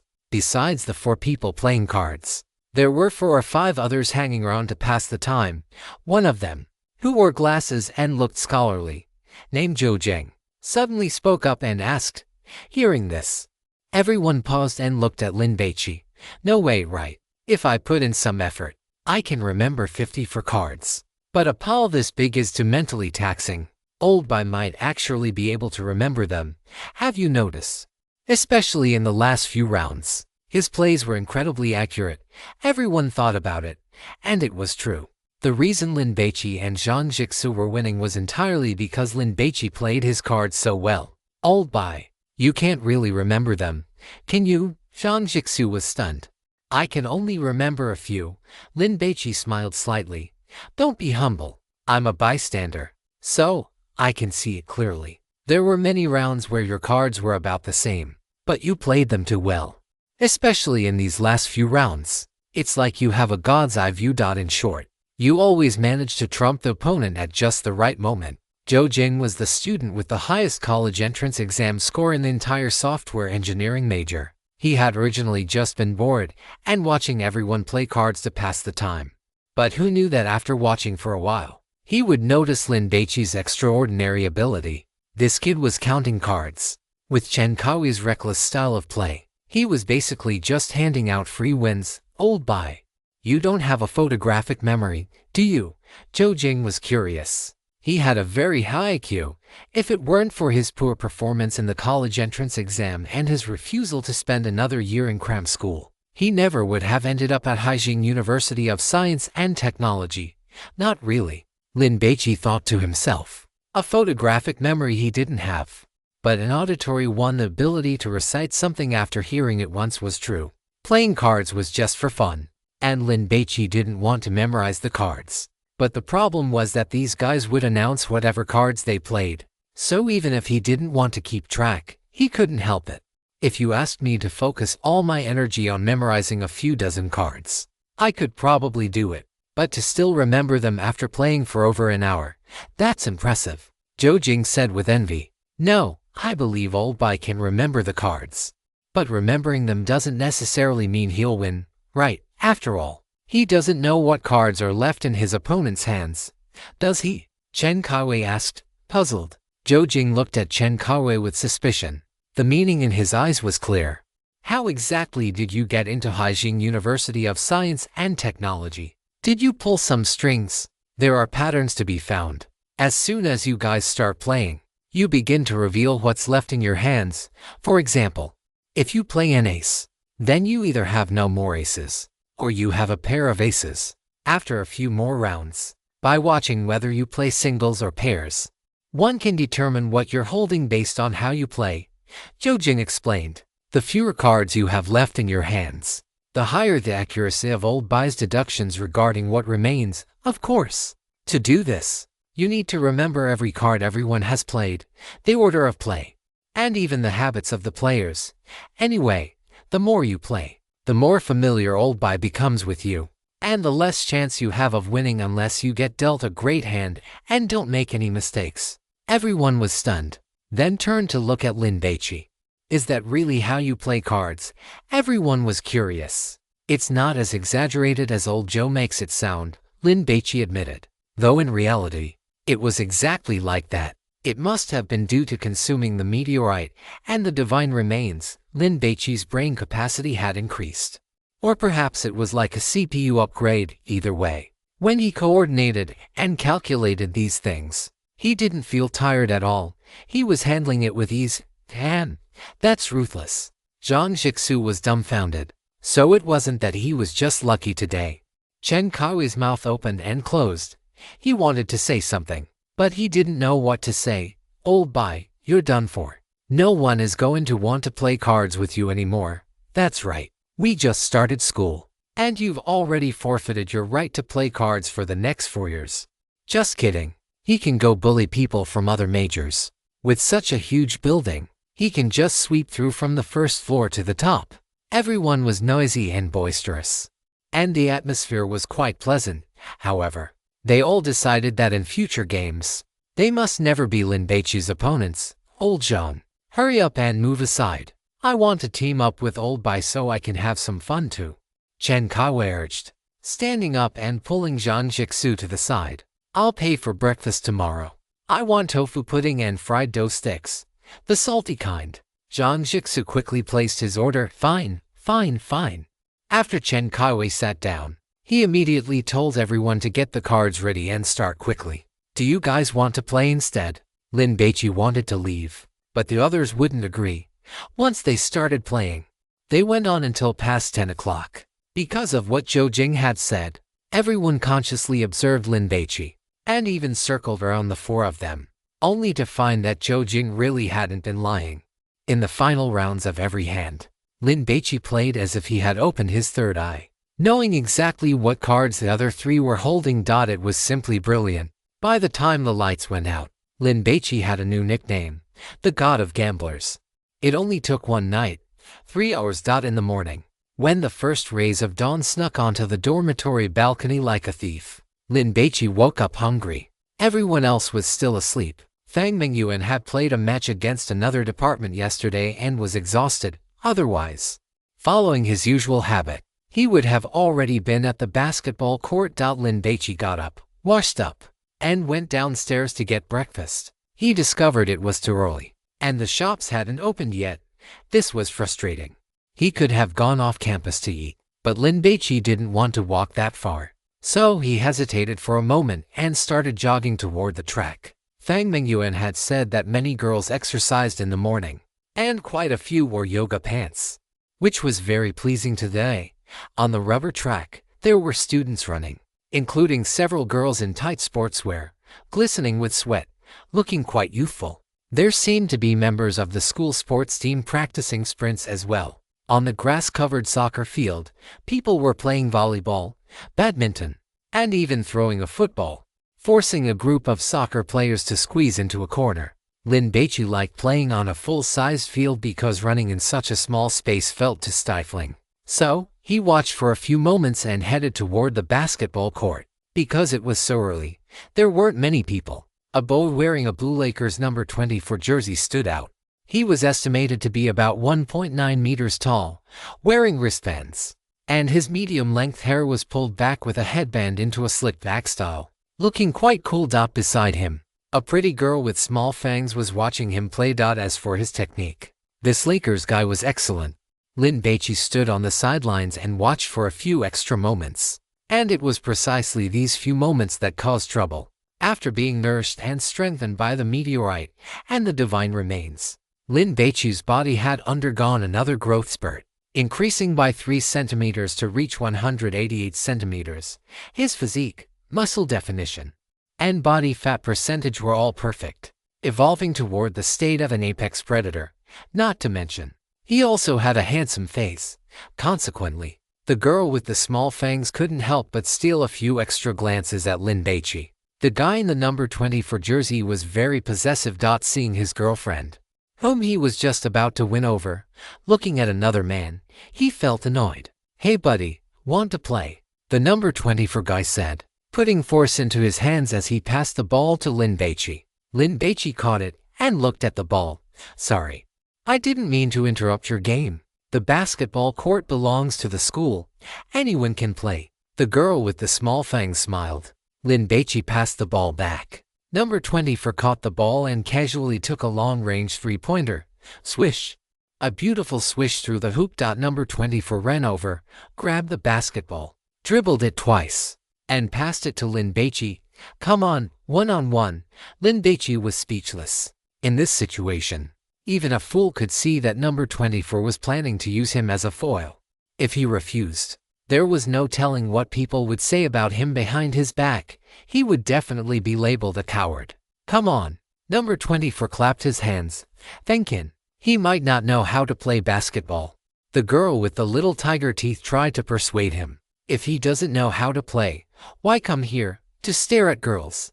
Fengkin's words made Lin Baici frown. This number 24 had started making personal attacks. If he walked away, people could say he was right to do so. But if he didn't leave, it implied he could play. So why not accept the challenge? It was just fear of losing. A title of being both cowardly and afraid to lose would surely be slapped onto him immediately. What a load of crap. "Your girlfriend is looking at me. What does that have to do with me? Do you want to see if I get annoyed enough to sleep with your girlfriend?" Lin Baici's face darkened. Does he really think Lin, the god of hunger, am made of clay and have no temper? Fengkin, what are you spouting? The girl with the little tiger teeth was displeased. This remark sounded as if the boy had come over to look at her, which made everyone feel awkward. "How are we doing this one-on-one?" Lin Baici aimed at the hoop and took a focus shot. Swish! The basketball grazed the net and missed. "Haha!" Number 24 burst out laughing. One look at that shooting form, and you could tell he hadn't practiced. You actually dared to accept the challenge. I'm going to crush you today. How about this? I'll go for 10. You go for 5. Whoever finishes first wins. Number 24 picked up the ball and passed it to Lin Baici. You go first. No need. 10 it is. The two played on the half court, with Lin Baici starting from the center line. Number 24 leaned forward, closing in, his eyes staring sharply at Lin Baici, creating a strong sense of pressure to get into a good university. Lin Baici usually had no time to play basketball outside of gym class, so he was only at an average level. Because he was tall, long-legged, and sturdy, he was a key player for his class during the grade-level basketball tournament, but no one took it seriously. It was just for fun. Now, clashing with number 24, Lin Baici realized the opponent's technique was truly high level. He tried to break through, but had no chance at all and almost lost possession of the ball. After all, Lin Baici's dribbling was only at an average person's level. And when combined with his playing experience, the gap compared to number 24, who was on the school basketball team, was too large. Guchenkyu always woke up very early. Because of her health, she didn't jog, but just came to the playground to walk around and breathe some fresh air. Today, she unexpectedly saw that flag bearer, followed him to the vicinity of the basketball court, and watched from afar. Oh my, his form. He doesn't know how to play. Guchenkyu suddenly became worried. The flag bearer was going to lose. She had seen that number 24 on the other side several times. He was a bit of a local celebrity, and during games, many girls would come to watch him. Chapter 111. Did Lin Baici run out of the classic of mountains and seas? The early autumn wind, carrying a hint of chill, blew against them. On the basketball court, Lin Baici and number 24 were playing one-on-one. Fengkin stared at Lin Baici, cursing inwardly. Basketball is a sport that relies heavily on the body. If you're short, let alone dunking, even grabbing a rebound is a struggle. Fengkin was 1.91 meters tall. Usually, when playing basketball, he didn't need much technique. He could dominate many people just by relying on his physique. But today, he had encountered an evenly matched opponent in the close-range standoff. Fengkin looked at Lin Baici's muscles, calculating his arm span and stride frequency, and couldn't help but feel frustrated. Strong, full of oppressive power. Is this how others feel when they defend against me? How long do you plan on dribbling? Don't you know how to attack? Fengkin spouted trash talk to provoke Lin Baici. Lin Baici's face sank. Indeed, he couldn't win without attacking. A long-range three-pointer. He didn't have that kind of confidence. Just as he was thinking about how to go for a layup, Fengkin suddenly reached out, poking at the basketball with lightning speed. At that moment, the hand of this number 24 was like a venomous snake striking its prey. Steady, accurate. The basketball was poked away. Haha, it's mine. Fengkin laughed loudly. The moment he poked the ball away, he had already used his years of experience to judge where the ball would land and instantly accelerated to rush out. He had already made up his mind. As soon as he got the ball, he would immediately launch a fast break, rush to the hoop, and perform a tomahawk dunk to show off and let the girl with the little tiger teeth see that he was the best. But just as Fengkin's hand touched the basketball, a hurricane seemed to rush past him. Swish! A figure swiped the basketball first, knocked it away, and then followed up with 3 steps to catch it in his hands. What's going on? Fengkin froze, staring blankly at the boy. He was actually faster than me. That's impossible. Right, on the side. The girl with the little tiger teeth looked astonished. She was a basketball fan and often watched Fengkin play, so she knew how monstrous his physique was among his peers. He was a force of nature. But just now, even though he was sprinting at full speed and had started a step earlier, he was still overtaken by that boy. Oh my God. What kind of terrifying physical fitness is this? Is he a monster? The girl with the little tiger teeth couldn't help but look at Lin Baici's legs. Unfortunately, he was wearing jeans, so she couldn't see his muscles. Lin Baici grabbed the ball and, taking advantage of number 24's daze, immediately dribbled toward the hoop. Fengkin started to chase. Lin Baici went for a 3-step layup, flicking his right hand. The basketball hit the backboard and bounced out.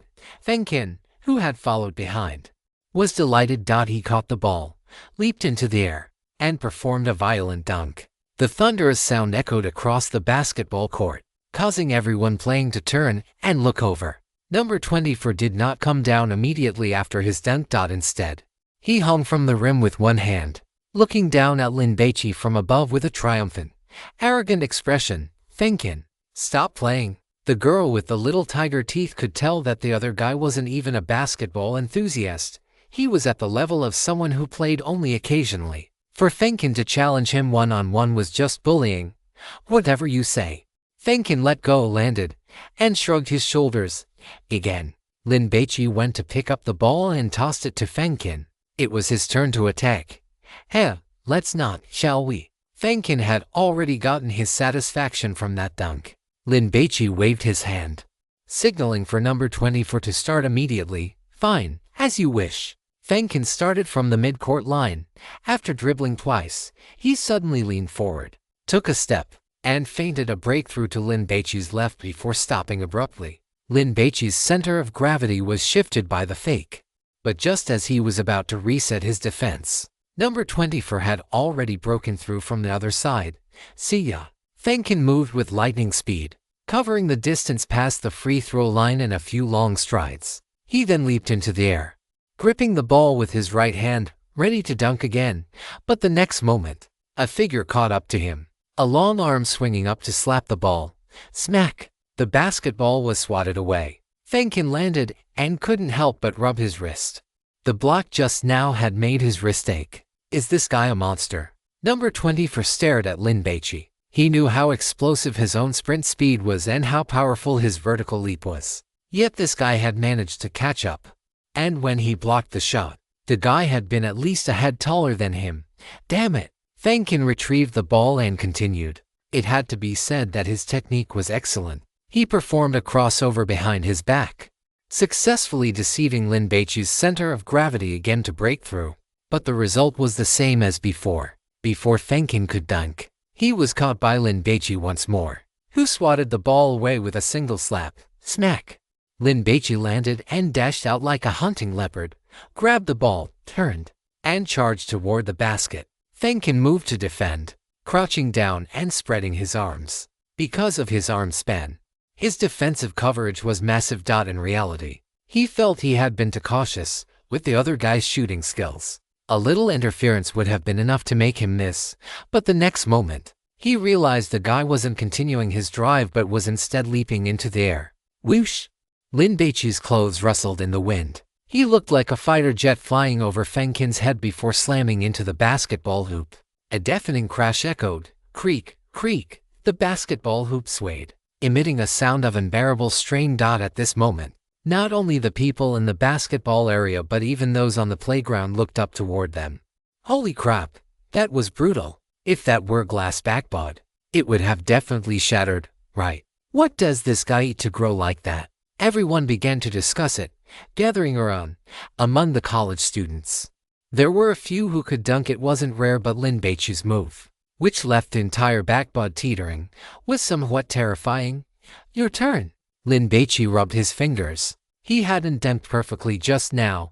The ball went in, but his fingers had hit the rim, and it hurt quite a bit. Fengkin's expression turned ugly. He was a minor celebrity on the basketball court, and being dunked on right over his head was a massive blow to his ego. He immediately went to pick up the ball, preparing to pay him back. The girl with the little tiger teeth looked at Lin Baici in shock. After witnessing that dunk with her own eyes, her whole body was trembling, not from fear, but from excitement. Not far away, Guchinkyu immediately took out her phone and started recording. Smart, shooting requires technique, but dunking doesn't. As long as your body is strong enough to execute the move, dunking is as easy as smashing an egg. Fengkin wanted to embarrass Lin Baici, so this time he didn't choose to drive. Instead, he played with his back to the basket, intending to overpower him. Whenever he felt frustrated on the court, he used this move. Relying on his height, size, and strong physique, he could usually crush his opponents. But today he hit a wall. Every time Fengkin bumped backward, he felt like he was hitting a wall of copper and iron. The other guy didn't budge an inch. That wasn't an exaggeration. He truly didn't move. No way. Is there actually someone Fengkin can't move? That number 24 looks taller and stronger. How is he not as powerful as the other guy? Maybe it's the difference in body fat percentage. More and more people gathered around. Students on the playground saw the crowd and came over to watch the spectacle. Soon, a large group had formed. Is that it? Lin Baici threw out some trash talk to provoke Fengkin. He admitted his technique wasn't great, so he had to use some psychological warfare. This was common on the court, not to mention being heckled by an opponent. Even the jeers of the audience could cause a player's mentality to collapse. Damn it. Fengkin was indeed enraged and slammed backward with force in retaliation. Lin Baici had been waiting for this. He immediately pushed off with his feet and thrust his chest forward. With a body strengthened by the meteor stone and the divine remains, he could withstand even a heavyweight boxer, let alone someone like Fengkin. He was knocked off balance instantly. Snack! Lin Baici moved with extreme speed, poking the ball away. He then dashed out, grabbed it with one hand, and without breaking his stride, charged toward the hoop. Fengkin started to chase, but he saw the other guy was incredibly fast, reaching the basket in the blink of an eye. Another violent dunk, creak, creak. Lin Baici hung from the rim, swaying along with the basketball hoop. This scene made his figure appear even more slender and tall. The basketball court fell silent, followed by an eruption of cheers and applause. Beautiful, do it again, handsome. Dunk another one. Many people started pulling out their phones, clearly intending to take pictures. Fengkin, stop playing. The girl with the little fangs tried to persuade him. Why are there so many black players in basketball? Because it is a sport that demands a lot from the body. Fengkin usually bullies others, but today he met his match. That guy's technique might not have been anything special, but his physical attributes were truly outstanding. Strength, flexibility, neural reaction time. Fengkin couldn't compare to any of it. Come again. Fengkin's face turned livid. I think we should just call it a day. Lin Baici was only angry that Fengkin had picked a fight. Now that he had dunked twice and vented his frustration, he figured that was enough. Otherwise, with so many people watching, it would be a huge loss of face for the other guy if he kept losing. Come again, Fengkin roared. Taking the ball to the half-court line, Lin Baici glanced at the girl with the little fangs, shrugged his shoulders, and followed him. Fengkin refused to accept reality. Moreover, he believed in getting back at someone exactly where he had suffered a loss. So he continued to play back to the basket, each time delivering fierce, retaliatory bumps.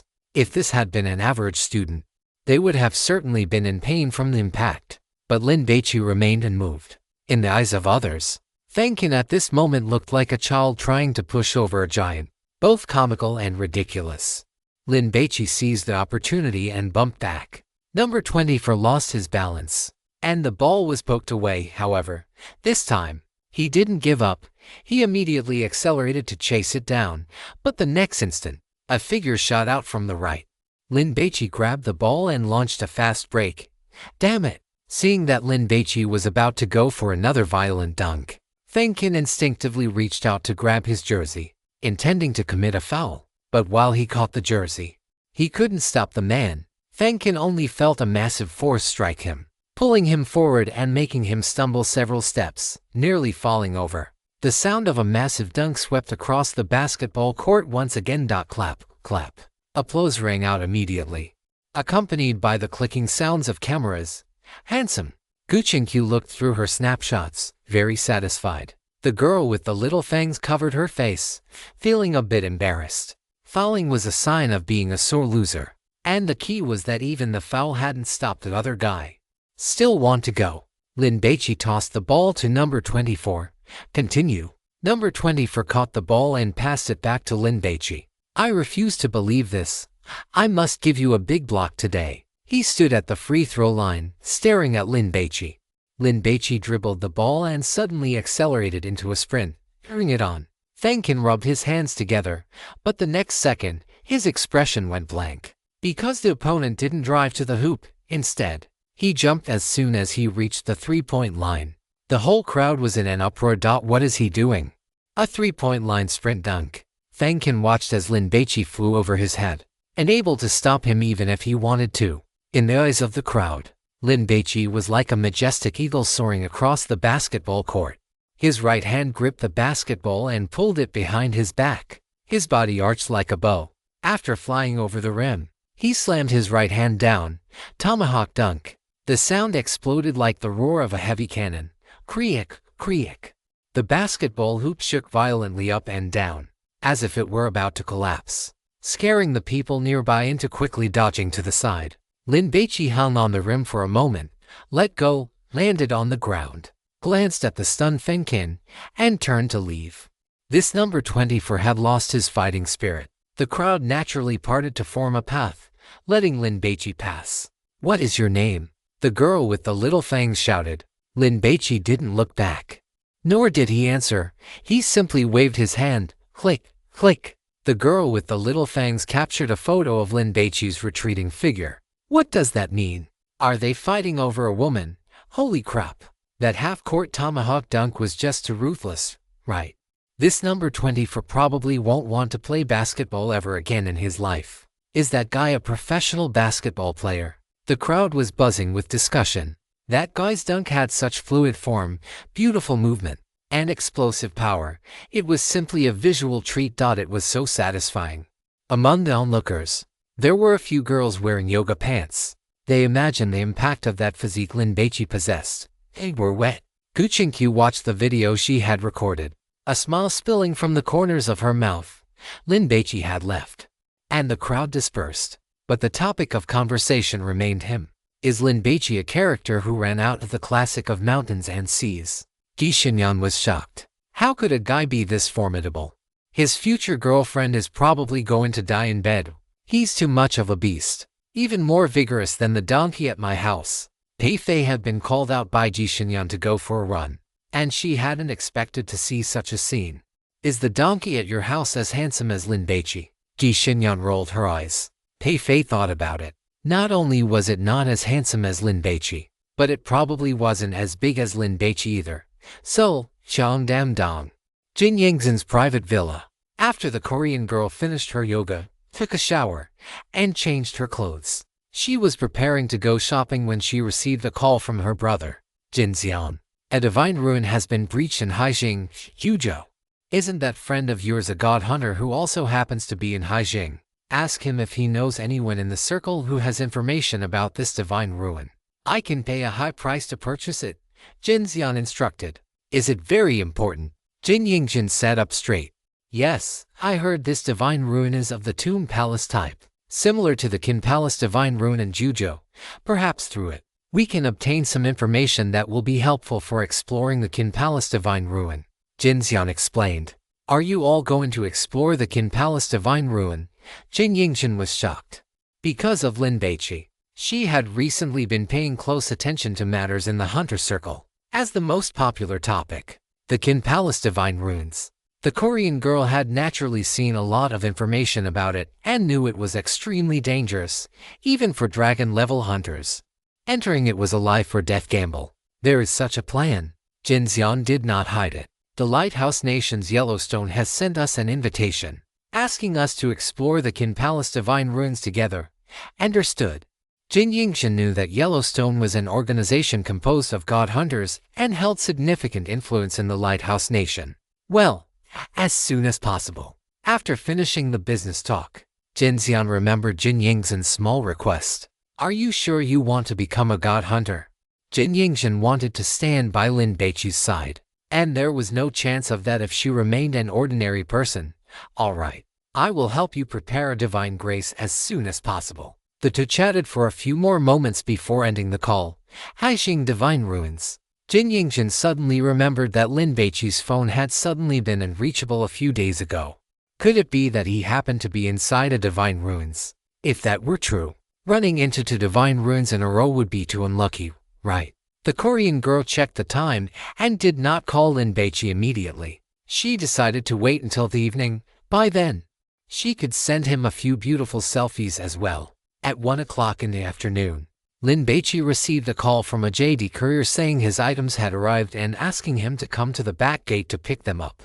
Haijing University of Technology did not allow couriers, food delivery, or shared bikes to enter the campus. Lin Baici went downstairs. At the school gate, 7 or 8 delivery trucks were parked. with piles of boxes spread out in front of each one. Many students were waiting to collect their packages. Lin Baici took a look and noticed that the majority were female students. It seems women will always be the main force of shopping. Lin Baici. A sudden greeting made Lin Baici turn his head. It was that wild cherry. What a coincidence. You are here to pick up packages too. Ji Xinyan walked over. Lin Baici nodded. Beside Ji Xinyan was a boy, the same one who had been drinking coffee with her that day. How do you know him? Huang Tao's heart skipped a beat, and he suddenly felt immense pressure. He could never forget this boy in his dreams because a Korean girl had once gifted him a Mercedes-AMG, which was his dream car. How I know him? What does that have to do with you? Ji Xinyan was annoyed. Huang Tao had asked her out, saying he wanted to give her a gift. Ji Xinyan had said she was busy, and then, when she came down to pick up her packages, she hadn't expected to be blocked. Then, Huang Tao had shamelessly followed her the whole way. No, I am just worried you are being deceived. Huang Tao was anxious, afraid that Ji Xinyan would misunderstand. Lin Baici immediately looked at this boy.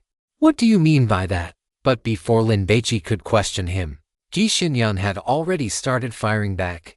How are you talking? This is my classmate. Do you have any manners? Ji Xinyan frowned. I am sorry. Huang Tao apologized to Lin Baici, but it was clearly insincere. Out of consideration for his classmate, Lin Baici couldn't be bothered to argue. Soon, it was his turn to pick up his packages. And then he was dumbfounded. There were quite a few items, and the key was that these things were fragile. Baici, what did you buy? So many packages. Ji Xinyan walked over with a box. Seeing that Lin Baici had so many things, she immediately picked up to help. I will help you carry them. No need. Lin Baici did not want to cause trouble for others. Chapter 112 Night Market War God. Drunk in a mortal fist and wine. Ji Xinyan was wearing a pair of blue jeans today, the tight-fitting kind, and combined with the brown high-heeled ankle boots on her feet, it perfectly accentuated the curves of her legs and hips. Her upper body was a thin, open front cardigan, and her face was adorned with exquisite makeup, carrying a small bag. She was so fashionable she could have been a magazine model. No matter how you looked at her, she did not seem like a freshman who had just left high school. Not only the boys but even the girls were sizing up Ji Xinyan, clearly intending to imitate her style. It is fine. It is on my way anyway. Besides, classmates should help each other. Ji Xinyan felt that if Huang Tao had any sense at all, he should have left by now. But Huang Tao seemed determined and just would not go. Like a piece of dog skin plaster. So annoying. Damn it. If you do not leave, do you believe I will stick my tongue into Lin Baici's mouth right in front of you? Ji Xinyan was annoyed to death, but on her face, she still maintained the smile of a well-behaved girl. Since she had already picked up the items, Lin Baici felt embarrassed to snatch them back. If he made Ji Xinyan misunderstand that he was afraid she would drop or break them, that would be bad. Thank you. Lin Baici picked up the remaining boxes. The main issue was that this Alienware laptop was quite heavy. Baici, are you planning to sign up for a performance at the Welcome Gala on Friday night? Ji Xinyan started a conversation. I do not have any talents. Lin Baici was not used to showing off in public, and besides, he could not exactly go up there and recite a Buddhist sutra, could he? Huang Tao laughed and interjected. Even kindergarten kids have 1 or 2 talents these days. At the very least, they can sing The Lonely Warrior really well. I know you can play the piano. You are much better than the golden retriever at my house. Ji Xinyan nodded, looking as if she were giving a serious evaluation.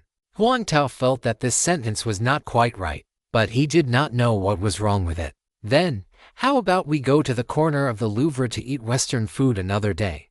They have a piano there that anyone can play. While we eat, I can play for you. Huang Tao was very excited, preparing to practice over the next few days, striving to move Ji Xinyan with a song and successfully win her over. Oh, should I book a room at a hotel and prepare in advance? No, I have been into the erhu lately. Ji Xinyan refused. Erhu? Huang Tao was stunned. How could you like this kind of instrument? It doesn't suit you at all. At the very least, it should be a saxophone, right? Lin Baici felt embarrassed for Huang Tao just listening to him. The way he acted as a sycophant was truly pathetic. It really wasn't without its downsides to have low emotional intelligence. At the very least, he couldn't hear the digs Ji Xinyan was making at him between the lines. When they reached the teaching building, Lin Baici stopped. "Thanks for the help, but I'm not going back to the dormitory." "Why? Don't want your roommates to know you're a little rich kid," Ji Xinyan teased. She was quick-witted, seeing Lin Baici buy so many things. She estimated they were quite valuable. If he brought them back to the dormitory, it might invite unnecessary gossip. Huang Tao curled his lip. "Rich kid, my foot. Isn't it just money he got from being a boy toy? Who knows what kind of things he does behind closed doors to please that Korean girl." Thinking of that Korean girl's beauty, Huang Tao suddenly wished he had the chance to be a boy toy too. "How am I a rich kid?" Lin Baici sighed.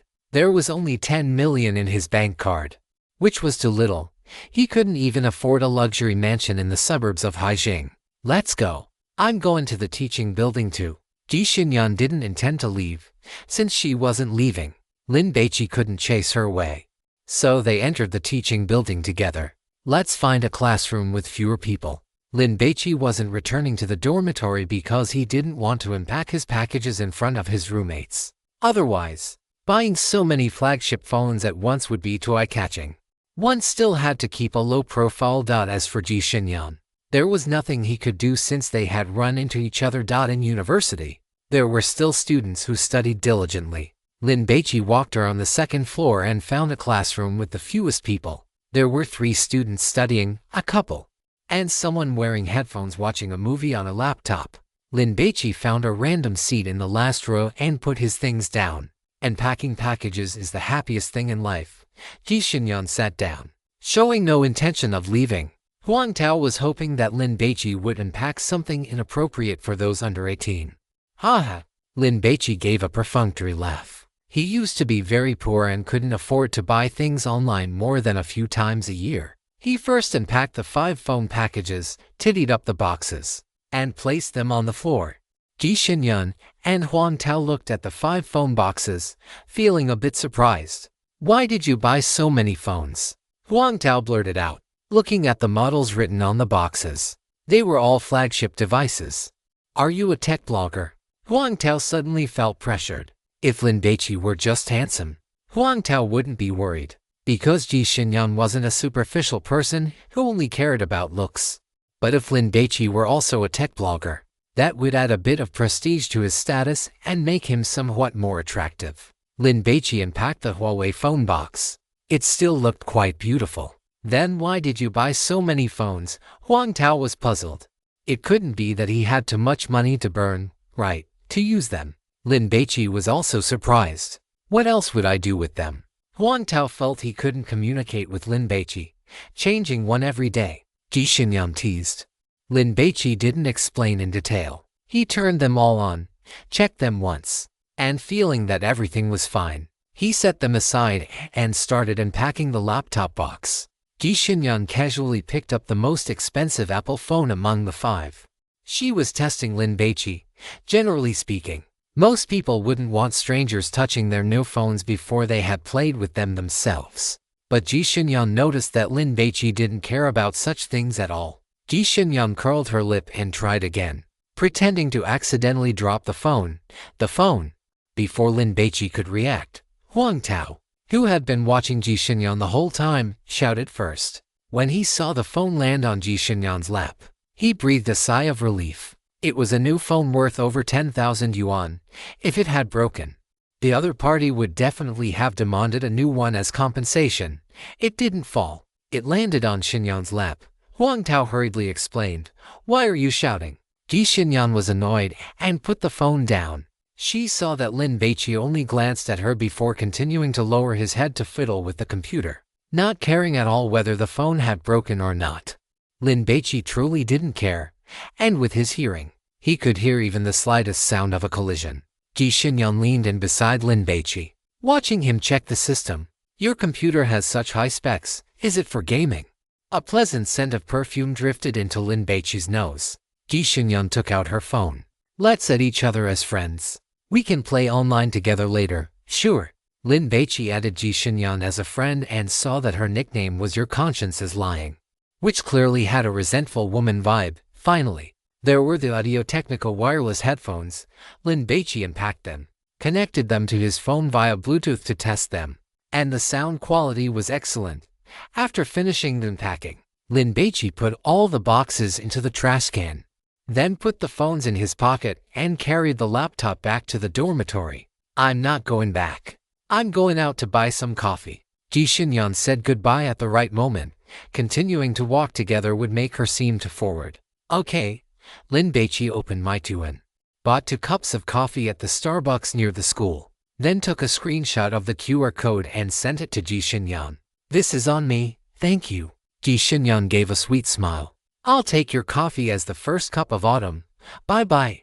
Lin Baici returned to the dormitory. I'm going to the restroom, Ji Xinyan said to Huang Tao and left as well.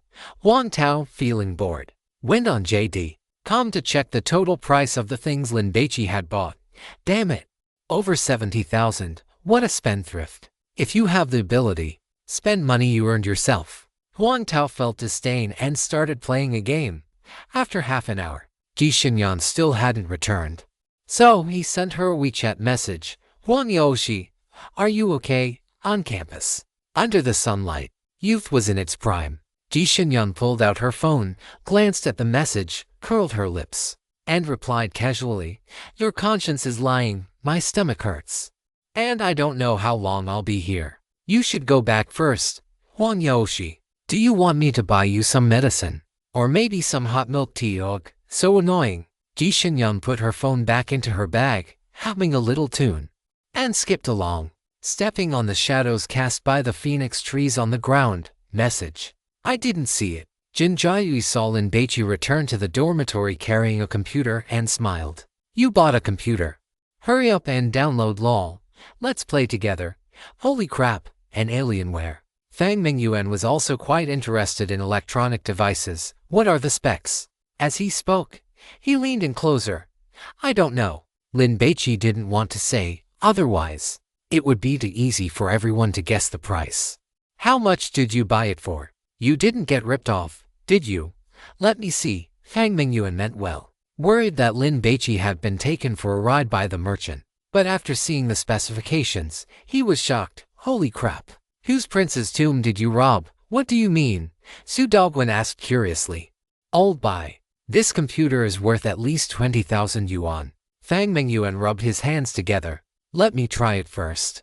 Is the legendary Alienware really that powerful?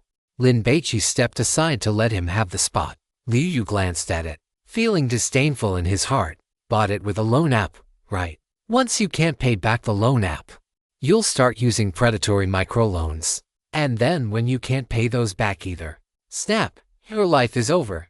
However, Liu Yu quickly remembered that the principal had promised to give Lin Baici a scholarship, so Lin Baici wouldn't have to sink to the level of taking out microloans. And he immediately felt annoyed. Over 20. Hu Wenwu looked at the laptop, dumbfounded. It costs that much. Then he started to worry. What if Fang Mingyuan broke it? However, he noticed that Lin Baici didn't seem to care. There was a computer class in the afternoon. After Lin Baici finished, he planned to go back to the dormitory to edit his scripture chanting video. But his counselor called. I'd like to treat you to a meal to thank you for lending me money that day. Gu Qingxiang's voice was soft and sweet, carrying a hint of fragility that made one inexplicably want to bully her. Okay. Building a good relationship with the counselor would make it easier to ask for leave or stay out overnight in the future. The two agreed to meet at the back gate in half an hour. I have something to do. I'm going solo tonight. In Lin Baici's current dormitory, Liu Yu and Zhu Dogwen acted alone, while the remaining four stuck together, forming a small clique. It wasn't that Lin Baici and the others didn't include Liu Yu, but every time they asked him to eat or go to class together, he refused. As for Zhu Dogwen, he prioritized his live streaming career and didn't have time to hang out with his roommates. I even wanted to play basketball with you. Fang Mingyuan was disappointed. Another day, Lin Baici packed his things and left. Wenwu, Jiayui, do you want to play basketball? I heard that this morning. Feng Kinao, that's one of the main players on the school basketball team, hit a snag. Someone dunked on him from a distance. He lost a lot of face. And he even had a fight with his girlfriend. There might be a big show tonight. Want to go watch? Fang Mingyuan wanted to cultivate his roommates into basketball fans. Lin Baici arrived early, but he found that Gu Qingxiang had arrived even earlier. She was standing under a ginkgo tree on the east side of the school gate, carrying a small backpack. She was wearing a long dress that reached her ankles and a long-sleeved top. It was completely unremarkable. Lin Baici couldn't help but think of Ji Xinyan. The two were truly polar opposites. It feels like if I raise her a bit more and then eat her, the taste would be even better. Gu Qingxiang, Lin Baici called out. For some reason, he didn't want to call her Counselor Gu. Student Lin. Gu Qingxiang didn't mind the address. What do you want to eat tonight?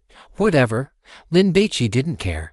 If you're used to sushi and sashimi, how about Japanese food? Gu Qingxiang suggested, walking to the side of the road and reaching out to hail a taxi. Let's not go far. Let's just find a restaurant nearby.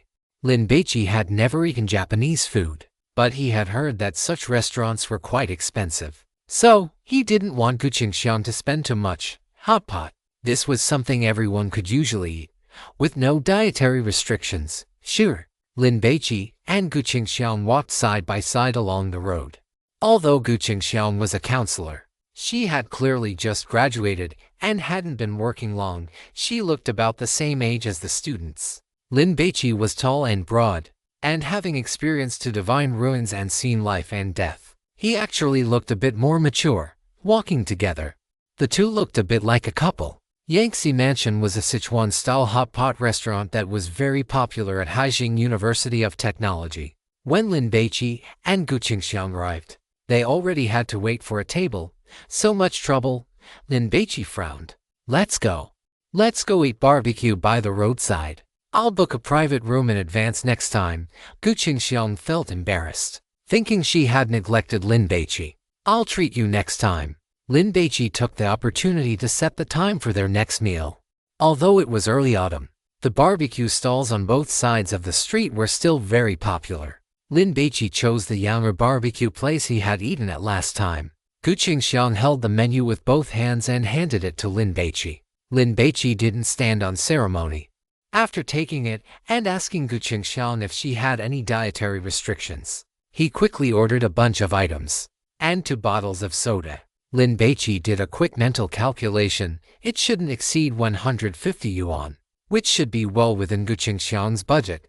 You ordered so little, is it enough? Gu Qingxiang felt that with Lin Baici's large build, he should be able to eat a lot. It's enough. Lin Baici stretched out his legs. The stools at this low table were too short, making his legs uncomfortable. You can drink alcohol. Gu Qingxiang thought Lin Baici ordered soda for her sake. I can keep you company with a little. Soda is also quite good. Lin Baici smiled, recalling the effect of the pool of wine and forest of meat. Eating meat and drinking alcohol was also a form of fitness training, which was incredibly satisfying. There were many customers, so the food was served slowly. But Lin Baici did not feel bored because Gu Qingxiang was very knowledgeable, especially regarding sinology and history. Without realizing it, Lin Baici began asking about the imperial tombs in the Qinling Mountains. Gu Qingxiang spoke about them as if she were counting her own family treasures. The moon rises above the willow branches, and people meet in the dim light. Such moments are all things that can be sought but not necessarily found. Lin Baici had not expected that the first time he would dine alone with a girl after starting university, it would be with his counselor. In ancient times, tomb burials were strictly regulated by rank. Therefore, by looking at the size of the tomb and the burial goods, one could basically determine the status of the tomb owner. Generally speaking, the larger the tomb and the more burial chambers it had, the more noble the status of the occupant. Gu Qingxiang opened her delicate mouth, bit off a piece of meat from a skewer, and chewed it quietly, exuding an air of scholarly refinement. Woof, woof. A sudden dog bark made Gu Qingxiang look over immediately. It was a slightly dirty border collie, barking twice at a table of diners about 10 meters away. It is not a rabid dog. Gu Qingxiang breathed a sigh of relief. Recently, there had been many rabid dogs near the school, and several students had been injured. The border collie did not get any food and was almost hit by a beer bottle. Dog meat boiled 3 times. Even an immortal cannot stand steady. Why not have a bite? Lin Baici whistled twice to attract the border collie's attention, then grabbed a handful of meat skewers and tossed them over. The border collie looked at Lin Baici before trotting over, lowering its head to eat the skewers on the ground. Ding dong. A WeChat message arrived. Lin Baici tapped it open. It was a fitness photo sent by Jin Yingxian, who was wearing blue yoga clothes. Princess of Monte Cristo. Appa, my home gym is pretty good, right? When you have time, come to Seoul and work out with me. Lin Baici wanted to ask, is this workout of yours decent? What a beautiful jasmine flower. His phone rang. Lin Baici took it out and saw it was the Korean girl. I'm going to take a call. Lin Baici stood up and walked to the roadside. Appa, you said a few days ago that your phone was broken. It wouldn't happen to be because you were trapped in a god's ruin, would it? Jin Yingxian was worried. You are not hurt, are you? Lin Baici considered the Korean girl a friend, so he did not hide it. Your luck. Jin Yingxian was speechless. Was Lin Baici too unlucky? Also, his answer was equivalent to admitting that he had been in that Port Palm's god's ruin. Appa, if I may be so bold, can you tell me the process of clearing the god's ruin? Jin Yingxian explained. My brother wants it. Don't worry. The payment will be based on the market price within the circle, with a double premium. For Jin Xian, money was not the issue. How to obtain first-hand detailed information as quickly as possible was what mattered. Forget about the money. Lin Baici smiled. Let's do it tomorrow night. I will write a document, organize it, and tell you. No. The money must be paid. Jin Yingxian knew that Lin Baici refusing the money was out of consideration for her. Just kidding. She did not want to waste a favor on something like this. If only Appa were Korean. How good would that be? The two chatted briefly for a few more sentences and ended the call. Lin Baici returned to the table, and the border collie had already left. The two ate for a while longer, and Lin Baici decided to end it. Let's go back. Otherwise it will be too late. Gu Qingxiang paid the bill. The owner glanced at Lin Baici. He had an impression of this young man because the last time he ate a big meal here, a pretty girl had paid the bill. He did not expect that after more than half a month, when he came to eat for the second time, a girl was still paying the bill. It seems his appetite is not good, and he can only rely on eating soft rice. However, he had a conscience this time and did not try to rip off this girl who looked so easy to deceive. Clang clang. 2 beer bottles smashed onto the ground, making a loud noise and attracting the attention of many people. It was at a barbecue stall across the street. 2 groups of students had gotten into a conflict. They have had too much to drink. The owner had seen this kind of thing many times. You go back first. After Gu Qingxiang said this, she ran toward the opposite side. As a counselor, she had to stop such things. Student, hurry and pull your girlfriend back. Those people are drunk and don't know their own strength. It will be too late if she gets hurt. The owner hurriedly urged Lin Baici. He had worked here for more than 10 years and had seen too many fights. People who were drunk could not be reasoned with at all, without the owner needing to say it. Lin Baici had already chased after her, because over there, they had already started shoving each other, and someone had picked up a plastic chair and was swinging it around. Don't hit anyone. Gu Qingxiang tried to persuade them. I am a counselor for software engineering at Haijing University of Technology. The 2 groups of people involved in the conflict, one side had 7 men and 3 women, and the other side had 12 men.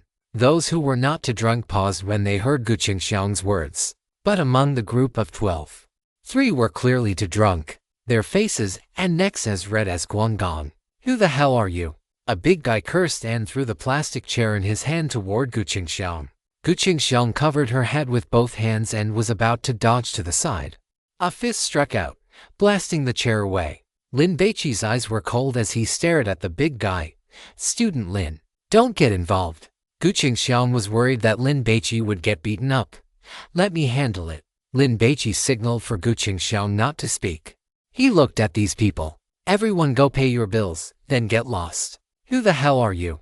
The big guy was annoyed, picked up another stool, and came over cursing. His companions tried to pull him back. But how could they restrain someone who was drunk and had lost his head? The big guy walked up to Lin Baici and roared at him. "If you have the guts, say that again." Lin Baici could not be bothered to waste words. He swung his fist toward the big guy's stomach. The big guy let out a howl, hunched over, and with a loud retch, vomited up everything he had eaten that evening. Damn it, hit him. The other two, who were also heavily intoxicated, saw their buddy get hit and lunged forward as well. "Don't start a fight. I'm calling the police," Gu Qingxiang threatened. Lin Baici stepped forward and threw a series of punches, drunk in a mortal fist. Bang! Bang! The two men took the punches to their chests. Their eyes rolled back, and they collapsed straight to the ground, just as if they had consumed high-proof liquor, passing out cold. Holy crap! The others were startled, and most of their drunkenness vanished. It was mainly because Lin Baici's punches were too fast and too fierce. A one-hit knockout. Is he a martial artist? The big guy scrambled backward several steps, wanting to put some distance between himself and this terrifying figure first. Baici. Gu Qingxiang changed how she addressed him, walked over, and grabbed Lin Baici's arm. "Don't worry about it anymore. Leave quickly. I'll handle this." Gu Qingxiang felt very guilty. She hadn't intended to drag Lin Baici into this. "I'll say this one last time. Go pay the bill, then get lost." Lin Baici stared at them. "Go now." They were the ones who started the trouble first. The group of 7 men and 3 women tried to explain. Set up. Lin Baici had no patience to listen to who was right or wrong. He solved it bluntly. "Get lost." Seeing that Lin Baici was not someone to be trifled with, that group left. The other group paid the bill but didn't leave. As two of their own were still lying on the ground. Did you beat them to death?" The barbecue stall owner was completely numb. If someone died here, he would have to pay for it too. Today's update will be a bit late. Inspiration hit me like a dam breaking. So I spent some time organizing the outline and adjusting the upcoming plot. Then, in the blink of an eye, the day was gone. Also, the content I need to write today involves a rule contamination, which requires careful thought to avoid any loopholes. Today's update will be quite late. Please forgive me, however. It will definitely still be 10,000 words. I'll write it even if I have to stay up all night. But you all don't need to wait up. You can read it tomorrow morning. By the way, why did I write about number 24 and the little tiger-toothed girl? Because we are about to enter this dungeon, to be honest. Writing 10,000 words every day is truly exhausting, but I'm very happy. I've found that feeling from back in the day again. I just want to write. And I'm not getting stuck. It's flowing like clouds and water. Unfortunately, limited by my typing speed, I can't produce too many words. I really wish I had a pair of tentacles. I don't have high demands. If I could do 3,500 words an hour, I'd be super satisfied. By the way, the gods must be arranged. I have to eat one sooner or later. Asking for subscriptions and monthly tickets again. I really have to rely on you all for this. To my generous benefactors who are able, I humbly beg for your support. Do Union Kodos. Finally, I hope everyone stays healthy and enjoys every meal. Chapter 113 Mad Dog Cannibalism. These barbecue stall owners fear nothing more than people getting drunk and causing trouble. If someone gets seriously injured and ends up in the hospital, it's a huge headache. They aren't dead, just passed out from drinking. If you don't believe me, come take a look. Lin Baici kicked the shoulder of the man next to his right foot. Gu Qingxiang crouched down beside the 2 men who were dead to the world. After checking them and confirming they were indeed fine, she let out a sigh of relief. You are all still young. If you win the fight, you go to jail. If you lose, you go to the hospital. What's the point of it all? The owner was on the verge of tears. He was actually quite grateful to Lin Baici. If it weren't for him knocking two people down with 1 punch each and intimidating both groups, given that big guy's temperament, he definitely would have cracked someone's skull open and drawn blood. But the problem now was, were these 2 guys who got hit really okay? The owner crouched beside the 2 men. Externally, they looked fine, not even a scratch, but he didn't know if they had internal injuries. Lin Baici looked at the big guy who had been the first to grab a chair and start the fight. Are you sober now? The big guy had vomit stains on the corner of his mouth. He stood there swaying, and even looking at Lin Baici made him feel slightly dizzy. But his mind had calmed down significantly. Damn it, this is a ruthless character. The big guy had been a troublemaker in middle and high school, and with some connections at home to smooth over the aftermath. He had been in plenty of fights, but even then, he never dared to aim for vital parts when fighting. If you really killed someone, you'd have to go to prison. But this guy in front of him, damn it, he just walked up and threw 2 punches, knocking people flat. The moment he saw his companion collapse straight to the ground, the big guy broke out in a cold sweat. A punch that causes someone to stiffen up and pass out like that even if it doesn't kill them. It's basically a severe concussion. Generally speaking, when someone hits another person and they pass out, they would at least take a second look, because killing someone is no joke. Who isn't afraid of that? But this guy in front of him didn't even glance at the 2 men. His demeanor was as if he had casually crushed 2 ants, completely indifferent. Look at his eyes, they are terrifyingly calm. Why do I feel like he's killed people before, or at least seen a lot of dead bodies? The big guy lost his nerve. He used to be arrogant because he could beat others, but now, he was the one being beaten, and he felt that since the other guy was so composed, his family background must be incredibly powerful. I'm awake, I'm awake. The big guy wanted to nod, but he was too drunk, and his head wasn't listening to him. There was no other way. He had to back down. The guy could take down a strong man with 1 punch. If he tried to fight back, he would just be asking for humiliation. If you're awake, go pay the bill and get lost, Lin Baici scolded. I'll pay, I'll pay. The big guy was very obedient. Take these 2 back with you, I'll call, Lin Baici instructed. The effect of the drunken immortal fist was like being dead drunk. A good night's sleep would be enough, and it wouldn't cause any lasting harm to their bodies. Lin Baici knew there would be no after effects, but these people did not. Therefore, Lin Baici offered his name to put them at ease, so that if anything happened to their friends, they would know who to find. In reality, even if Lin Baici did not give his name, he would not be able to run away if they wanted to find him, because the streets were filled with surveillance cameras. However, before Lin Baici could state his name, Gu Qingxiang interrupted. My name is Gu Qingxiang, and I am the counselor for the software engineering major. If they have any problems, come find me. Gu Qingxiang even left her phone number. Lin Baici had stepped in only because she had come to stop these people, so she could not let Lin Baici get dragged into this. If the other party wanted to cause trouble, she would be the one to shoulder it. Among the group, one of the sharper ones secretly dialed the number and, upon hearing Gu Qingxiang's phone ring, finally felt at ease. Hearing the ringtone, Lin Baici raised an eyebrow. Counselor Gu, let me see your phone. I need to note down the number. They were drinking and causing trouble outside the school. They deserve a major demerit at the very least. With the number, they cannot run away. Even if they give a fake name now, we can track them down through the number. Lin Baici's voice was stern. The boy who had dialed Gu Qingxiang's number, who had previously felt clever, now regretted it so much he wanted to bang his head against a wall. Damn it, he had left a trail. The big guy had more experience in fights.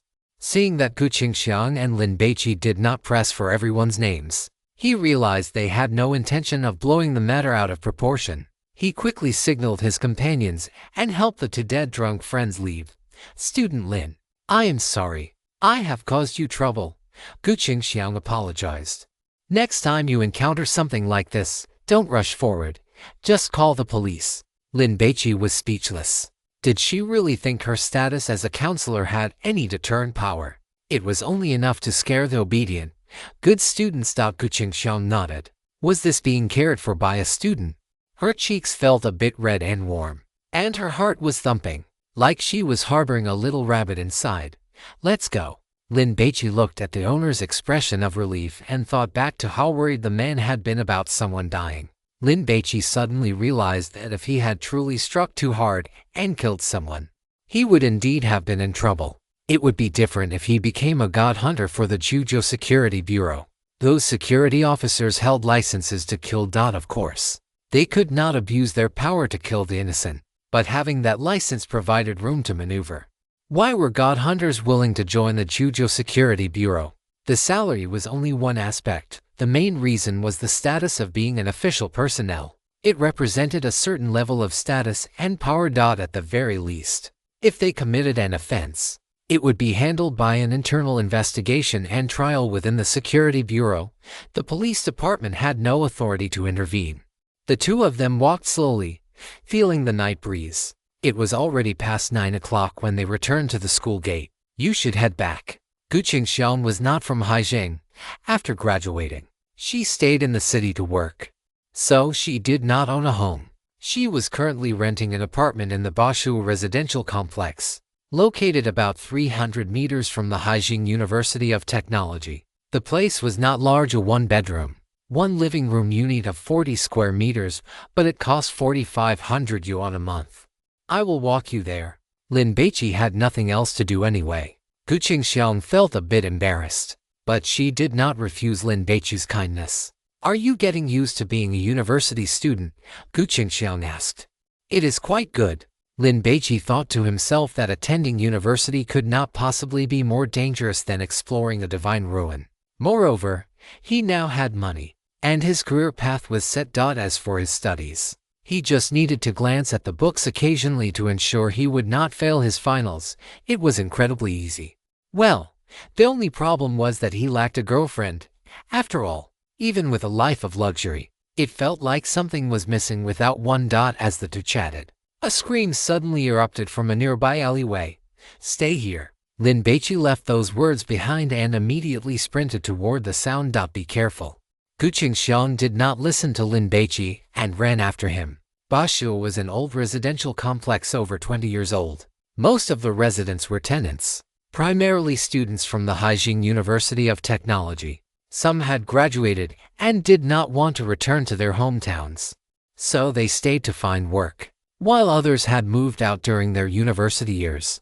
That alley was a shortcut from the complex back to the school. It was said that years ago, people used to rob female students passing through. But since the popularization of mobile payments, people rarely carried cash. And with surveillance cameras everywhere, the public security had improved significantly. I hope it is just a robbery. Gu Qingxiang was very worried.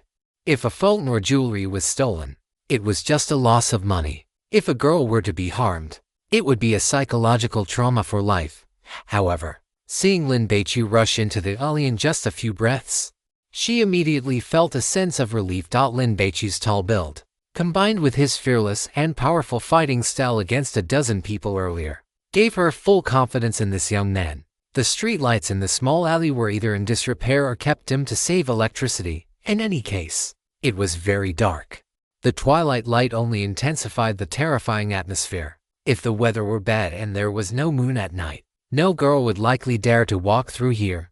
The girl cried out. Lin Baici roared. He had sprinted all the way there, assuming someone was being robbed or harassed. But he did not expect to see a filthy golden retriever biting a girl. A mad dog. Lin Baici frowned. The dog kept tearing at the girl. It was impossible to tell how long it had been since it had last been washed. Its fur was matted into clumps and stained with filth.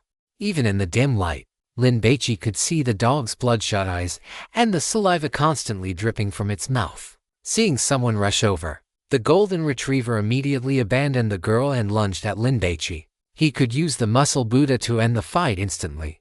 But if that were seen by others, it would cause quite a bit of trouble. It would be better to use the red clay figurine. In any case, Lin Baici had not intended to do it himself, although he could win the fight. If he happened to get scratched by a rabid dog, he would have to go get a rabies vaccine. Speaking of which, with my constitution, I shouldn't be able to catch rabies, right? Divine favor activated. Red rolling stone. A red clay golem appeared in the shadows at the corner of the alley, swinging its sling. Woof! The golden retriever barked wildly and charged over, its four limbs suddenly exerting force as it lunged at Lin Baici. However, just as its entire body leaped into the air and before it could bite Lin Baici, a flying stone struck it, slamming into its left eye. The golden retriever let out a miserable yelp and immediately lost its balance. Lin Baici took the opportunity to jump up, turning his body to deliver a back kick that struck the mad dog in the head. The mad dog let out another miserable yelp, flying sideways from the force of the kick and slamming into the wall. The mad dog fell to the ground, still struggling to get back up. Lin Baici took 2 quick steps forward and delivered another powerful kick to its head. The mad dog passed out cold. Lin Baici wanted to pick up a brick to smash the mad dog's head. But the sanitation workers had kept the area quite clean. Aside from a few empty milk teacups and fast food boxes, he couldn't find any weapon to finish the job. "Are you okay?" Lin Baici ran to the girl's side and saw that her clothes on her arms and thighs were torn, covered in bite marks and blood stains. "Woo-woo," the girl was crying. "Don't be afraid. That mad dog has already been taken down. You aren't disfigured either. Find a good doctor, and you won't have any scars on your body." Lin Baici comforted her. "Student Lin, what happened?" Gu Qingxiang ran over, panting heavily. "There was a mad dog," Lin Baici explained while dialing 120. "It passed out. It's not dead yet." "Oh, I'll call the school's security department right now and have them bring tools to handle it." "How is this girl doing?" Gu Qingxiang made the call. "She was bitten, but her life shouldn't be in danger." Lin Baici wanted to let go of the girl, but she kept grabbing onto him. She didn't mean anything else by it. She was just terrified. "Are you a student at Haijing University of Technology? Which major? What is your counselor's name?" Gu Qingxiang prepared to call the girl's counselor, but the girl was in a very unstable emotional state, crying continuously, and couldn't communicate normally. In less than 3 minutes, the security department staff arrived with tools.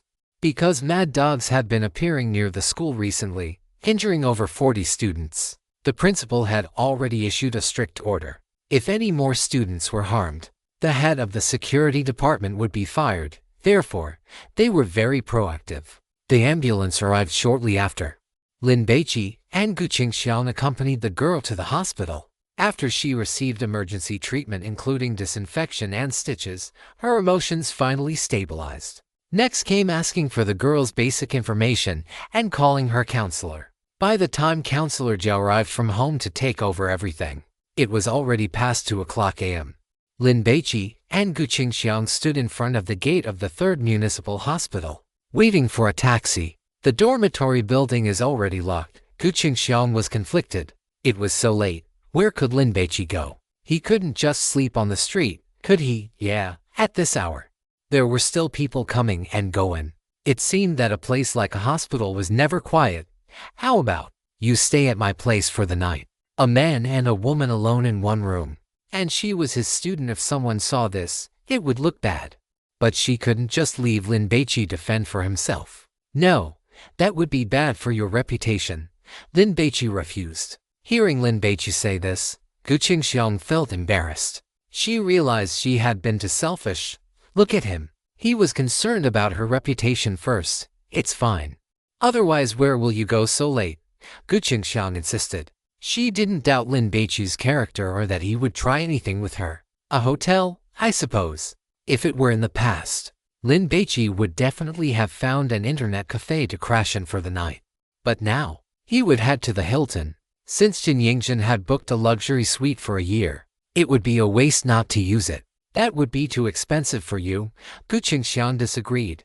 The taxi arrived, and the two got in, to Bashua residential complex. Lin Baici fastened his seatbelt. He didn't sit in the back, but in the front passenger seat. This behavior made Gu Qingxiang feel even more favorably toward Lin Baici. In the past, when carpooling, some people would intentionally sit next to her and try to touch her. After dropping Gu Qingxiang off at the Bashua residential complex, Lin Baici told the driver to head straight to the Hilton Hotel. Gu Qingxiang watched the taxi drive away and stood there for a few more minutes before heading home. After walking a few steps, she suddenly remembered. The ambulance fee of 130 yuan had been paid by Lin Baici, and from start to finish, he had never once mentioned it. He was a generous and magnanimous young man. Gu Qingxiang quickly called Counselor Zhao and told him not to forget to have the girl pay him back. What kind of divine taboo object is polluting so many dogs and turning them into mad dogs? Lin Baici frowned, deciding to deal with this problem. He would spend the next few days wandering around the school, using his hunger radar to search for it. He arrived at the hotel. The receptionist was not the same one as last time, but she was still very enthusiastic. "Mr. Lin, this way please, watch your step." A girl with a relatively open-minded perspective. "As long as you give her a gift worth about 3,000 yuan, you can have a friendly match for the night. 24 years old. in good health. Nice skin, although her flexibility is a bit lacking. Her technique is very good. Lin Baici's gaze fell on the receptionist's legs. The black silk stockings shimmered slightly under the lights. 3,000 yuan. For the current Lin Baici, this amount of money was no different from a few cents. Spending it could buy a fun night, but he held back. The next morning, after Lin Baici finished the buffet breakfast at the first-floor restaurant and prepared to head back to school, the hotel manager approached him. "How was your stay last night, Mr. Lin? Were you satisfied?" The manager, a man in his 40s, presented a business card with both hands. Satisfied? Lin Baici took the card and said, "I don't have one of these." He didn't want the man to misunderstand and think he was looking down on him by not offering a card in return. Where is Lin heading next? Lin Baici had overthought it. Even if he had a card and didn't give it, the manager wouldn't have thought anything of it. After all, the manager had encountered plenty of these second-generation wealthiers, and he had seen all sorts. Lin Baici didn't answer, as he didn't really want to expose his identity as a student. "Mr. Lin, please don't misunderstand. You still have a Mercedes in the parking lot. It hasn't been driven for many days, and leaving it sitting there isn't great for the engine," the manager explained with a smile. He had no intention of prying into Lin Baici's privacy. He was only being attentive because this was a major client. The man had booked a luxury suite for an entire year. If the service wasn't up to par and he switched to another hotel next year, the manager would suffer a huge loss. Lin Baici frowned slightly. This was indeed a problem. "If you don't want to drive yourself, our hotel can arrange for someone to take you. You can take your own car, or one of the hotel's cars. Either is fine." The hotel had its own vehicles, and given Lin Baici's spending, he wouldn't even have to pay to use them. "However, I suggest you take your own car. It's good to let it run once in a while. After all, a Mercedes is quite expensive. It's a pity to just let it sit there." The manager had a kind face and a pleasant way of speaking. "Then, I'll trouble you to arrange a driver to take me in that Mercedes." "Thank you. Taking a taxi would cost money, so he might as well use his own car. As for his student identity, it probably wouldn't matter if people found out. Well, a Mercedes AMG. Sister Hong. What's the background of that guy?" The front desk clerk who had checked Lin Baici in yesterday saw the hotel driver pulling away with him in the Mercedes AMG and couldn't help but exclaim, "What? Do you feel like you missed out by not seizing the opportunity yesterday?" Sister Hong teased. She was the front office manager and was familiar with the profiles of all the guests.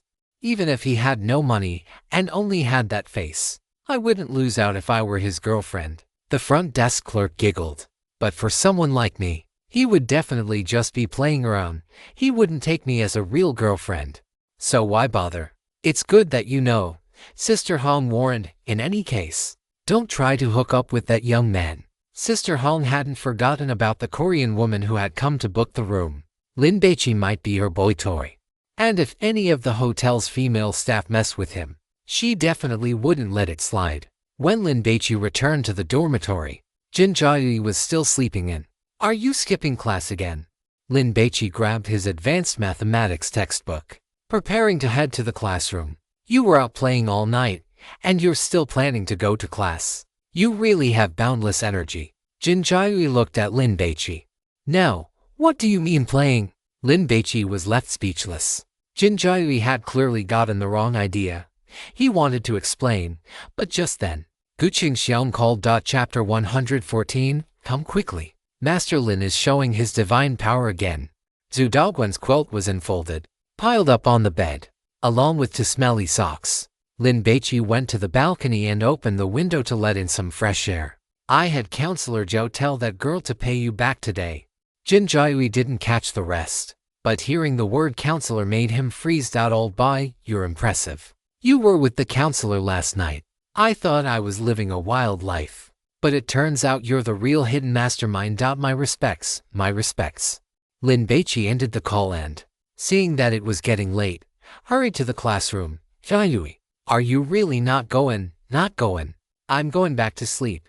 Jin Jiayue yawned. Lin Baici finished his for morning classes and went to the cafeteria with Hu Wenwu and Fang Mingyuan. "From now on, if we hit this time slot, we should just go eat outside.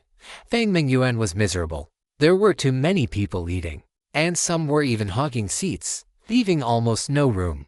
Waiting in line to get food. Waiting in line to eat, it's so annoying.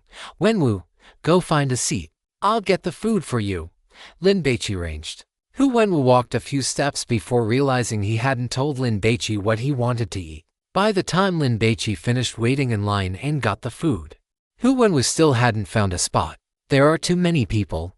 Hu Wenwu felt awkward, thinking it was embarrassing that he couldn't even handle such a small task. Lin Baici looked around. There was a table on the left with 3 seats. But there were girls sitting on both sides. If they went over, they would be sandwiched between them. Under normal circumstances, Lin Baici wouldn't go. But the food was already served, and he couldn't just stand there like a fool. Let's go. Lin Baici walked over. Classmate, the cafeteria is too crowded, and there are no seats. Could you please move your bag and let us have a seat? As he spoke, Lin Baici placed a bottle of Nongfu spring water on the table in front of the girl. No need, no need. The girl picked up her bag, placed it on her lap, and tried to return the water. Keep it. Next time we run into each other, remember to save me a seat. Lin Baici smiled slightly. Classmate is asking for a seat just to cover. And are you actually trying to hit on our Meng Meng? There were 5 girls in the group, and one with long hair was very talkative. She immediately teased Lin Baici. It's okay, you can be honest. Our Meng Meng is a nice person, as long as you're sincere. She might give you her WeChat. Meng Meng was the girl who had moved her bag. Hu Wenwu glanced at her. She was decent looking, a cut above the average person, but compared to Hua Yuyu, she was quite a bit behind. Lin Baici smiled and didn't respond. A girl with social butterfly syndrome. No bad intentions, just a sharp tongue. The gluttonous god commented. Meng Meng still placed the water next to Lin Baici's tray. A girl from a modest background, though she is already a senior, still holds a pure expectation for love. I suggest you do not ruin her. No, who is trying to ruin anyone? I have no such thoughts. Even if Lin Baici wanted a life of debauchery, he would choose that front desk lady from last night, because a simple gift would suffice, and there would be no need to take responsibility afterward. Nor would there be any entanglements in the future. Hu Wenwu looked at the braised pork, the braised hairtail, the 4 joy meatballs, and a serving of kung pao chicken. And sure of where to start, heat up. Why are you just staring, Mingyuan? You eat too. It is my treat today. Lin Baici began to wolf down his food. Then I will not be polite. Fang Mingyuan picked up a 4 joy meatball. He knew Lin Baici was not short on money. Otherwise, who would buy such an expensive Alienware computer? Besides, Lin Baici was quite considerate. The portion of rice he gave Hu Wenwu was extra large, clearly worried that he would not be full. Hu Wenwu was moved. He guessed that Lin Baici usually noticed he was not eating well, which was why he found an excuse to treat him to a meal. Stop talking. You can treat me next time. Lin Baici gestured for Hu Wenwu to hurry up and eat. Several girls nearby exchanged glances before continuing to steal peeks at Lin Baici. He is a generous guy, and most importantly, he is handsome. The girls ate slowly. By the time the 3 of Lin Baici finished, Meng Meng and her group were still eating. Leaving now, Lin Baici cleared his tray and placed a bottle of mineral water next to Meng Meng. Damn, he is leaving just like that. The social butterfly of the group let out a curse. We were so obvious. Yet he did not even take the initiative to ask for a phone number or something. Do you think a guy that handsome would be lacking a girlfriend? Meng Meng rolled her eyes. Although she said that, she still felt a bit disappointed in her heart that he had not asked for her WeChat. In fact, none of them had mentioned it today, but they had all consciously slowed down their eating speed. And the topics they chatted about were not the usual celebrity gossip, but literature, music, and the like. Come to think of it, why do I always feel like that guy looks familiar? The social butterfly asked, puzzled. Could he be your husband from a past life? Someone teased. I remember now. It is that flag bearer. The social butterfly clapped her hands. Once she said this, everyone else reacted as well. And 2 of them immediately took out their phones to check the campus network. That is right, it is him. Lin Baici, software engineering major, a freshman. The girls chattered excitedly. Men picked up the bottle of water. It was a bit cold. A group of boys entered the cafeteria. Which floor are we eating on? A boy wearing a jacket turned back to ask. Everyone looked at a tall boy wearing a sweater. The small stir-fry place on the 3rd floor.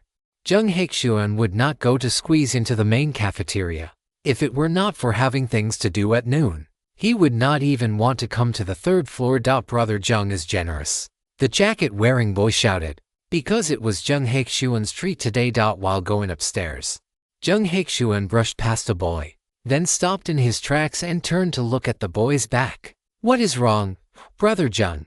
The jacket-wearing boy asked. Nothing, Jung Haek-shuan smiled, but a trace of gloom appeared on his face. The boy just now was named Lin Baici. He would recognize him even if he were turned into ashes. It was him who snatched his position as the flag bearer and even shot a mad dog, appearing on television and becoming famous. Damn it. This should have been his own opportunity and glory. Jung Haek-shuan was furious.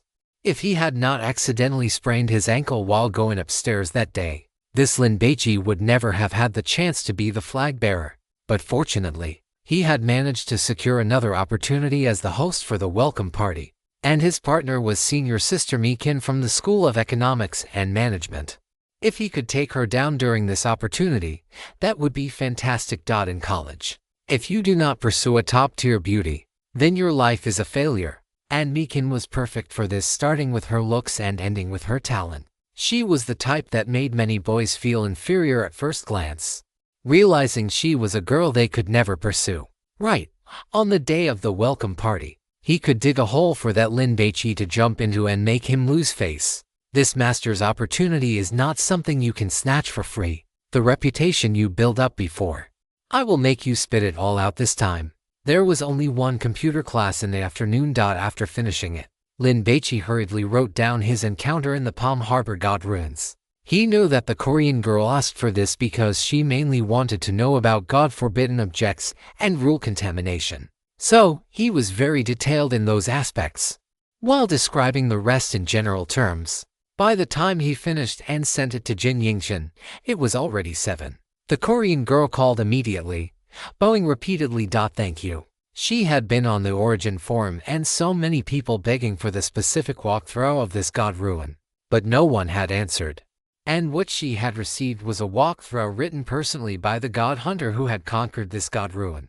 Its value was extremely high. Jin Yingxin and Huo Yuyu were friends and would chat when they were free. So she had heard some things from her and knew that Huo Yuyu had also experienced that god ruin. This was also one of the reasons why Jin Yingxin wanted to absorb divine grace and become a god hunter. Don't be so polite, Lin Baici smiled. I'm going to eat. I am so hungry. Okay, I wish you a pleasant meal. Jin Yingxin did not mention the reward, because that would be too vulgar and would look down on Appa. If it were not for this favor, Appa would never have written this walkthrough. Ending the call, Jin Yingxin sent the file to her brother.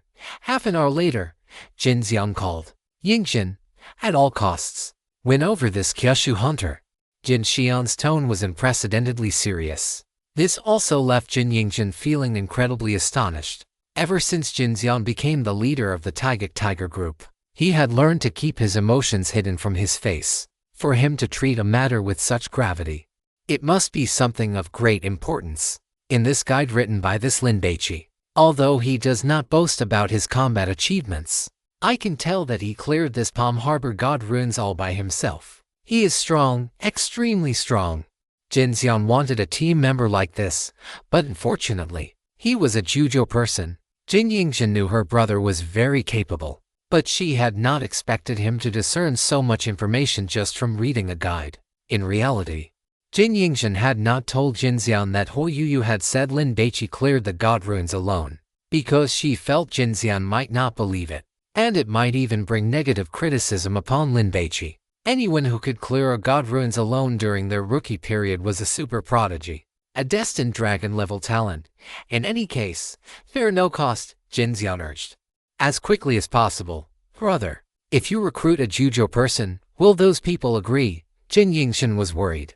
There were some people in the higher-ups who placed great importance on lineage and nationality. If they went through all that trouble to poach Lin Baici only for him to be mistreated by those above, That would be troublesome. Jinxian fell silent, then sighed. Why is it that such talented people are all in other countries? Besides this Lin Baici, Jinxian knew that a super strong newcomer had also recently emerged in Dongjing, and over in Europa. There was a pair of twins known as the Holy Son and Holy Daughter, who were terrifyingly strong. Even in Southeast Asia, shaman had appeared. Yet Korea had nothing. We still have you. Jin Yingshan heard the defeat in her brother's voice and couldn't help but encourage him. In any case, do your best. Jin Xian ended the call. Jin Yingshan decided to have her maid book a flight for tomorrow. It was necessary for her to make another trip to Haijing. After finishing his meal, Lin Baici returned to his dormitory, downloaded the software, and began editing the video. Baici, come play online. Jin Jiahui hadn't gone on a date. According to him, he needed to give his kidneys a break. Busy, then hurry up. Jin Jiahui played by himself. Videos like the ones Lin Baici made were quite easy to produce. He just needed to edit the audio and pair it with a few images of Buddha statues. And it was done. He wasn't thinking about being a content creator anymore. So, he wasn't as meticulous as before. In any case, it was for Huakaijin Moli to listen to. It didn't matter if others liked it or not. He spent half an hour finishing it, clicked upload, and then sent a message to Huakaijin Moli, thanking her for her support and saying he had made a new video to show his appreciation. Seeing Lin Baici stretch and wear an expression that said he was finished, Jin Jiahui knew he was done. Come on, you and Mingyuan play. I'm going for a walk around campus. Lin Baici prepared to go look for that godly item that created mad dogs. What's there to walk around for in the middle of the night? You can't even see the girls clearly. Jin Jiahui was speechless. You aren't some pervert who likes watching other people kiss, are you? Get lost. Lin Baici laughed and scolded.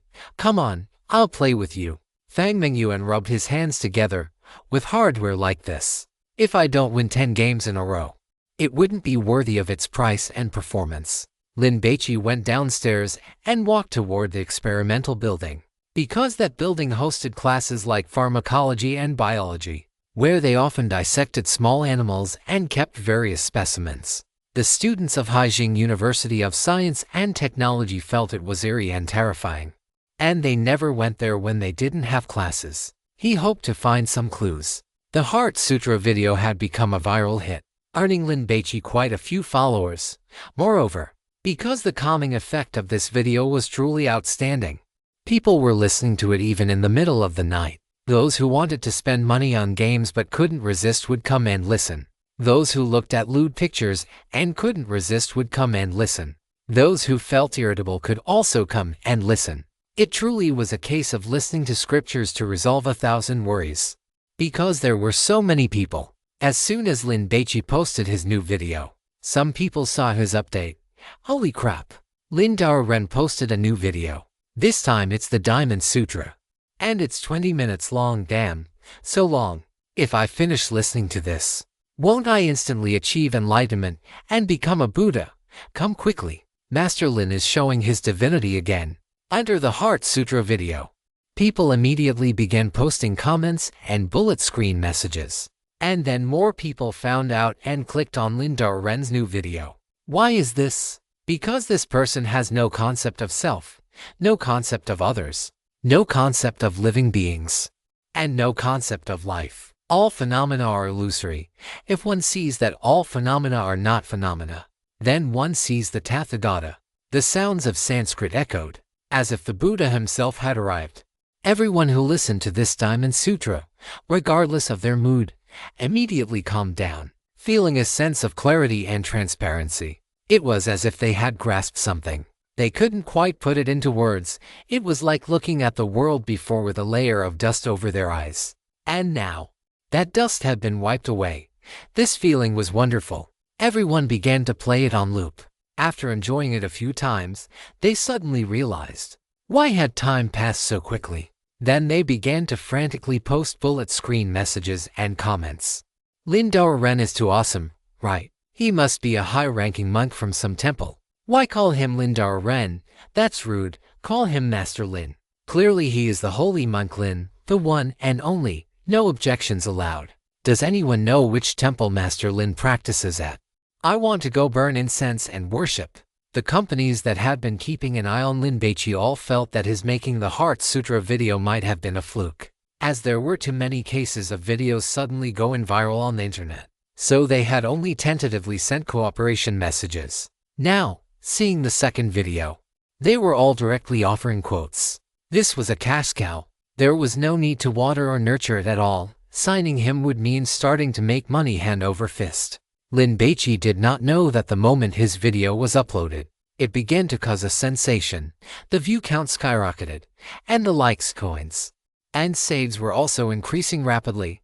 He searched all night, and by the time he returned to the dormitory before lights out, he had found nothing. The next morning, after finishing 2 advanced mathematics classes, it was past 10 o'clock. Just as Lin Baici was preparing to continue his search, Jia Hongyao arrived. This is 100 meteor coins. Count them. Inside a KFC, Jia Hongyao handed a box to Lin Baici while gnawing on a hamburger. Did you not eat this morning? Lin Baici noticed that the skin under Jia Hongyao's eyes was a bit dark. I've been busy to death these past few days, running all over the world, looking for that divine taboo item that creates the mad dogs. Jia Hongyao had not slept for several days. She had to be urgent. Vicious incidents of mad dogs biting people were happening every day, and the internal organs of several corpses had even been eaten. If they didn't find the divine taboo item soon, and a rule contamination broke out, the casualties would be massive. I'm free these next few days. I'll help you look too. Lin Baici opened the box. Inside were 10 stacks of golden coins, each a size larger than a 1 yuan coin.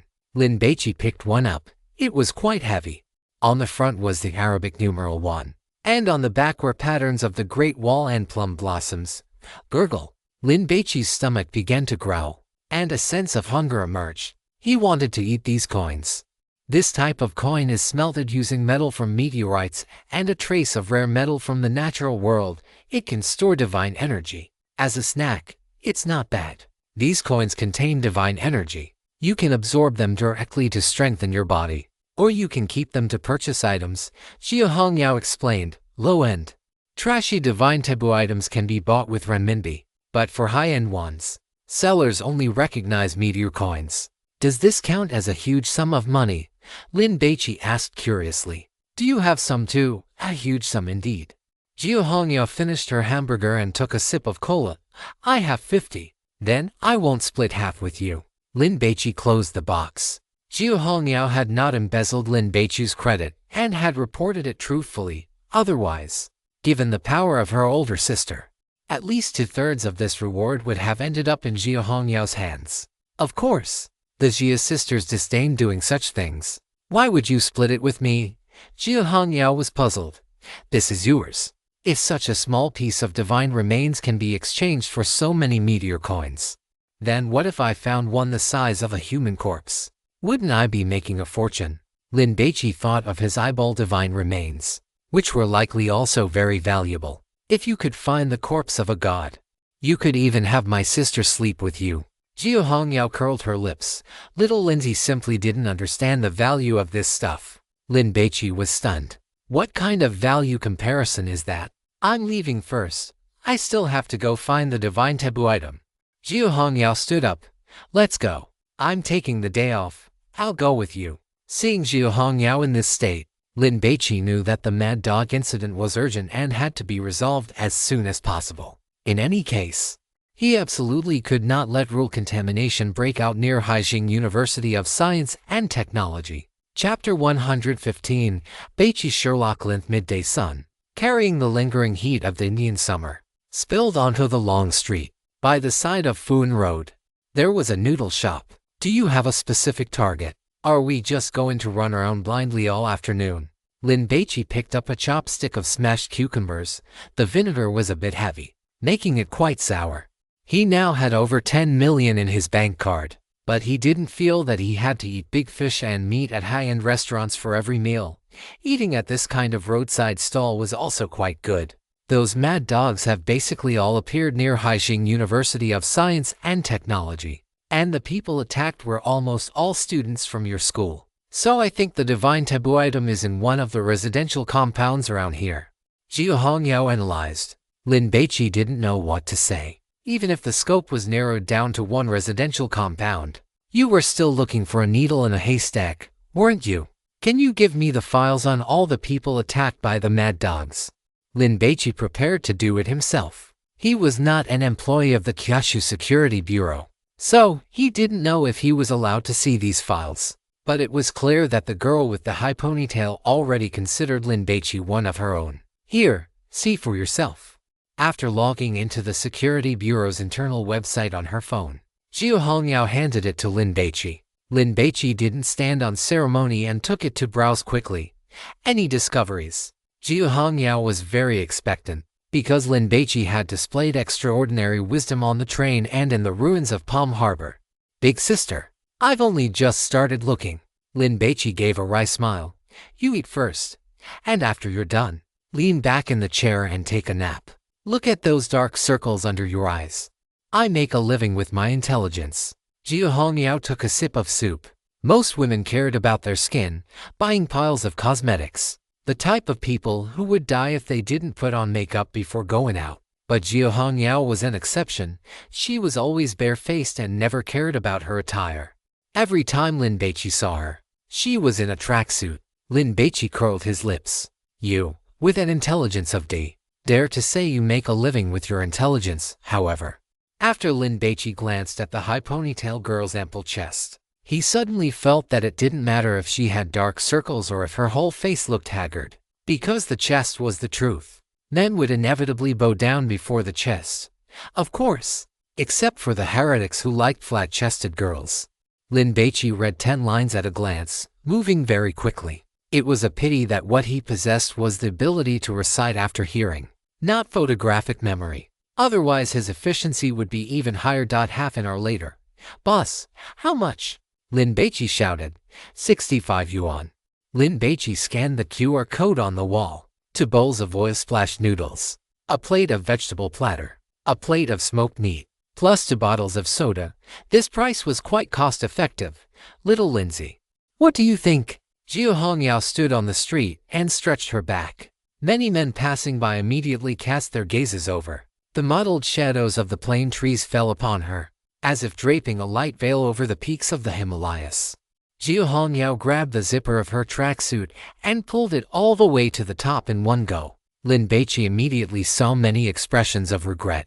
Let us go to the Bashua residential complex first. Gu Qingshan lived there, so Lin Baici intended to confirm the safety of that complex first.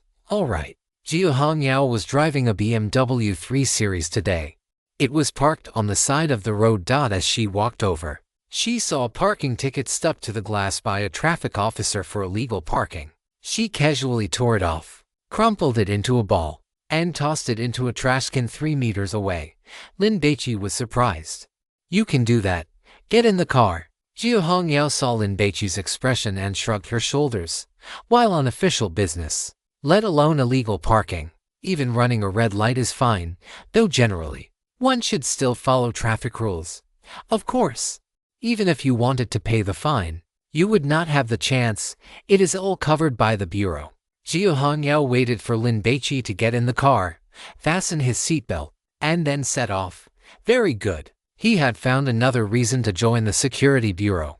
The Bashua residential complex consisted entirely of 7-story apartment buildings. Because the buildings were quite old, the paint on the walls in many places had faded and peeled off, making them look somewhat dilapidated. Since those living here were all tenants, and most were college students, very few people cooked. They all ordered takeout. Therefore, at this time of day, one could see many delivery riders coming and going. The complex was not very large, with only 12 residential buildings. Jiu Hongyao suddenly tugged at Lin Baici. Lin Baici looked over. Oh, a dirty border collie was trotting quickly past the corner of a wall with a takeout bag in its mouth. Is it picking up takeout for its owner? Jiu Hongyao found it quite interesting. I actually think it looks like it is stealing takeout. Lin Baici saw the puzzled look on Jiu Hongyao's face and explained to her. That dog is too dirty. It does not look like a house pet. Perhaps its owner is just not very clean. Jiu Hongyao had a different opinion. There are plenty of people who do not like to bait. There is another possibility. Its owner is a homeless person. Hong Yao, you are impressive. Lin Baici gave her a thumbs up. He admitted that this was a possibility. Jia Hong Yao put her hands on her hips, puffed out her chest, and smiled triumphantly. She admired Lin Baici and recognized his strength. So receiving praise from someone destined to be dragon level made her bubble with joy. The two of them circled the area once without finding anything. Just as they were about to leave, they heard people arguing. You were the one who told me to leave the takeout at the door. Now that it is gone, you are blaming me. A delivery rider in a yellow uniform was very angry. You never put it there at all. I came out to get it right after I finished using the restroom, which took at most a minute, but I saw nothing. The girl was very angry because she had diarrhea. She did not open the door immediately to get her food. As a result, after she finished wiping and came out, it was gone. I did put it there. The delivery rider also started shouting. He was anxious. He had other deliveries to make, and if he was delayed any longer, he would not be able to deliver them. I do not care. You compensate me, or I will report you. The girl was very fierce. Why should I compensate you?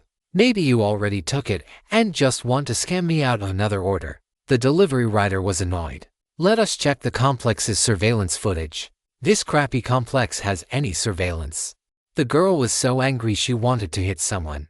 Once she got a raise, she would definitely move out of this dump immediately. Lin Baici and Jia Hongyao exchanged a glance. The takeout that the border collie was carrying earlier was indeed stolen. Stop arguing. You too. Your takeout was stolen by a dog. Jia Hongyao tried to mediate. See, someone saw it. The delivery rider was pleased. The girl was stunned. Then followed up by questioning, do you have proof? I do not. But I saw it. Jia Hongyao tried to convince the girl, but was stopped by Lin Baici. Let us go. Lin Baici pulled Jia Hongyao away. Hey, do not leave. Be a witness for me, damn it.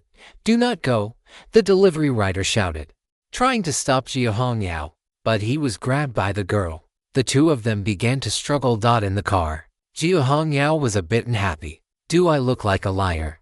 That girl knows you are right, but if she acknowledges that explanation, she has to bear the loss herself. By insisting that the delivery rider never delivered the food, it becomes the delivery rider's responsibility.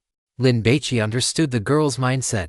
Even if she could not get full compensation, she wanted to get back at least a portion to minimize her loss. All right, it was just a small interlude.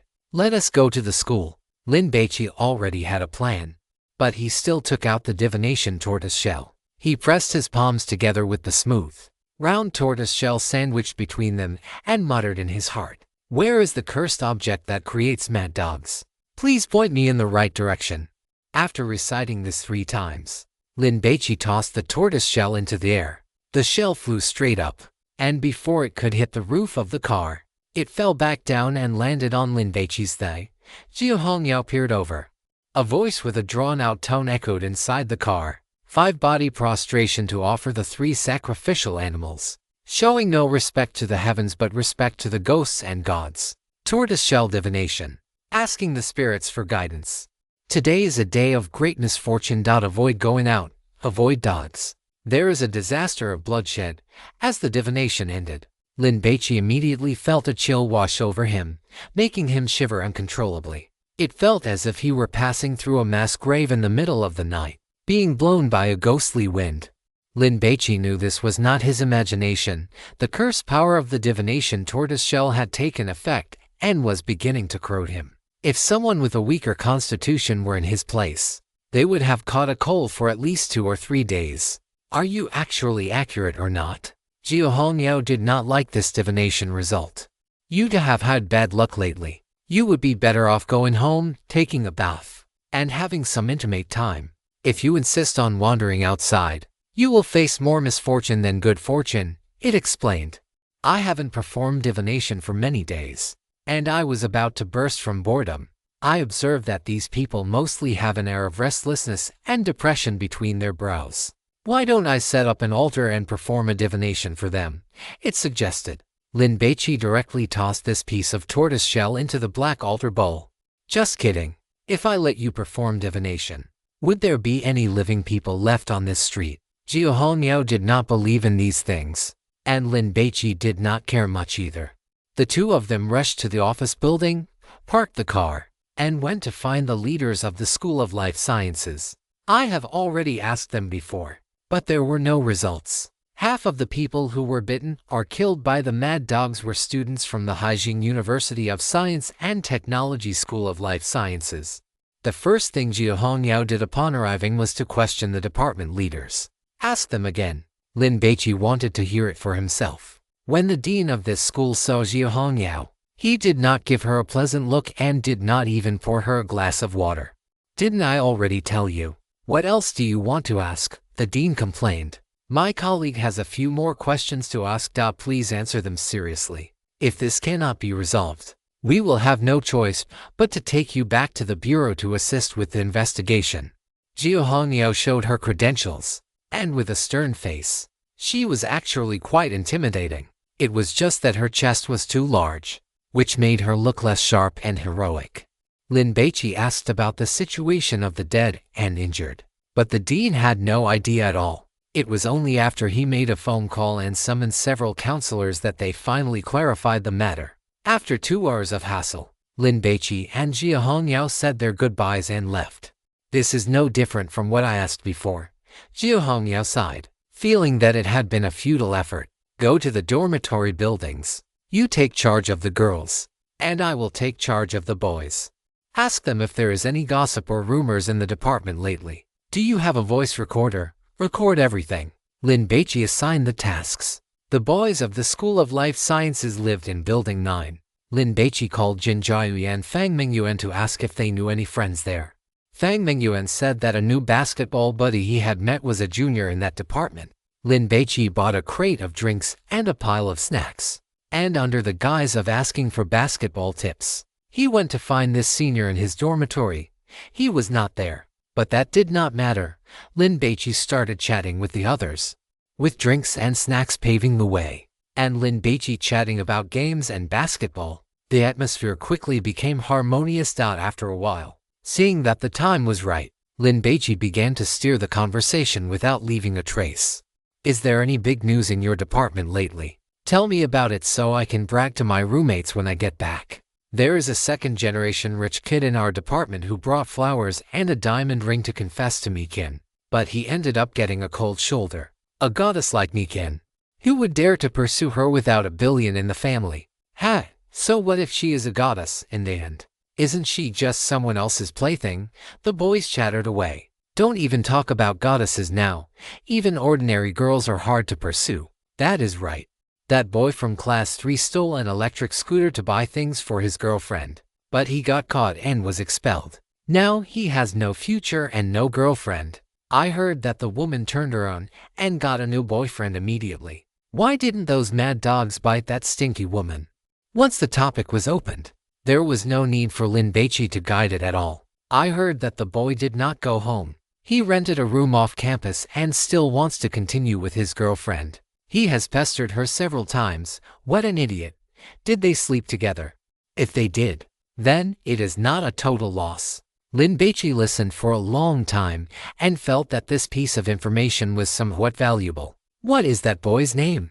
How is he usually liked by others?" "His name is Dushan. His popularity is just so-so. Dushan was usually never seen except during class. Now that he thought about it, he must have been out stealing electric scooters. What about his girlfriend? Is she pretty?" Lin Baici feigned curiosity.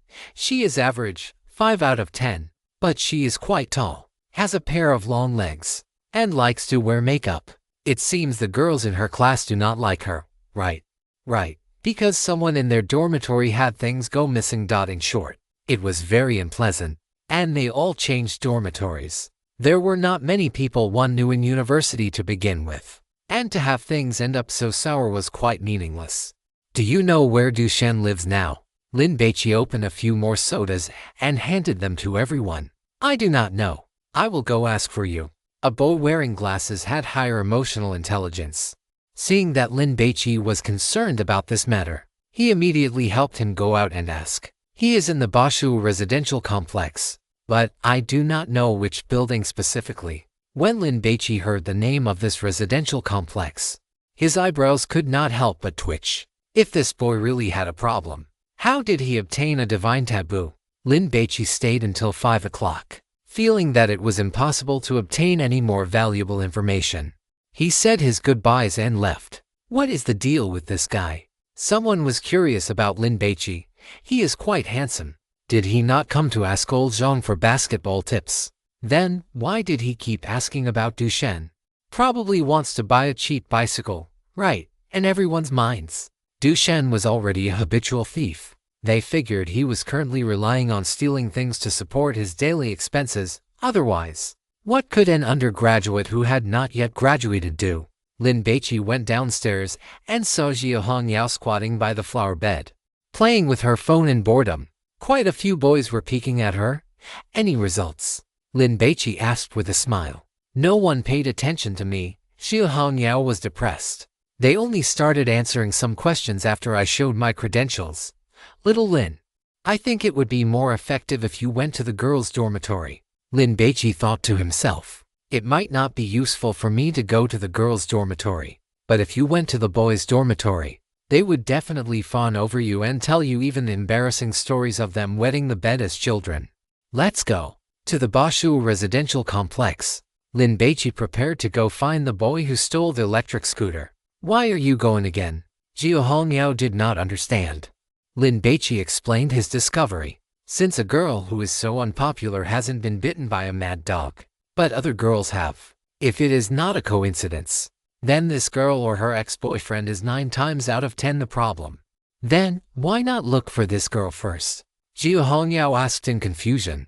This girl is often active on campus and doesn't have many opportunities to come into contact with divine items. Conversely, a boy who often goes out to steal electric scooters has a larger range of activity and is very likely to have obtained a divine item. Lin Baici explained, however. Don't get your hopes up too high. The possibility of it being a coincidence is greater. The two returned to the Bashu residential complex. Because the complex was too old, there was no property management at all. So Lin Baici could not get information on the residents. However, the old security guard watching the gate said that if they wanted to rent a room, they could go ask at the neighborhood committee. Uncle, how many men live alone in this complex, around my age? Lin Baici handed over a pack of cigarettes. Good heavens, it was Zhang Hua. The old security guard glanced at Lin Baici and took the cigarettes. If Lin Baici had asked about girls, the old security guard definitely wouldn't have said anything. But for boys, it didn't matter. Most of the tenants here are couples. Sigh. These young people nowadays are too open. They live together before they are even married. The old security guard lamented the decline of public morals and lit a cigarette. There are also boys who live alone, but not many. I guess they all had conflicts with their roommates, right? Is there anyone who left a deep impression on you? Lin Baici actually had a photo of Dushen, which he had asked Dushen's counselor to print from the archives when he left school. But taking it out now would make the old security guard suspicious. There is a big guy on the 3rd floor of Building 7 who often calls a group of people over to hang out. The people upstairs and downstairs have complained about him several times. There's one in Building 9 who hasn't been seen for 2 or 3 weeks. It makes me afraid that he might have died at home. There's one in Building 12 who seems to be a professional gamer. He plays games and has a lot of computers at home. The electricity bill is over 1,000 yuan every month. The old security guard rambled on. Thank you, uncle. Jia Hongyao thanked him. No problem. The old security guard watched Lin Baici and Jia Hongyao walk toward Building 9. He thought about it and decided not to ask any more questions. With his meager salary, just watching the gate was enough. If anything else happened, he wouldn't be responsible. Are you sure the one living in Building 9 is the problem? Jia Hongyao was very excited. If she could solve this mad dog incident today, her status in the bureau would also be recognized. Not sure. Let's take a look first. Lin Baici entered Building 9. There were 3 households per floor, and Lin Baici didn't know which one it was, so he could only ask them one by one. Knock knock. Lin Baici knocked on the door with his knuckles. Who is it? It was a female voice. Food delivery. Lin Baici replied. I didn't order delivery. The woman answered. Lin Baici knocked on the doors one by one. Whenever a woman answered, he could basically rule them out. If a man answered, Lin Baici would say he was from the gas company and needed to urgently check the gas valve. The door opened, and after Lin Baici saw that the person's appearance was not Dushan, he would immediately ask, "Is this such and such uni?" The answer was, "Of course." So Lin Baici would apologize and then go to the next one. This actually works. Jia Hongyo's eyes were opened. It's mainly because the public security in our country is too good, which leads to many people lacking safety awareness. Otherwise, if they had just taken a look through the peephole and noticed I wasn't wearing a gas company uniform, they would have known I was a fake. When Lin Baici reached the 5th floor, he encountered a problem. Room 503. No one answered. "I think I heard a dog barking." Lin Baici tilted his head to listen. There are many people who keep dogs now. The family on the 3rd floor below also has a dog barking. Jia Hongyao didn't think it was strange. Maybe there's no one home, and they went to work. No, there are too many dog barks, at least 3. Lin Baici frowned. He activated his eidetic memory skill, and his hearing immediately sharpened. There were 3 dogs barking, and besides that, there were other breathing sounds. Then what should we do? Jia Hongyao looked at the anti-theft door painted with gray paint. If we break in like this, it's against the law. Can your security bureau cover for us? Lin Baici didn't want to be detained. That's a given. Jia Hongyao patted her chest, exuding a confidence that everything was under her control. Then I'm going to kick the door in. Lin Baici looked around, just in case. He took the Bodhi messenger Kasai out of his backpack and draped it over his shoulders. Although there was no surveillance in the building, Lin Baici was still very careful. He didn't summon the muscle Buddha, but instead took a deep breath and punched the handle of the anti-theft door. Overlord's stripping armor. No clothes to cover the body. The area around the door lock was hit by the punch, like a cookie shattered by a giant dot with a crack. It immediately splintered and splashed open, and a large hole appeared in the door. Holy crap! Lin Baici had only been wondering if this divine grace would have any effect on a door lock. He didn't expect it to actually work. Does this mean that from now on, any anti-theft door or safe will be defenseless against him? Awesome! Lin Baici pulled the anti-theft door open and punched the handle of the main door again. The door lock shattered. Lin Baici pushed the door open and entered, and a foul stench immediately hit his nose. So stinky. Jia Hongyao's delicate eyebrows furrowed, and she immediately pinched her nose. Can people still live in this place? But fortunately, it wasn't the smell of a corpse. There were no lights, and the room was pitch black. When Lin Baici quickly turned on his phone's flashlight and shone it around, he froze. What the hell? Ahead, the entire living room was filled with trash. There were mountains of takeout boxes, dog feces, sanitary pads, and cockroaches crawling all over the floor. If it had just been this, Lin Baici would not have been shocked. But as the flashlight beam swept across, he realized the entire living room was filled with dogs, golden retrievers, border collies, poodles, huskies, and even a Tibetan mastiff. They were all filthy, buried in piles of trash, lying on the sofa, the refrigerator, and the TV stand. Hearing the sound of the door opening, they all turned their heads in unison and stared over. The eyes of these dogs were bloodshot, their mouths panting, tongues lolling out, with thick, viscous saliva dripping down. Lin Baici growled, grabbing Jia Hongyao and retreating rapidly from the room, his left hand instinctively pulling the security door shut behind them. The moment they saw the strangers, the mad dogs moved instantly, rushing out like arrows released from a bow. Woof, woof. The mad dogs barked frantically, eager to tear them apart. Chapter 116. Rule Contamination Outbreak. Please subscribe. Bang, bang. Several of the fastest mad dogs slammed into the walls and the security door, making heavy thuds. After they fell to the ground, the dogs behind them scrambled over them and rushed out, creating a massive, overwhelming momentum. Retreat quickly, Lin Baici urged. This was even more serious than disturbing a hornet's nest. Getting bitten would lead to disfigurement. Besides, he had Googled it. Rabies vaccines usually required 5 shots, which was quite an ordeal. The mad dogs were fast, and they were in the narrow space of the stairwell, which made it inconvenient for Lin Baici and Jia Hongyao to sprint and accelerate. A Labrador with light yellow fur, over half a meter long, charged forward with incredible speed.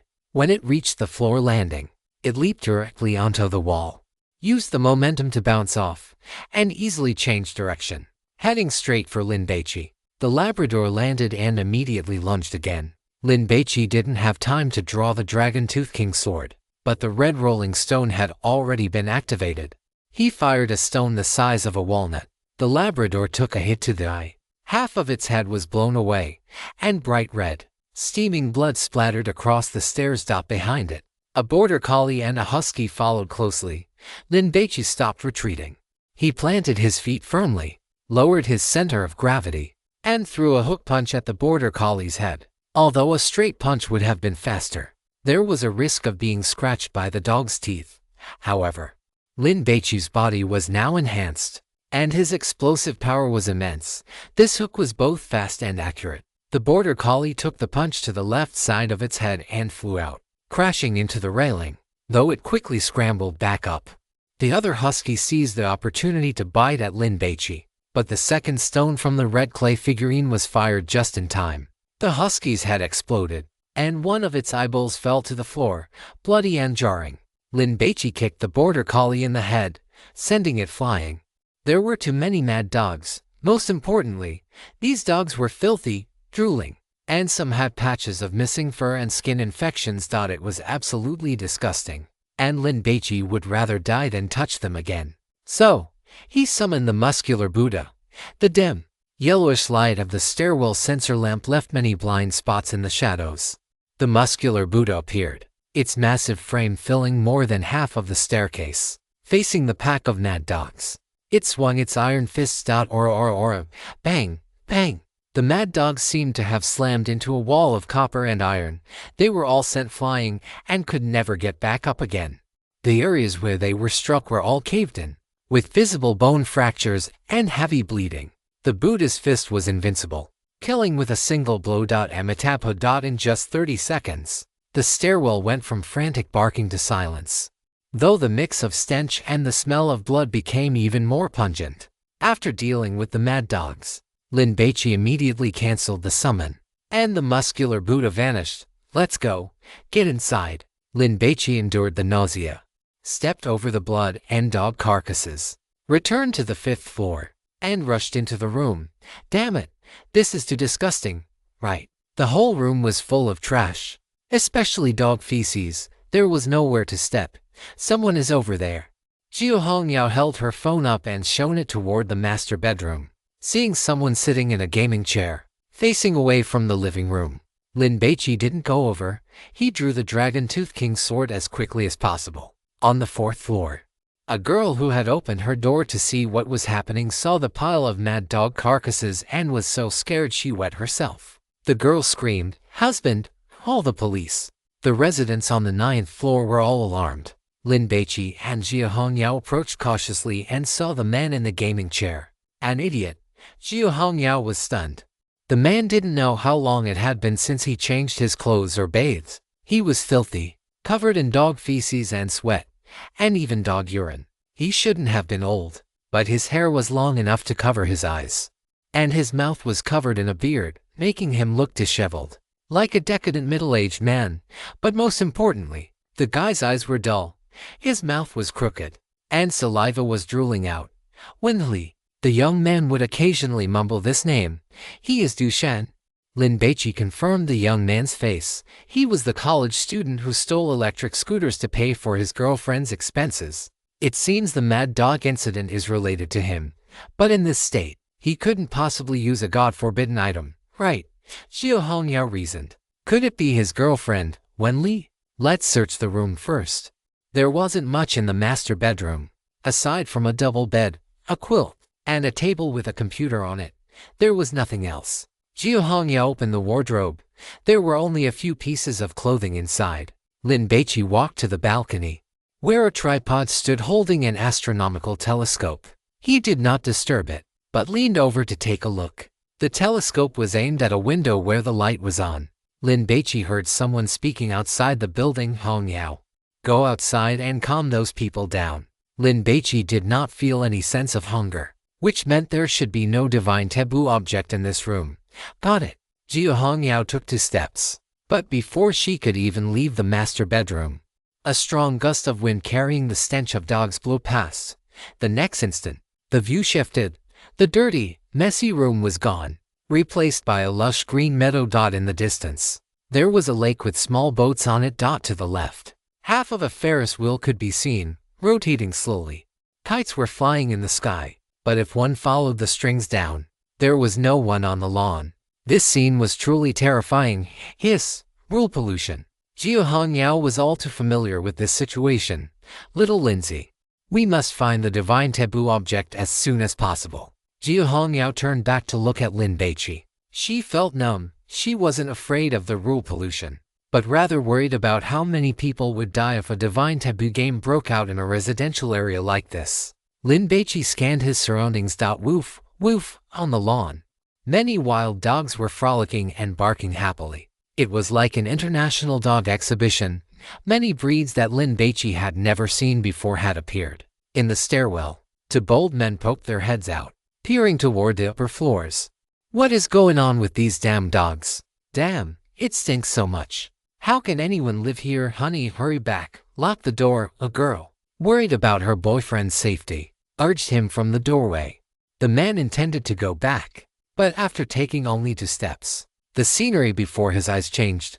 The room was gone, replaced by a place that looked like a park, with green grass beneath his feet. A light breeze blew by, feeling exceptionally refreshing. Honey, a girl saw him and immediately ran over. People began to appear on the lawn one after another. Even on the small boats in the lake, figures could be seen peering toward this side. However, these people were soon targeted by some of the dogs. Woof, woof. The wild dogs barked loudly, herding these people toward the Ferris wheel like sheepdogs driving a flock. What should we do? Jia Hongyao watched as 5 dogs bared their teeth at her and Lin Baici, ready to pounce at any moment. Woof. Lin Baici prepared to first observe what this rule pollution was. There were at least 1,000 dogs here just from what he could see. It was impossible to kill them all. Oh my, takeout has arrived. Time to start the meal. The gluttonous god was excited. Start eating, start eating. These dogs seemed to have a sense of intelligence.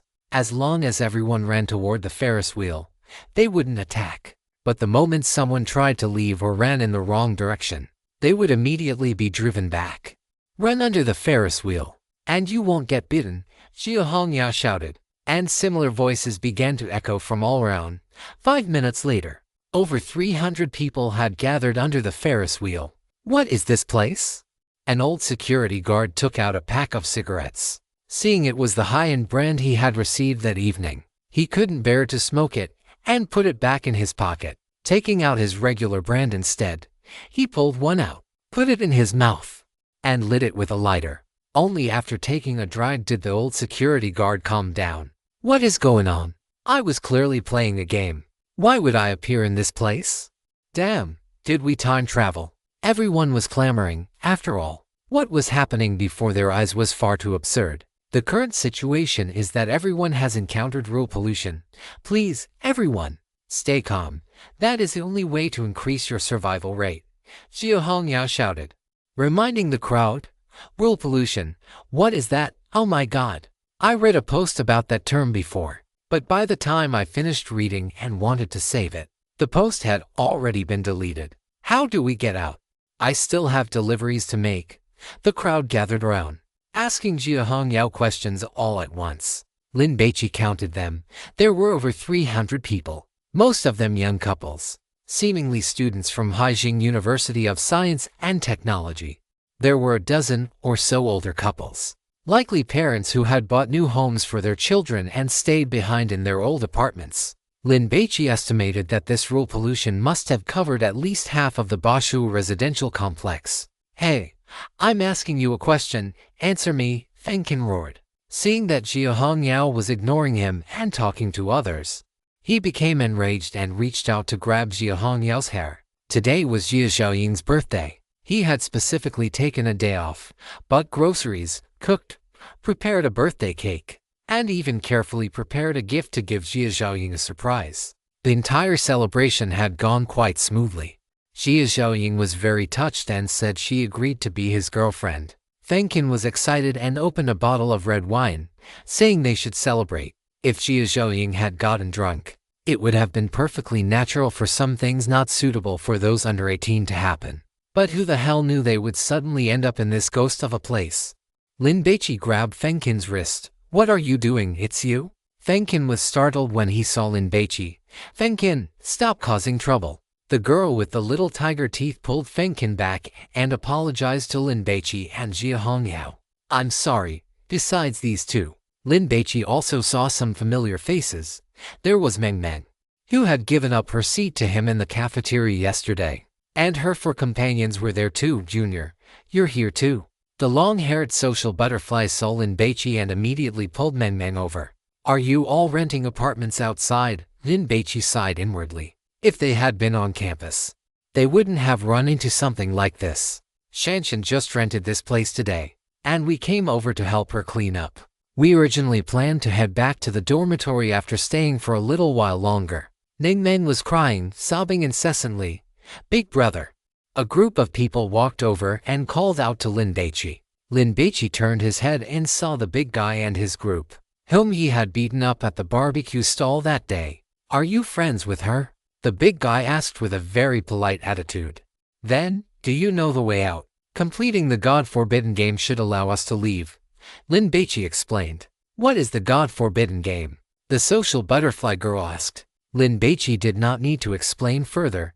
Every single wild dog present suddenly began to speak. "Woof, humans. Do you choose death or survival?" Their voices were perfectly synchronized. This scene shocked everyone deeply, and the timid girls were already trembling with fear. Little Tiger Tooth hugged Fengkin's arm, terrified. "It is okay. I am here. I will protect you." Fengkin was still wearing that number 20 for basketball jersey today because he knew that Little Tiger Tooth was a basketball fan who loved the Lakers and that specific number the most. Even though everyone wanted to choose survival, no one dared to open their mouth at this moment. The nail that sticks out gets hammered down before figuring out the situation. "It was better to lay low. We choose survival," Lin Baici answered. "Very good." The wild dogs responded. "As long as you prove that you are friends of our canine kind, you can leave this place alive." "How do we prove it?" A delivery rider wearing a meteor uniform asked anxiously. He wanted to leave. He still had several orders left to deliver. If he failed to finish them, he would be docked pay. If his girlfriend found out, she would definitely call him a loser. The delivery rider did not want to break up. Lin Baici had seen him before. He was the same guy who had argued with a girl who lost her takeout at noon. The girl who lost her takeout was not spared either and was here as well. "Since you are so anxious, why don't you give us a demonstration?" The wild dog's words made many people feel relieved. Thank goodness they did not pick them. The delivery rider was not stupid. He did not want to be the one to test the waters for everyone. So upon hearing this, he panicked. Can you pick someone else? Do you wish to refuse?" As the wild dogs said this, they bared their sharp teeth and vicious mouths, pressing toward the delivery rider like wolves hunting for prey. The delivery rider backed away in fear. "I am not refusing." "Then come out," the wild dogs urged. The delivery rider was extremely reluctant, but he had no choice. He could only walk out and stand in the open space in front. Among the pack of wild dogs, 10 followed him out, each holding a green frisbee the size of a frying pan in its mouth. "I feel like this is asking people to catch the frisbee, right?" Little Tiger Tooth was on the verge of tears. Under normal circumstances, it is humans who throw the frisbee for dogs to catch. This was clearly treating humans like dogs. "Catch the frisbee 10 times, and you may live," the gluttonous god commented.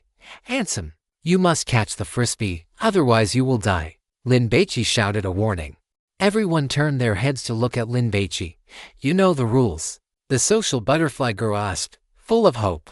"Do you know anything else? Isn't it obvious?" Fengkin wiped his hand on his basketball jersey, feeling a bit more at ease. Catching a frisbee, isn't that just a test of physical fitness? I can do this, Zhouying. Do not worry. I will help you. Fengkin tried to put his arm around Little Tiger Tooth, but she subconsciously dodged him. With so many people around, she felt quite embarrassed. "Stop looking around. Focus your attention," Lin Baici reminded them. The delivery rider stared at the 10 dogs. Suddenly, one of the spotted ones jerked its head and loosened its jaw. The frisbee spun and flew into the sky. The delivery rider immediately rushed out, keeping his head up and his eyes locked on the frisbee. The crowd's gazes were also fixed on him and the frisbee, their expressions tense. The speed is not very fast. Number 24 felt even more reassured. The delivery rider had been delivering food for 5 years, braving wind and rain. So, his physical fitness was quite good. Seeing the frisbee begin to descend, he quickly closed the distance, spotted his chance, and jumped. The delivery rider caught the frisbee. I succeeded. The delivery rider held the frisbee up and shouted happily at the wild dogs.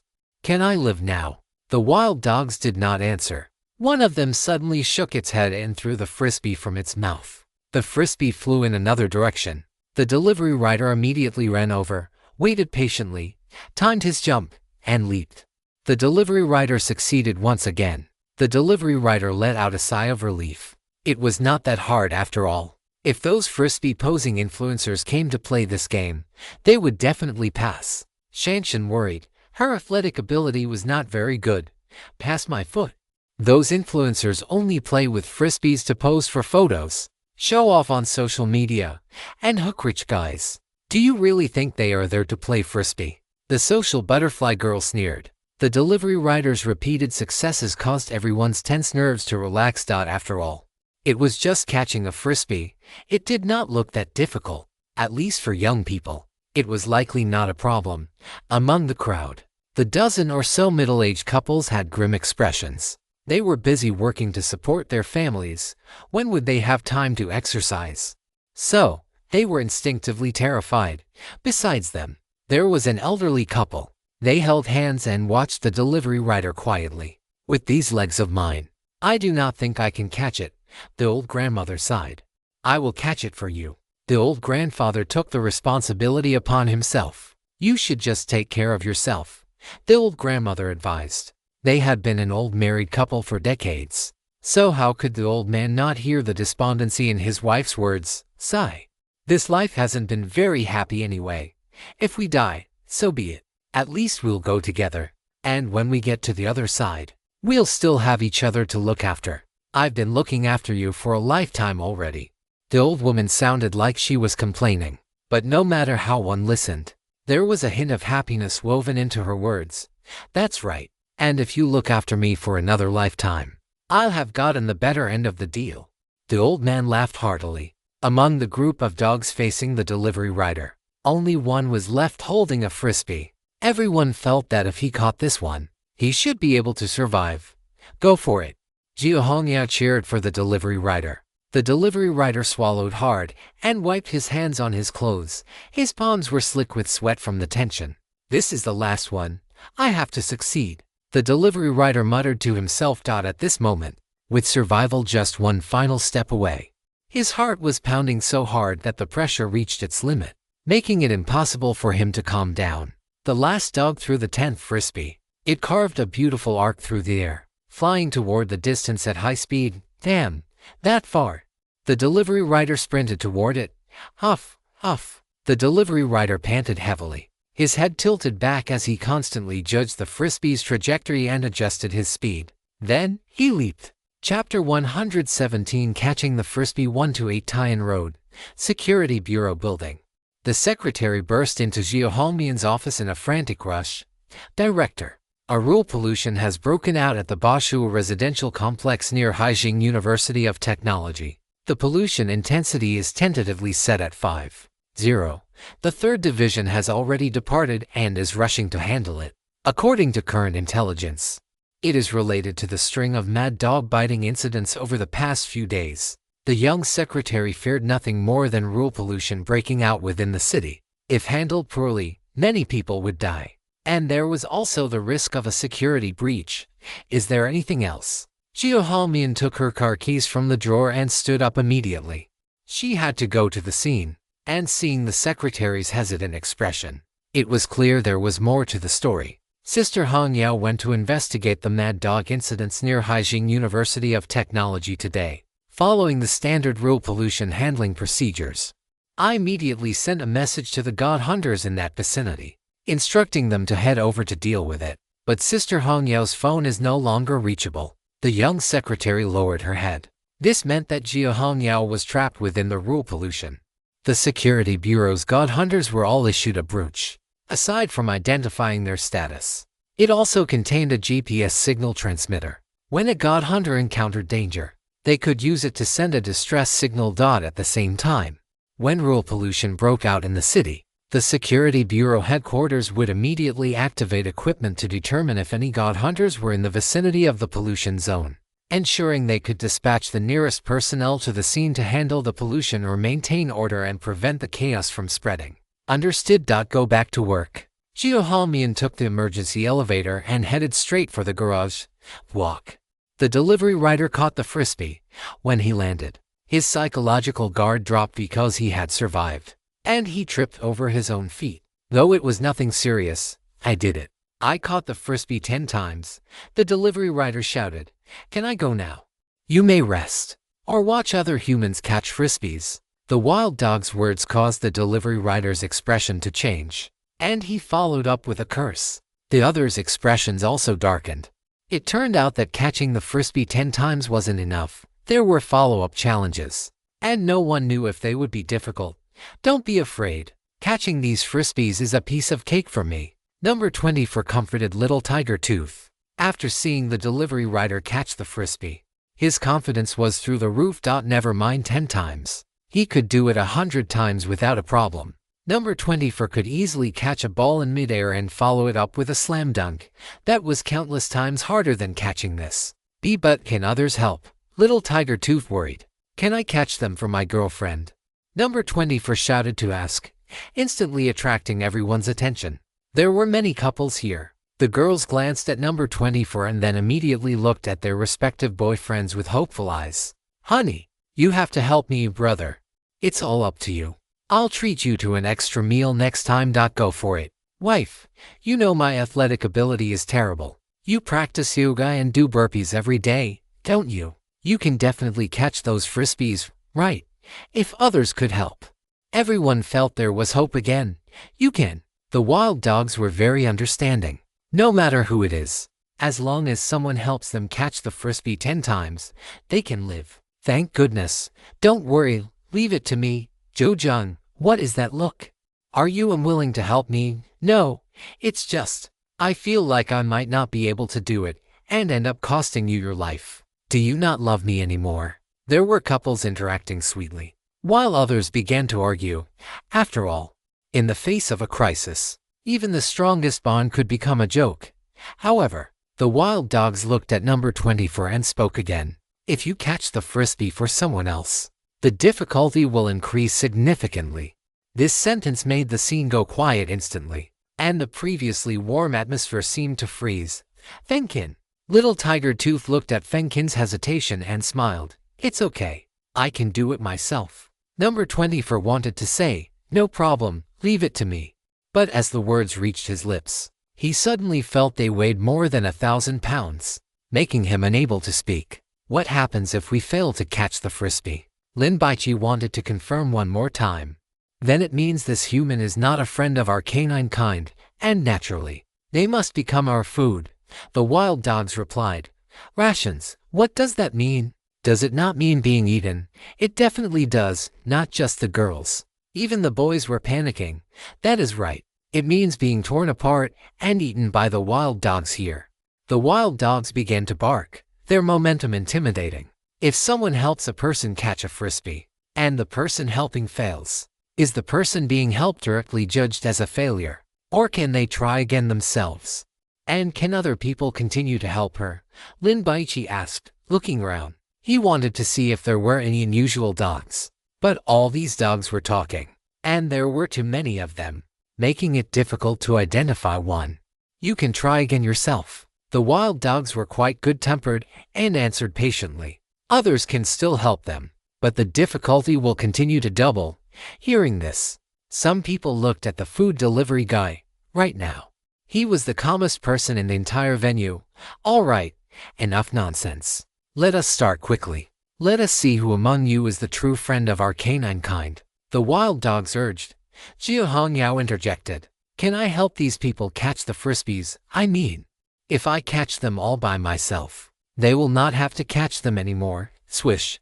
Everyone looked over, their gazes filled with shock, confusion, and surprise. However, shortly after, some girls began to express their gratitude. Thank you. You are a good person. Wait, do you know about this rule contamination? Are you a government official specifically tasked with handling these things? If so, you should be responsible for this. That is right. You need to take responsibility. People began to clamor. With one sentence, Jiu Hongyao had put herself in a passive position and became a target. Lin Baici frowned. Since the girl with the high ponytail had said that, she clearly intended to do it.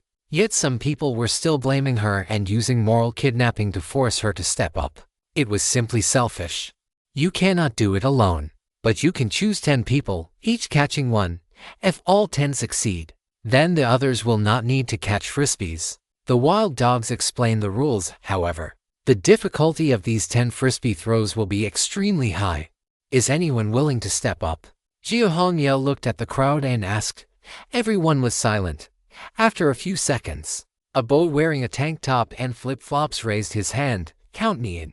Are you looking for death? Did you not hear that the difficulty increases? His girlfriend was unhappy and gave him a tug. But if I help you later, the difficulty will increase anyway. The guy in flip-flops explained. Is that the same thing? The girl shouted. We should just take care of ourselves.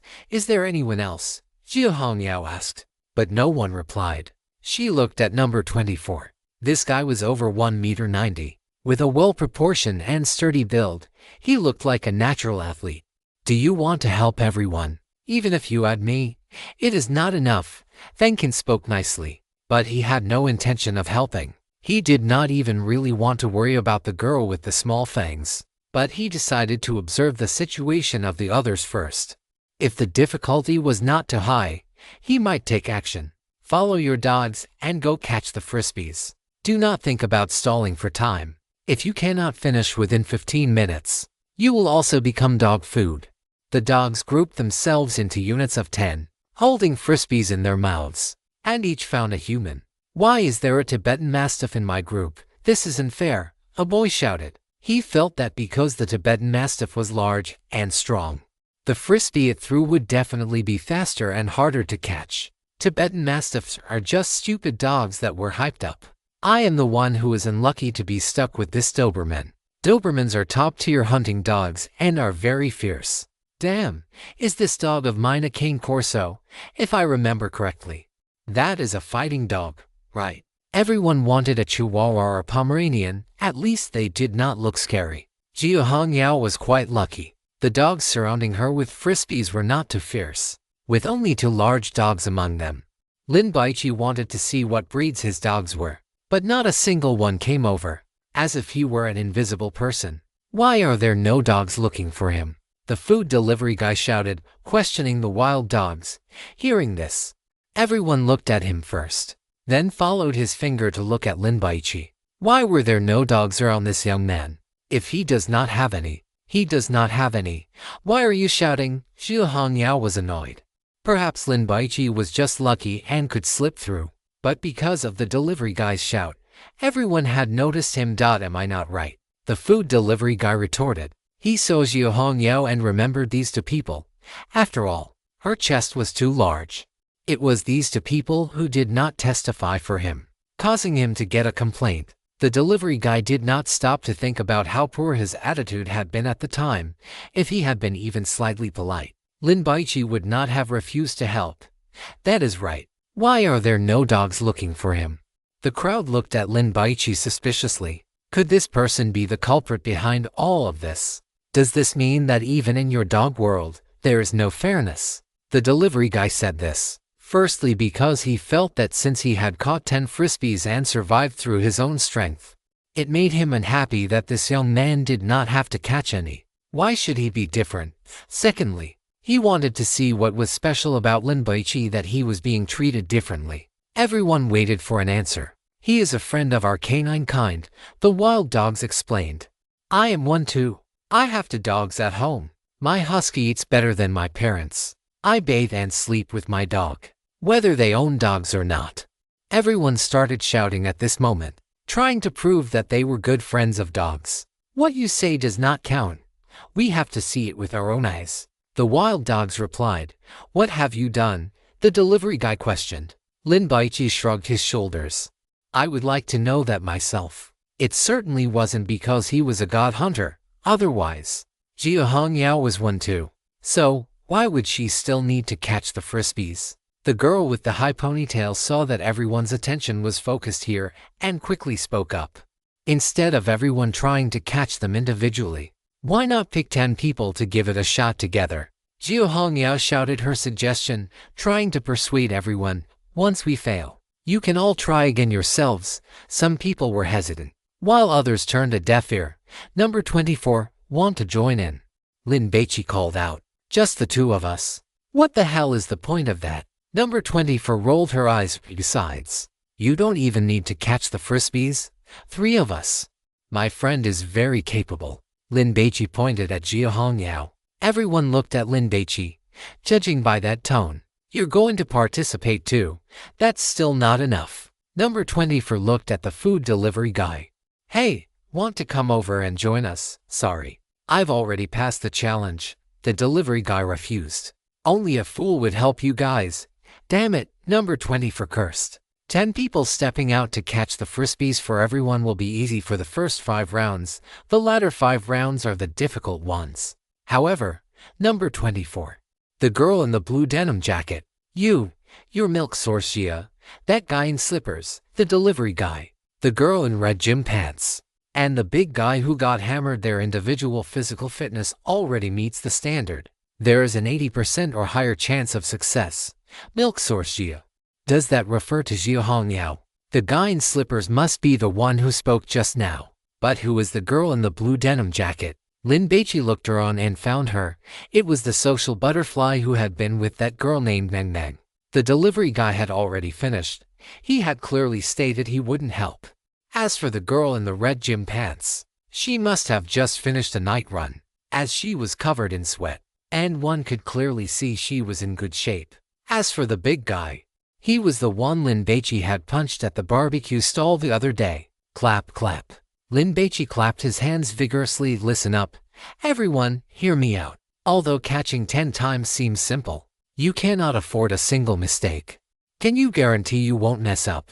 Why not give this a try and get it done in one go? Some people ignored Lin Baici entirely, but others stopped. Handsome, since you're wearing slippers with Superman on them, shouldn't you show some of Superman's heroic spirit?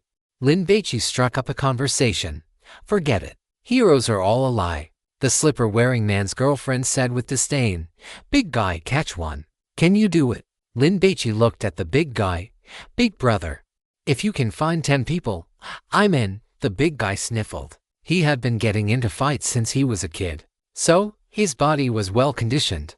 Lin Baici gave the big guy a thumbs up and looked at the girl in the red gym pants. Beautiful, catch one.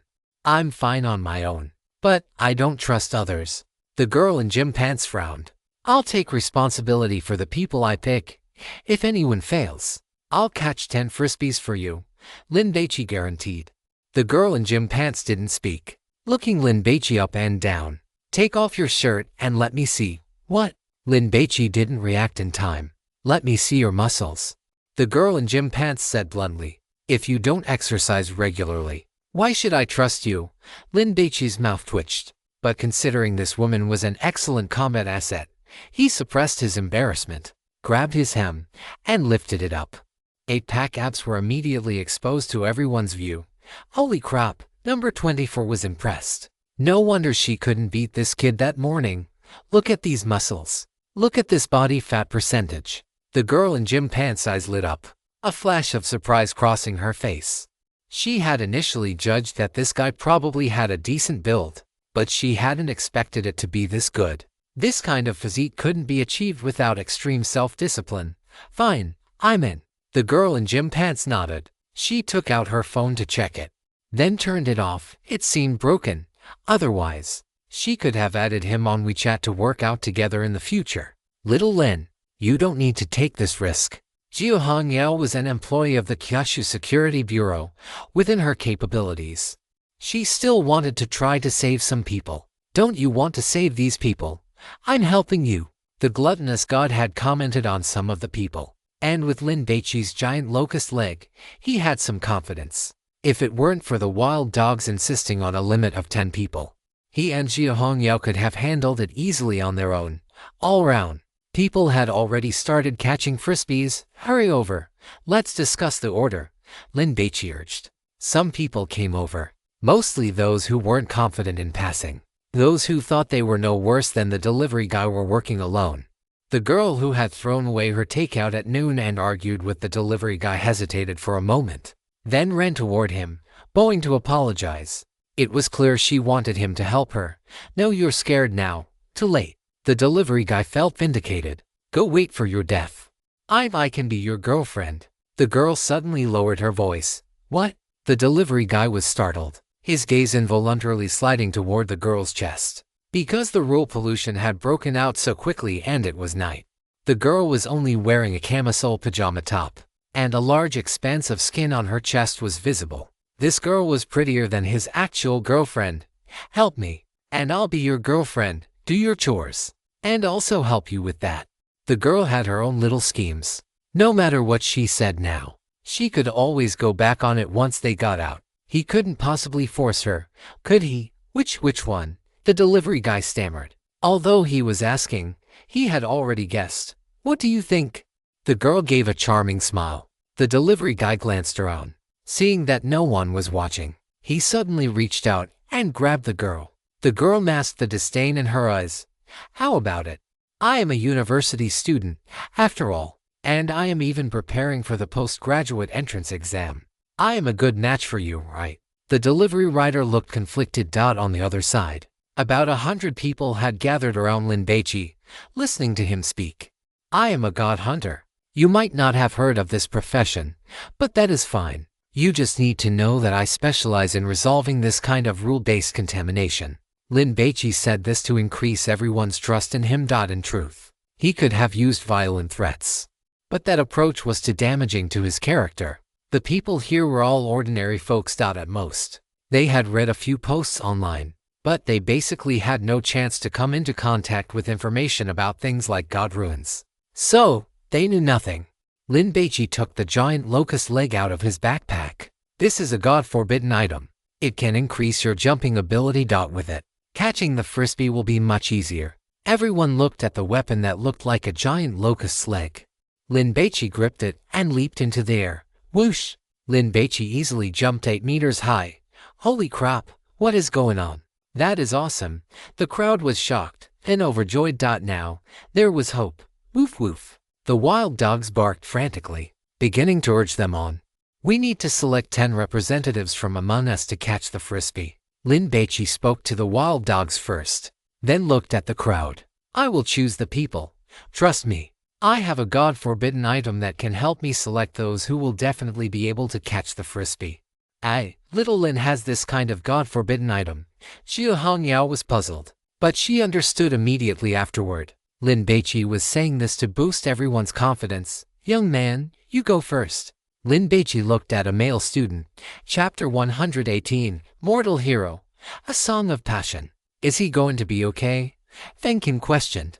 The boy Lin Baici had chosen was short, probably not even 1.6 meters tall, and thin and weary, like a crop that had not yet fully grown. Catching a frisbee depends on agility, body coordination, and eye-hand coordination.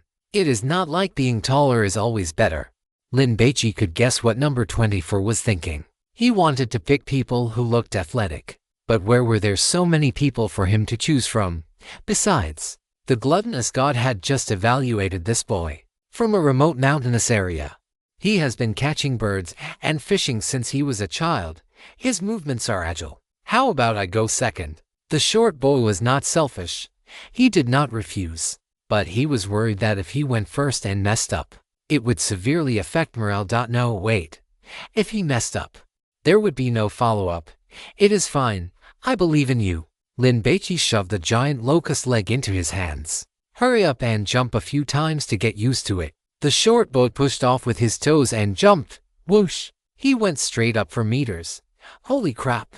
The short boy was stunned. A husky with a frisbee in its mouth wagged its tail and walked toward the distance. Quick, follow it. Go for it. Lin Baici patted the short boy on the back. The crowd watched the short boy. Little Lin. Jia Hongyao felt a bit guilty. It was she who wanted to save people. But in the end, it was Lin Baici who put in the effort and persuaded these people. There is no need to blame yourself. You are from the Security Bureau, part of the National Official Agency. If you did not even have the desire to save ordinary people, then the Security Bureau would be too pathetic. Lin Baici comforted Jia Hongyao. Besides, even if you were an ordinary person, there is nothing wrong with wanting to act heroically, right? This world still needs some light. I just feel like I have caused you trouble. Jia Hongyao sighed. It is okay. Lin Baici smiled. This game was very simple. It did not require using one's brain. It was all about the body. And Lin Baici was super confident in his body, which had been strengthened. Furthermore, the gluttonous god had said that the success rate was over 80%. As long as he chose the right people and added the giant locust leg, there was absolutely no pressure. The husky threw the frisbee. Compared to the times the delivery rider caught it, the difficulty had indeed increased. But it was only slightly faster and a bit further away. The short boy immediately rushed out. Because he was holding the giant locust leg, he found that he could run faster and more easily. So he had the spare energy to observe the trajectory of the frisbee. He was afraid that if the frisbee got too close to the ground, he would miss his chance to recover. So relying on the power of the giant locust leg, he leaped up to try it once. Whoosh! With the running start, he reached over 8 meters high. Because he often climbed trees and caught birds when he was a child, the short boy did not panic at all at this height and reached out to grab it. The frisbee was in his hand. When he landed, he intended to roll to cushion the impact and avoid hurting his legs. But the effect of the God-forbidden item meant he did not feel any pain in his feet at all. Oh yeah, I did it. Seeing the short boy get the frisbee, everyone cheered. Lin Baici led the applause. Thank you, thank you. The crowd followed suit and thanked him. The short boy looked at everyone cheering for him and suddenly felt like he had done something great, like a hero. He was very excited and could not help but raise the frisbee in his hand. Whoosh! The people around, hearing the commotion from Lin Baici's group, all looked over. Should we go over there too? Let's go. We might as well take advantage of this. Will he disagree? Just say a few nice words. At worst we can kowtow to him. Some people wanted to join in, but there was no need for Lin Baici to refuse. The wild dogs did not agree. Seeing the person who caught the frisbee trying to leave, they immediately surrounded them. Woof woof. The wild dogs barked wildly, looking ready to tear someone apart. The game has started. No interruptions allowed. The wild dogs warned. I am not interrupting. I just want to join them, someone explained. But the wild dogs did not listen at all. If the frisbees are all at this speed, there is no difficulty at all. Number 24 did not have the leisure to worry about others. Seeing the situation of the first round, he felt relieved. Handsome, you are up second. Lin Baici called out the name. With the short man's successful demonstration, the second person's confidence surged. Watch me. The boy rolled up his sleeves. The short man ran back and handed the giant locust leg to Lin Baici. Share some experience and insights. Lin Baici handed this rule relic to the second person.